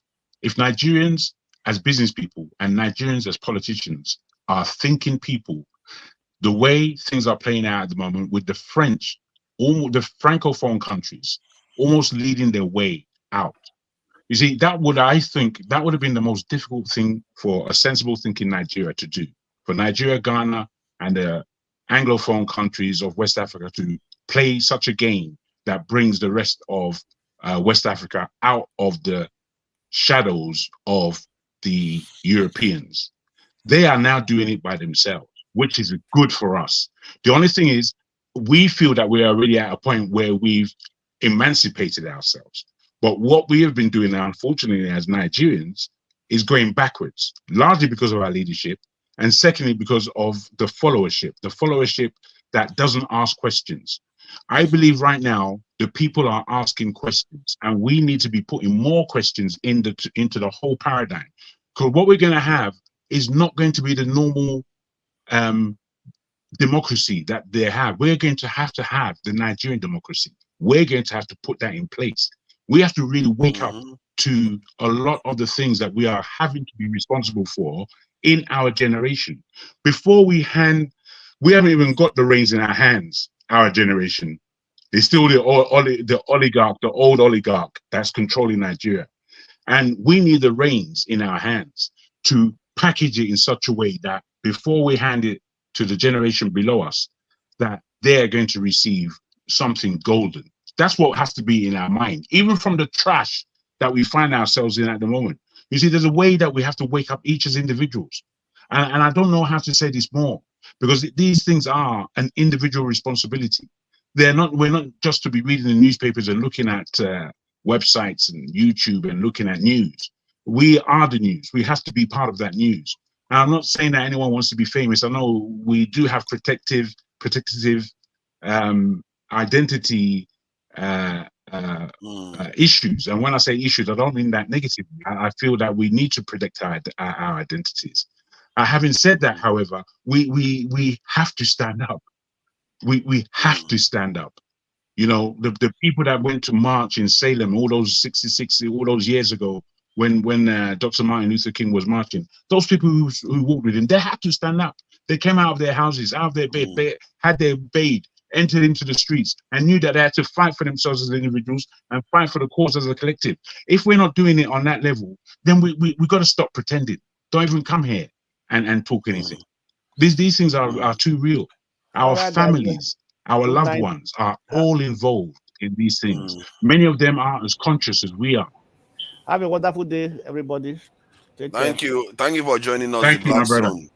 Yeah, you wanted to say something, Ferrari? I was also thinking that I wish, irrespective of our love for for the government or the parties, whether APC, PDP, and all these, all this our tribal and religious affiliation that we love so dearly, and all this, my teeth is better than your teeth. I wish once we see them doing these wrong things, we can just come out strongly and just say it the way it is without fear or favor. I wish our press also, like the likes of them, Abati, Rufai, that guy from Channel. I mean, we because there's no one else we're hurting other than ourselves if we don't call these people, call a spade with these people. I mean, there's no brotherly love in the issue of destroying your own country. We all are feeling the impact now, the pain the people are going through, even though the people are misguided, but the pain this thing causes.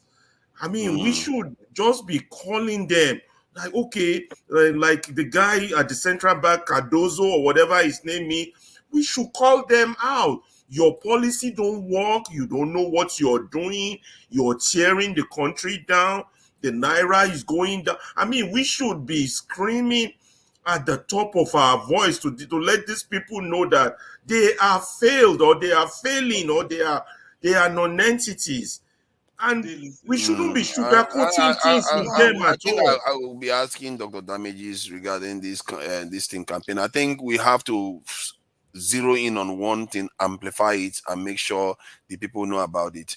Let me, because Dexter has been waiting for a very long time, being patient. Like he's true, like a proper Dexter is patient. And Dexter, please, what do you think? I think let's not do this divisive thing that we do in our country, because it's the only one we have right now. Anything else is just going to lead us, from what I can see anyway. If you look at the data, if we like to say Nigerians are non-Nigerians, then whom are all those people collapsing and dying because they are watching a match? Because they are watching a match. So we have to remember that there are a lot of people that don't think the way we do. They just want a country that functions, and we want to give it to them. And please go ahead. Yeah, I think I agree exactly with what Jago is saying.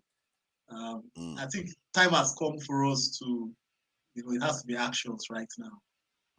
I used to tell my friends in my age grade, I said, look, the generation of Tinubu's generation, they are on their way out, whether we like it or not. I mean, these guys, the winners of Nigeria, generation is on the way out. It's left for the next generation to pick up the baton and take it and do what is right. I think even like us that come on this platform, we have to start, because that's how great countries are formed. You'll be surprised. The diaspora of every great country played a significant role in forming those countries. Yeah. I think as much as we can identify the problems, we can say, okay, we've identified several problems. We can't solve all of them. We can pick one and a targeted focus on that sensitization of doing something that will cause an effect back home. I think that's what is needed right now. Because we can talk as much as we can and all that, but it's the actions we start taking and how these actions would be felt by the people and by the government, back home. If not, what will happen is that these politicians would do the same thing they did in 2023, 2027. That's the simple truth. In fact, they are lining up for it. They are lining up for 2020. The politicians are actually, look, this administration is actually not even governing. They are just preparing for 2027. That's what they are doing. They are preparing for 2027. So we have to become it's like a pressure group. Let me not say the word pressure group, but just similar to what a pressure group does, so that, because by the time people start realizing, they're talking about regulating social media. You can imagine what will happen if Bajabia has started campaigning for regulation of social media. Now, the social media is actually the only space right now that Nigerians are able to get information about the misdoings of this government. Because recently, They inaugurated a committee. A country that is saying is broke inaugurated a committee with 1 billion naira. Inauguration of a committee with 1 billion naira that wants to look into minimum wage. What are we talking about here?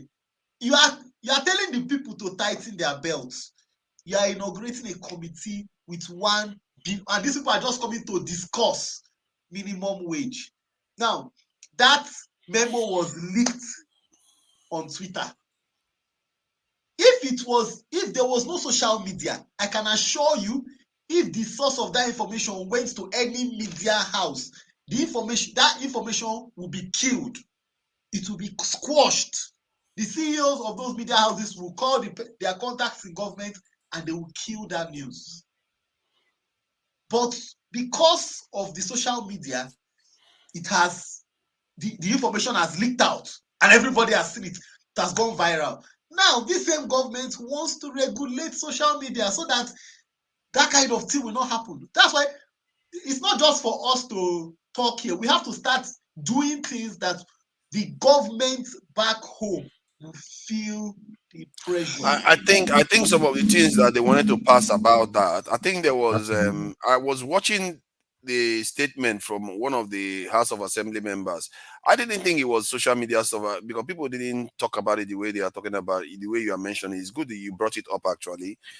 He was saying something. I was hearing him. He was saying something about if you said something online, this will be the consequences.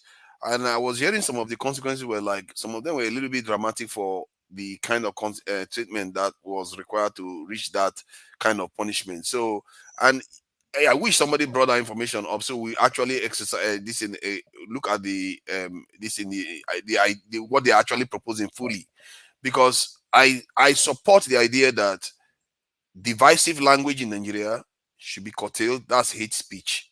Some of the stuff we hear here every day is destroying national cohesion. That's why you don't see a lot of Northerners here. They don't come because they hear so many divisive language. You will not open a channel in the UK where people in the North cannot just call in. They can call in because they feel like they are in the same country. We don't use very divisive languages here. So that part of it I support. But the part that seems to be designed to protect the elites, no, that one I don't support it. And Nigerian problem is not hard. We keep saying the problem is hard. If you want to get rid of corruption, I've said it before, make it a capital offense for public office holders to steal money. You will be surprised how quickly they will. But who is going to make it? Are these same people stealing? They will not make it against themselves. That's what I'm saying. Now you push for it because they would never do it against themselves. Many of our people would not want it too. That's the problem. Many of our people would think, why should they be killed because they steal? Because we don't truly understand the gravity of what it is. I've had people argue against it before. That is where the problem is. That's one. If you say you hate the problem, but you don't want it solved. I've seen Nigerians refuse order because they said anybody that they give that power will abuse it. So they don't want any order. You want this order. So, forefather, it's like what you can't eat your cake and have it. Please go ahead. So I want to say that anybody from the North who feels that whatever anybody here is saying on this platform is divisive and because of that they don't want to come, that just shows that they are not tolerant. Because in a tolerant society, you would be willing to hear the other person's view, even though you disagree with their view.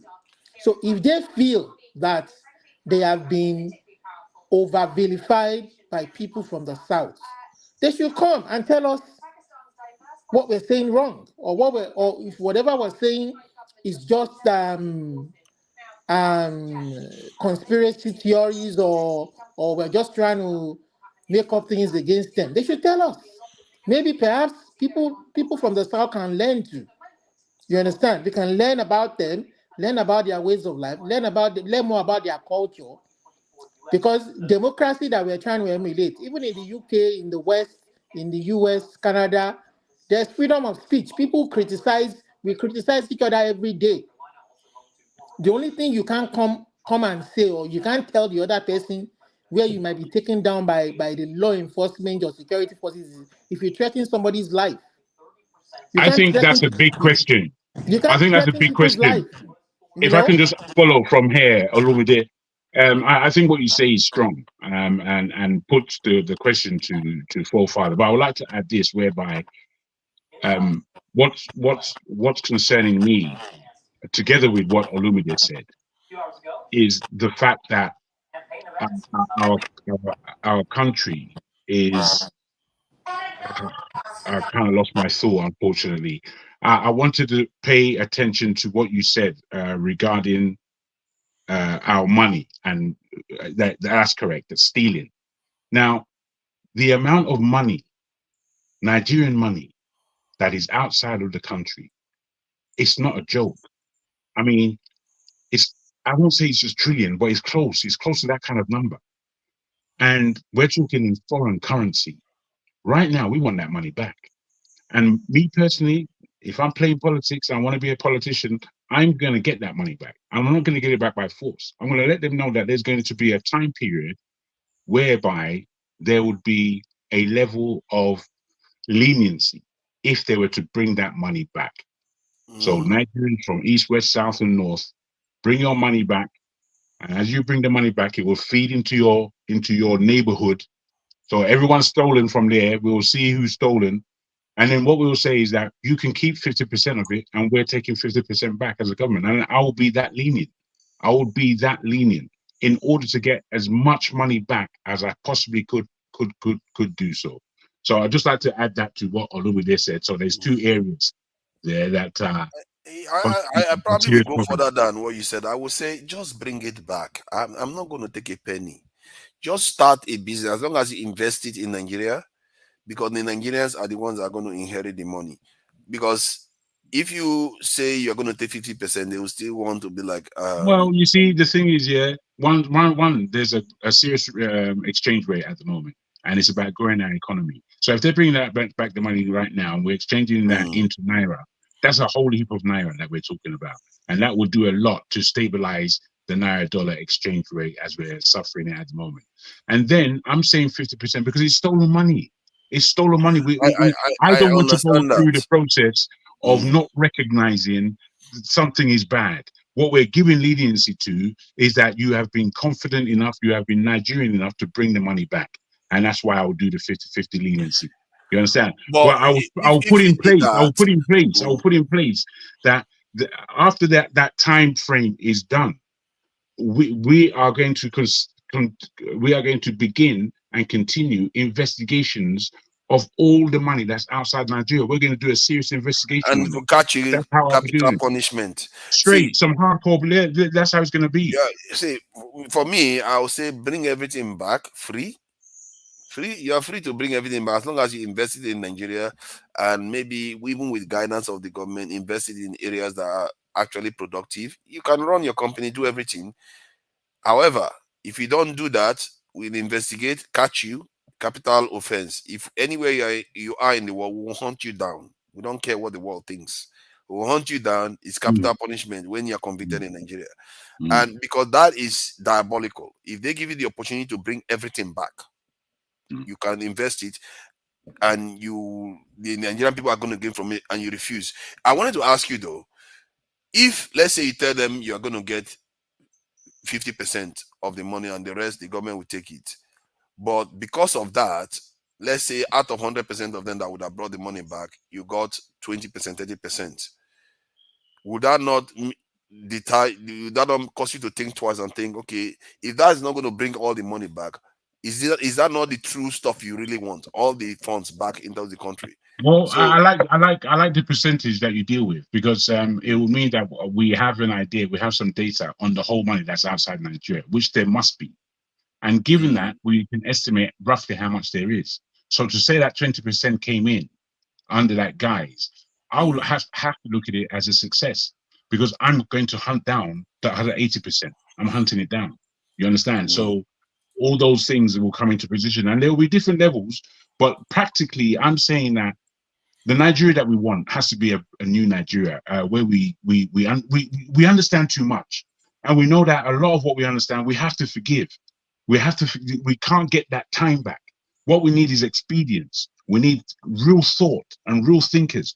We need to shut people down who are coming to the table to talk rubbish.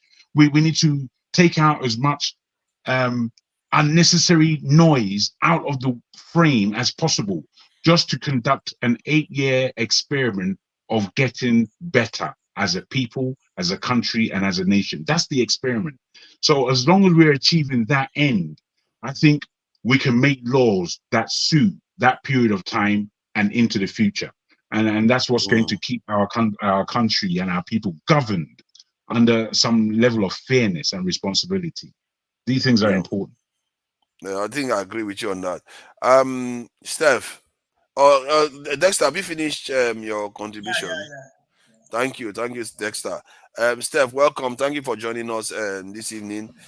Yeah, what do you think about the conversation was about how poorly we are performed as a nation, and because a tiny country like Singapore can export 300 something billion, Nigeria is exporting 40 something billion, and that is including oil. If you remove oil, it's pathetic. And how do you think, what got us to this mess we are in? I submitted earlier on that it's because we are self-sabotaging. We sabotage our nation. We don't support our own things because we like Oyibo things. We like to service Oyibo healthcare. We like Oyibo education. We like our currency that depreciated recently. They said it has to do with people paying school fees overseas because they had to buy a lot of dollars to do that. So what do you think about that situation that we find ourselves? Good evening, all. Good evening. Welcome. Thank you for having me. Let me start by appreciating the position you've always taken whenever we discuss Nigerian issues. You've been consistent in pointing out how things could change in the country if only we can do one thing consistently. And what is that one thing? Making sure that we conduct elections that are fair and credible, so that whoever the people chooses will emerge, and the people will actually know that we are the one that choose this person, and the person that was choosing will actually know that I derive my power from these people, and they are the one that will hold me accountable after 4 years. It's key. But having said that, forefathers, I just want to commend you, Olumide, because I know you've always been consistent on that issue, and sometimes people don't understand how far that alone could help in solving our problems. Forefathers, what you said is true, but like I've said so many times on this forum, that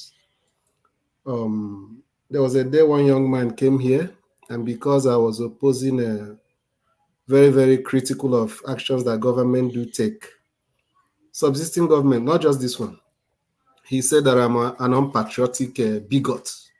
That was exactly what he used. And I told him that the most unpatriotic people I've seen in Nigeria are the political class. They're the most unpatriotic. So the reason why we fared far worse than Singapore is because our leaders are unpatriotic. I don't like spinning the table around. I believe that most times things flow from the head. If our leaders are doing the right thing, it's going to be hard for Nigeria to be where it is now, or for the majority of Nigerians to be doing the wrong thing, because they will have that moral standing to implement the law to the letter. But because our leaders don't believe in the country, they claim that they don't believe in Nigeria. If they do believe in Nigeria, they will feel the need to make Nigeria compete with other countries, because they do travel. All of them travels. You, forefather, love your family, and all your effort is to make sure that your family compares or competes favorably to another family. So how come that these people that are the fathers of the nation or parents of the nation don't feel ashamed? So that's the problem.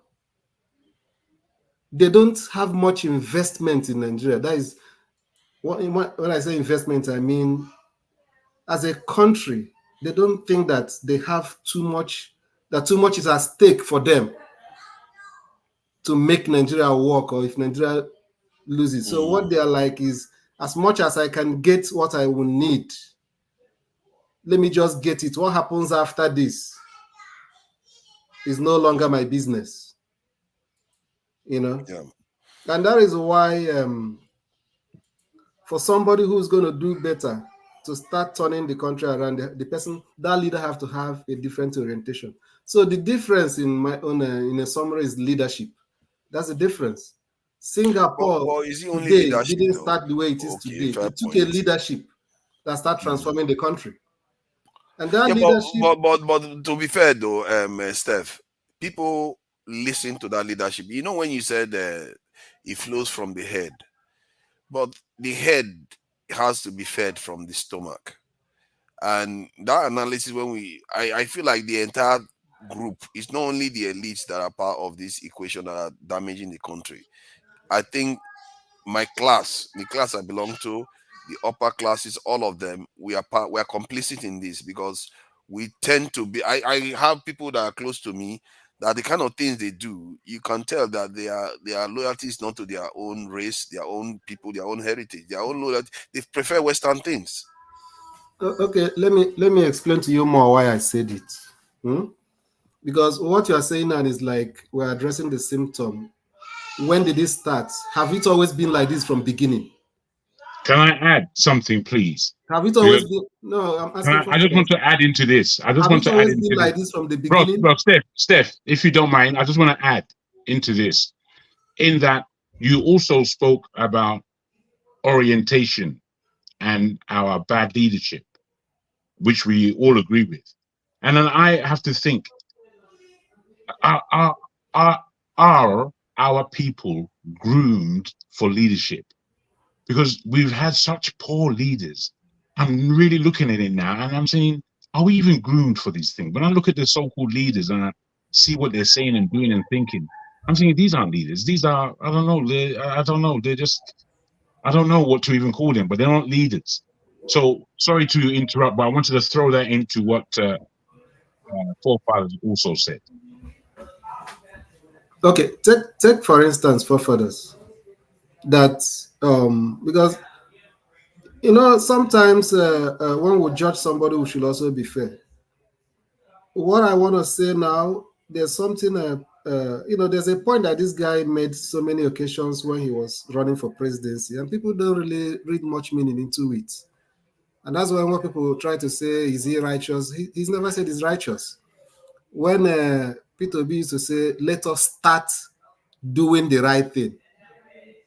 In one of the occasions, he said he is also to be blamed. But can we start doing the right thing? When I talk about leadership, that's what I actually mean. Who is that leader that is going to come and say, okay, I know I'm a corrupt person before, but see, from today, I want us to start doing the right thing. And not just with words. And people will actually see, yeah, this man really meant business. Do you understand? But we've not reached that level where our leadership have decided, okay, they are still trying to pretend, okay, no, I'm not a bigger thief like the other one. No, the other one is the one that is a big thief. I'm not even that problem. We are looking for that leadership that's okay, yeah, we have all failed this country, including me. But from today, let us start on a new leaf. Do you understand? Yeah, that's quite a powerful point. Yeah, Steph, I don't mean to interrupt you. I just wanted to add, back to the point I made earlier, that these our so-called elites and the millionaires, I don't know how they reason. Something is loose between the dots because they are not connecting the dot. It is in their interest that the country runs properly. If you're a millionaire, your millions will be protected if there is law and order. You can pass it on to generation. Your business will grow. There won't be risk to your life and say property. It's in your interest. Not just that, you not only spend your money in your business enterprise, but you spend it to ensure that you have a lawful state, because it is in your, that's the only thing that can protect your interest, your millionaire interest, your billion making money interest, that will make it possible for you to be able to pass it on to the next generation, not in a chaotic state. I don't get them at all. And then those who are aspiring to be like them, the so-called middle class, people like us who have education, we continue to be subservient to evil that these people, and destroy ourselves, all in the name that we just want to make that million. But it is also in our interest that that country becomes good, because that way we are closer to our family, we can pass things on to our children. That is really what is ours. You're right. You're right. That's why I said we have a disjointed definition of what real value is, what real success is. We keep thinking it's doing it going to be like the West, like the white man. That is success. That is, no, you can be very, very African in your African soil and develop your own land without the need for you to go to another man's land or country. That's all I just wanted, just for you to connect it to your point. Thank you. I think that, man, that the conversation has gone quite serious now. Very, very. I really think that the points that have been made are quite. I'm learning from them. When you want to blame people like you that send their children abroad for education, do you know why they started sending people like you who sell their lands and sell their children abroad for education? Do you know why? Do you think they enjoy it? You think if they have options, it's palatable to them to do that? Families sell liquidate all their savings, sell their properties just to send their children abroad for education. Not just the one that have it, like you said, the middle class, right? Do you think they enjoy doing it? I'm beginning to think that. Are you sure that some of them are not happy? Because our educational system have been run down. You understand? Those people that are sending it, if government put enough structure in place, they will even be willing to contribute to make the education work. But the government don't even have a blueprint to make the education work. Is it the job of that middle class man that is selling his house to send his child abroad to draw up the policy that will make the education to work? It's not. So everything still boils down to leadership. Steph, I can speak for myself on this one. When I was coming to the UK, one of my key objective was to study. Yes, and in terms of Nigeria, some of the stuff, the kind of stuff I wanted to study wasn't there. I felt like, okay, I prefer to study in UK. But if you say, okay, if that stuff was available in Nigeria, then that for me to study it in Nigeria, and if I come to whether to choose which side to study it, I would have chosen the UK either way. Not because it wasn't available in Nigeria, because I felt like the UK was better for everything. No, I'm not talking about availability. You were asking about whether our people enjoy doing it. The reason why they've not left. The reason why I ask you that question is in the 1980s or in the 1970s something. That time we say that, okay, let's say early 70s. 1970 something. How old do you think I am? I'm coming. Where our education is considered to be of a comparable value. You understand? Where some other part of the world send their children to Nigeria for education. How do we got to the point where Nigeria send their children to Ghana for education? That's the point I'm trying to make. Okay, I get but the only thing is, once you make that point, it didn't happen by accident. Exactly. We know and remember when education in Nigeria was great, and we know and remember when that change began, and how it just took a backward turn year after year after year after year. We also know for what reasons were given for the levels of poor education as we have in Nigeria. Yet still, we are still pushing out marvelous individuals from these institutions as we have them poorly in Nigeria. The fact of the matter is, as where I know that there are no leaders in Nigeria, just lets us know where we are in Nigeria at the moment. There are no leaders. Unless we stand up, I keep having to say it, there are no leaders to look for. I don't, sometimes you say this quite a lot, Steph, and I'm thinking, who are you expecting? Because as I look at everybody, there's nobody there. No one. So I really feel strongly, unless we stand up both here in the diaspora and in Nigeria back home, we have to stand up as a collective so that we sort ourselves out as individuals and as let a me collective. add to what Jagun just said. You see, one of you made a point, said that the education started going down is because some people wanted better. That's why they started going abroad. 2 points. I disagree on that. One, our country started heading in the wrong direction from the mid 60s. You understand? But none of us noticed it. So it was like a drip, drip, drip, drip, drip. So by the 75, we were in affluence. So it wasn't even noticeable at all that we were heading in the wrong direction. We had the Udoji thing. Then by the time we got to the mid 80s, where they started introducing austerity measures, the drip now started becoming more. Instead of drip, drip, drip, it's more like a tap has slightly been open. You understand? Now, by the time we now got further down into the military era of the Babangidas and the Abacha, the tap was let loose. It was like the whole door and the window now has been opened. And now it's like the roof has been opened with the present civilian.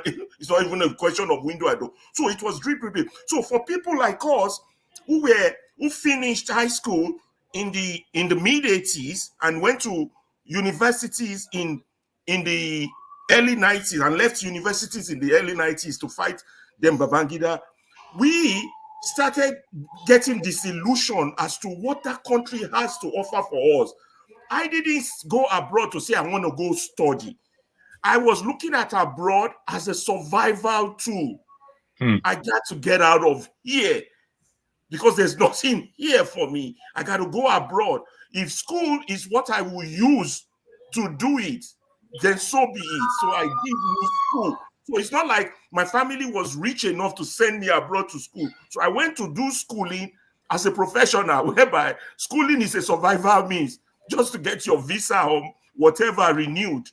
You understand? So the system has been dripping in the negative direction.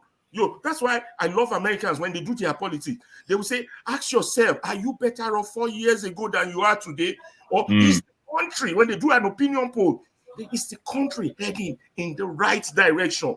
So that's why I got to know that, okay, for a country to exist, there's a right direction, there's a wrong direction, there's meaningless movement, which is what Fela described us as. Our life does be like 1 year ball. We 1 year win the blow for 1 year. Wow, that guy, Fela, you have to give you credit. He's a professor. The guy analyzed Nigeria. He's a wizard, bro. He's a wizard. You can't get to those levels, my brother. He didn't bother to write a book. He put it inside the song. That was 40 years ago. That was 40 years ago. He figured us out a long time ago. You know, that guy, just like now, Fela lived in a time like today where anybody that picks a hole in how government is not serving the masses is seen as an unpatriotic person. Yeah. Remember that when he was around, he was characterized as the most unpatriotic Nigerian. Absolutely. Why? Because he picked a hole on how the government is not serving the need of the masses. You understand? So, in conclusion, forefathers, if you ask me, anybody that really want to help Nigeria to work should not spend too much time trying to, help this government or any other government for that matter. Spend that time trying to make sure that we can conduct a free and fair election so that the people can actually be in the position to checkmate their leadership, so that the leader will actually begin to know that my government derives its legitimacy from the people and there are consequences if I don't meet their needs. Imagine what will happen in a place like UK or America if the ballot does not determine the outcome of an election. Do you think that society will continue to work? But because the politicians, whether you are from the left or from the right, knows that at the end of the day, if you are in Congress after 2 years, you still have to come back. If you are in the executive after 4 years, you still have to come back. Do you understand? It makes them to, even if what the people is asking of them is not really what they want. They will do extra mile, even if that thing is good for the country, but that even if what the people want is not good for the country, but that's what the people want, he's not going to say, okay, because it's not good for the country, I don't care. He's still going to do that that extra mile to educate them. I think at the core of before you speak, following what Steph said, you see, that is why we're following what Steph said. For a while. Hold on, that is why we should, all of us are black people, Nigerians, never depend on these white people or Western for the solution of our problem. No matter how bad things are, we have to go back to our own black brothers and resolve that thing among ourselves. You know what Steph just said just now? You heard what he said. They know that their own country would not work if the will of the people is subverted. But yet, when the will of our own people are subverted, they accept it. They accept our leaders. That's what fella called Oyibo no talk. So say they won't tell you that, okay, that thing is going to destroy you. They will accept them. They put them on national, want to be on the table as the leaders, as they recognize and do business with them. But that same shit, they will not tolerate it in their own country. Different meaning. Different kind of meaning. Different meaning. That is why I say, that's the meaning of my song. I sing, I tell everyone to hear my song. You see, that's why that man was screaming that these people, they won't tell you. They don't tell you. They would say it's acceptable. But soldier no fit take over for England. Election no fit get rigged for America. But yet it's happening to us, and they're shaking our hands. Come, let's negotiate the deal. Let's negotiate the loan. Good, you're their representative. So you see, even though we are our own enemy, you see the bigger enemy also outside. There's a bigger enemy, and he's constantly there. Constantly.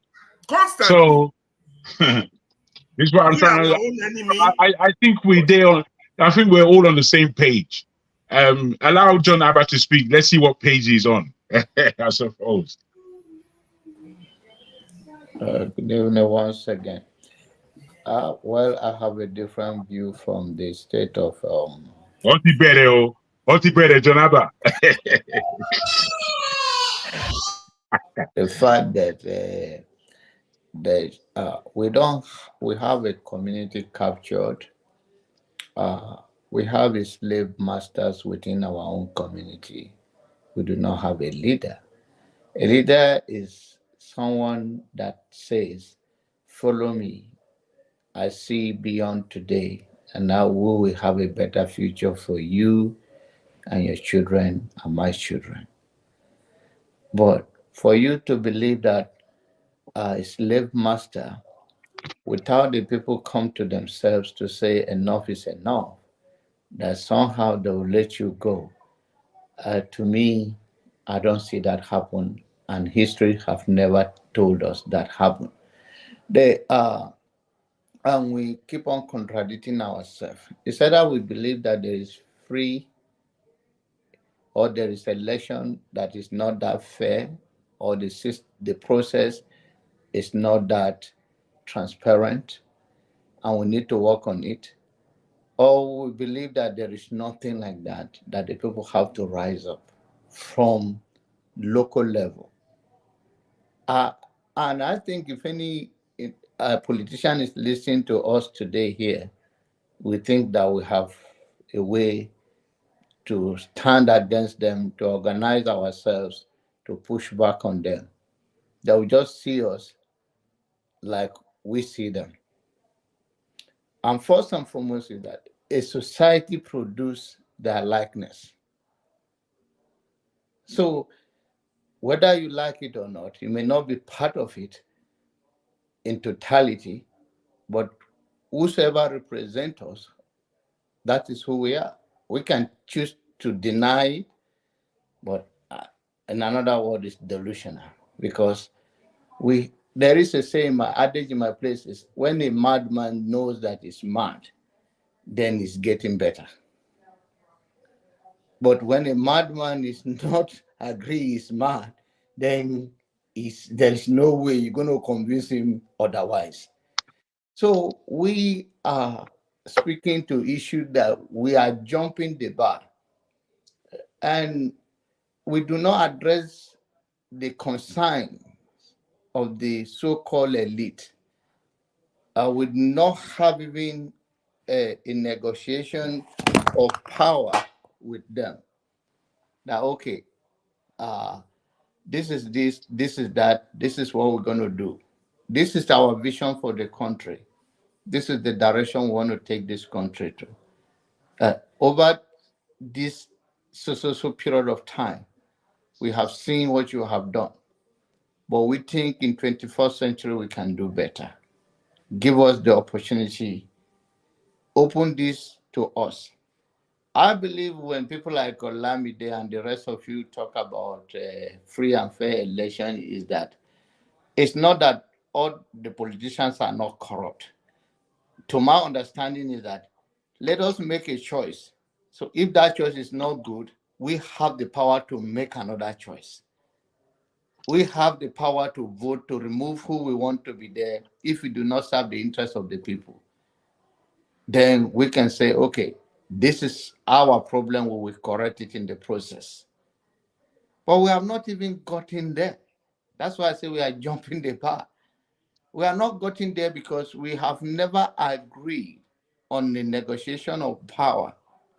You are dealing with slave and slave masters in your own country, in your own people, in your own local government, in your state, in your federal system.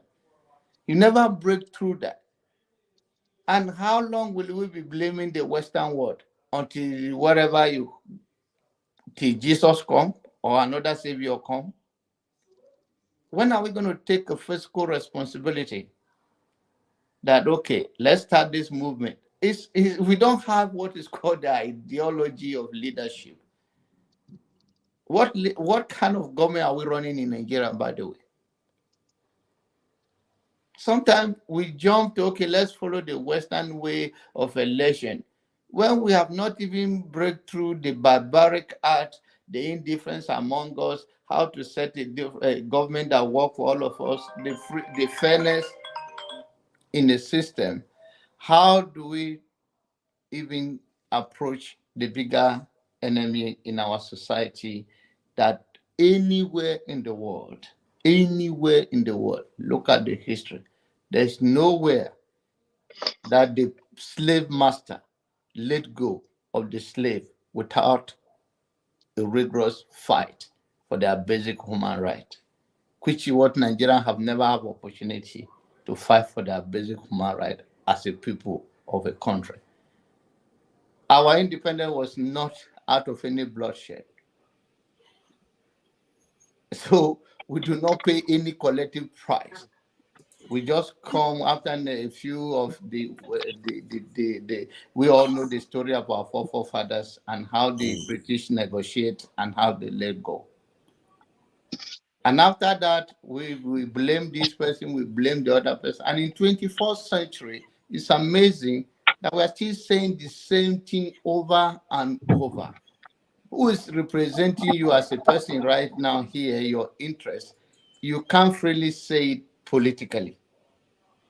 Okay, who you want to vote for, you may know who you want to vote for, but you cannot tell that 100% this person have my best interest. And from our local level of politics, we never even hold them accountable. But we jump, it's easy because it's easy to shift the blame afar and turn blind eyes on the truth that are close to us. Like Ferrari say, and I quote, which I've said, that it's a thief, but it's not a thief enough if he's close to me. I saw it where the Mefele contributed to the biggest mess Nigeria is on the international platform of how Naira work. But the people are protesting, release our song. So to them, so it's until you can even. I remember when Kuti, the doctor, announced that fella have a disease, a kind of this disease that he had, and because it's and the people say, why do you say that? He's not saying that he doesn't love his brother. He loves his brother. That is his brother. It's the adage in my place says that you can fight your brother, but your brother is still your brother anywhere you go. No matter what we are all saying now, if I come to UK and see Godfathers, whether we have our differences, and I'll not embrace him, blood is thicker than water. So he loves his brother, but he's trying to warn Nigeria that this disease exists. Stay away from so thing. But Nigerians come to criticize him. That is how primitive we are. He did not say because he wants to sell his brother or he doesn't love his brother. He's trying to warn the nation as a medical doctor that if you go this way, unprotected sex, this disease is going on. You're going to catch it. My brother had it. So in this kind of atmosphere where we cannot be true to ourselves, we cannot criticize people from our immediate area, and some people are saying, are you saying that there is no Fulani herdsmen capturing your community? Is that the only crime in Nigeria? Yes, I agree. I have a family in Maryland. In Maryland, he have retired as a controller of custom and returned to farm. Till today, in Maryland, he said he wake up troubling about the Fulani herdsmen that invaded him. He escaped with his family and he moved abroad. So it's not that we do not say that there is no Fulani herdsmen, but is that the only crime in Nigeria? Are we going to just turn all our effort on Hausa Fulani or herdsmen and Boko Haram, and we're not going to admit that there's a kidnapping in any other part of Nigeria? Forefathers, can you bring Olumide in? All right. So we cannot continue to turn blind eye on those things and then somehow believe that that is the way we go as a society, and we will make a way forward in 21st century. We have to touch it. If your brother do something, doesn't mean you don't love the brother. You just don't like what he's doing. And sometimes we take it so personal with bitterness and anger and hatred against our own black brother. There's a neighbor in my place says, if you tell me that my son is not good enough and I kill him, your son will become my own son? Are we going to all go after each other and wipe ourselves out? And then who inherit all that we have? There's a say that when two elephants fight, the grass suffered. The politicians, they are looking up to us to rise up. And if we keep shifting this blame, it's you, it's there, it's this, without admitting the fact that the element of evil in our society has to be addressed in the broader perspective, that is all about this tribe or the other tribe, I don't think it will take us anywhere. And even if you come to political arena, on politics, the benefits of having nuclear weapons. I think Olumide. Hi. If we have to even talk about that, politics is a negotiation of power. And I think we all are patriotic Nigeria. That brings us here. But people here, or sometimes that all we say is to shift blame from here and there. Nobody tells you to say, come and tell us what you're going to do. What do you mean when you say it's a negotiation of power? Are you saying negotiation of power? What do you mean? We should vote who we want. We have not gone to where you can vote who you. If you have got to where you are thinking, we will not be where we are today. But Jonaba, wait, let me. Jonaba, why do we have to go to negotiation of power? That's primitive. When you say negotiation of power, why would you go to negotiate? Why can't we go straight to the people's power? Why does it have to be negotiated? People's power is people's power at this level, right? I've had people on this platform today, not even yesterday, that why do you need a Northern to be anything? Then you are just, maybe you are naive, totally naive, or you don't understand that. And some of you say that, oh, the same place here today. Oh, yeah, we married somebody's in his aunt, please. Can you? The UK will now be one of 6 new.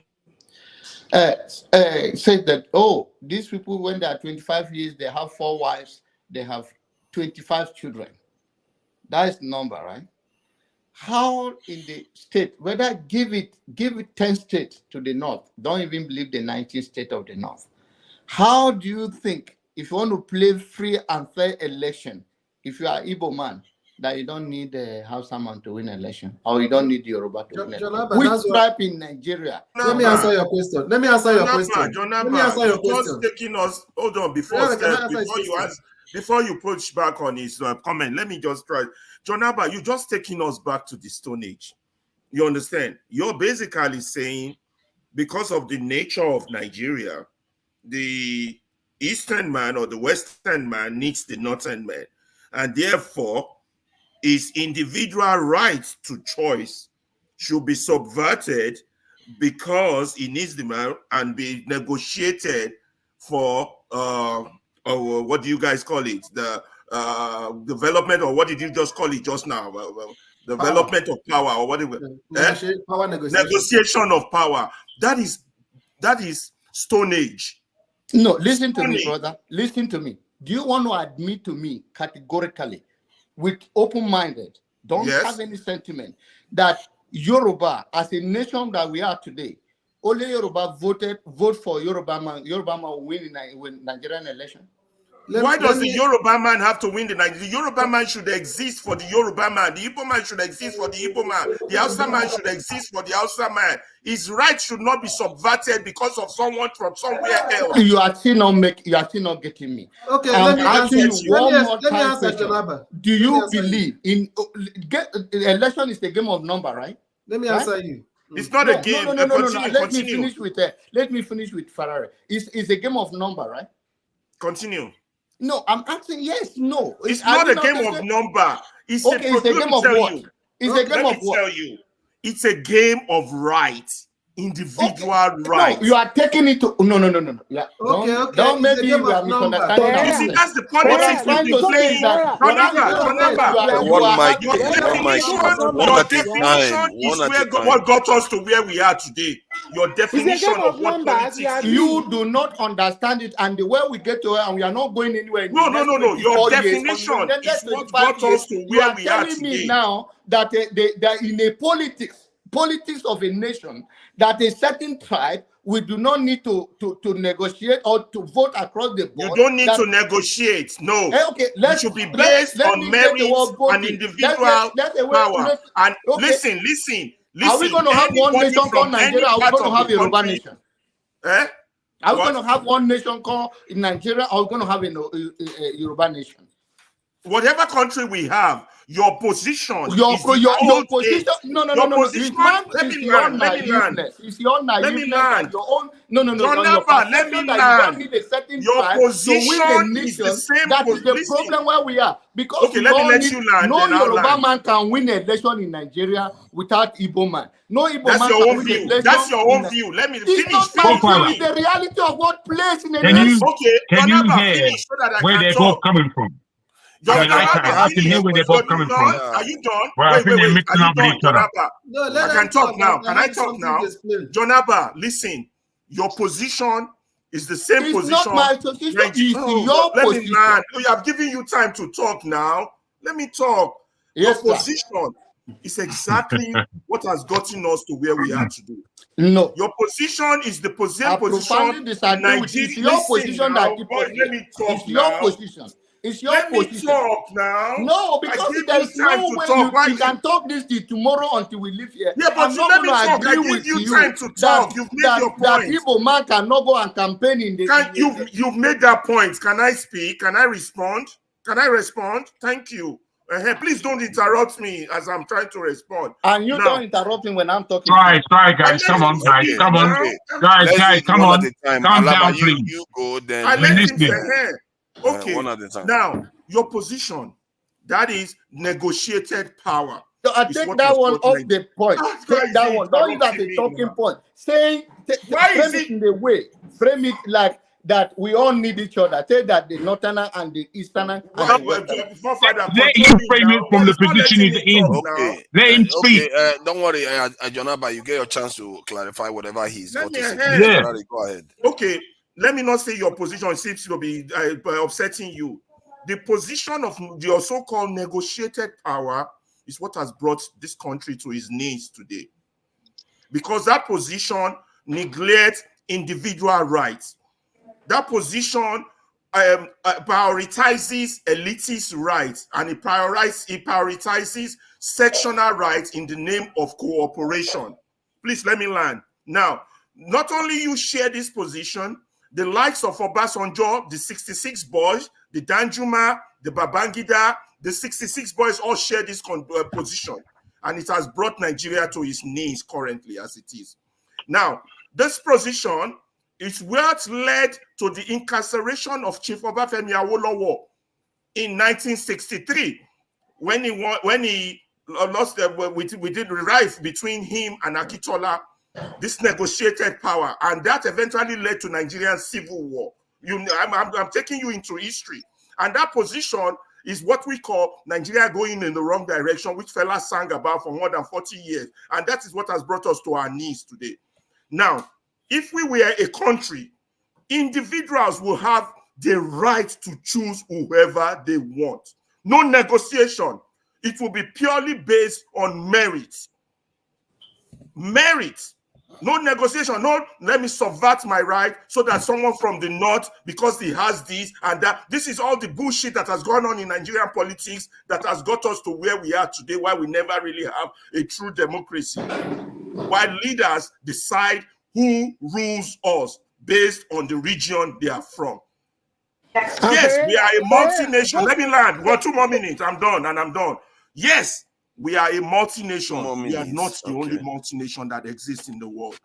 America, even though they speak one language, is also a multi-nation.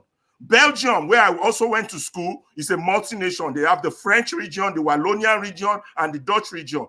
There are several nations on this earth that are multicultural like us. Yes, they exist. The difference between us and why we are failing is that we have not prioritized the rights of the individual, of the citizen. And that's why we will continue to fail. This negotiated power that they brought to us from the 60s is what has doomed us and will continue to doom us until we come to the table and renegotiate our point of existence. We have to come to the table. Thank you, Alaba. No, hold on. Let John Abba respond. Let me respond to this before you come, Labi. Yeah, please go ahead. I think your point, I got you. You are the one that didn't get me. I still believe what I said. No northern Nigerian, as a Hausa Fulani, Hausa, Baburu, Bra, can win election of a Nigerian space. Abiola has proved that theory wrong. No, he proved that theory wrong. Keep going. I think you are not. I think you are still not getting it. Keep going. Yes, Abiola. The Northerners do not voted for him. It's only the West that voted for him. Can they share the food? I'm asking you. Abiola proved. Continue. No. My question to you, I'm not saying. Now, I'm not trying to make it easy for you that a Northerner cannot win a presidency without the Igbo vote or the Yoruba vote alone, just because he get the whole Northerner vote. It's enough. You're right. You're right. Okay, that is the point I'm making. That if we're going to operate under one nation, not that I'm going to be Oduduwa or I'm going to be Arewa or be Biafra. Let me say this to you. Let me say this to you, John Abba, if I may. Can you allow me, please? I think my brother. Okay, Steph, go forward then. Okay. Olumide, please. Steph is supposed to respond. Let's Steph go. Okay. So in that space of Nigeria, there is no. If we are one Nigeria, we all need intertribal campaign that even if you are running for president of Nigeria, you cannot run it in the Western or the Southeast alone. You still have to build alliance with the North, and the North has to build alliance with the South or the West, as you may call it. You see, the thing is, you're speaking about two different things. You're speaking about, wait, guys. You're speaking about two different things. How? What I'm saying, what I will put to you in clearing up your dispute. On the one hand, I like what Ferrari said. I think it's of utmost importance where the individual and the individual rights are respected in that country. And I do think that is the first thing. I think secondly, when you speak, wait, let me continue. Let me continue, my brother. Let me just continue. How do you continue? Where you are speaking from, and where you are speaking from. How did I wait when I've not finished talking to Ferrari? When I finished, because they've been going on a while. They've been going on a while. Ferrari, so let him finish. It's only fair. When I finish with Ferrari, because this is about educating ourselves and come to a dialogue. You can have your enemy and see dialogue with them. So the point I'm making is that oftentimes we classify this. I don't know why you are seeing it, but I'm repeating it one more time and I'm done with Ferrari. Okay, go on, because I understand what you're saying. Yes, Northern need a Westerner. A Westerner need a Northerner or a Southerner in Nigerian political atmosphere. If you whether and with the issue of Muslim ticket, I'm not talking about it. Christian ticket, I'm not talking about it. I'm trying to say that you're gonna let me come in real quick. Or it's a politics, it's a game of number. Then you must campaign in the North to get Northerners' vote. It's still individuals' vote.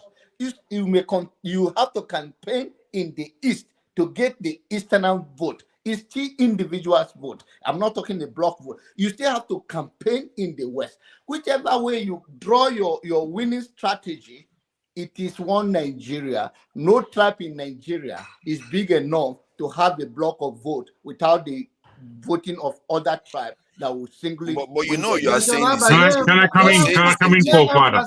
Can I come in now, forefather? I was trying to come in before. I should be coming in now. Okay, Jago, please go so that Steph can say what he wants to say. Thank you. Now, all I want to put to you in finishing what I was saying earlier, that Ferreira, he spoke about the individual and the individual rights, which I totally agree with. You're speaking from the point of view of ideas. In a space of called Nigeria, ideas need to rank high, not necessarily the groups that these ideas may emanate from. So if an idea is coming out of the Igbo space and it's a good idea for Nigeria and it spreads, then that's great for the people. But that doesn't take away what is an Igbo nation, what is a Yoruba nation, what is a Hausa nation. And these nations are founded over hundreds of thousands of years. So in that, you can't take that away because of 60 years of so-called European democracy and all the policy that we've had over our existence as a country. What it is that the people of that country are very, very, very important. The people as groups and tribes, if you want to use that term. These people are what constitute being Nigerian.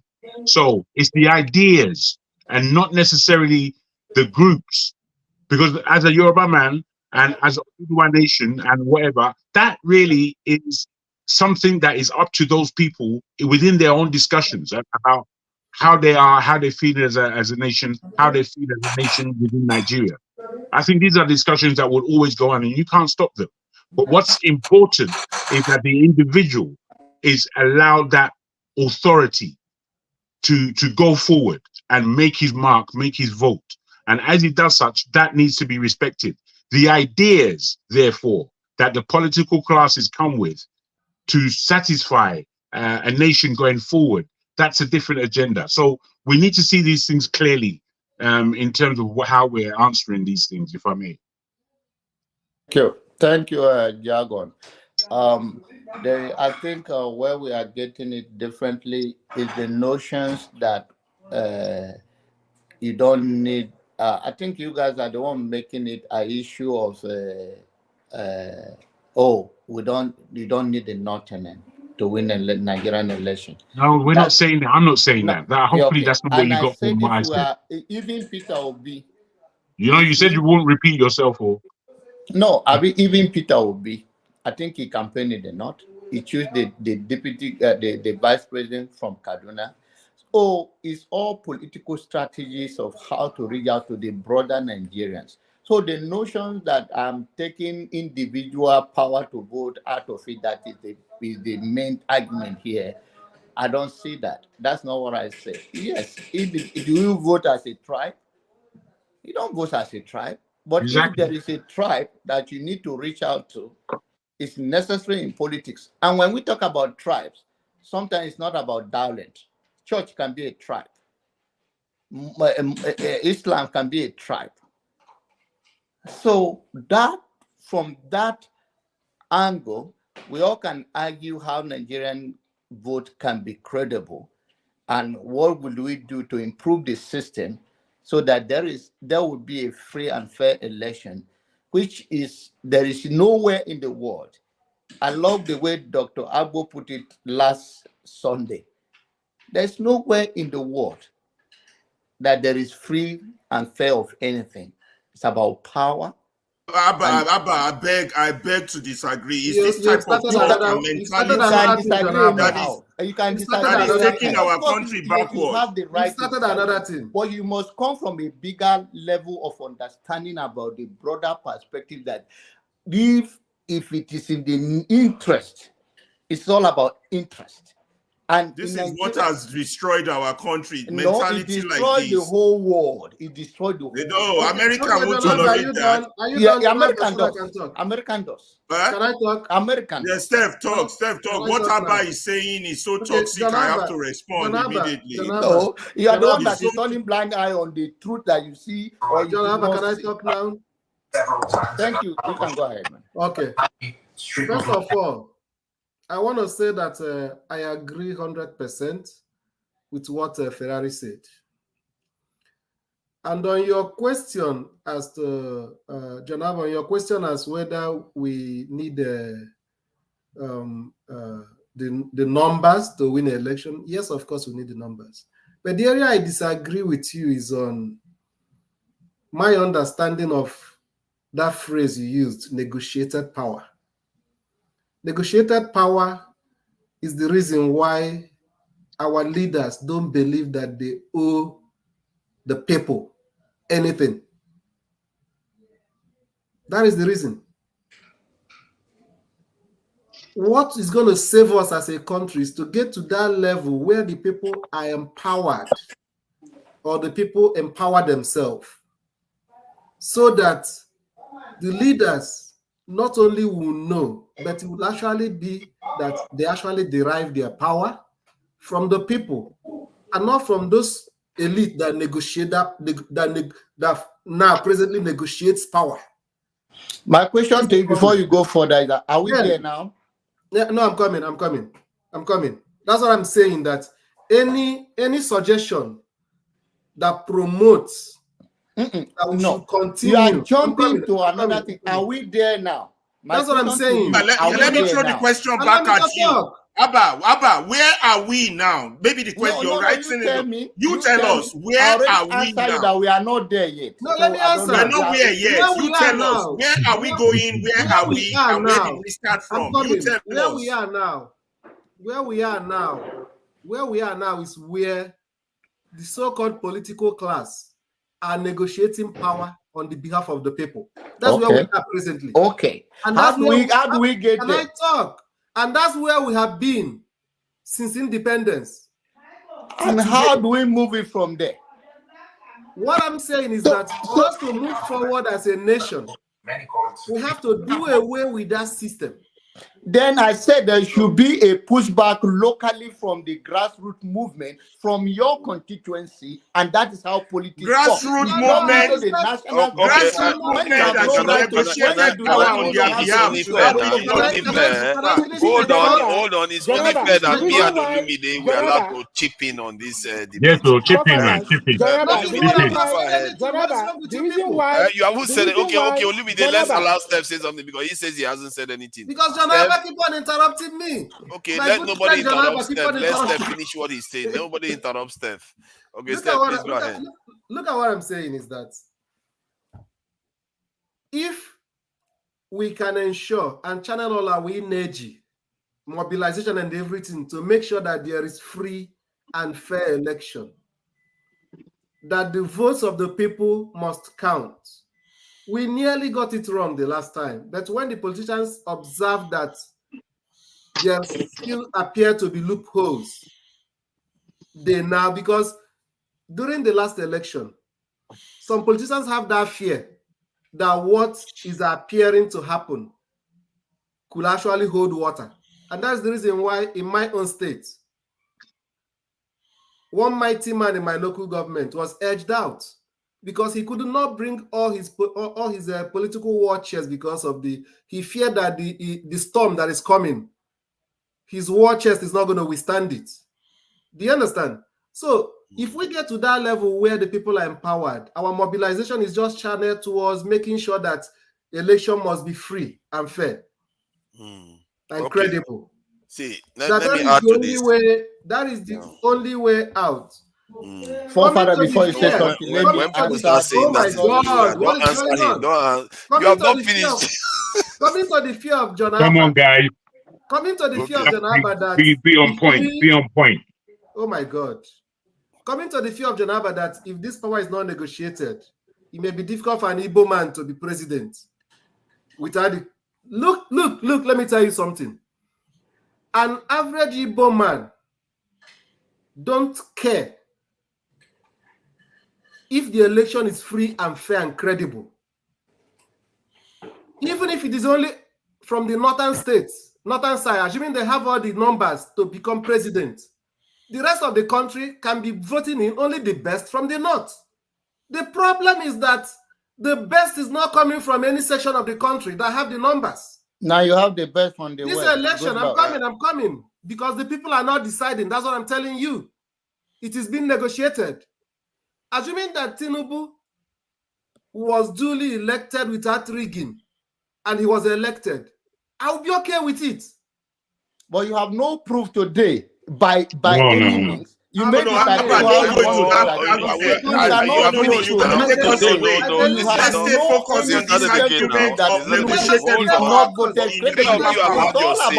have had your say now. Let other people have their say. Three of you have had your say. I still believe that if you do free and fair election, and all the candidates come from the Western Nigeria. I think we are all for free and fair election. I think possible. We've got that. Can I just add my own too now? You've all added your own. Okay, Olumide go before I go. It's only fair I go last. Go ahead, Olumide. I agree with you that democracy is a game of numbers, but only if those who you agree with? Power, if those who are in power will allow those numbers count. You understand? If you allow the numbers to count, this will resolve all the issues. You understand? Obi did everything any reasonable candidate would have done.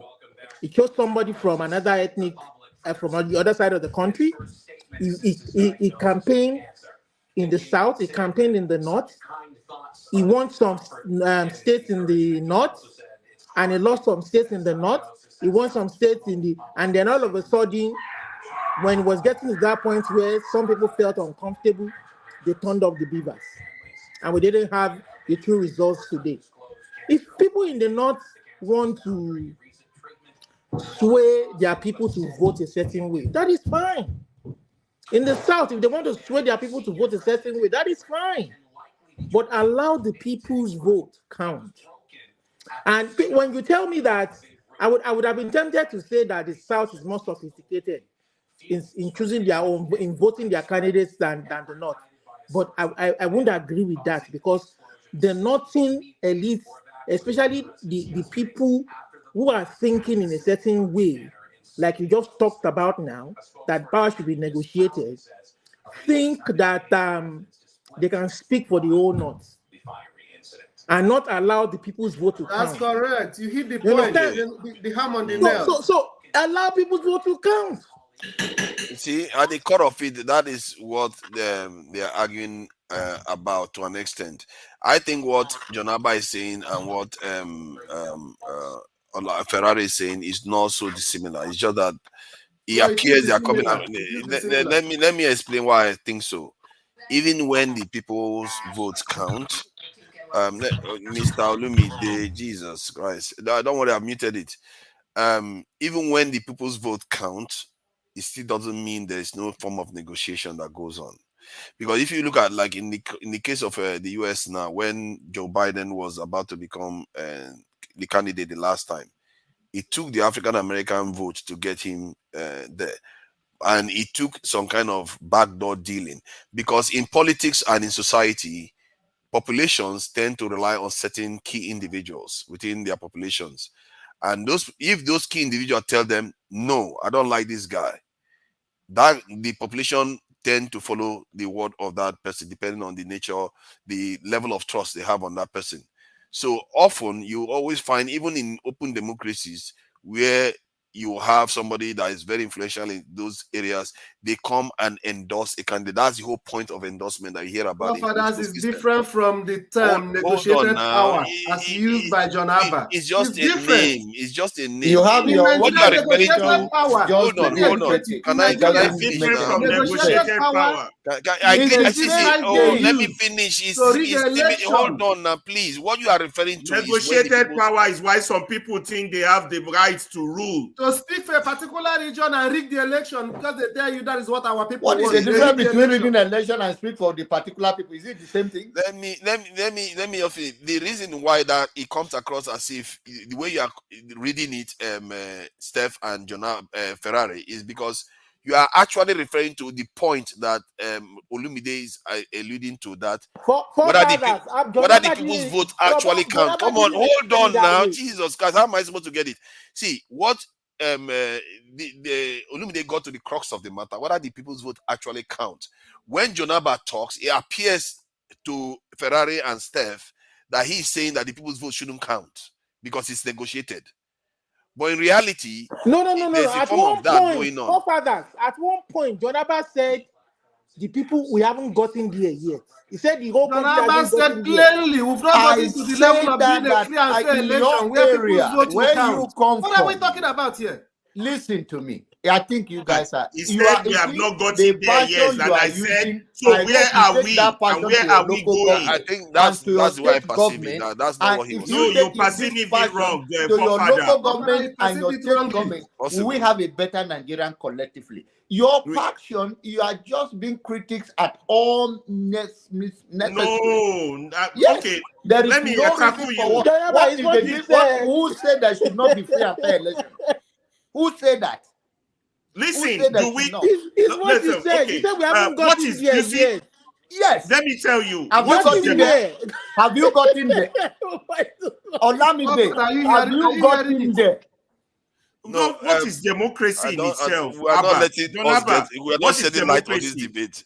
Democracy. Okay. Let's find out. What John Abba is specifically saying. Whether we have not gotten there. Now, John Abba, elaborate. What do you mean? Have we gotten there? Gotten to where precisely? Okay. Now, it's deeper than coming here to say it. When I say I don't get there and I try to pause, it's because there are no way. People going here. Olumi, they don't throw people off. Go Lamide supposed to. I don't know why it's not in the shop today. Have you closed early? Okay. At least he took his medicine today. No, okay, he's doing well. The point is that, do you admit that the election, to address the issue that we have not gotten there, and I asked a question. The last election, do you admit that it's free and fair? Yes or no? That's what I say. We not got there yet. No. Okay. Capital no. Okay. So that's what he was referring to. He wasn't saying that individual votes cannot count. No.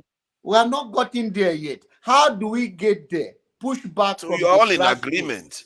Push back from the grassroots and Ferrari says yes, but no. Obi, no, I disagree with him. Ferrari, what do you disagree with? Let me tell you what I disagree with. You know what? This guy campaign. Let's hear what Ferrari. Let me tell you what I disagree with. The term negotiated power did not just start from the last election. The negotiated power in 1963. The negotiated power when Izeoguku failed. It was successful in the north, but it failed in the south. So they negotiated power and they gave it to Nrosi. The counter coup, Muritala Muhammad's coup, also failed. They negotiated power and gave it to Gowon. That led to the Civil War. After the Civil War, they negotiated power when the Middle Belt, when the Dimka took out Muritala. You understand? When Dimka took out Muritala, they negotiated power, gave it to Obasanjo. Go into Nigerian history. They negotiated read it out, bro. Spell it out. Spell it out, brother. They negotiated power, gave it to Shagari. Then they took Shagari out. They negotiated power, gave it to Buhari. Then the fifth angle took over from Buhari, and we are up. And then 1999, they negotiated power and gave it to Obasanjo. Correct. Right on. Now, absolutely. negotiation of power continues up till today, and it has led Nigeria down the drain. It's now a shalanga, a shithole country. I think nobody listen. 40 years ago, saying that we are not that's there. what he's saying. That's what he's saying. Listen, 40 years ago, Fela would tell you that democracy is what we are practicing called democracy. This negotiated power is the demonstration of grace, because that's not what is different from what you said, and I said that we are not there yet. No. I think there was a good breakdown. Where are we now? Let's talk about we are not there yet. Listen. Let's talk about that we're not there yet. The elite, some people that think like you, do they want us to be there? You can do they want power to belong to the people? Fired up. My they don't want power to belong to have said. He likes to interrupt somebody. He doesn't let somebody make their point. I don't like that. You have been making points for how many minutes? No. Guys, you mustn't get into this. What am I saying? What am I saying? Very quickly, Jonathan. No, Ferrari. Hold on a moment.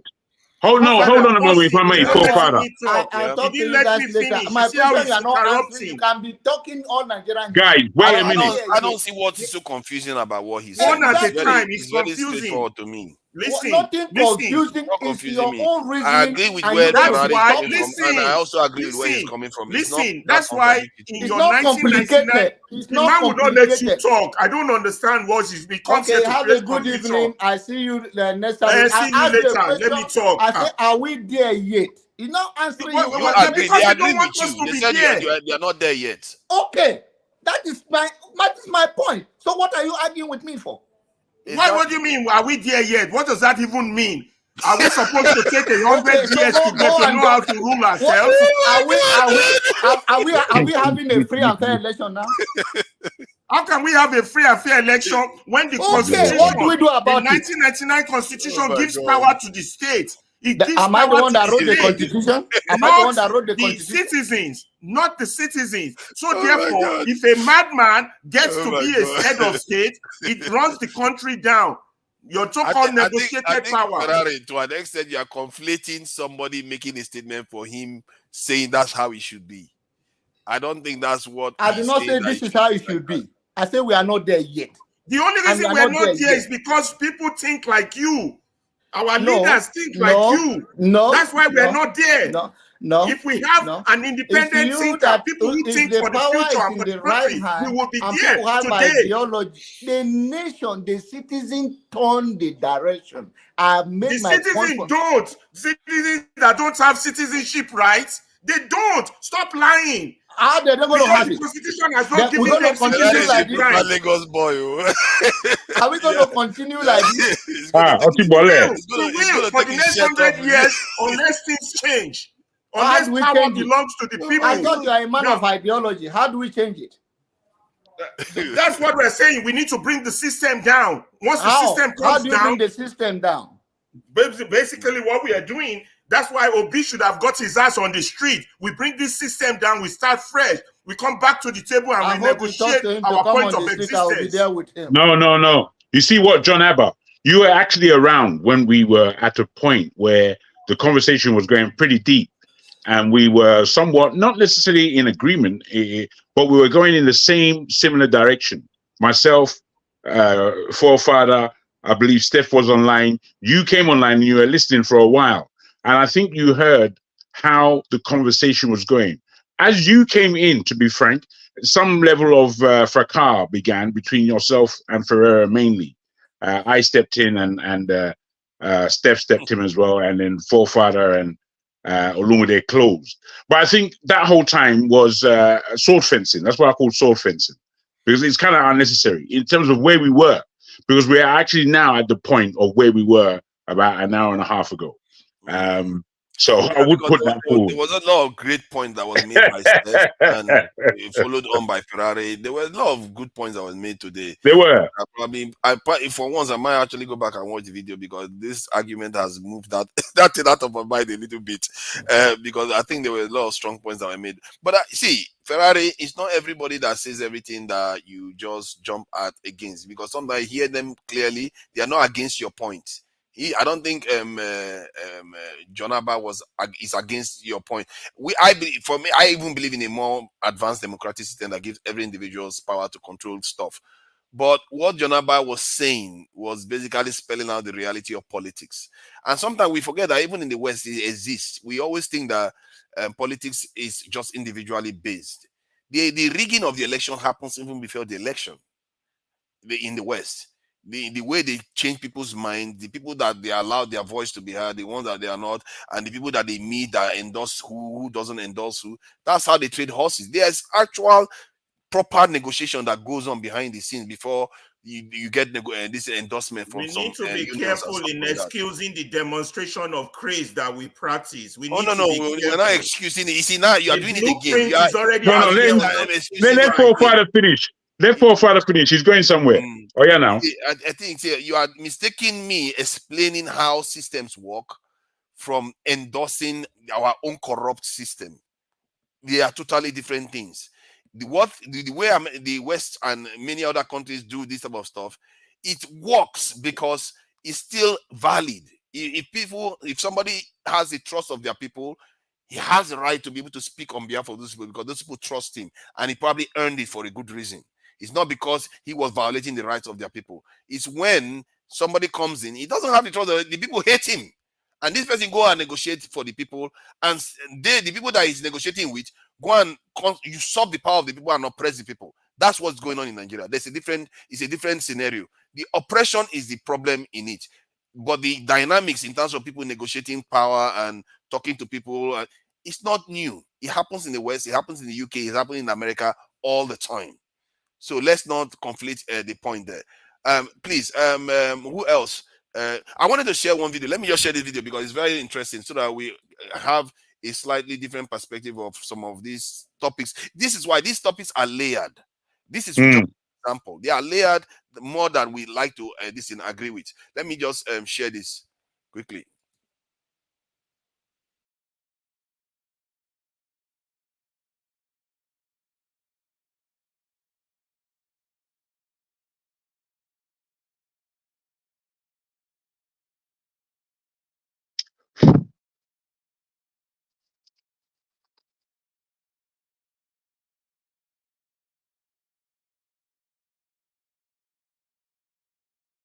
I'm sure there's supposed to be volume.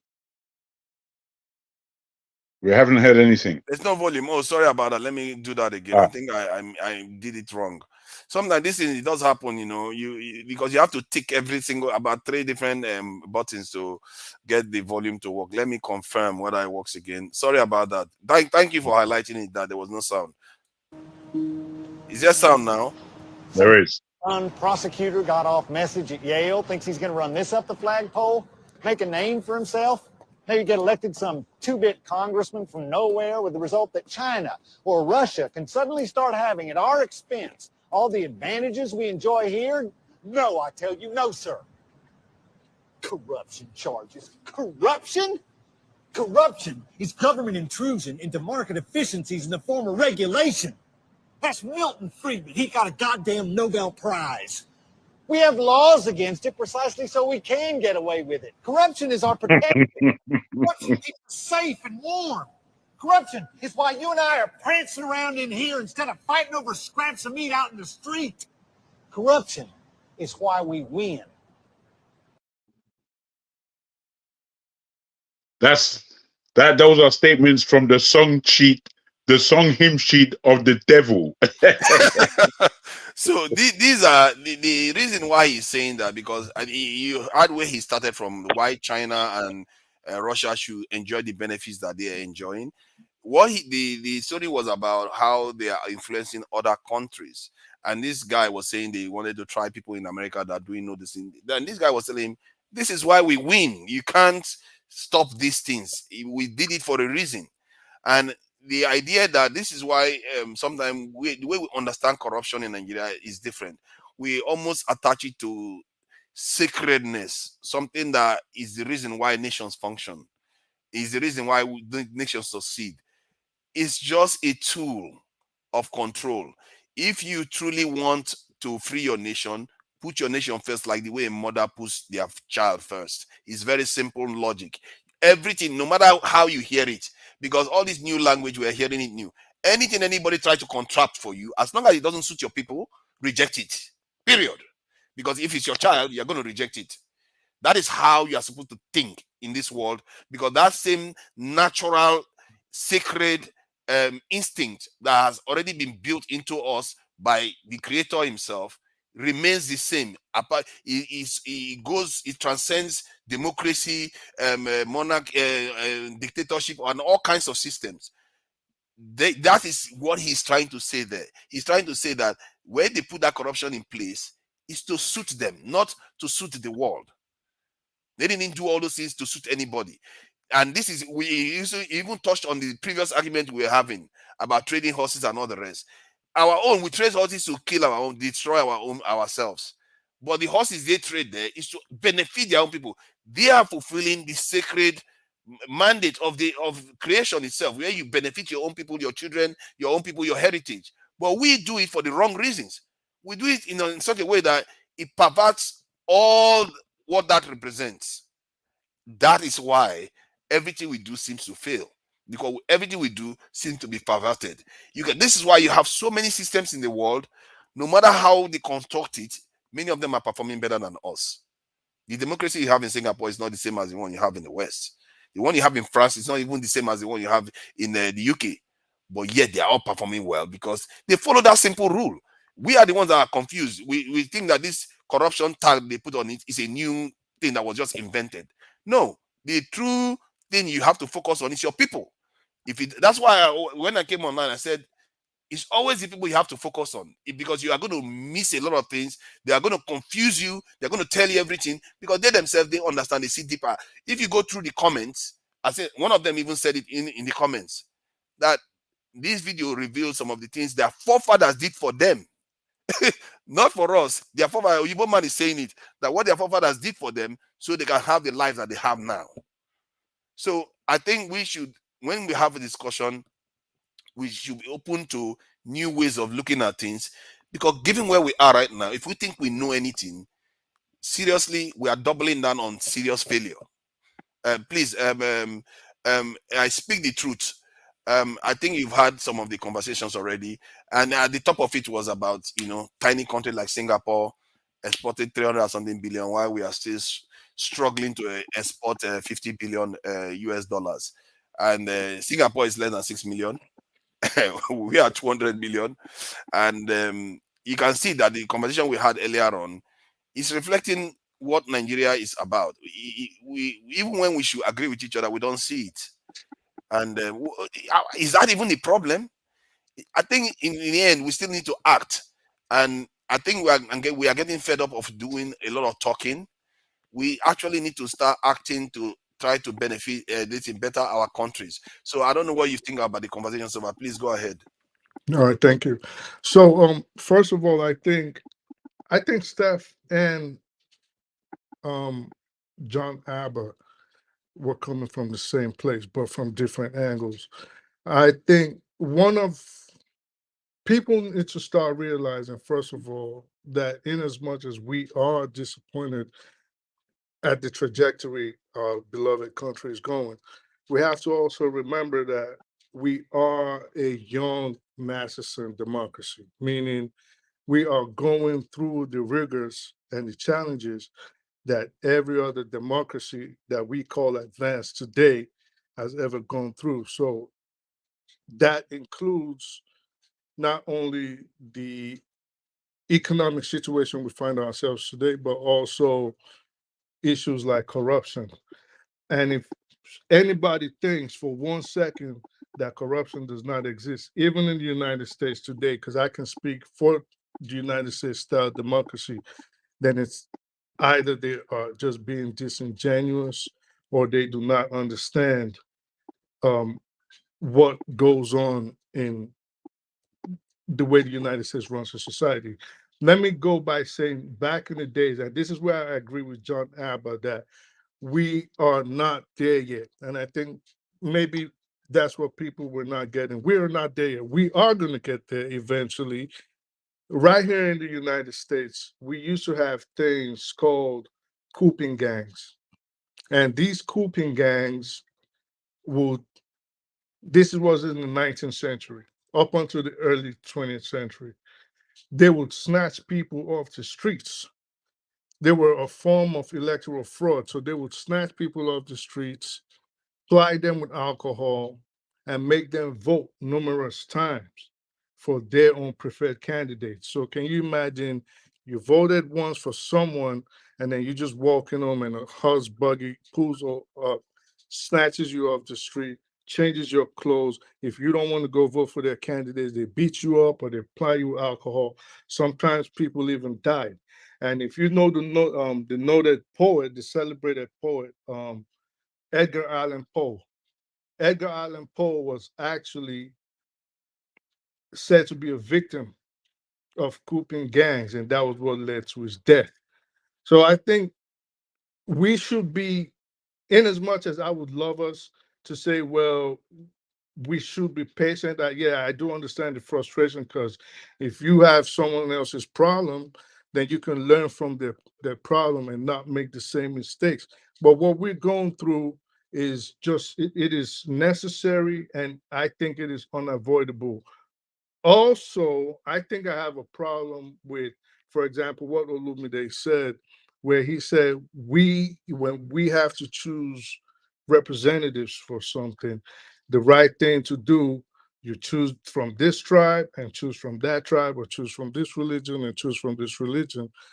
I don't think that is right. I think the most qualified person, even if it's two Christians, two atheists, two idol worshippers, two Muslims, whoever, if they are the most qualified, we put them in front and we have the people vote over it. So Nigeria is going through certain changes. Our last president, Buhari, as bad as he was, he has set a standard of, for example, no theft. So we cannot justifiably attribute personal theft of government monies to him. That is good.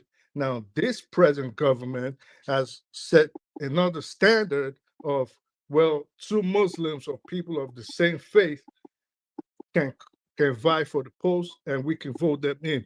Now, maybe the next government might say it could be two people from the same tribe.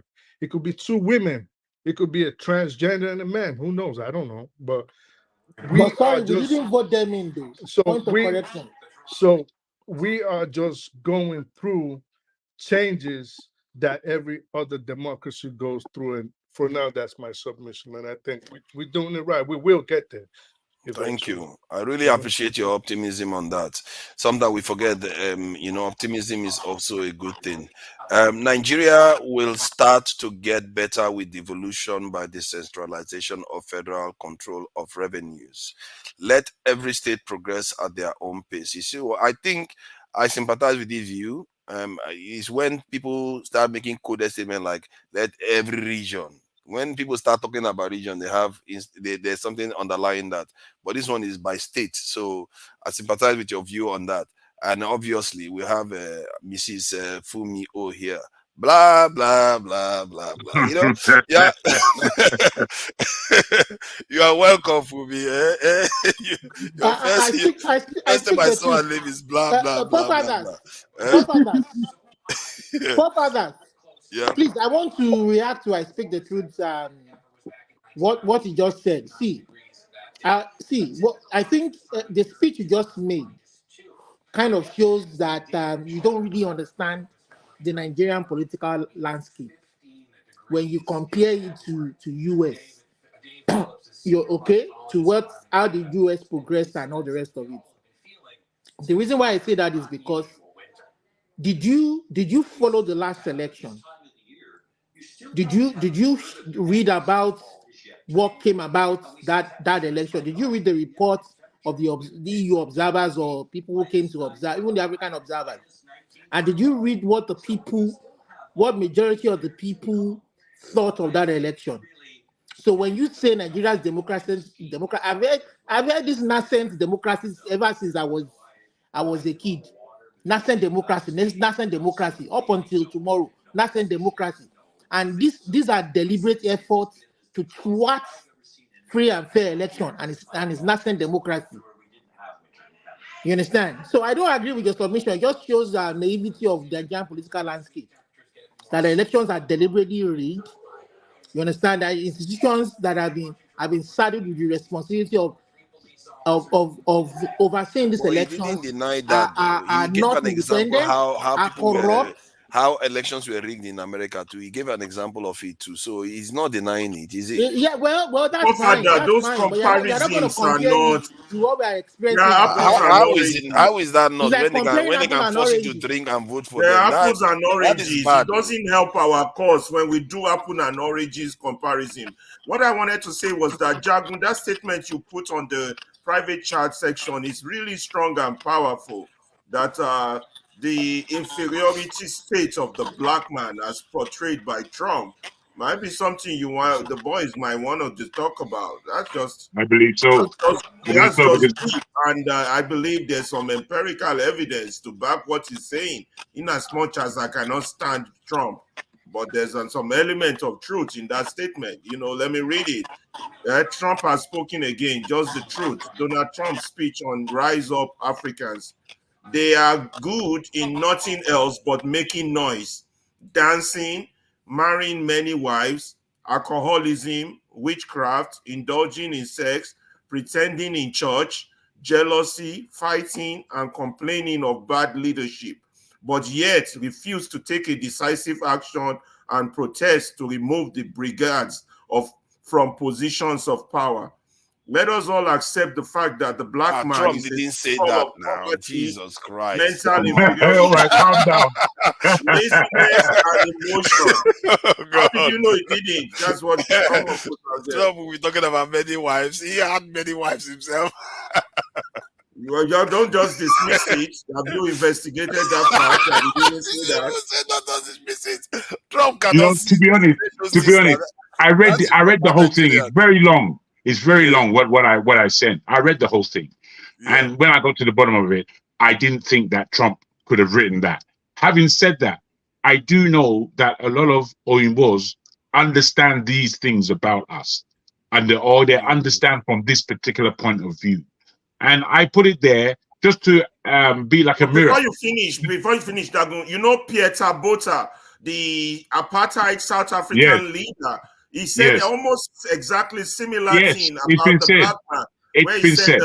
that the lizard and the alligator might look alike, but they're not the same thing. And he mentioned about the marrying wives part and all that you can't let them rule okay, let me themselves. charge that Peter Bota one. I need to check it out.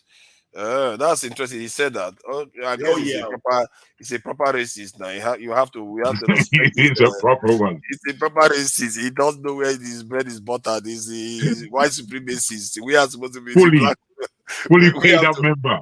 Yes, exactly. We have to be our own. Those guys, they really try to do us. You know what that Mandela and the ANC still pissed at them till today. Yeah. Well, I think the stronger thing is when you read these things and when you put the mirror up against our nations and how it must look to everyone else, because we know how bad it looks to us. So just think about how bad it looks to everybody else. I mean, it's as bad as it's written there, to be honest. It really looks like that. So is this really going to give us the upliftment that we need? Is it going to see ourselves? I mean, I don't believe in an ounce of it, obviously. You know, I know where I'm coming from. But when I look at that and I look at us... when Trump is saying it's a shithole, he's not... See, what he's referring to is that nothing works. If you take your investment, he's speaking from a businessman point of view. If you take your investment there, you are never going to get anything out of it. So that's why so many companies are leaving at the moment. It's just becoming unprofitable to trade in Nigeria. It's becoming too expensive. You know? So these are real matters, man. And for me, as somebody who's coming from a business point of view myself, it seems to be a one-on-one scenario to make Nigeria work. It's not rocket science. To make Nigeria work economically is not rocket science at all, because the people are there. There's enough of education. There's enough energy going on to employ people. So that gives a lot of a turnaround. I think there are a lot of us in the diaspora that can a good 200,000 individuals from the diaspora can go home tomorrow, and in a fair state of affairs, they'll make themselves millionaires within no time. You know, but Nigeria isn't really looking to industrialize itself. There's nothing coming from the government. I think there's some things that are Jagun. I think there's some things that are happening now. You see, if I wasn't so skeptical of this government, I would say maybe they are trying to. There are some movements, because there's one thing that they did recently. They said they wanted to start manufacturing weapons in Nigeria. I think the Nigerian government banned import of some certain type of weapons because they have to be making in Nigeria, otherwise we won't have it. That thing, we don't hear it openly. Why they don't tell people these things, I don't know. Then secondly, the thing is, if they were to do that, you would have to wonder why. Because our government is not treading on the right side of the law. It's not treading on the right side of history. It's not treading on the right side of anything justifiable. And on that, if they were to start producing weapons, you would have to ask yourself, how did you get to that stage? You know, when there are countries like Mali, Burkina Faso, who have taken on a military government and who are looking to arm and protect themselves, and who are looking to come out of ECOWAS politically and economically, because it's not doing them any good, who are looking at coming together themselves and making a trading bloc amongst themselves of about 90 million people. And they're looking to see how to go forward. When I look at them, I can understand what they're trying to do. This is a military government. I can't understand for the life of me what Tinubu is doing. I can't understand any of it. It's all bullshit rubbish. And I didn't understand any of the years of Buhari either. So I'm highly skeptical of this particular government. You know what I think? I'm almost thinking that to an extent, Buhari would have had a better chance of succeeding. You know, he does have this bout of laughter that comes on now and again. I was enjoying that, but I was wondering why. I don't know what he's watching. He does that now and again. I think Buhari, when he came into office, that was the nicest way I think Jago put. Oh God. I think when Buhari came into office, I don't know what happened to him. Some people say maybe when he fell ill, that's when something changed. Because there was a mood of anti-corruption that was happening in the country when he came into office. I think within how many months he became ill, disappeared for quite a long time, then came back, everything changed, and he wasn't doing the country very well. And the environment was very hostile to him. He didn't have, the oil price was bad. Everything was bad for him. And the thing about Buhari is a very, very interesting character, because we all say his government is corrupt and everything, but nobody can pin anything on him personally in terms of the money he's gotten from it. I don't know how he does that. And in the north, they trust him. I don't understand that too. I don't fully understand it. If you think they trust P2B, just that's as much they feel strongly about Buhari. They feel like he doesn't, whenever he says yes, he means yes. Whenever he says no, he means no. So it tells you that what is required in Nigeria is deeper. How did somebody that is considered the not corrupted still able to run a government that is corrupt, undermined, insecure? Well, you see, where, if I could just give you a quick synopsis on Buhari, where Buhari is and where he gets a lot of his respect from isn't necessarily earned antecedents from him. When he came to power during those 90s, late 80s, early 90s, it was Edi Agbon that was the power behind that thing, fully. He was the power behind that thing. My man was in front. The thing is, you have to understand that he was deposed by Babangida, and easily deposed. Easily. So you have to understand what will individuals have. Now, given that, or what structures individuals can make, given that, when he came in the second time, you can see he partnered fully with the oligarchy, the northern oligarchy. Fully, they were peppering him, pestering him, showing him what to do, and he behaved accordingly. And that was his partner. And that is Buhari, the end of it. For Nigerians, it's a waste of 8 years, a waste of life. Yeah, it's almost a waste of 8 years. Disgusting. It's disgusting. He did lay some foundations. I don't see. It's hard for me to even open my mouth and say this will actually did anything. But forefathers, when they start their gun factory, who are they going to sell it to? This is the thing, man. When they start what? When they start the gun factory, who are they going to?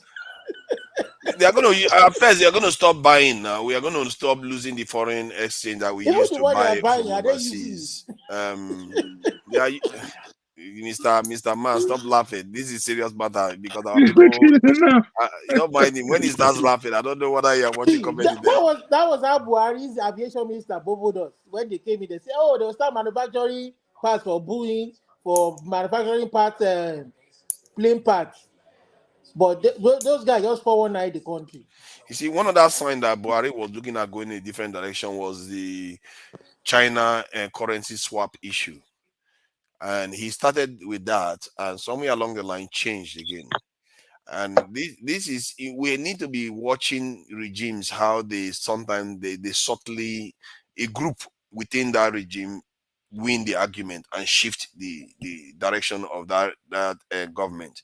I suspecting that the Buhari's government was waylaid in the very early stages. He became ill. Yeah, in very early stages, and he never recovered this thing from that, because that China thing died in existing. Now, our government are sitting down listening to World Bank. World Bank was in Nigeria this week. They are listening to everything else other than themselves, other than their own people. And I don't know whether the World Bank has anything good to. World Bank doesn't mean anything good for us. And everything they propose to us is nothing strategic. They are telling us, oh, we're going to help you alleviate poverty. We're going to help you restructure your government. That's all. Now? You guys are not bringing anything to the table and you need their money. So what you know what? You are right there. Our leaders are not bringing it. In short, maybe our people too. Because if the people push their leaders, and their leaders will be pressed to say, you know what, these people, they are lining up 200 million behind me. They mean business. This thing you are offering us is not proper. We need this, we need this, we need this done. And I think there's some truth there. You have to have something to offer before you can even get a good bargain out of any deal you want to make, whether it's trade deal, strategic defense deals, anything you want. Nobody will give you anything for free in this world. And our people, to be fair, if we don't even have the consciousness for it, so why would our leaders have it alone? The leaders, even if the leader had it and went to Yoruba and said, this is what we want, the leaders, the Yoruba will undermine them easily. And now I begin to understand too, when Western leaders, they meet any leader that comes from any country, one of the things they say is that this leader is very powerful. They note the leader's power because of the support the leader govern. Whenever they say the leader is powerful, they describe how much the people support that leader. But I've never had any leader that comes from Nigeria described like that. I've never had most Nigerian African leaders come to this to the West and described as being powerful leaders. I've had Mugabe described like that. You see, when your people are behind you, they consider you powerful because you now control the will of all those people. And they know if you say go left, your people will go left. If you say go right, your people will go right. And this is what we're talking about this horse trading. Those things happen because the people trust that leader. And that's how the West look at us too. When we go there, if our leaders are not trusted by their people, our leaders are easy to compromise. Our leaders are easy to our leaders will agree to anything they offer. This is why they come here. They come out here and talk about poverty alleviation. And yeah, when they go to India, they tell them that, oh, you know what? Do you want a nuclear submarine? Do you want this? Do you want that? They are telling them, and there's poverty in India. Oh. They are telling them all those things because we don't offer anything. One other example I like to give is that most women will not like it, but if you go out you are going out with a lady, and the lady tells you that, you know what, I don't need anything, just take me to a hotel, and that was the end of it. You're not going to treat that lady the same as the one that says, you know what, I need you to, we take time to get to know each other, or go to a Sheraton hotel and let's meet my parents. It's different. The different ones depend on what they make of themselves. That's how you're going to treat them. And to an extent, that's what is happening to us. If we don't present leaders or present ourselves as being worthy, why should they give us anything? They'll say, we are just here to make sure you don't starve to death. That is right now. That's the status quo and it's been a status quo for as long as we've had independence from the majority of African states and Caribbean states. And the Caribbeans, I would suggest, have done better than us under the glaze that they've been under. And there are one or two individuals that have come out of Caribbean politics that have been very strong. And I don't say that they haven't, definitely from Africa, but in the main, we're too easily collapsible. From dying in the first government of DRC to what DRC is today. And we know the difficulties of DRC, but we also had a real inspiration from Lumumba, and it was cut short at a very early stage. And from there, it's just clear how we have chosen leaders. We have leaders installed so that the crime can continue. And DRC is an open crime going on within our eyes. So, it's devastating. It's devastating. To show you how weak we are, fellow African countries watch it and keep quiet. Many of our countries, we don't know how bad we look, really, to the rest of the world. If the rest of the world watch us and like, how do we let these things happen? They'll be like, what is wrong with these people?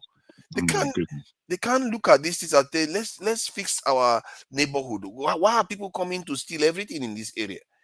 They must look at us as people that don't have, like, we are not, something is wrong with us.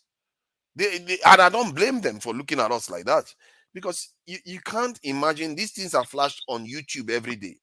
Look at the condition people are living in DRC. Look at the condition in Nigeria. They are taking power in the international airport. Aircraft want to take off. Oh, no, there's no power. We have to wait until power returns. This is in the 21st century, 2024. We are still doing this nonsense. In Africa, an oil-producing nation. The airport should have at least two mobile power plants there. There should be any blink. That 2 mobile power plants will cost just about $24 million. That is an important airport for 200 million people, and yet they can't even figure that one out. Something is wrong with us. Something is seriously wrong with our psyche, the way we think. And if we don't start questioning everything, up to down, we have to question everything, because the way we are right now is so horrible. We are not exporting anything, only crude oil. And we are not the one digging out from the ground. So Plus, people you that see, come the and dig thing it is, out from the ground for no, us. no, no, then they dig the hole for us. The thing is, what you must have some faith in is that we are strategically and globally and personally well positioned in this world to effect a great change back home. All the things that you complain about, you're right to complain about them, but there are people who are Nigerian in the positions in other countries that can come home and get the job done. I think you know this guy, Ogunlesi, I've forgotten his full name. He owns Gatwick Airport and he owns City Airport here in London. And he's owned it for a good 20 years now.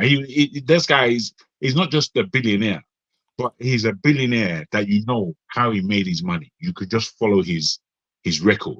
And then his own father, who his own father was. And you would not really relate the two when you know who his father is, because he's really gone out on his own, doing his own thing. And what he's been able to achieve is just mammoth. And there's just a plethora of us who are like this. And I'm telling you, for us to get our shit together, all it takes is putting the right man in the right position. And that, I would say, is a big job, but that's really all it takes. I wanted to ask a question. Like, I don't know, Ferrari, you will know about it. I don't know, Jack or anybody.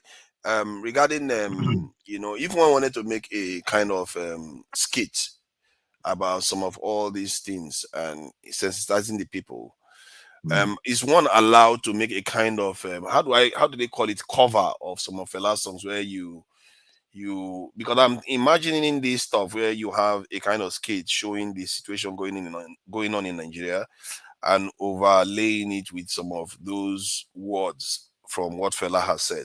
This is going back decades ago. And if you make that, I think if you make even a 30-second or 15-second skit with that, it could have an impact when you start distributing it into all the smart devices where people go to on Instagram and all those places, and you use that in maybe radio stations, TV stations. I don't know what I can find TV stations. No, you're right. You're Yeah. right, my brother. You see, the skits.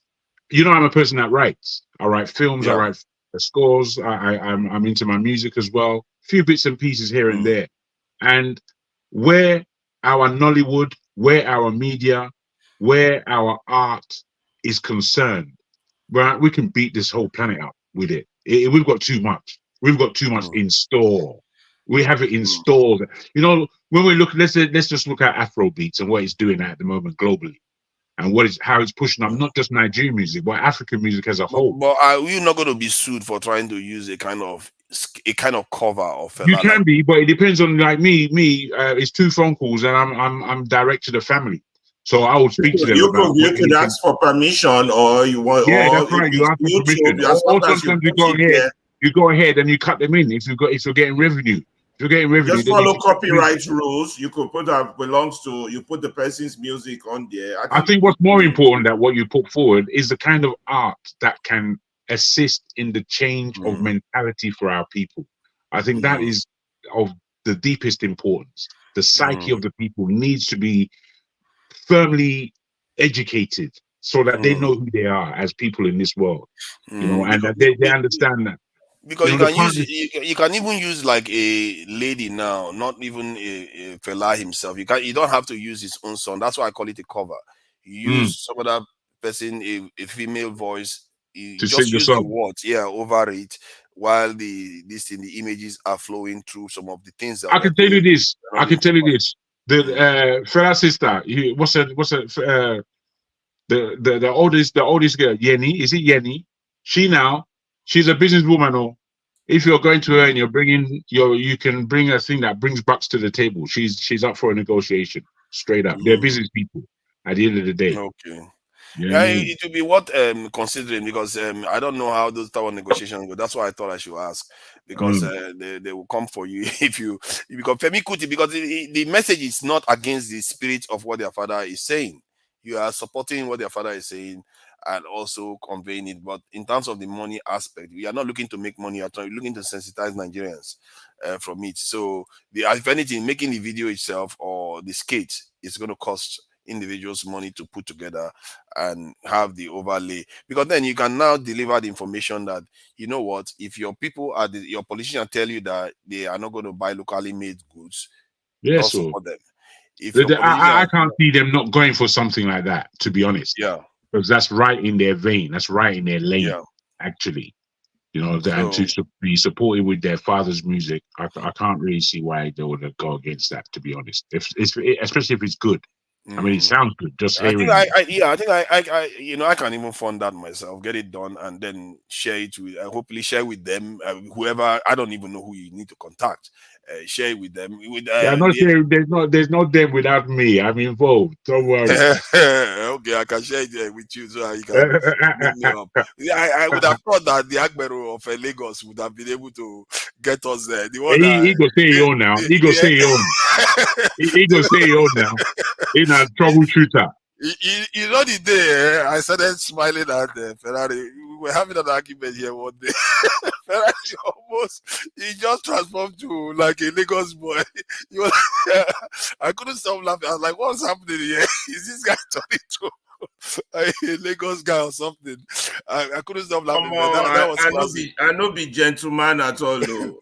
Straight up, man. All the places that raised me, from Island to Igbobi College to Lasso, where radicals of the greatest radicals they back then. No.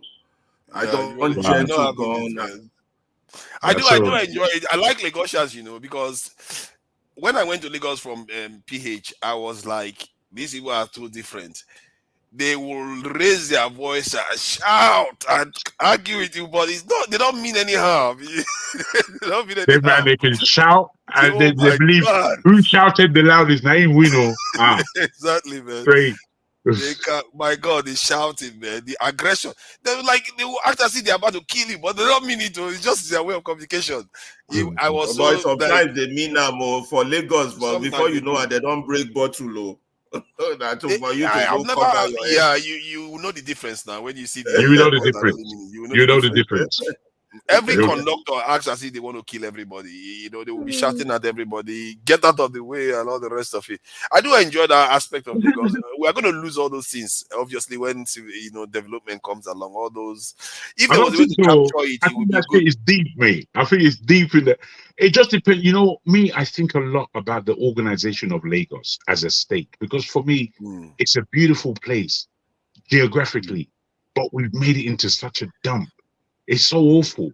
You know, we've got a couple of outlays of lush existence, if you like, but the greater Lagos, it doesn't mean much, and it could be the greatest city in the world, to be honest. Lagos has the potential, to be fair. It has the potential, you know. Be like Miami if it was done right. It has so much, you know.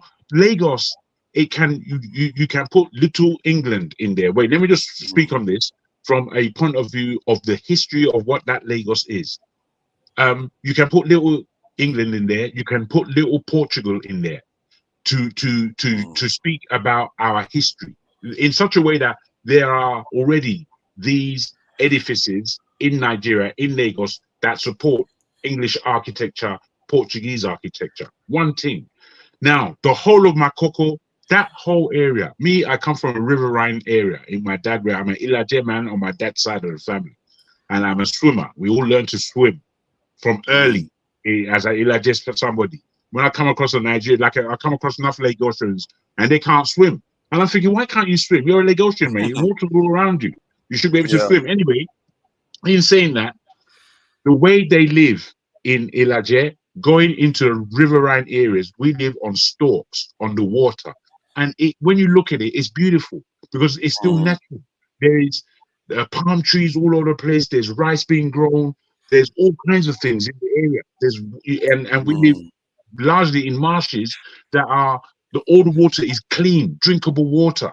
You understand? We are one of the oil-producing states. We have been given a lot. Spoiled. We have been given a lot. If you start painting all the bounties we have in Nigeria, would just be one beautiful on the river team of people who are living together nicely. And then when I look at from Yaba to that whole stretch across there to Surulere, to coming around to what do they call that place where the national stadium is? That's my dad's area self of Lagos.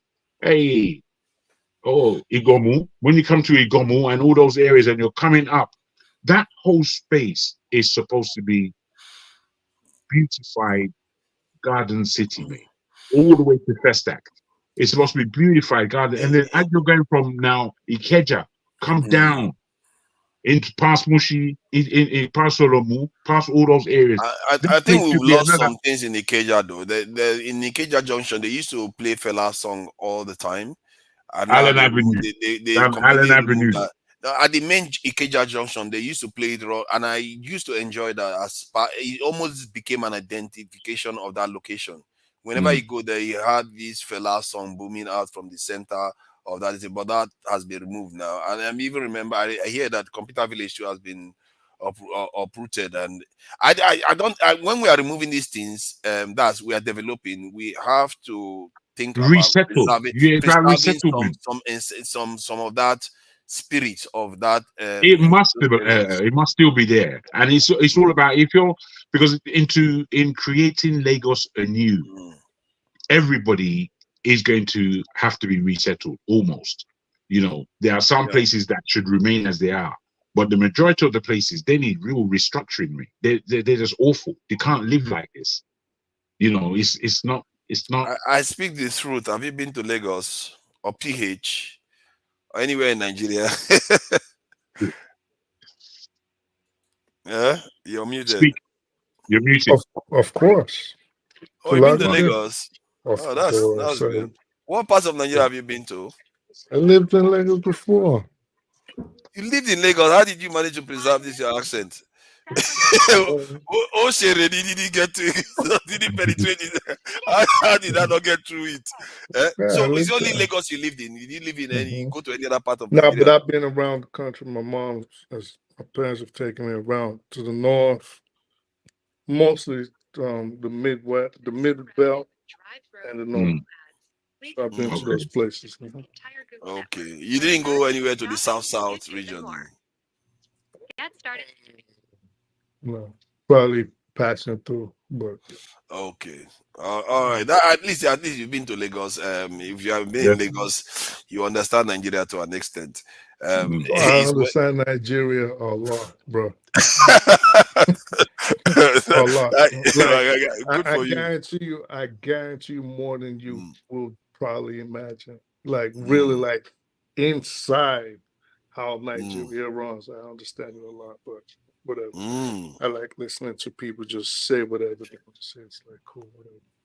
Don't worry now. You're gonna get your chance to tell us what you know about Nigeria more than Nigerians.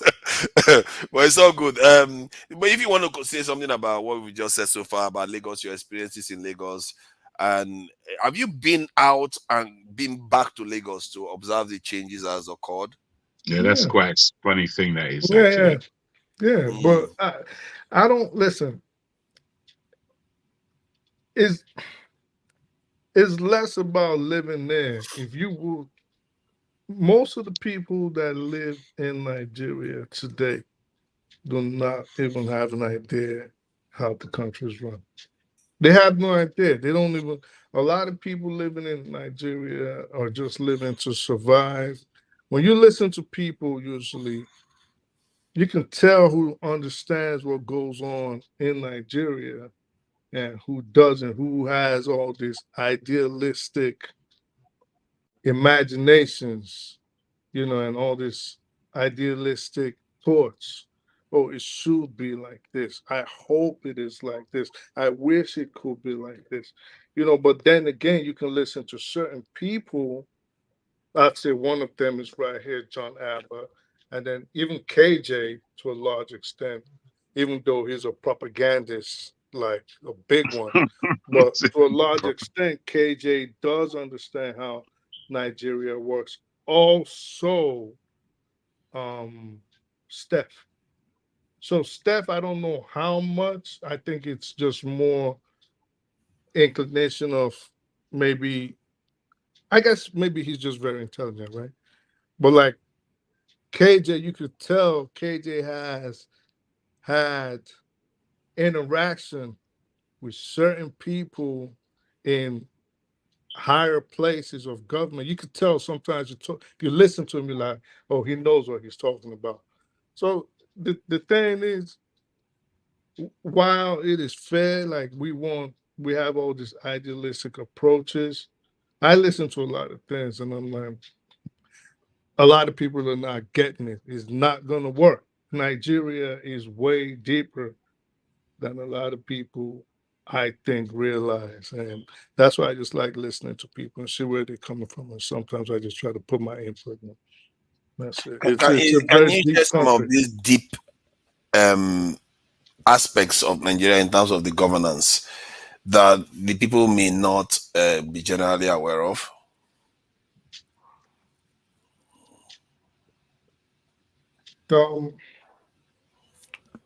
I'd say let me say it like this. I just say the way the country's run. Let me just what the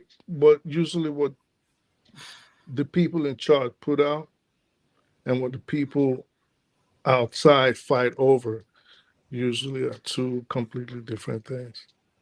So what the people are fighting over and what they push to the people, like, yeah, fight over this, and the people pick sides and everybody's fighting each other. Usually completely different things. Completely different. I don't fully understand what they mean. Is what they are putting out and what the people are fighting over are different.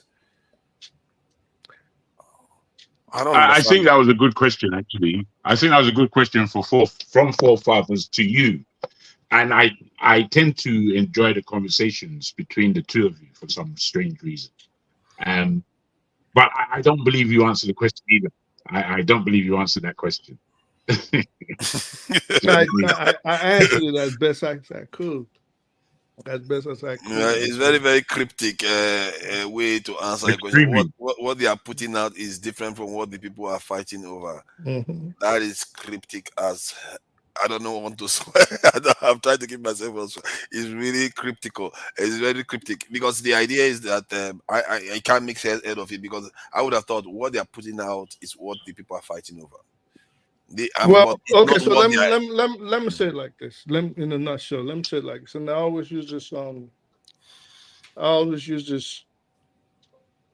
use this analogy. I always say, if you understand how, for example, organizations work, not just organizations, if you have an idea how criminal organizations work, you will understand the Nigerian government. Oh, you will understand government, period. Yeah. So once you understand the structure, the hierarchy, how they adhere to their own brand of loyalty, and how they do, you'll understand it.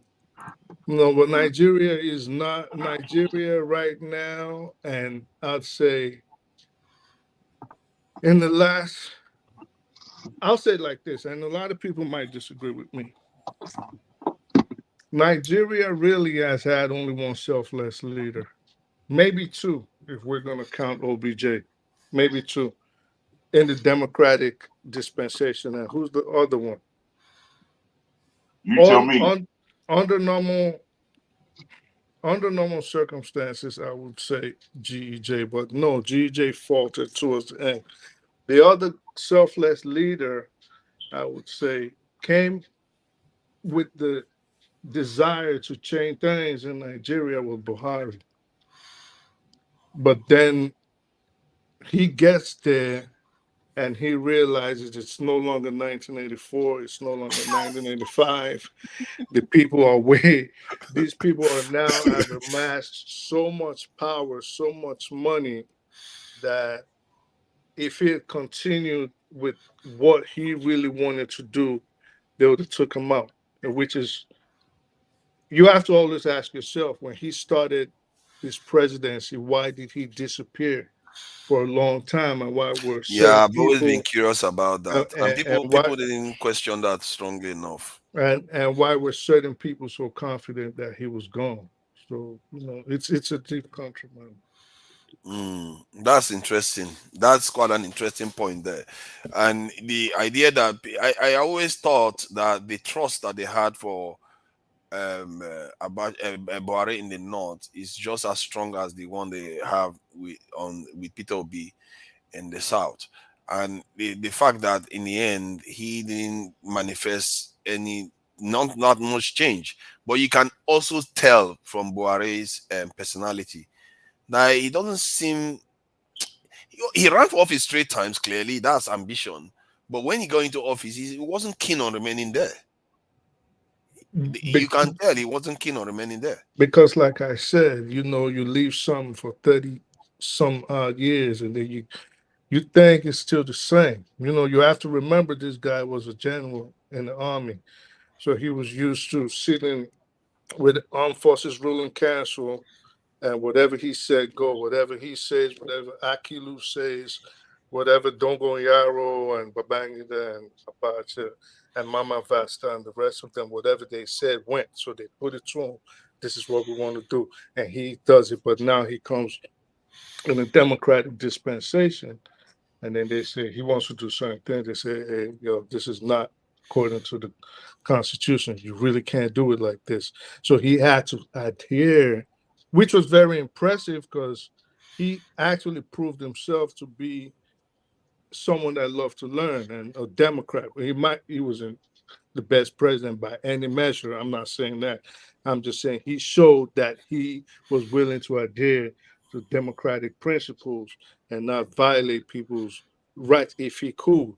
So that was why most times, if he felt it wasn't a situation where the security of the country was going to come under attack, he would not get involved. There's local politics going on. That was why his own party almost got destroyed.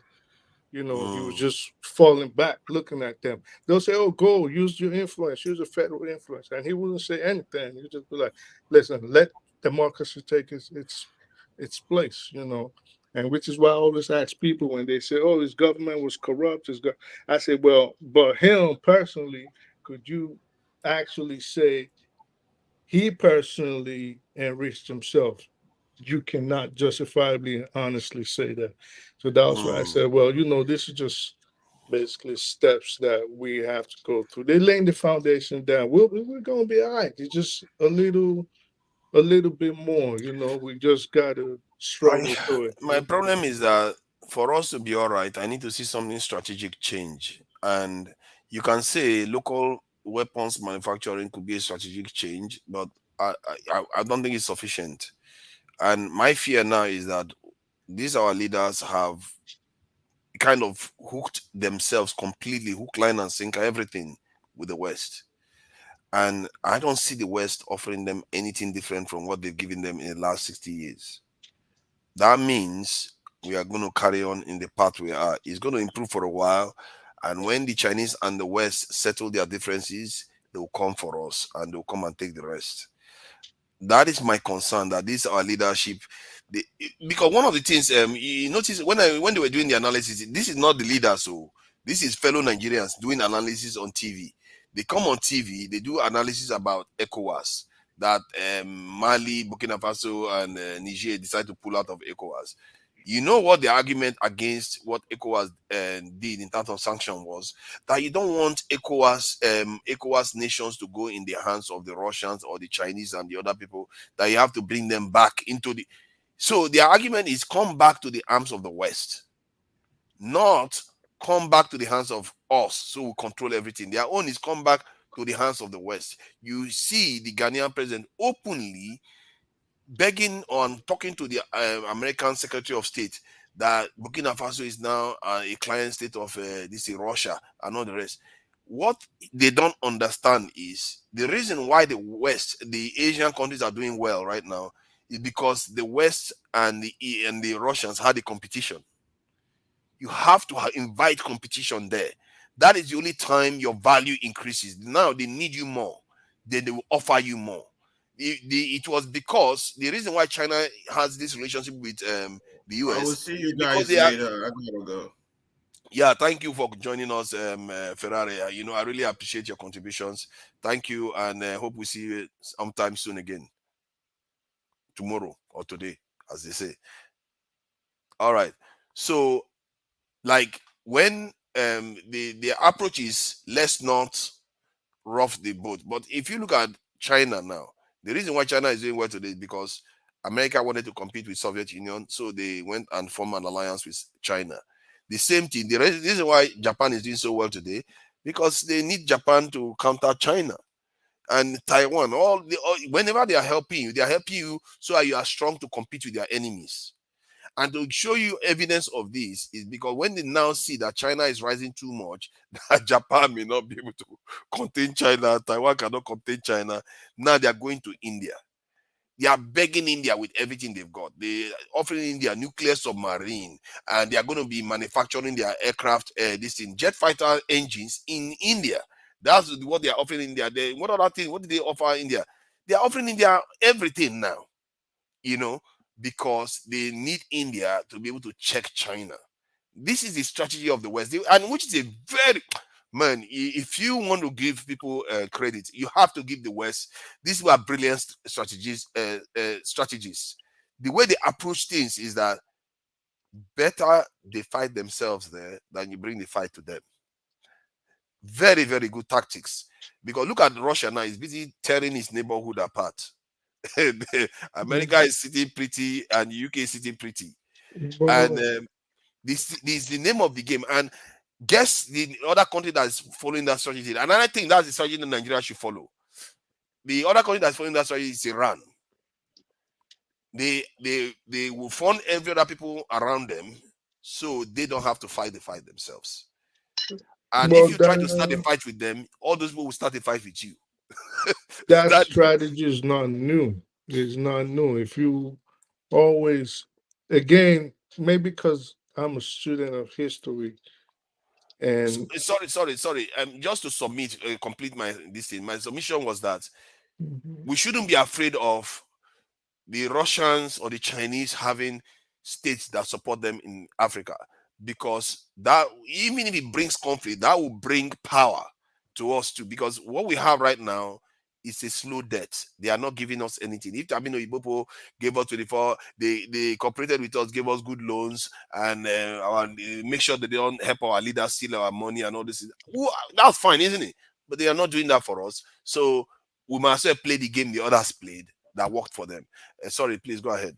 Yeah, so what I was trying to say is that strategy you made, you just said of the West, taking the battle overseas and arming, basically supporting other groups, is not a new strategy, especially if you recall that the United States and the Western so-called democracies themselves are actually offshoots of the Roman Empire. So they are basically following principles, because not like they always say, nothing is new under the sun. So they are basically following offshoots, principles that their forefathers from thousands of years ago, systems of government that their own forefathers from thousands of years ago, strategies that their own forefathers from thousands of years ago have perfected, which is in terms of how to get power, get economic dominance, and colonize areas. So it is nothing new.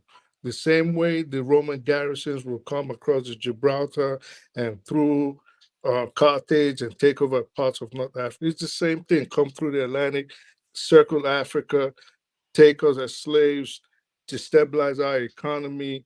It's the same strategy. What I think Africa just needs to do is very simple. It is not so much as us choosing a strategy from these mercenaries, because this is what the West really are. They are nothing but well-dressed mercenaries. That is all they are. So instead of taking their strategy and trying to say possibly have large influence in West Africa, I think it is either we settle and face our own problems like the Chinese did, and which you severally referenced, or we push with other African countries as powerful and as respected and as influential as we are in Africa, to break down the illegal, illegitimate, and fake borders that these Western countries impose on us in the Berlin Conference in Africa. So once we can have a basically united African country, just one, where there's freedom of movement, there's freedom of trade It and will be things like easy that. to disrupt. This is what I was saying earlier on.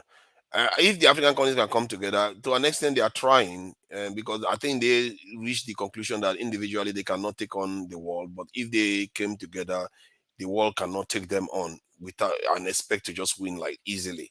So Mhm. that's their strategy. But I still am of the opinion that given the way the world has functioned in the recent past, the theme to if you have powers competing, in the middle there is where freedom lies. That's from that middle there. If the people that are in those regions decide to strategically align themselves, they are going to do better. If you look at even in the India and Pakistan conflict that they always had, because America is backing India and sometimes Russia or other countries back Pakistan a little bit more. But then again, they are all the flip side. Those two countries, they actually flip side between America. They flip all the time. But guess what they got from it? They're all nuclear powers now. You can teach, you can say Pakistan is a backwater state, destabilized and all the rest. But you're not going to say they're going to be enslaved tomorrow. You're not going to say they're going to be exterminated from that land tomorrow. Because to exterminate them, yeah, you have to face a nuclear power.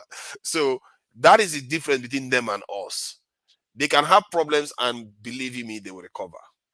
Nobody, because it's their country, they will recover. If you look at what happened in the election recently, it tells you it's their country, their votes count in their country. Nobody, you can try to influence them, but you can't bully them as much as they can bully us. They come here, they tell our leaders what to do, and our leaders don't have a choice. And our leaders just follow them like house boys. They look. I saw the World Bank official, even her when she came here. I'm telling you, when they come here, when I look at them, when I see them in Nigeria, they seem nervous. They appear nervous, but we don't even see it. Our leaders are there. Like, no. I've seen the British defense attaché, this official came to Nigeria, was asking our leaders, tell us what you want and everything. And I can tell he is nervous. But our leaders don't even know their power. They just sit there, oh, please, we can have training. We can have trucks for removing landmines. That's what you're asking for. Because we don't have the most intelligent people at the helm of affairs.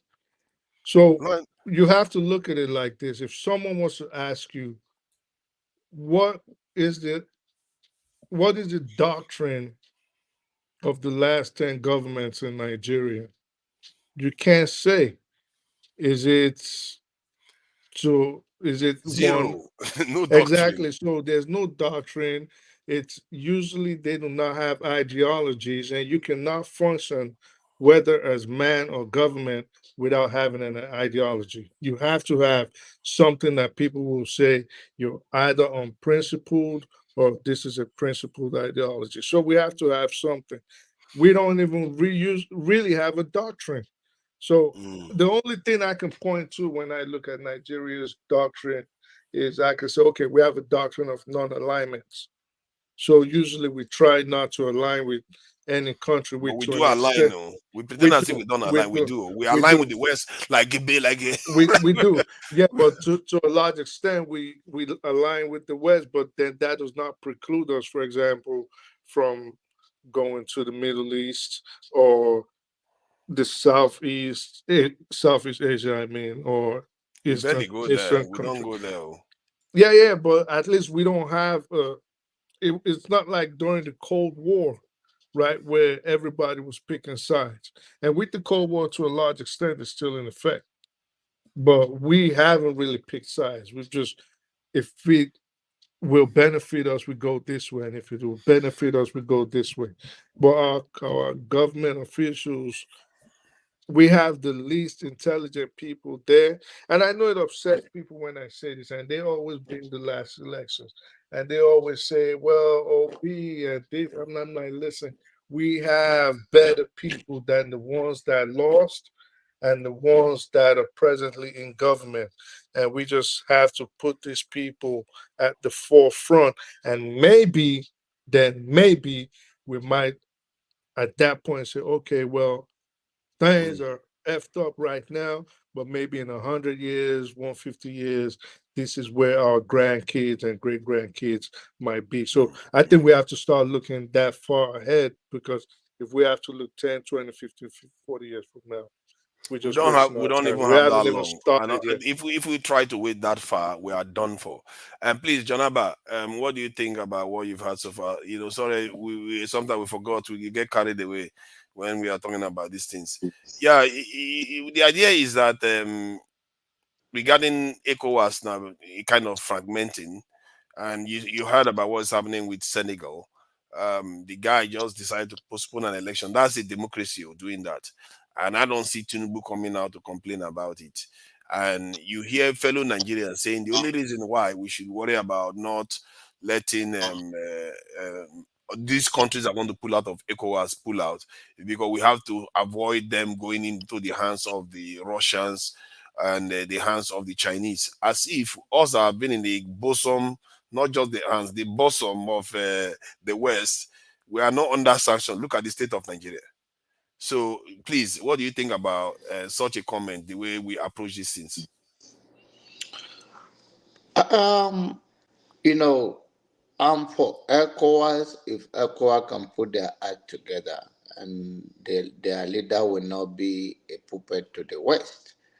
But the problem is that you have a collective force that can be manipulated of how many countries together that the West can just take advantage. So if it will not work for them like that, I don't have a problem of them going separate ways or find another alliance instead of just. I don't care about bidding. Everybody need to bid alliance. That's how you get your power, whether with the Chinese, whether with Iran, whether with Russia. Everybody, you need it to sustain, especially over the years. Are we how much do we benefit from the West? Are they tired? And that's what I always say, that no slave, no oppressor, let me not even use slave master, no oppressor willingly will let go of the person that oppressing. The people have to rise up to it. And you will rise by grassroots movement that people are fed up, they are between the rock and the hard place. And at that time, blood will flow on the street. They will not stop. Then,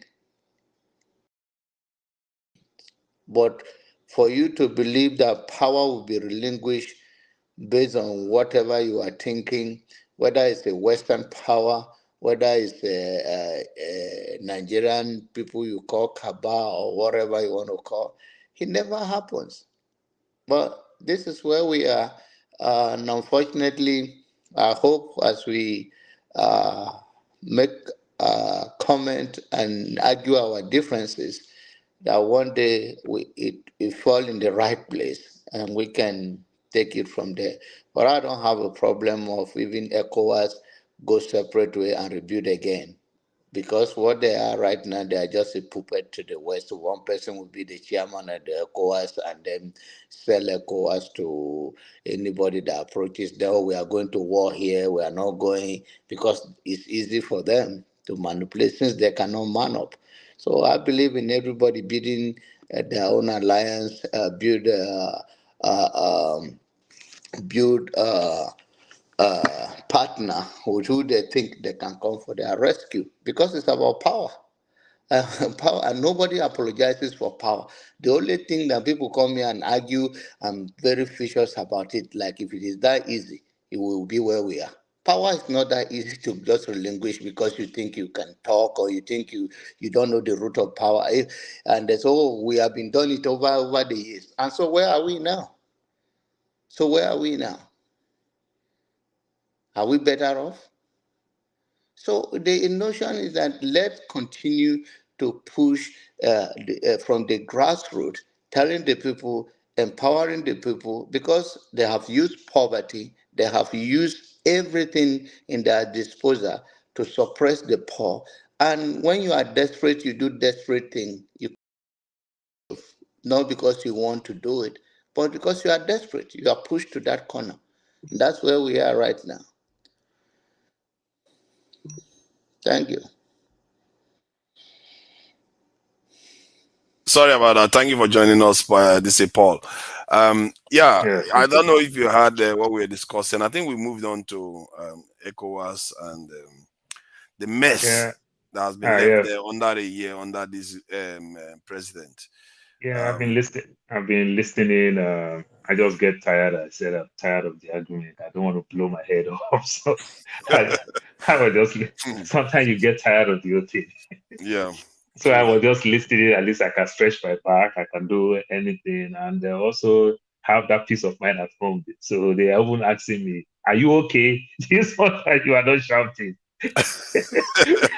That's good. It was just so funny. So talking about this ECOWAS thing, it kind of make me laugh. I think the ECOWAS thing is just like the way they weaponize us with religion, where it makes us condemn our custom, our tradition tremendously. It's just the same thing. So they've trained us that, oh, Russians are the bad guys, the Chinese are the bad guys. And this funny phrase that we know about Chinese, their products are also fake. So we believe anything that is coming from them may not be so positive and everything. And we have the very durable one, very positive thing, positive products that they give to us. But they never give us positive mutual relations. You understand? They don't. They did not give us anything like that. And it's just hard. No country of the world had ever had problems with China, Russia. You understand? Even though where China borrow people money and everything, I don't think they are coming so hard like the way they are using the so-called World Bank and the IMF. You understand? To punish nations. This Tinubu thing. It is the IMF policy is trying to implement. And if people can't even fed once a day, you understand? We can't even eat one good meal a day. So it's just bad. And I think it's time for us to wake up and learn to cut deals like the way the Indians do. The Indians today, they have relationship with everywhere. You understand? They are just the love bride. You understand? They have relationship with everywhere today. And I don't see why we can't do that. But we must go back to, first of all, we need to lift up our people a little bit. I understand there is class issues in India.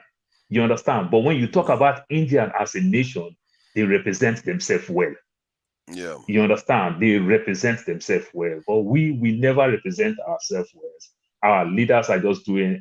you see, the Tinubu thing with the Niger some months back, I think Tinubu tried to do what Buhari did with Yaya Jammeh.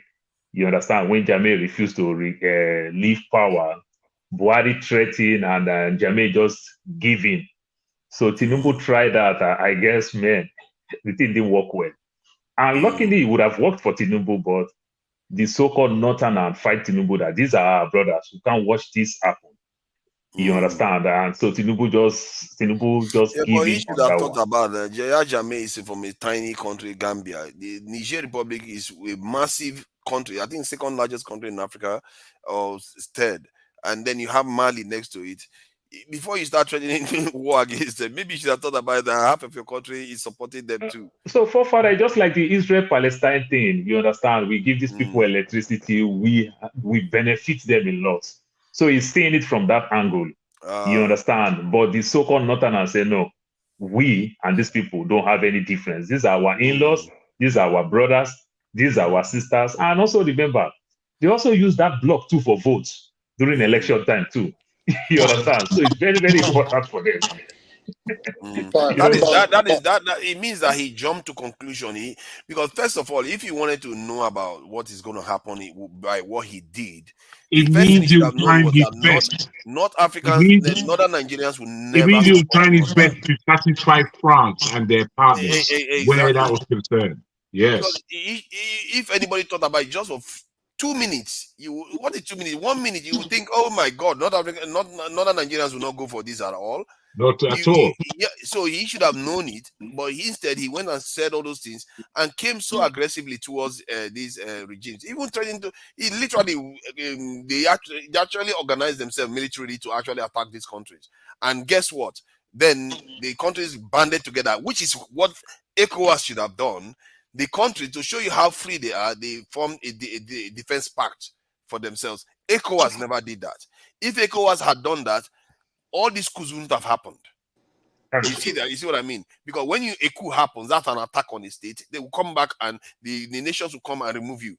But now they band together. Now you can't go and attack one of them. Therefore, Father, talking about that with this Senegal thing that is happening, that just kind of makes everything so laughable.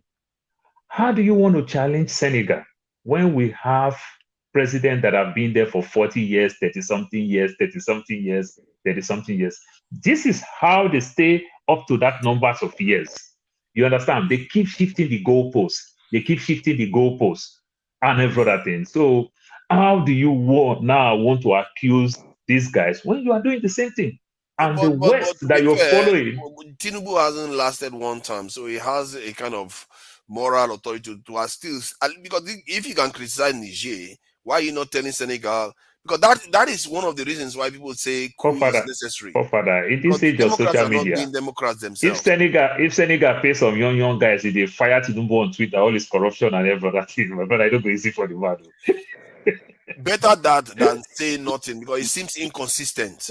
Because you see your fellow Democrats do the same thing, you don't say anything, but if a military person does it, you don't like it.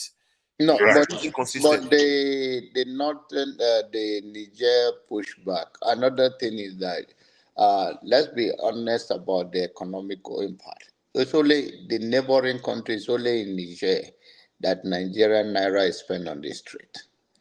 So unbelievable. And we gave that. I say unbelievable, and we gave that up now. So if we are looking at it in a larger way, if Nigerian today cut a deal with China that we do not need to buy dollars to purchase stuff from there, dollar will not be the rate it is today.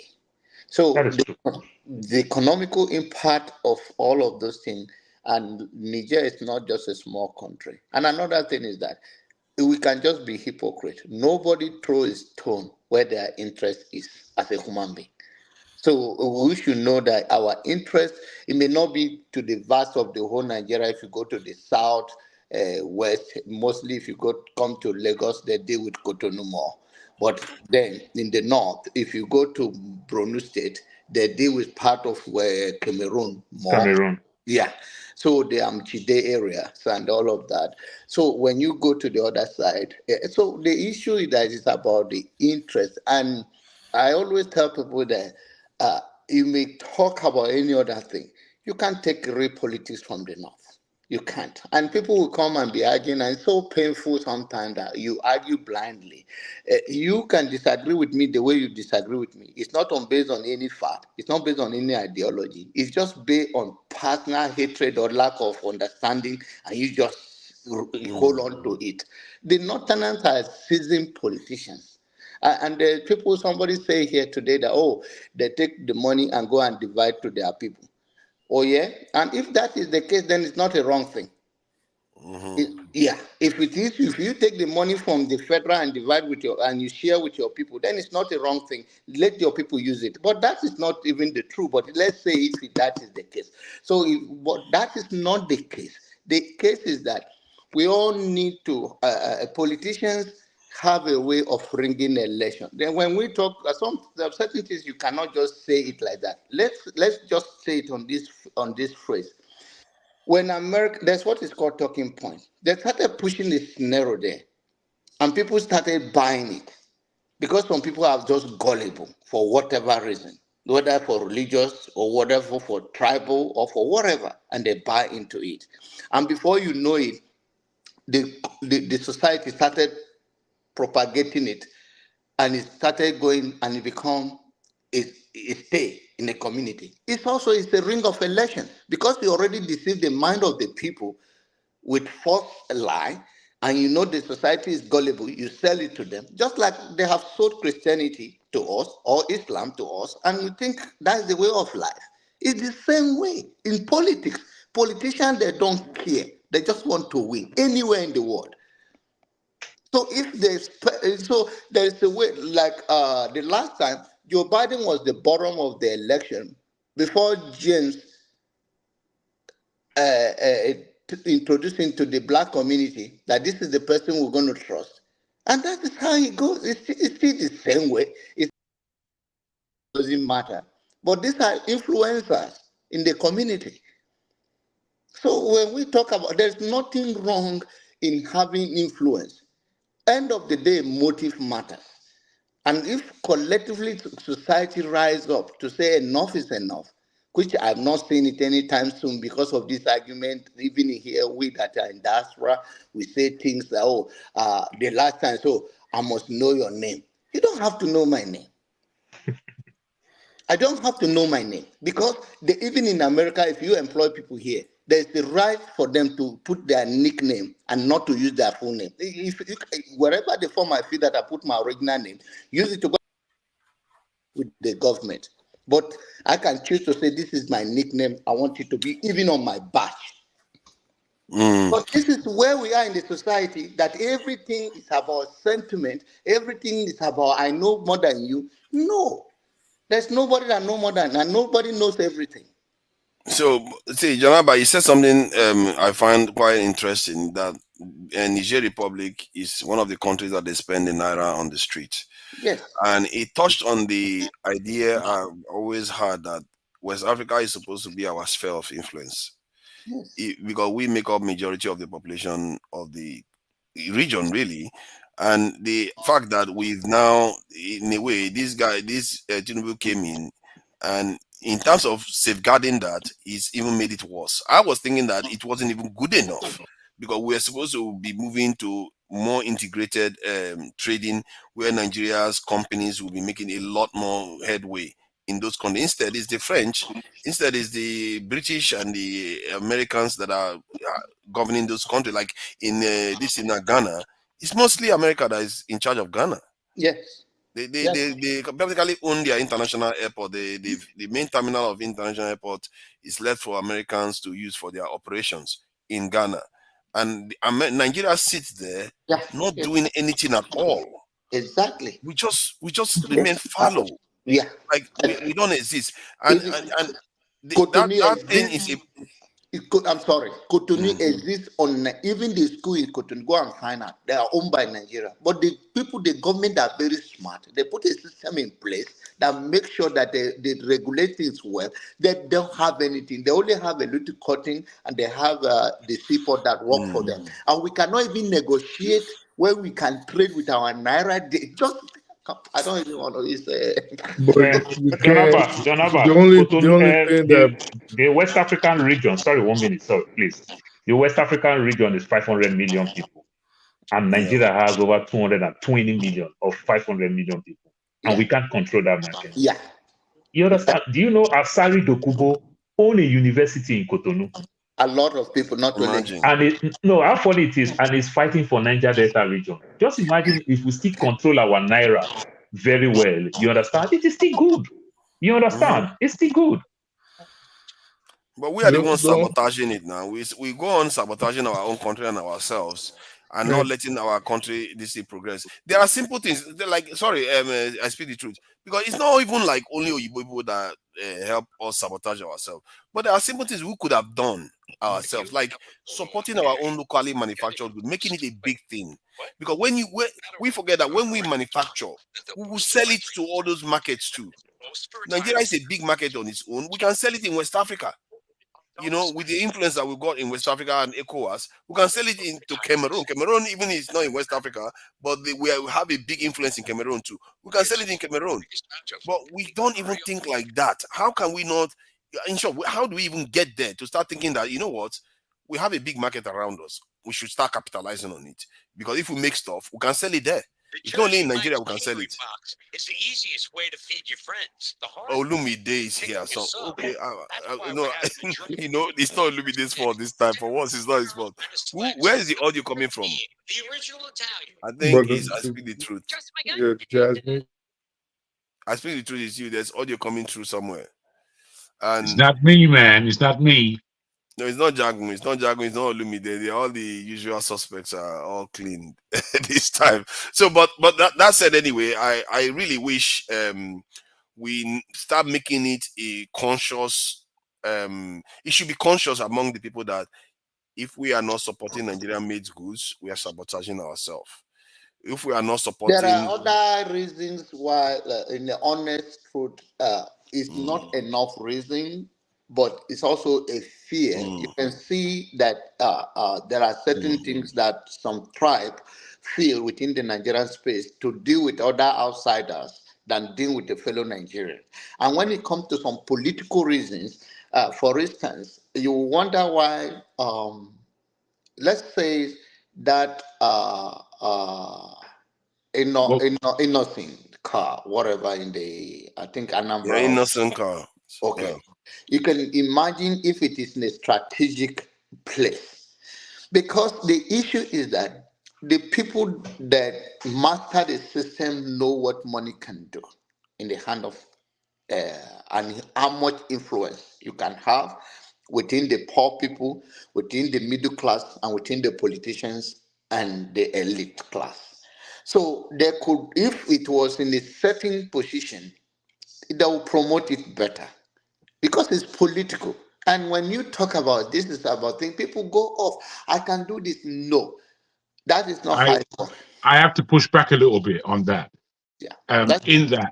In that, what forefathers saying is very, very, very important and positive. That we as a that we as a people need to start buying Nigerian-made, Nigerian manufactured, Nigerian global products for reasons of being. No, I think you are cutting. Let me land. The point I'm making is that it's about political reasons. While it's not, if it is in a certain place, there was a time in Nigeria, Peugeot is assembled in Kaduna, right? Peugeot was a Nigerian official car. So the point is political. What I'm trying to say is that it is politically motivated. Why it's not promoted? Is it the right thing? No, because it is right thing when we. Well, I mean, even using innocent as an example, I don't think innocent coming from where it comes from should not be situated where it is in order to become a national product. You know, whereby there may be it's a politics of money. You see, you are not still understand, and I know what I'm talking. No, I do understand what you're saying. It's not that I don't understand what you're saying. I'm saying to you though that the market moves differently than politics. And if Nigerians themselves are constituted to think Nigeria and to be proud Nigeria and to put Nigerian products, however small, however big, because the way I see it, Nigerian manufacturers have a great potential, even though they're nowhere at the moment. But there is a great potential for us just to come out all of a sudden. And it is still down to the push of the market and what in the market, what's available in the market, what's the competition in the market. And every pound spent by the people who are knowledgeable about how they're spending their money goes past politics. And this is where we all have to again show that the power of this nation is with the people. And this is what I'm trying to maintain in our mindset. We've done the detraction. We know all of the issues. We know all of the negative spaces. I, for one, am sick to death of hearing it because it's dirty. A lot of it is dirty. And we come to the point where we feel that we can't become clean. And I'm saying that we can. We can. And we can again. And we need to go right now with positive thinking. No, Gagon, why do you think people advertise their product? Don't ask me a question. Make your statement. No, because make your statement. Okay, you are saying as an individual, do you go to Nigeria and buy the product? When you go My, to my Nigeria, brother, do you go there? Do you go? I See, the myself, point is that put it this way. the people have to. Okay, listen to me carefully one more time. Let me put it this way: the business I run, the products that I make my business from come from Nigeria. The business I run is a Nigerian-based business. One, because I'm Nigerian, and where I'm buying my product from is Nigeria. Okay, So for that, as a manufacturer myself, you build a trust. Now, let me tell you, I've said that, and this is it on that issue. I'm all for good where Nigerian can buy their goods within Nigeria, and it generate income. It build our nation, and people advertise their product even in America here for a reason for people to buy it. Sometimes the reason you keep on going and you go to even if you have to give it for the people for free, you can do that to make sure your product is tested and trusted. And I'm not saying that product is not. And if it is politically settled, then the government started promoting it because that is our own product that will generate money. So, but when I talk, I don't know. Okay, Okay, well, let me add to this because okay, there is Proforce out there, which is also a good manufacturer for Nigeria. As a matter of fact, Belarus has bought their vehicles, and there are. It's not only Innocent. There are many other companies in Nigeria that you would think the Nigerian government would want to patronize and make sure that they promote strongly, because if the Nigerian government can use it, soon Cameroon will be thinking maybe we should buy. Why should we be buying from far away? Ghana will be thinking maybe we should buy Benin Republic, and with our influence on top of it, we can be absolutely. selling it and we'll make the gains from it. So I get the idea that there's politics in it, but there's also another layer of self-sabotage in it. The politics in it, I don't think this politics is 100%. I don't even think this politics is 50%. Sometimes some people may have good business concepts, but they also don't have the marketing skills. Because one thing with we Nigerians, when it comes to pay for ad, you understand, it's just hard on us. We're ready to scatter the internet to go look for something that will just pay for one professional, for a consultant, just to have a section of 30 minutes, 1 hour, 2 hours. We don't like it's just not part of us. You understand? So, for example, how do I want to put it? You see the Nations Cup coming. Did you see Innocent? Just even put it in our boys, their jersey. You understand? Just put an ad on this platform and everything. Buy section and everything. Some small, the Ida the Kukaton meal, something like that. You know, some small events here and there that is going on. Did you put yourself out there? You must put yourself out there. I'm not sure. See, to be fair to them, I'm not sure that is the key, though. Father, just let me land with this thing. What I'm saying is that oftentimes when we talk about Innocent, you discover that you see like good percentage, his fellow Igbo brothers market from a place of we are being oppressed. Oftentimes, it just look like, oh, they don't want to patronize us because it's an Igbo man. You understand? You and I will talk about Innocent. That's not marketing. That's like we are just ranting, we are just blaming the government. But it's different from marketing, where you show these cars, where you show rough roads that this cars is driving, things that you do. You sponsor an event and every other thing. National news. For example, every Nigerians these days, the Ojinika Okpe, every one of us want to listen Ojinika Okpe. You understand? Put an advert in Ojinika Okpe section. What's trending? You just things like that. So from his own end too, he's also not spending money on this good product that he has. You understand? He's also not spending money. He has a good product. I'm not that impressed with that Ojinika stuff. I've always wanted to comment on that lady. Good. I don't want to go and look the views when she upload. And you understand? That is what drives me. That's the kind of stuff that bothers me a lot, because what that lady, the kind of ideal woman she's creating for Nigerians is not good for me. because the way she looks is not how 90% of most of our people can look, because she wears wigs, done plastic surgery and all that stuff. She's not looking like your typical fellow Nigerians, and that is whom a lot of people are looking up to. I find that problematic, but that's a side point. But I take your point about advertisement, and when they mention innocent, it seems to come from this oppressed kind of marginalized kind of way of looking at it. But it's not only that. There is even other companies out there that is from the southwest and south, even the north. They are not promoting anybody. Nigerian government don't like to. In short, Nigerians. I'm saying Nigerian government. Nigerians, the middle class and the elites, don't like to use Nigerian stuff. I quite agree with you. And that is where the problem is coming from. Mm. If we start changing our mindset and realize that when we buy Nigerian, eventually we are going to gain from it, maybe our mindset is going to start changing.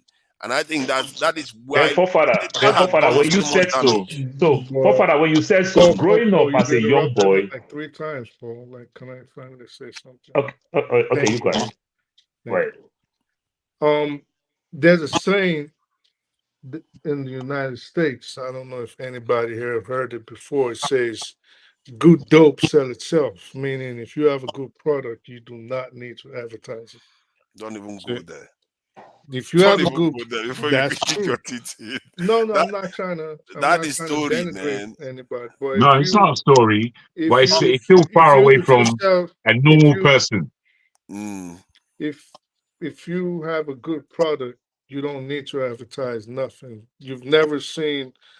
Most of us have probably never seen a Rolls Royce ad or Rolex or Lamborghini advertising and saying, "Come buy our stuff." You don't, because they do quality stuff. And if you really want it, you're going to go out there and go get it. So in as much as I hear all this talk of marketing and we got to show nationalism through buying a product, if your stuff is good, even if it's in the depths of hell, people are going to go there, take the money, seek it out, buy it, and drive it out of hell into heaven. Whilst I agree with you, all you're talking about really are different philosophies in terms of marketing. There are those in this world who market strictly to the elite, and you hardly find an advertisement about them. But there are those who play in the large middle ground, like the Rolls Royces of this world, like the Rolexes of this world, who do an awful lot of advertising. And it's because they come from the point of view, make sure that you're always out there regardless. As if there's a space, put an advert there. Always be advertising. There is that philosophy also. So when we speak about these things, we're speaking about them from the Nigerian point of view. A company like Innocent, they're not necessarily manufacturers. As a company, they are more assembly. They're more an assembly line rather than manufacturers. But however, this assembly line, the whole ideal and the idea of African made should be pushed through. It should be supported. The country, they should actually be making special cars for government use in terms of limousines and protective cars. There should be a company like Innocent should be putting that together for our country, and then following from that, the masses, taxi cabs, whatever the car may be, where you're buying these particular products and boosting the economy, and then you're pushing it out to the rest of Africa. It's a serious mindset that we need. We're trying to change here. This is why I say sometimes instead of go ahead, on. finish. Yeah. Then I speak the truth, forefather, please. Okay, I speak the truth. I love what you said, but when you talk about these big products, they are not doing mass production like that. They've already made name for themselves, and that's their concept. Adidas. If Adidas make headway in America, it's bigger than the whole of Western Europe market. Adidas is still struggling in American market. They push, they even invest with Kanye back in the days and everything. But Adidas still today cannot take American market. It's like that. So what do you expect Adidas to do? They still need to do more hard and everything. America still don't believe in Adidas. If your product is good, I can name tons of other smaller companies that do not advertise. Krispy That's Kreme, true. for example, Zara does not advertise. Spanx. So there's tons of companies. So if your product is good, I'm not saying I disagree with your concept of advertising to push a product, but I'm saying if in a case like Innocent, maybe his advertising budget or their advertising budget is not massive, and they look at it like, well, it might not create much of an impact. I don't know. I don't know what their strategy is, but whatever their strategy is, it is obvious that I can't say. I'm just going based off of what y'all saying.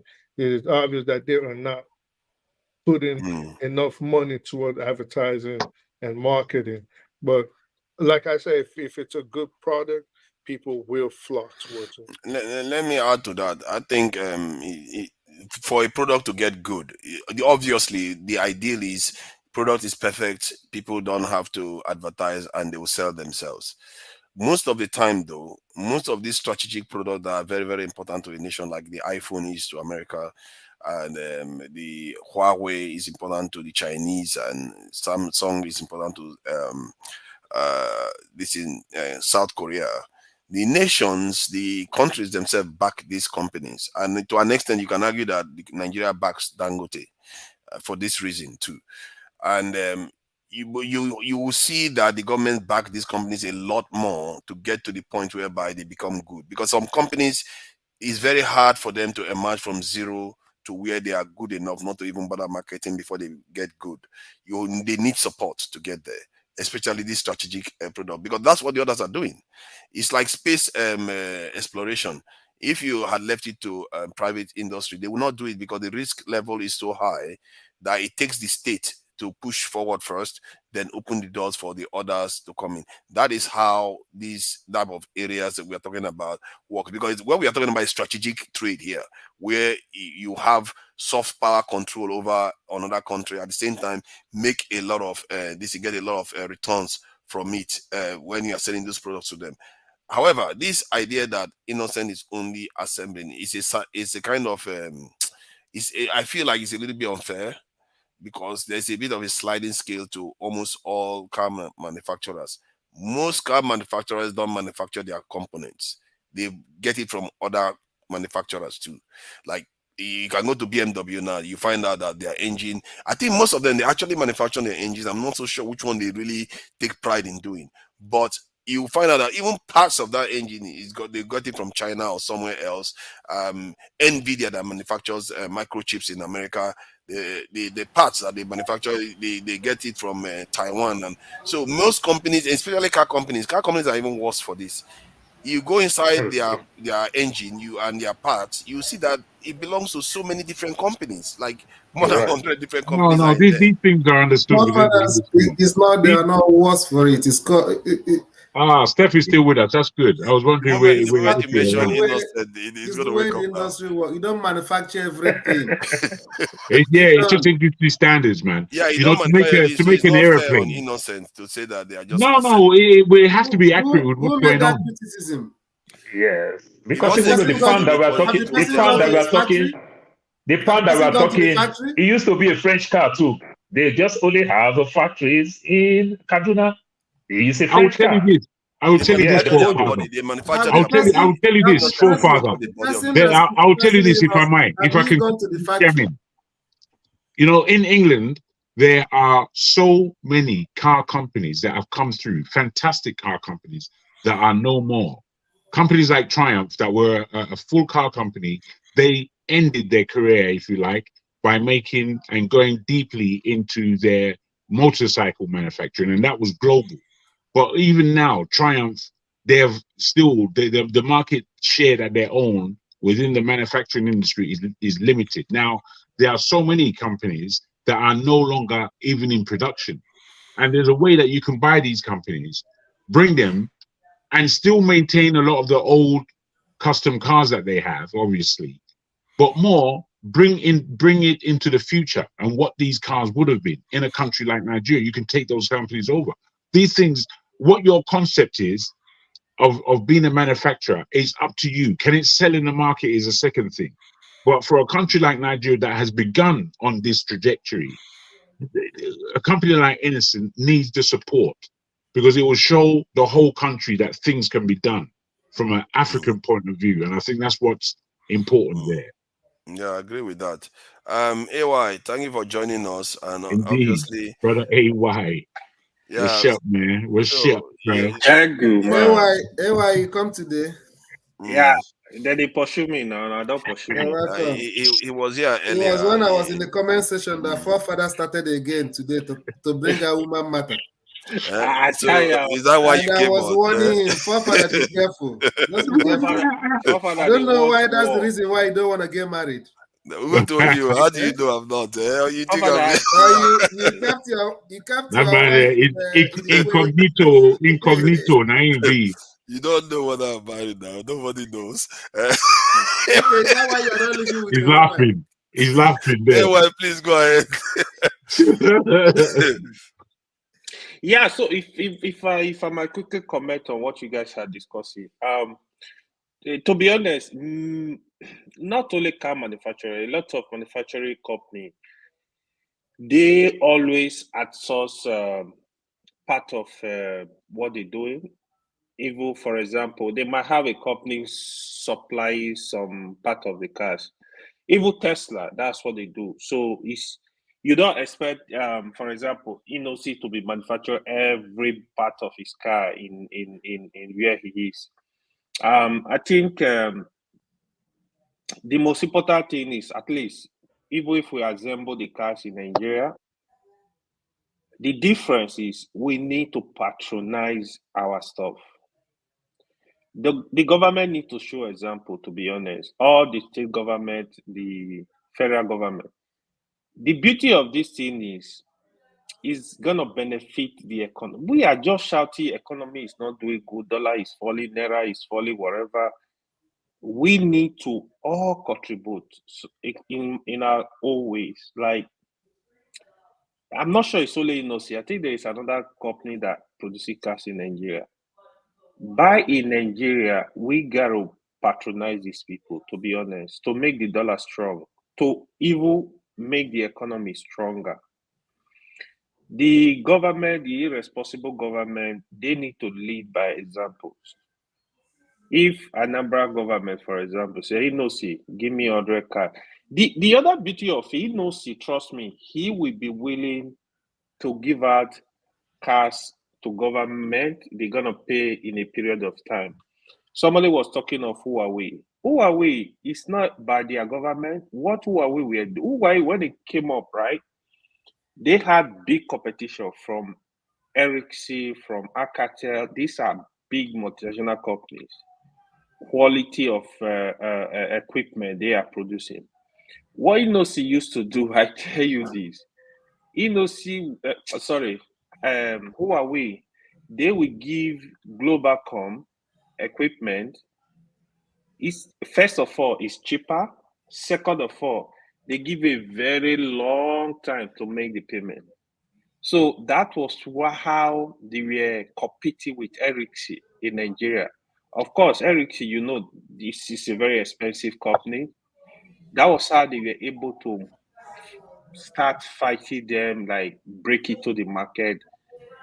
You gotta compete. Inosi on this, so another car manufacturer. Somebody rightly said they gotta do advert. You can't sit down and wait for the government to do everything for you.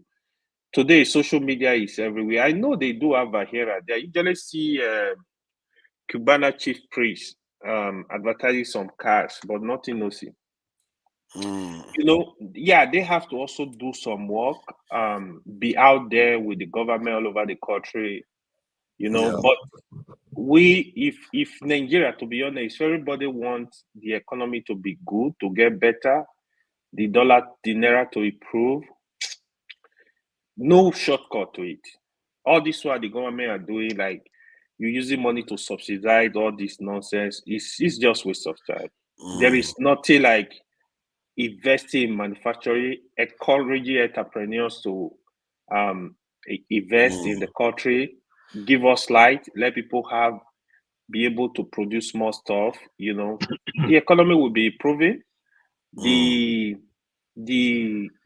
dollar, the issue, the fight we are having with the Naira falling, it's gonna also improve. If you don't do that, I don't think there is shortcut. What about your uncle bringing the money, Godwin Emefiele? What about him bringing the My Yeah, of goodness. course, that is part of it. It's not. I think the government. What I've known so far, I think they try to recover money from the former humanitarian minister. From what I heard, they got money from them. They got money from Emefiele. They got money from the other criminal Qatar general that stole how many billion naira. These guys, they want to kill the country. If I were actually President Tinubu, I will use more force. If you are not ready, willing to negotiate and return Nigerian money, I will make sure I will get the best lawyer to make sure they follow the law and put you where you belong. It's too much. The city of Nigeria. We have to be careful though, because all this one is talk. They are talking. They have not really done anything, and they are going after political opponents. We don't have any evidence for anything they are saying, and they use about very Godwin very Emefiele money? Which one? especially one of the ones I'm concerned about is the Mefele one. Because if he was so guilty, why are you accusing him of gun possessing illegal fire? Take him to court. He's already guilty now. Provide the evidence. Let him defend himself. Because they use some terms to say Mefele put this money in these accounts, but not. They don't tell you for what purpose. And they will tell you that there was this backlog of people trying to get a kind of currency FX that was not properly done. But they don't tell us who signed up on it, because the other day somebody was on TV saying the people that signed up for all of these things are still in the central bank right there, right now. Because the central bank has different sections, different directors controlling different areas. They are still in the bank right now, but they are not talking about it. So when they are talking, don't believe much until they bring these people on trial, provide the evidence, those people defend themselves, then we know what the truth is. Because all this one is fake talk left and right. That said, anyway, I agree with you 100% that we need to start buying our own things, because that's our way out of the mess we are in. And when you buy your own things, you feel like you are invested in it. And because you are buying more Nigerians are investing in their country. Guess what's going to happen? They are more likely to defend that country. They are more likely to make decisions that is better for that country. Because if I have a business in Nigeria, I don't want Nigeria to fail. Obvious. Even for selfish reasons, I don't want Nigeria to fail. That is how it has to be. If we don't have a stake in the country, we are not going to want to defend it. That's right. So it's just like that. Dr. Emezie Okorie, thank you. Today, I think you came in when everybody was a bit still hot. So you're going to have a bit of a fight on your hand, because one of the things I observe is that when you start talking, it's like your speaker is not very loud. You don't hear people when they are trying to interject. Or maybe you do hear, you just ignore them. But it's okay. so please go ahead. Please go ahead. Yeah, I do hear when people talk on the background. I don't think my speaker is that bad. I don't know. Can you hear me now? Because I'm Loud and clear. We can hear you. Maybe we can hear you, but it can still be a bit louder. Yeah, you can be a bit louder. Apart from that one, we hear you, but you ignore us. If they're asking you to stop, you don't stop. Hi. Okay. Don't worry. Today I'm going to adhere to the guidelines, So anytime. Okay. Yeah, can you turn your mic up a bit? Your mic is a bit low today. Can you hear me now? We can hear you. It's just that we're hoping that it was louder, but we can hear you. Go ahead. Wow. Okay. So my take about what you guys are talking about maybe investing or maybe buying made in Nigeria is something that is straightforward. The economy cannot improve if we keep on importing goods, if we keep on buying things abroad. That's right. So buying in Nigeria is something that should be encouraged, and if not only individuals, I think it should start with the government. So from the presidency down to the state government, down to the local government, everybody should try as much as possible to buy made in Nigeria. So that will help to boost the economy. But that one is aside. So what I want to draw our attention is about what I saw on the news yesterday. So I don't know, maybe I'm fast more on the news than what is it called, Dr. Damages. I heard something about the dollars, like the CBN is trying to ask people to, once you send back money home, that those money will be given in Naira, not in dollars. So they are trying to abolish, like when you send Western Union money or when you send money to Nigeria to domiciliary accounts, that those money will not be withdrawn in dollars, rather it will be paid in Naira. So I really want to know, like, we that are outside Nigeria, what will be the impact? What do we think that that law will impact on Nigerian economy that is already on the downturn? So I want to understand, like, from there, then I will now give my own view. So I want us to like discuss it a little bit, like we send like that law of we like people diaspora sending money to Nigeria, and their money will be withdrawn in Naira, which will be at the official rate, instead of you giving them, because they said as of yesterday that nobody will now be getting money in dollars. All money sent back home will be given in Naira. So I want us to Yeah, like Janaba probably wants to say something about that. Oh, That is the right thing to do. That is the right thing to yeah, do. it's the right thing to do. But they deny that. The CBN denies that. No, for Father John Abba, that's different from what he's talking about. They are talking about your money that you save in your domiciliary account. They want to convert it. Yeah, that one is different. That one is different. The domiciliary account. No, that one is different. The one you're talking about is different. The one I'm talking about is different. I understand the one of domiciliary account that they debunk that is not real, that those monies are still going to be in domiciliary account. They are not converting it to Naira. But as of yesterday, there is this new law that once any money is sent to Nigeria as of yesterday, from yesterday onward, that the money will be given. You know, normally when you send money back home, people can withdraw the money in dollars, right? Then it can be you can go and sell it in the black market and at a black market rate, and you can use it and do whatever you want. In where you are, I'm sorry, I'm not interrupting. What country you are? If you send Naira from Nigeria to this place, did they give you Naira? Exactly, it's the right thing to do. No. I'm not saying that they will give me Naira. They are going to give me dollar. Quite all right, it's understandable.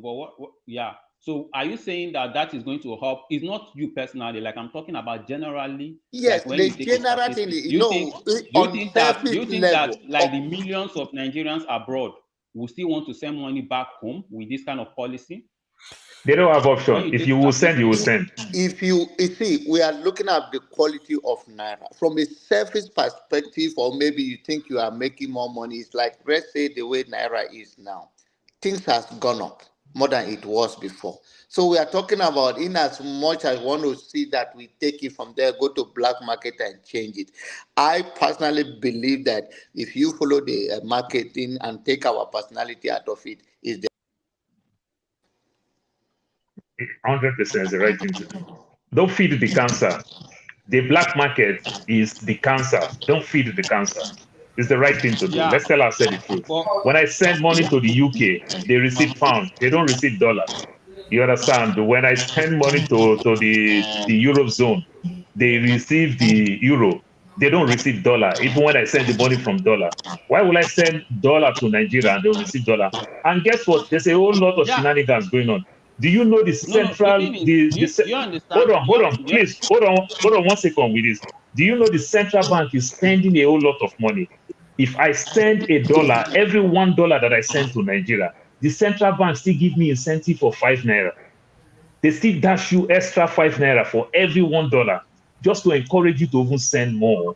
And then we take this money. Then when we take this money, from what you just said now, that they will give you incentive of bringing in money and of bringing in dollar into the country. So what will now be their, like, now that they've stopped you from getting that dollar that you're going to be sent to Nigeria? So what is the essence of that incentive that they promise that they will be giving to you when you send $1 before? So the money stay in the appropriate place. The money stay in the appropriate place. So it is simple. Today in America that I live, we have all type of apps that we use in sending money. We have the so-called tap, we have the FEX, we have the send wave and everything. Very many of us don't even do the dollar route, because when I do the dollar route, I start asking people, they start going from 1 bank to 2 bank to 3 bank. They say they don't have dollar, come today, come tomorrow. You start even dashing the bankers the profit that you are looking for, because you want to go the black market route. So at the end of the day, I just send my money and receive Naira. Instantly, I get my money on my Naira, on my phone. I do my transaction myself. I don't need No. third party This to one, do this your my money you're going to transactions. get in Naira. Will it be at the black market rate or will it be at the official We rate? just said it's the bank rate. It's the bank It rate. pays you. It pay you more when the money stay in the bank and they use it the appropriate way than we feed the cancer of sending that money to the black market. I just want to understand, like when you send money home, will the money be paid in your with the normal official rate, or it will be paid with the black market rate? So now let me tell you now, I don't do that because I don't want to say I do that. You know why? Because we have the app that we can convert it to Naira. As I'm talking to you now, I can send myself money. Instantly, I'll receive the money in Naira, I do that in my also. Naira account. I do that also, Exactly. but in official rate, nobody is going to give you at a black market rate. So imagine you're to send $8,000 to Nigeria today. So the official rate is 800 and something Naira, right? That would be like 8 million. So imagine if you're to send that the same amount of 10,000 to go and buy it in black, to go and sell it in black market. That will amount to like 15 million. So you're losing like 7 million Naira. So Guess to what? me, Guess what? If you have the app, this policy is going to cause more hardship. It's going to cause more dollar hoarding because a lot of because people will hold back. That is true. People will hold back. So yeah. Statistically, from my own point of view, as somebody that is making my money and I'm trying to use it to invest on things that will yield profit. So if there is a backlash, if there is a downfall on the economy, it's not the responsibility of the people outside Nigeria to make it to reverse the economy. The government should look inward into themselves and understand and make policies. What we are talking about is not even the dollar, whatever that is the problem of what is making the Naira to rise. They should look inwardly and they should make policies. There is a very big disparity between the rich and the poor. So if you understand, when you look at developed countries, you ask yourself, what is the disparity between the rich and the poor? You find out that the gap is not that much. There's even distribution of resources and income. So that, in a way, is going to make the economy to grow. So you thinking that you're going to ask the people abroad to start sending money and you convert it to Naira at the normal official rate, it will not make an impact. It will not still make an impact because it will not. Yeah, I agree. I agree to some extent. The main source of our resources, and those things are lies when they say that the money that they have in their similar account is like 3 point something million dollars, 3 point something trillion. That when you convert it, it's like almost 1/3 of our own resources. That is a lie. I don't believe in that. Those things are gimmicks that they just put online to portray their irresponsibility. They don't want to take responsibility.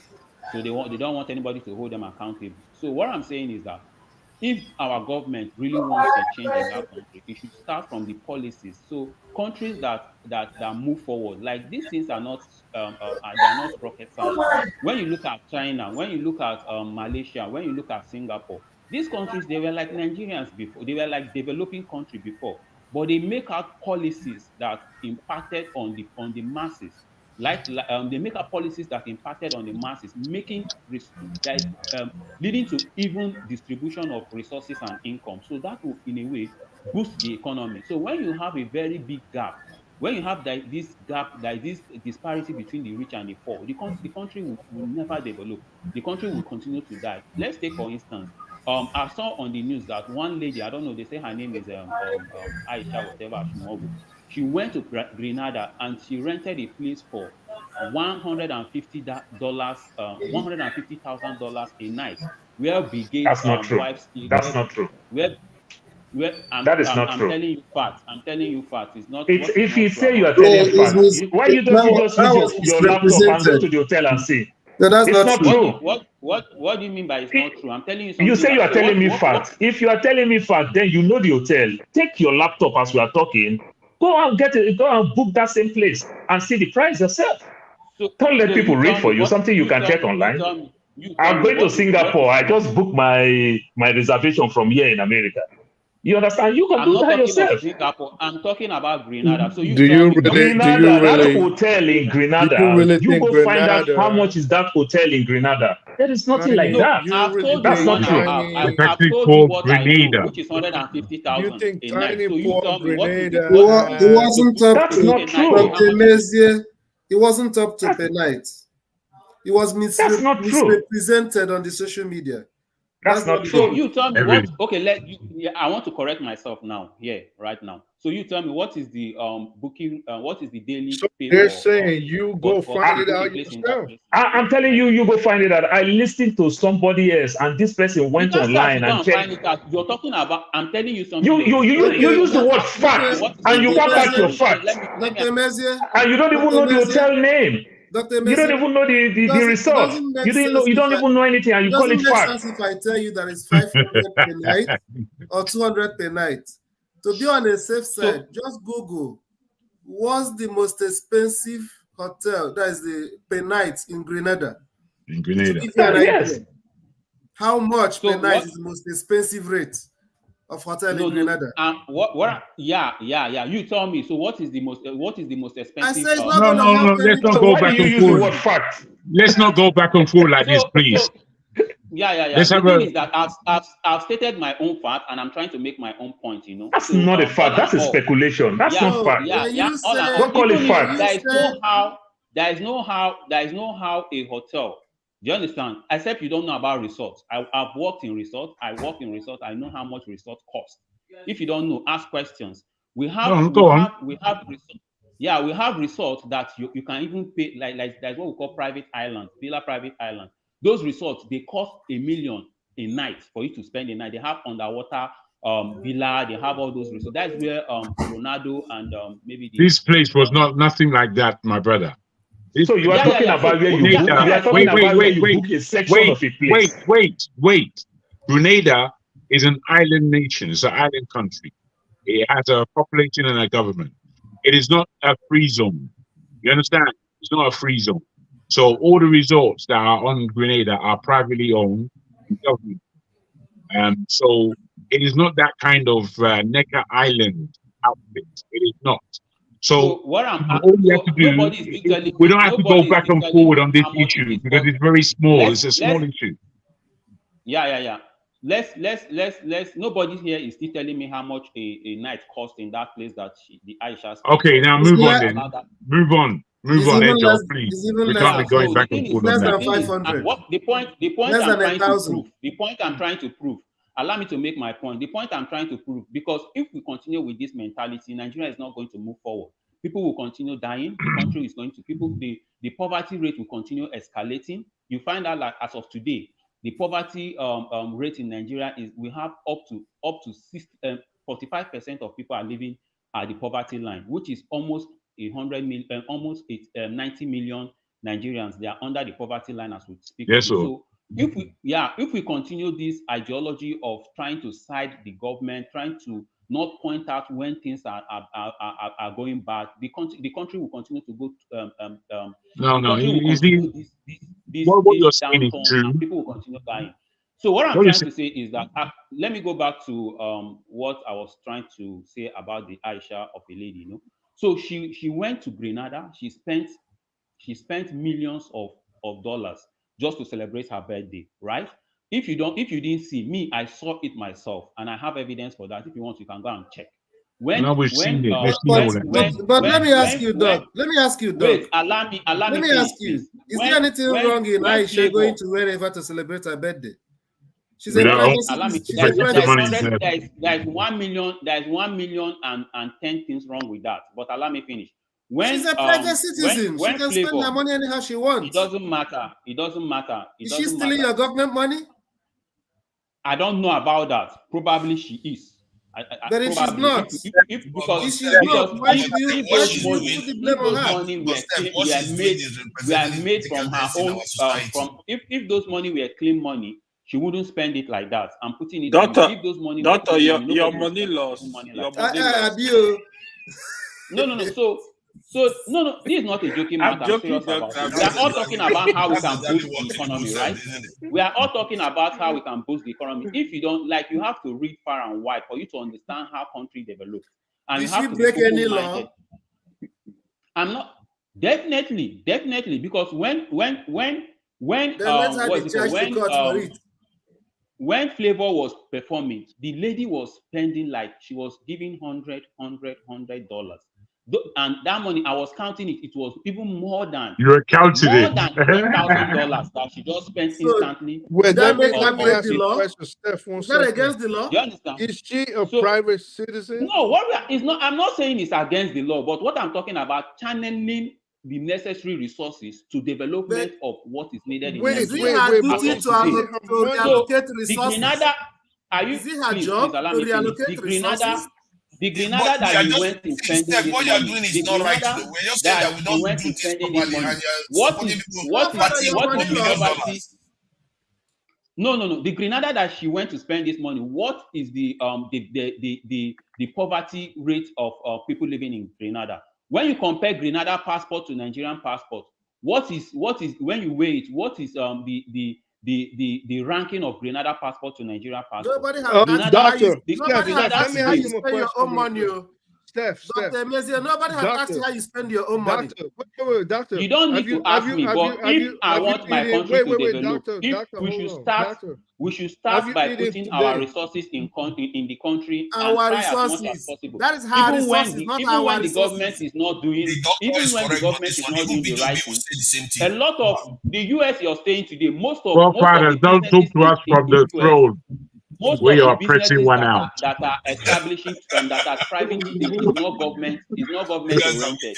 These businesses are privately oriented. So if the government is even failing, we individuals, we should try as much as possible to invest our resources in Nigeria, to spend our money. Imagine if that $1 million was used to go to Obodo Cattle Ranch, and you spend at least even a 50 million of that money and put it Aisha Ashimogu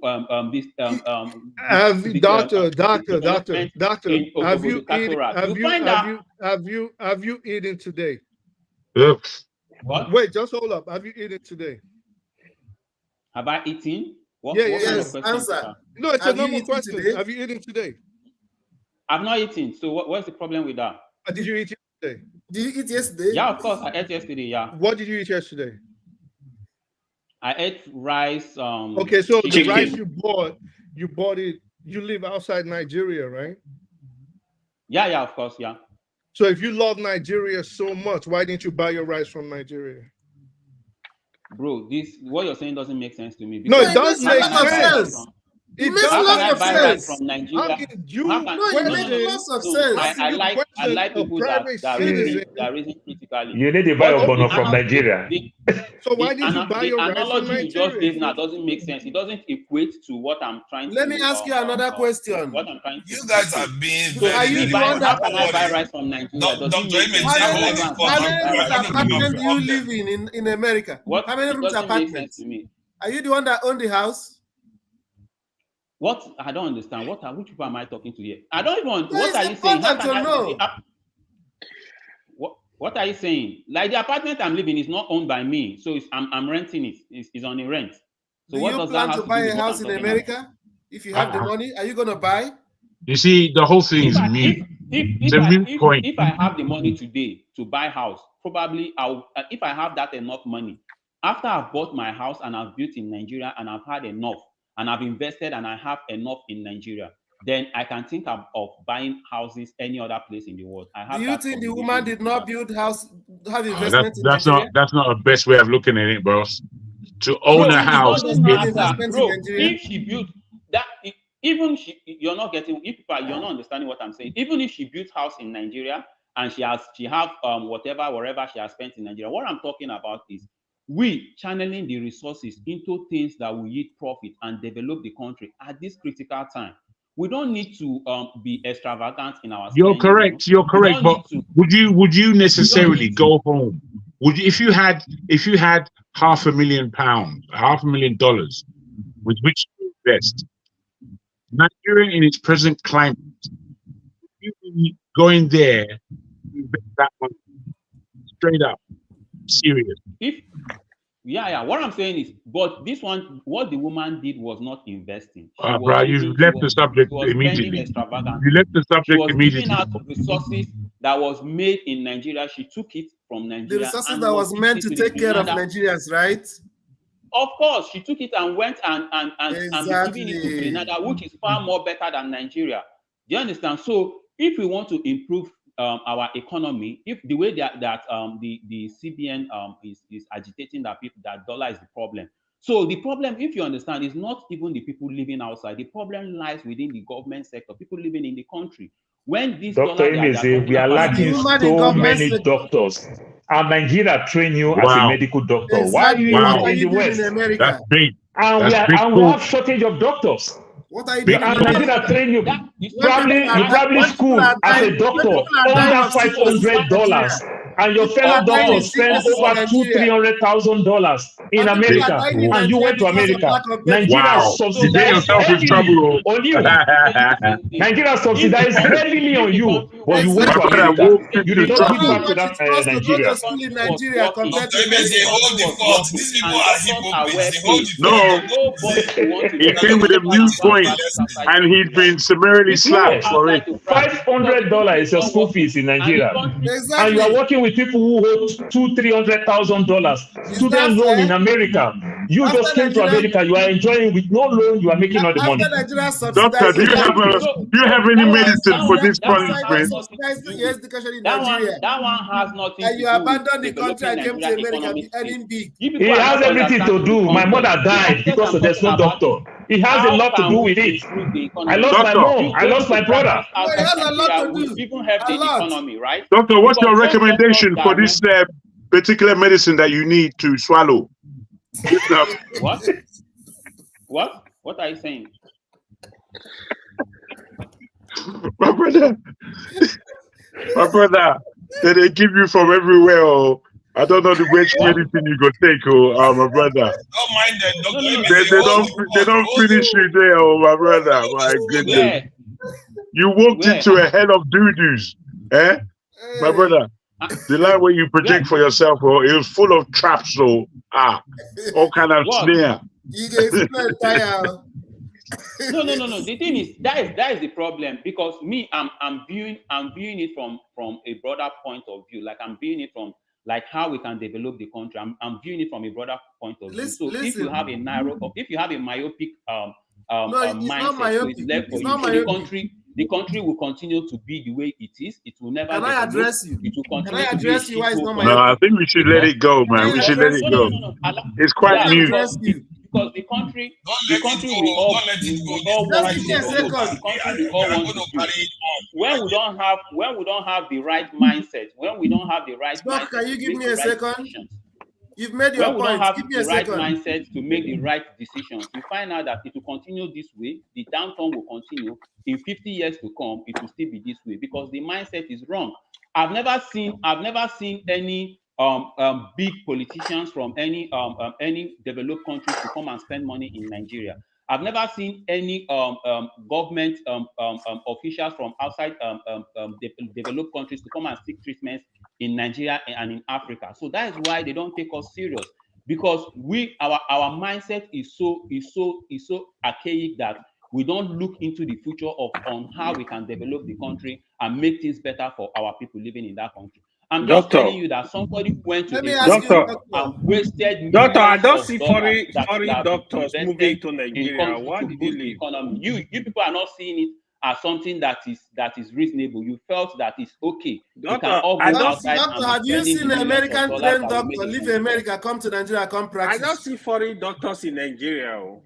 Have you seen American trained doctors? Why leave America, come Nigeria, come practice? Why foreign doctors cannot come and practice in Nigeria is still the same thing, because our system is bad. The economy is bad. The system is bad. And you don't want our politicians to go take treatment. Why would they want to come and practice in Nigeria? Tell me. Why would they want to come and practice in Nigeria? Why? What is the reason for them? So why would the woman go to a Budukatu ranch and do her birthday? Exactly. Because there's no light generator. My brother, Nigeria subsidized your education heavily.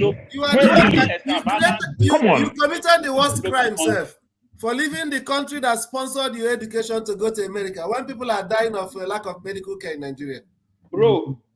Bro, I didn't study in Nigeria. Nigeria didn't pay a dime about my study. So that one, forget about it. Were you born in Nigeria? Nigeria subsidized. We didn't say they subsidized heavily. Did you travel with Nigerian passport?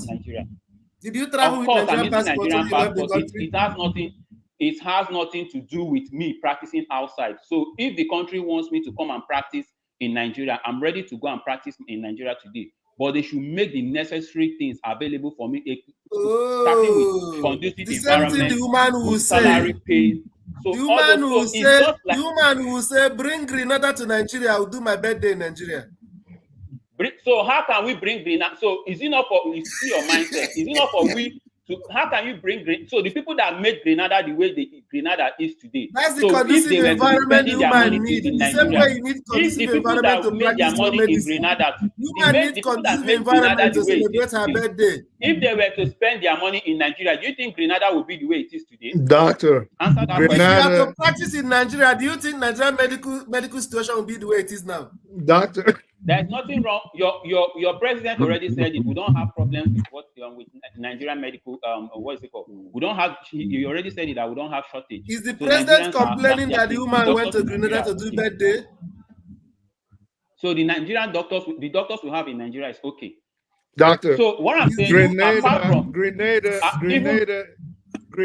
is nowhere close to Nigeria Absolutely. in terms of development. Thank Nowhere. you very much. So Grenada is nowhere close to Nigeria in terms of what? What indexes are you using to make this every difference? index you want to say in terms of development, infrastructure, the economy, Grenada is nowhere close to Nigeria.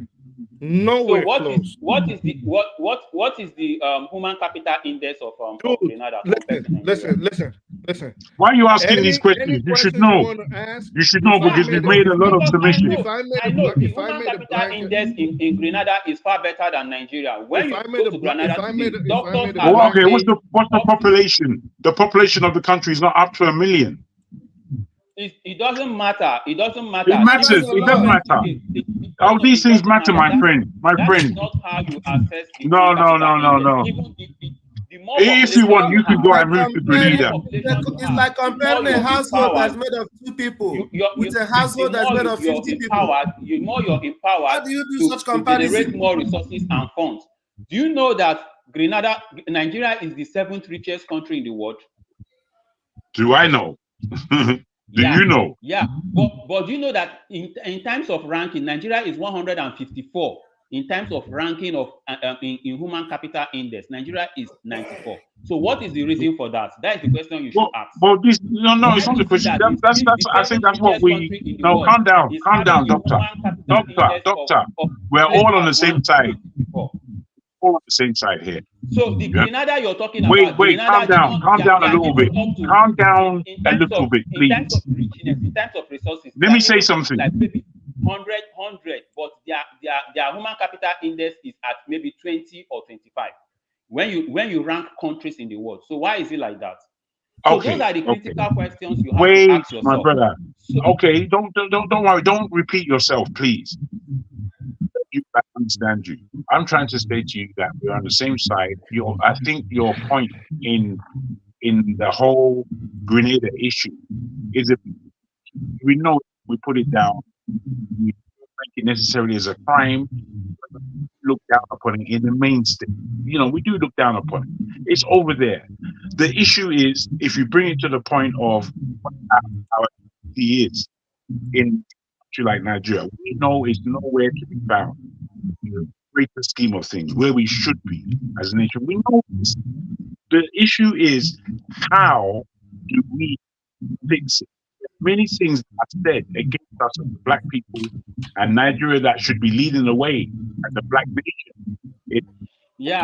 So in comparison, let me put this to you. Let me put this to you, my brother. Let me put this to you from this angle. Hey, wait now. Wait. Oh, bros, you're not listening. You're not listening, or you're not listening. I'm trying to put this to you so that you get an angle on how we are communicating on this issue. Okay. Now, all I'm saying to you is, even a country like Nigeria, we are now at the point of what are plausible solutions, and even if they're just ideas, trouts and throw away. What are plausible solutions? If we were to come, my aspect is to come at the country at this point of knowing that the present government can lead. If to come together under some level of movement, push us in the diaspora to help direct those in Nigeria to move to no government at this time. And we want to reposition here. And we are saying that to people. What would it look like? Because we know where we are, but we are not creating any level of solutions to where we are. We're just watching it happen. And I'm wondering, you as a doctor, shouldn't you be taking a lead? What everybody was critiquing, saying it's all very well to look at this and that, but we all the same Nigerians behaving as jackpot syndrome. We have run away from whatever problems we had back home, enjoying whatever the West has at all of us. There are some of our millionaires, there are some of our thousandaires, there are some of our struggling, but we're all out here. So, given that as a scenario, solution to the Nigerian state the way it is, that's where we need to be, I believe. Yeah, Jagun, I totally understand what you're saying. I totally understand everything. But what I'm saying is that the way you just pointed it out, for we to make the economy grow, for we to make Nigeria a better place, right? So it has to start with individuals. You know, I said it before. For Nigeria economy to improve, first of all, we need to have policies. We need to have policies that will lead to even distribution of resources and income. When you have a very big disparity between the rich and the poor, you find out that the economy will not grow, and the economy can never get better. Because what? Those people are the few that are controlling the economy, they will continue to be in control of that economy. And when you don't have even distribution of resources, you find out that a lot of people will be in poverty. A lot of people will not have good access. Doctor, this woman that you kept mentioning, is she a government? Is she? But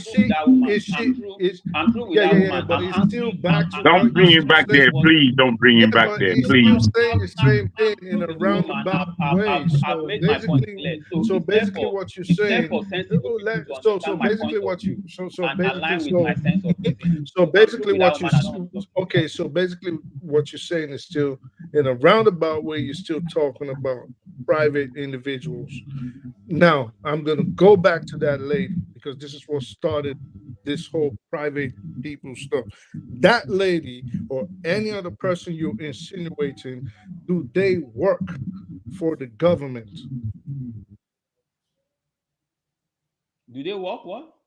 Do they work for the government? These people that you are saying are spending their funds that could be better spent alleviating poverty in Nigeria, do they work for the government, or are they private individuals that earn their money from businesses or however Stop means with this they your do? private individual stuff, because that is one of the things Wait, forefathers, let him just answer. Us. I don't buy this private. I give private. So, but let him just answer. Hold on. You guys are bamboozled. This thing attacked Dr. Emeze for saying the right thing. The idea that you are saying that I'm surprised. Like I can't believe people that are outside the country is having this mindset. You take a Western slogan, you say private citizen. Like so even responsibility. In the US you're talking about a lot of private citizen, there's no responsibility. That is wrong. If there's no laws against, but before I go on, just answer me. Wait, forefathers, hold on. Forefathers, pipe down a little bit. Let's ask him a question. Pipe down. So, are these people private individuals or are they governmental officials?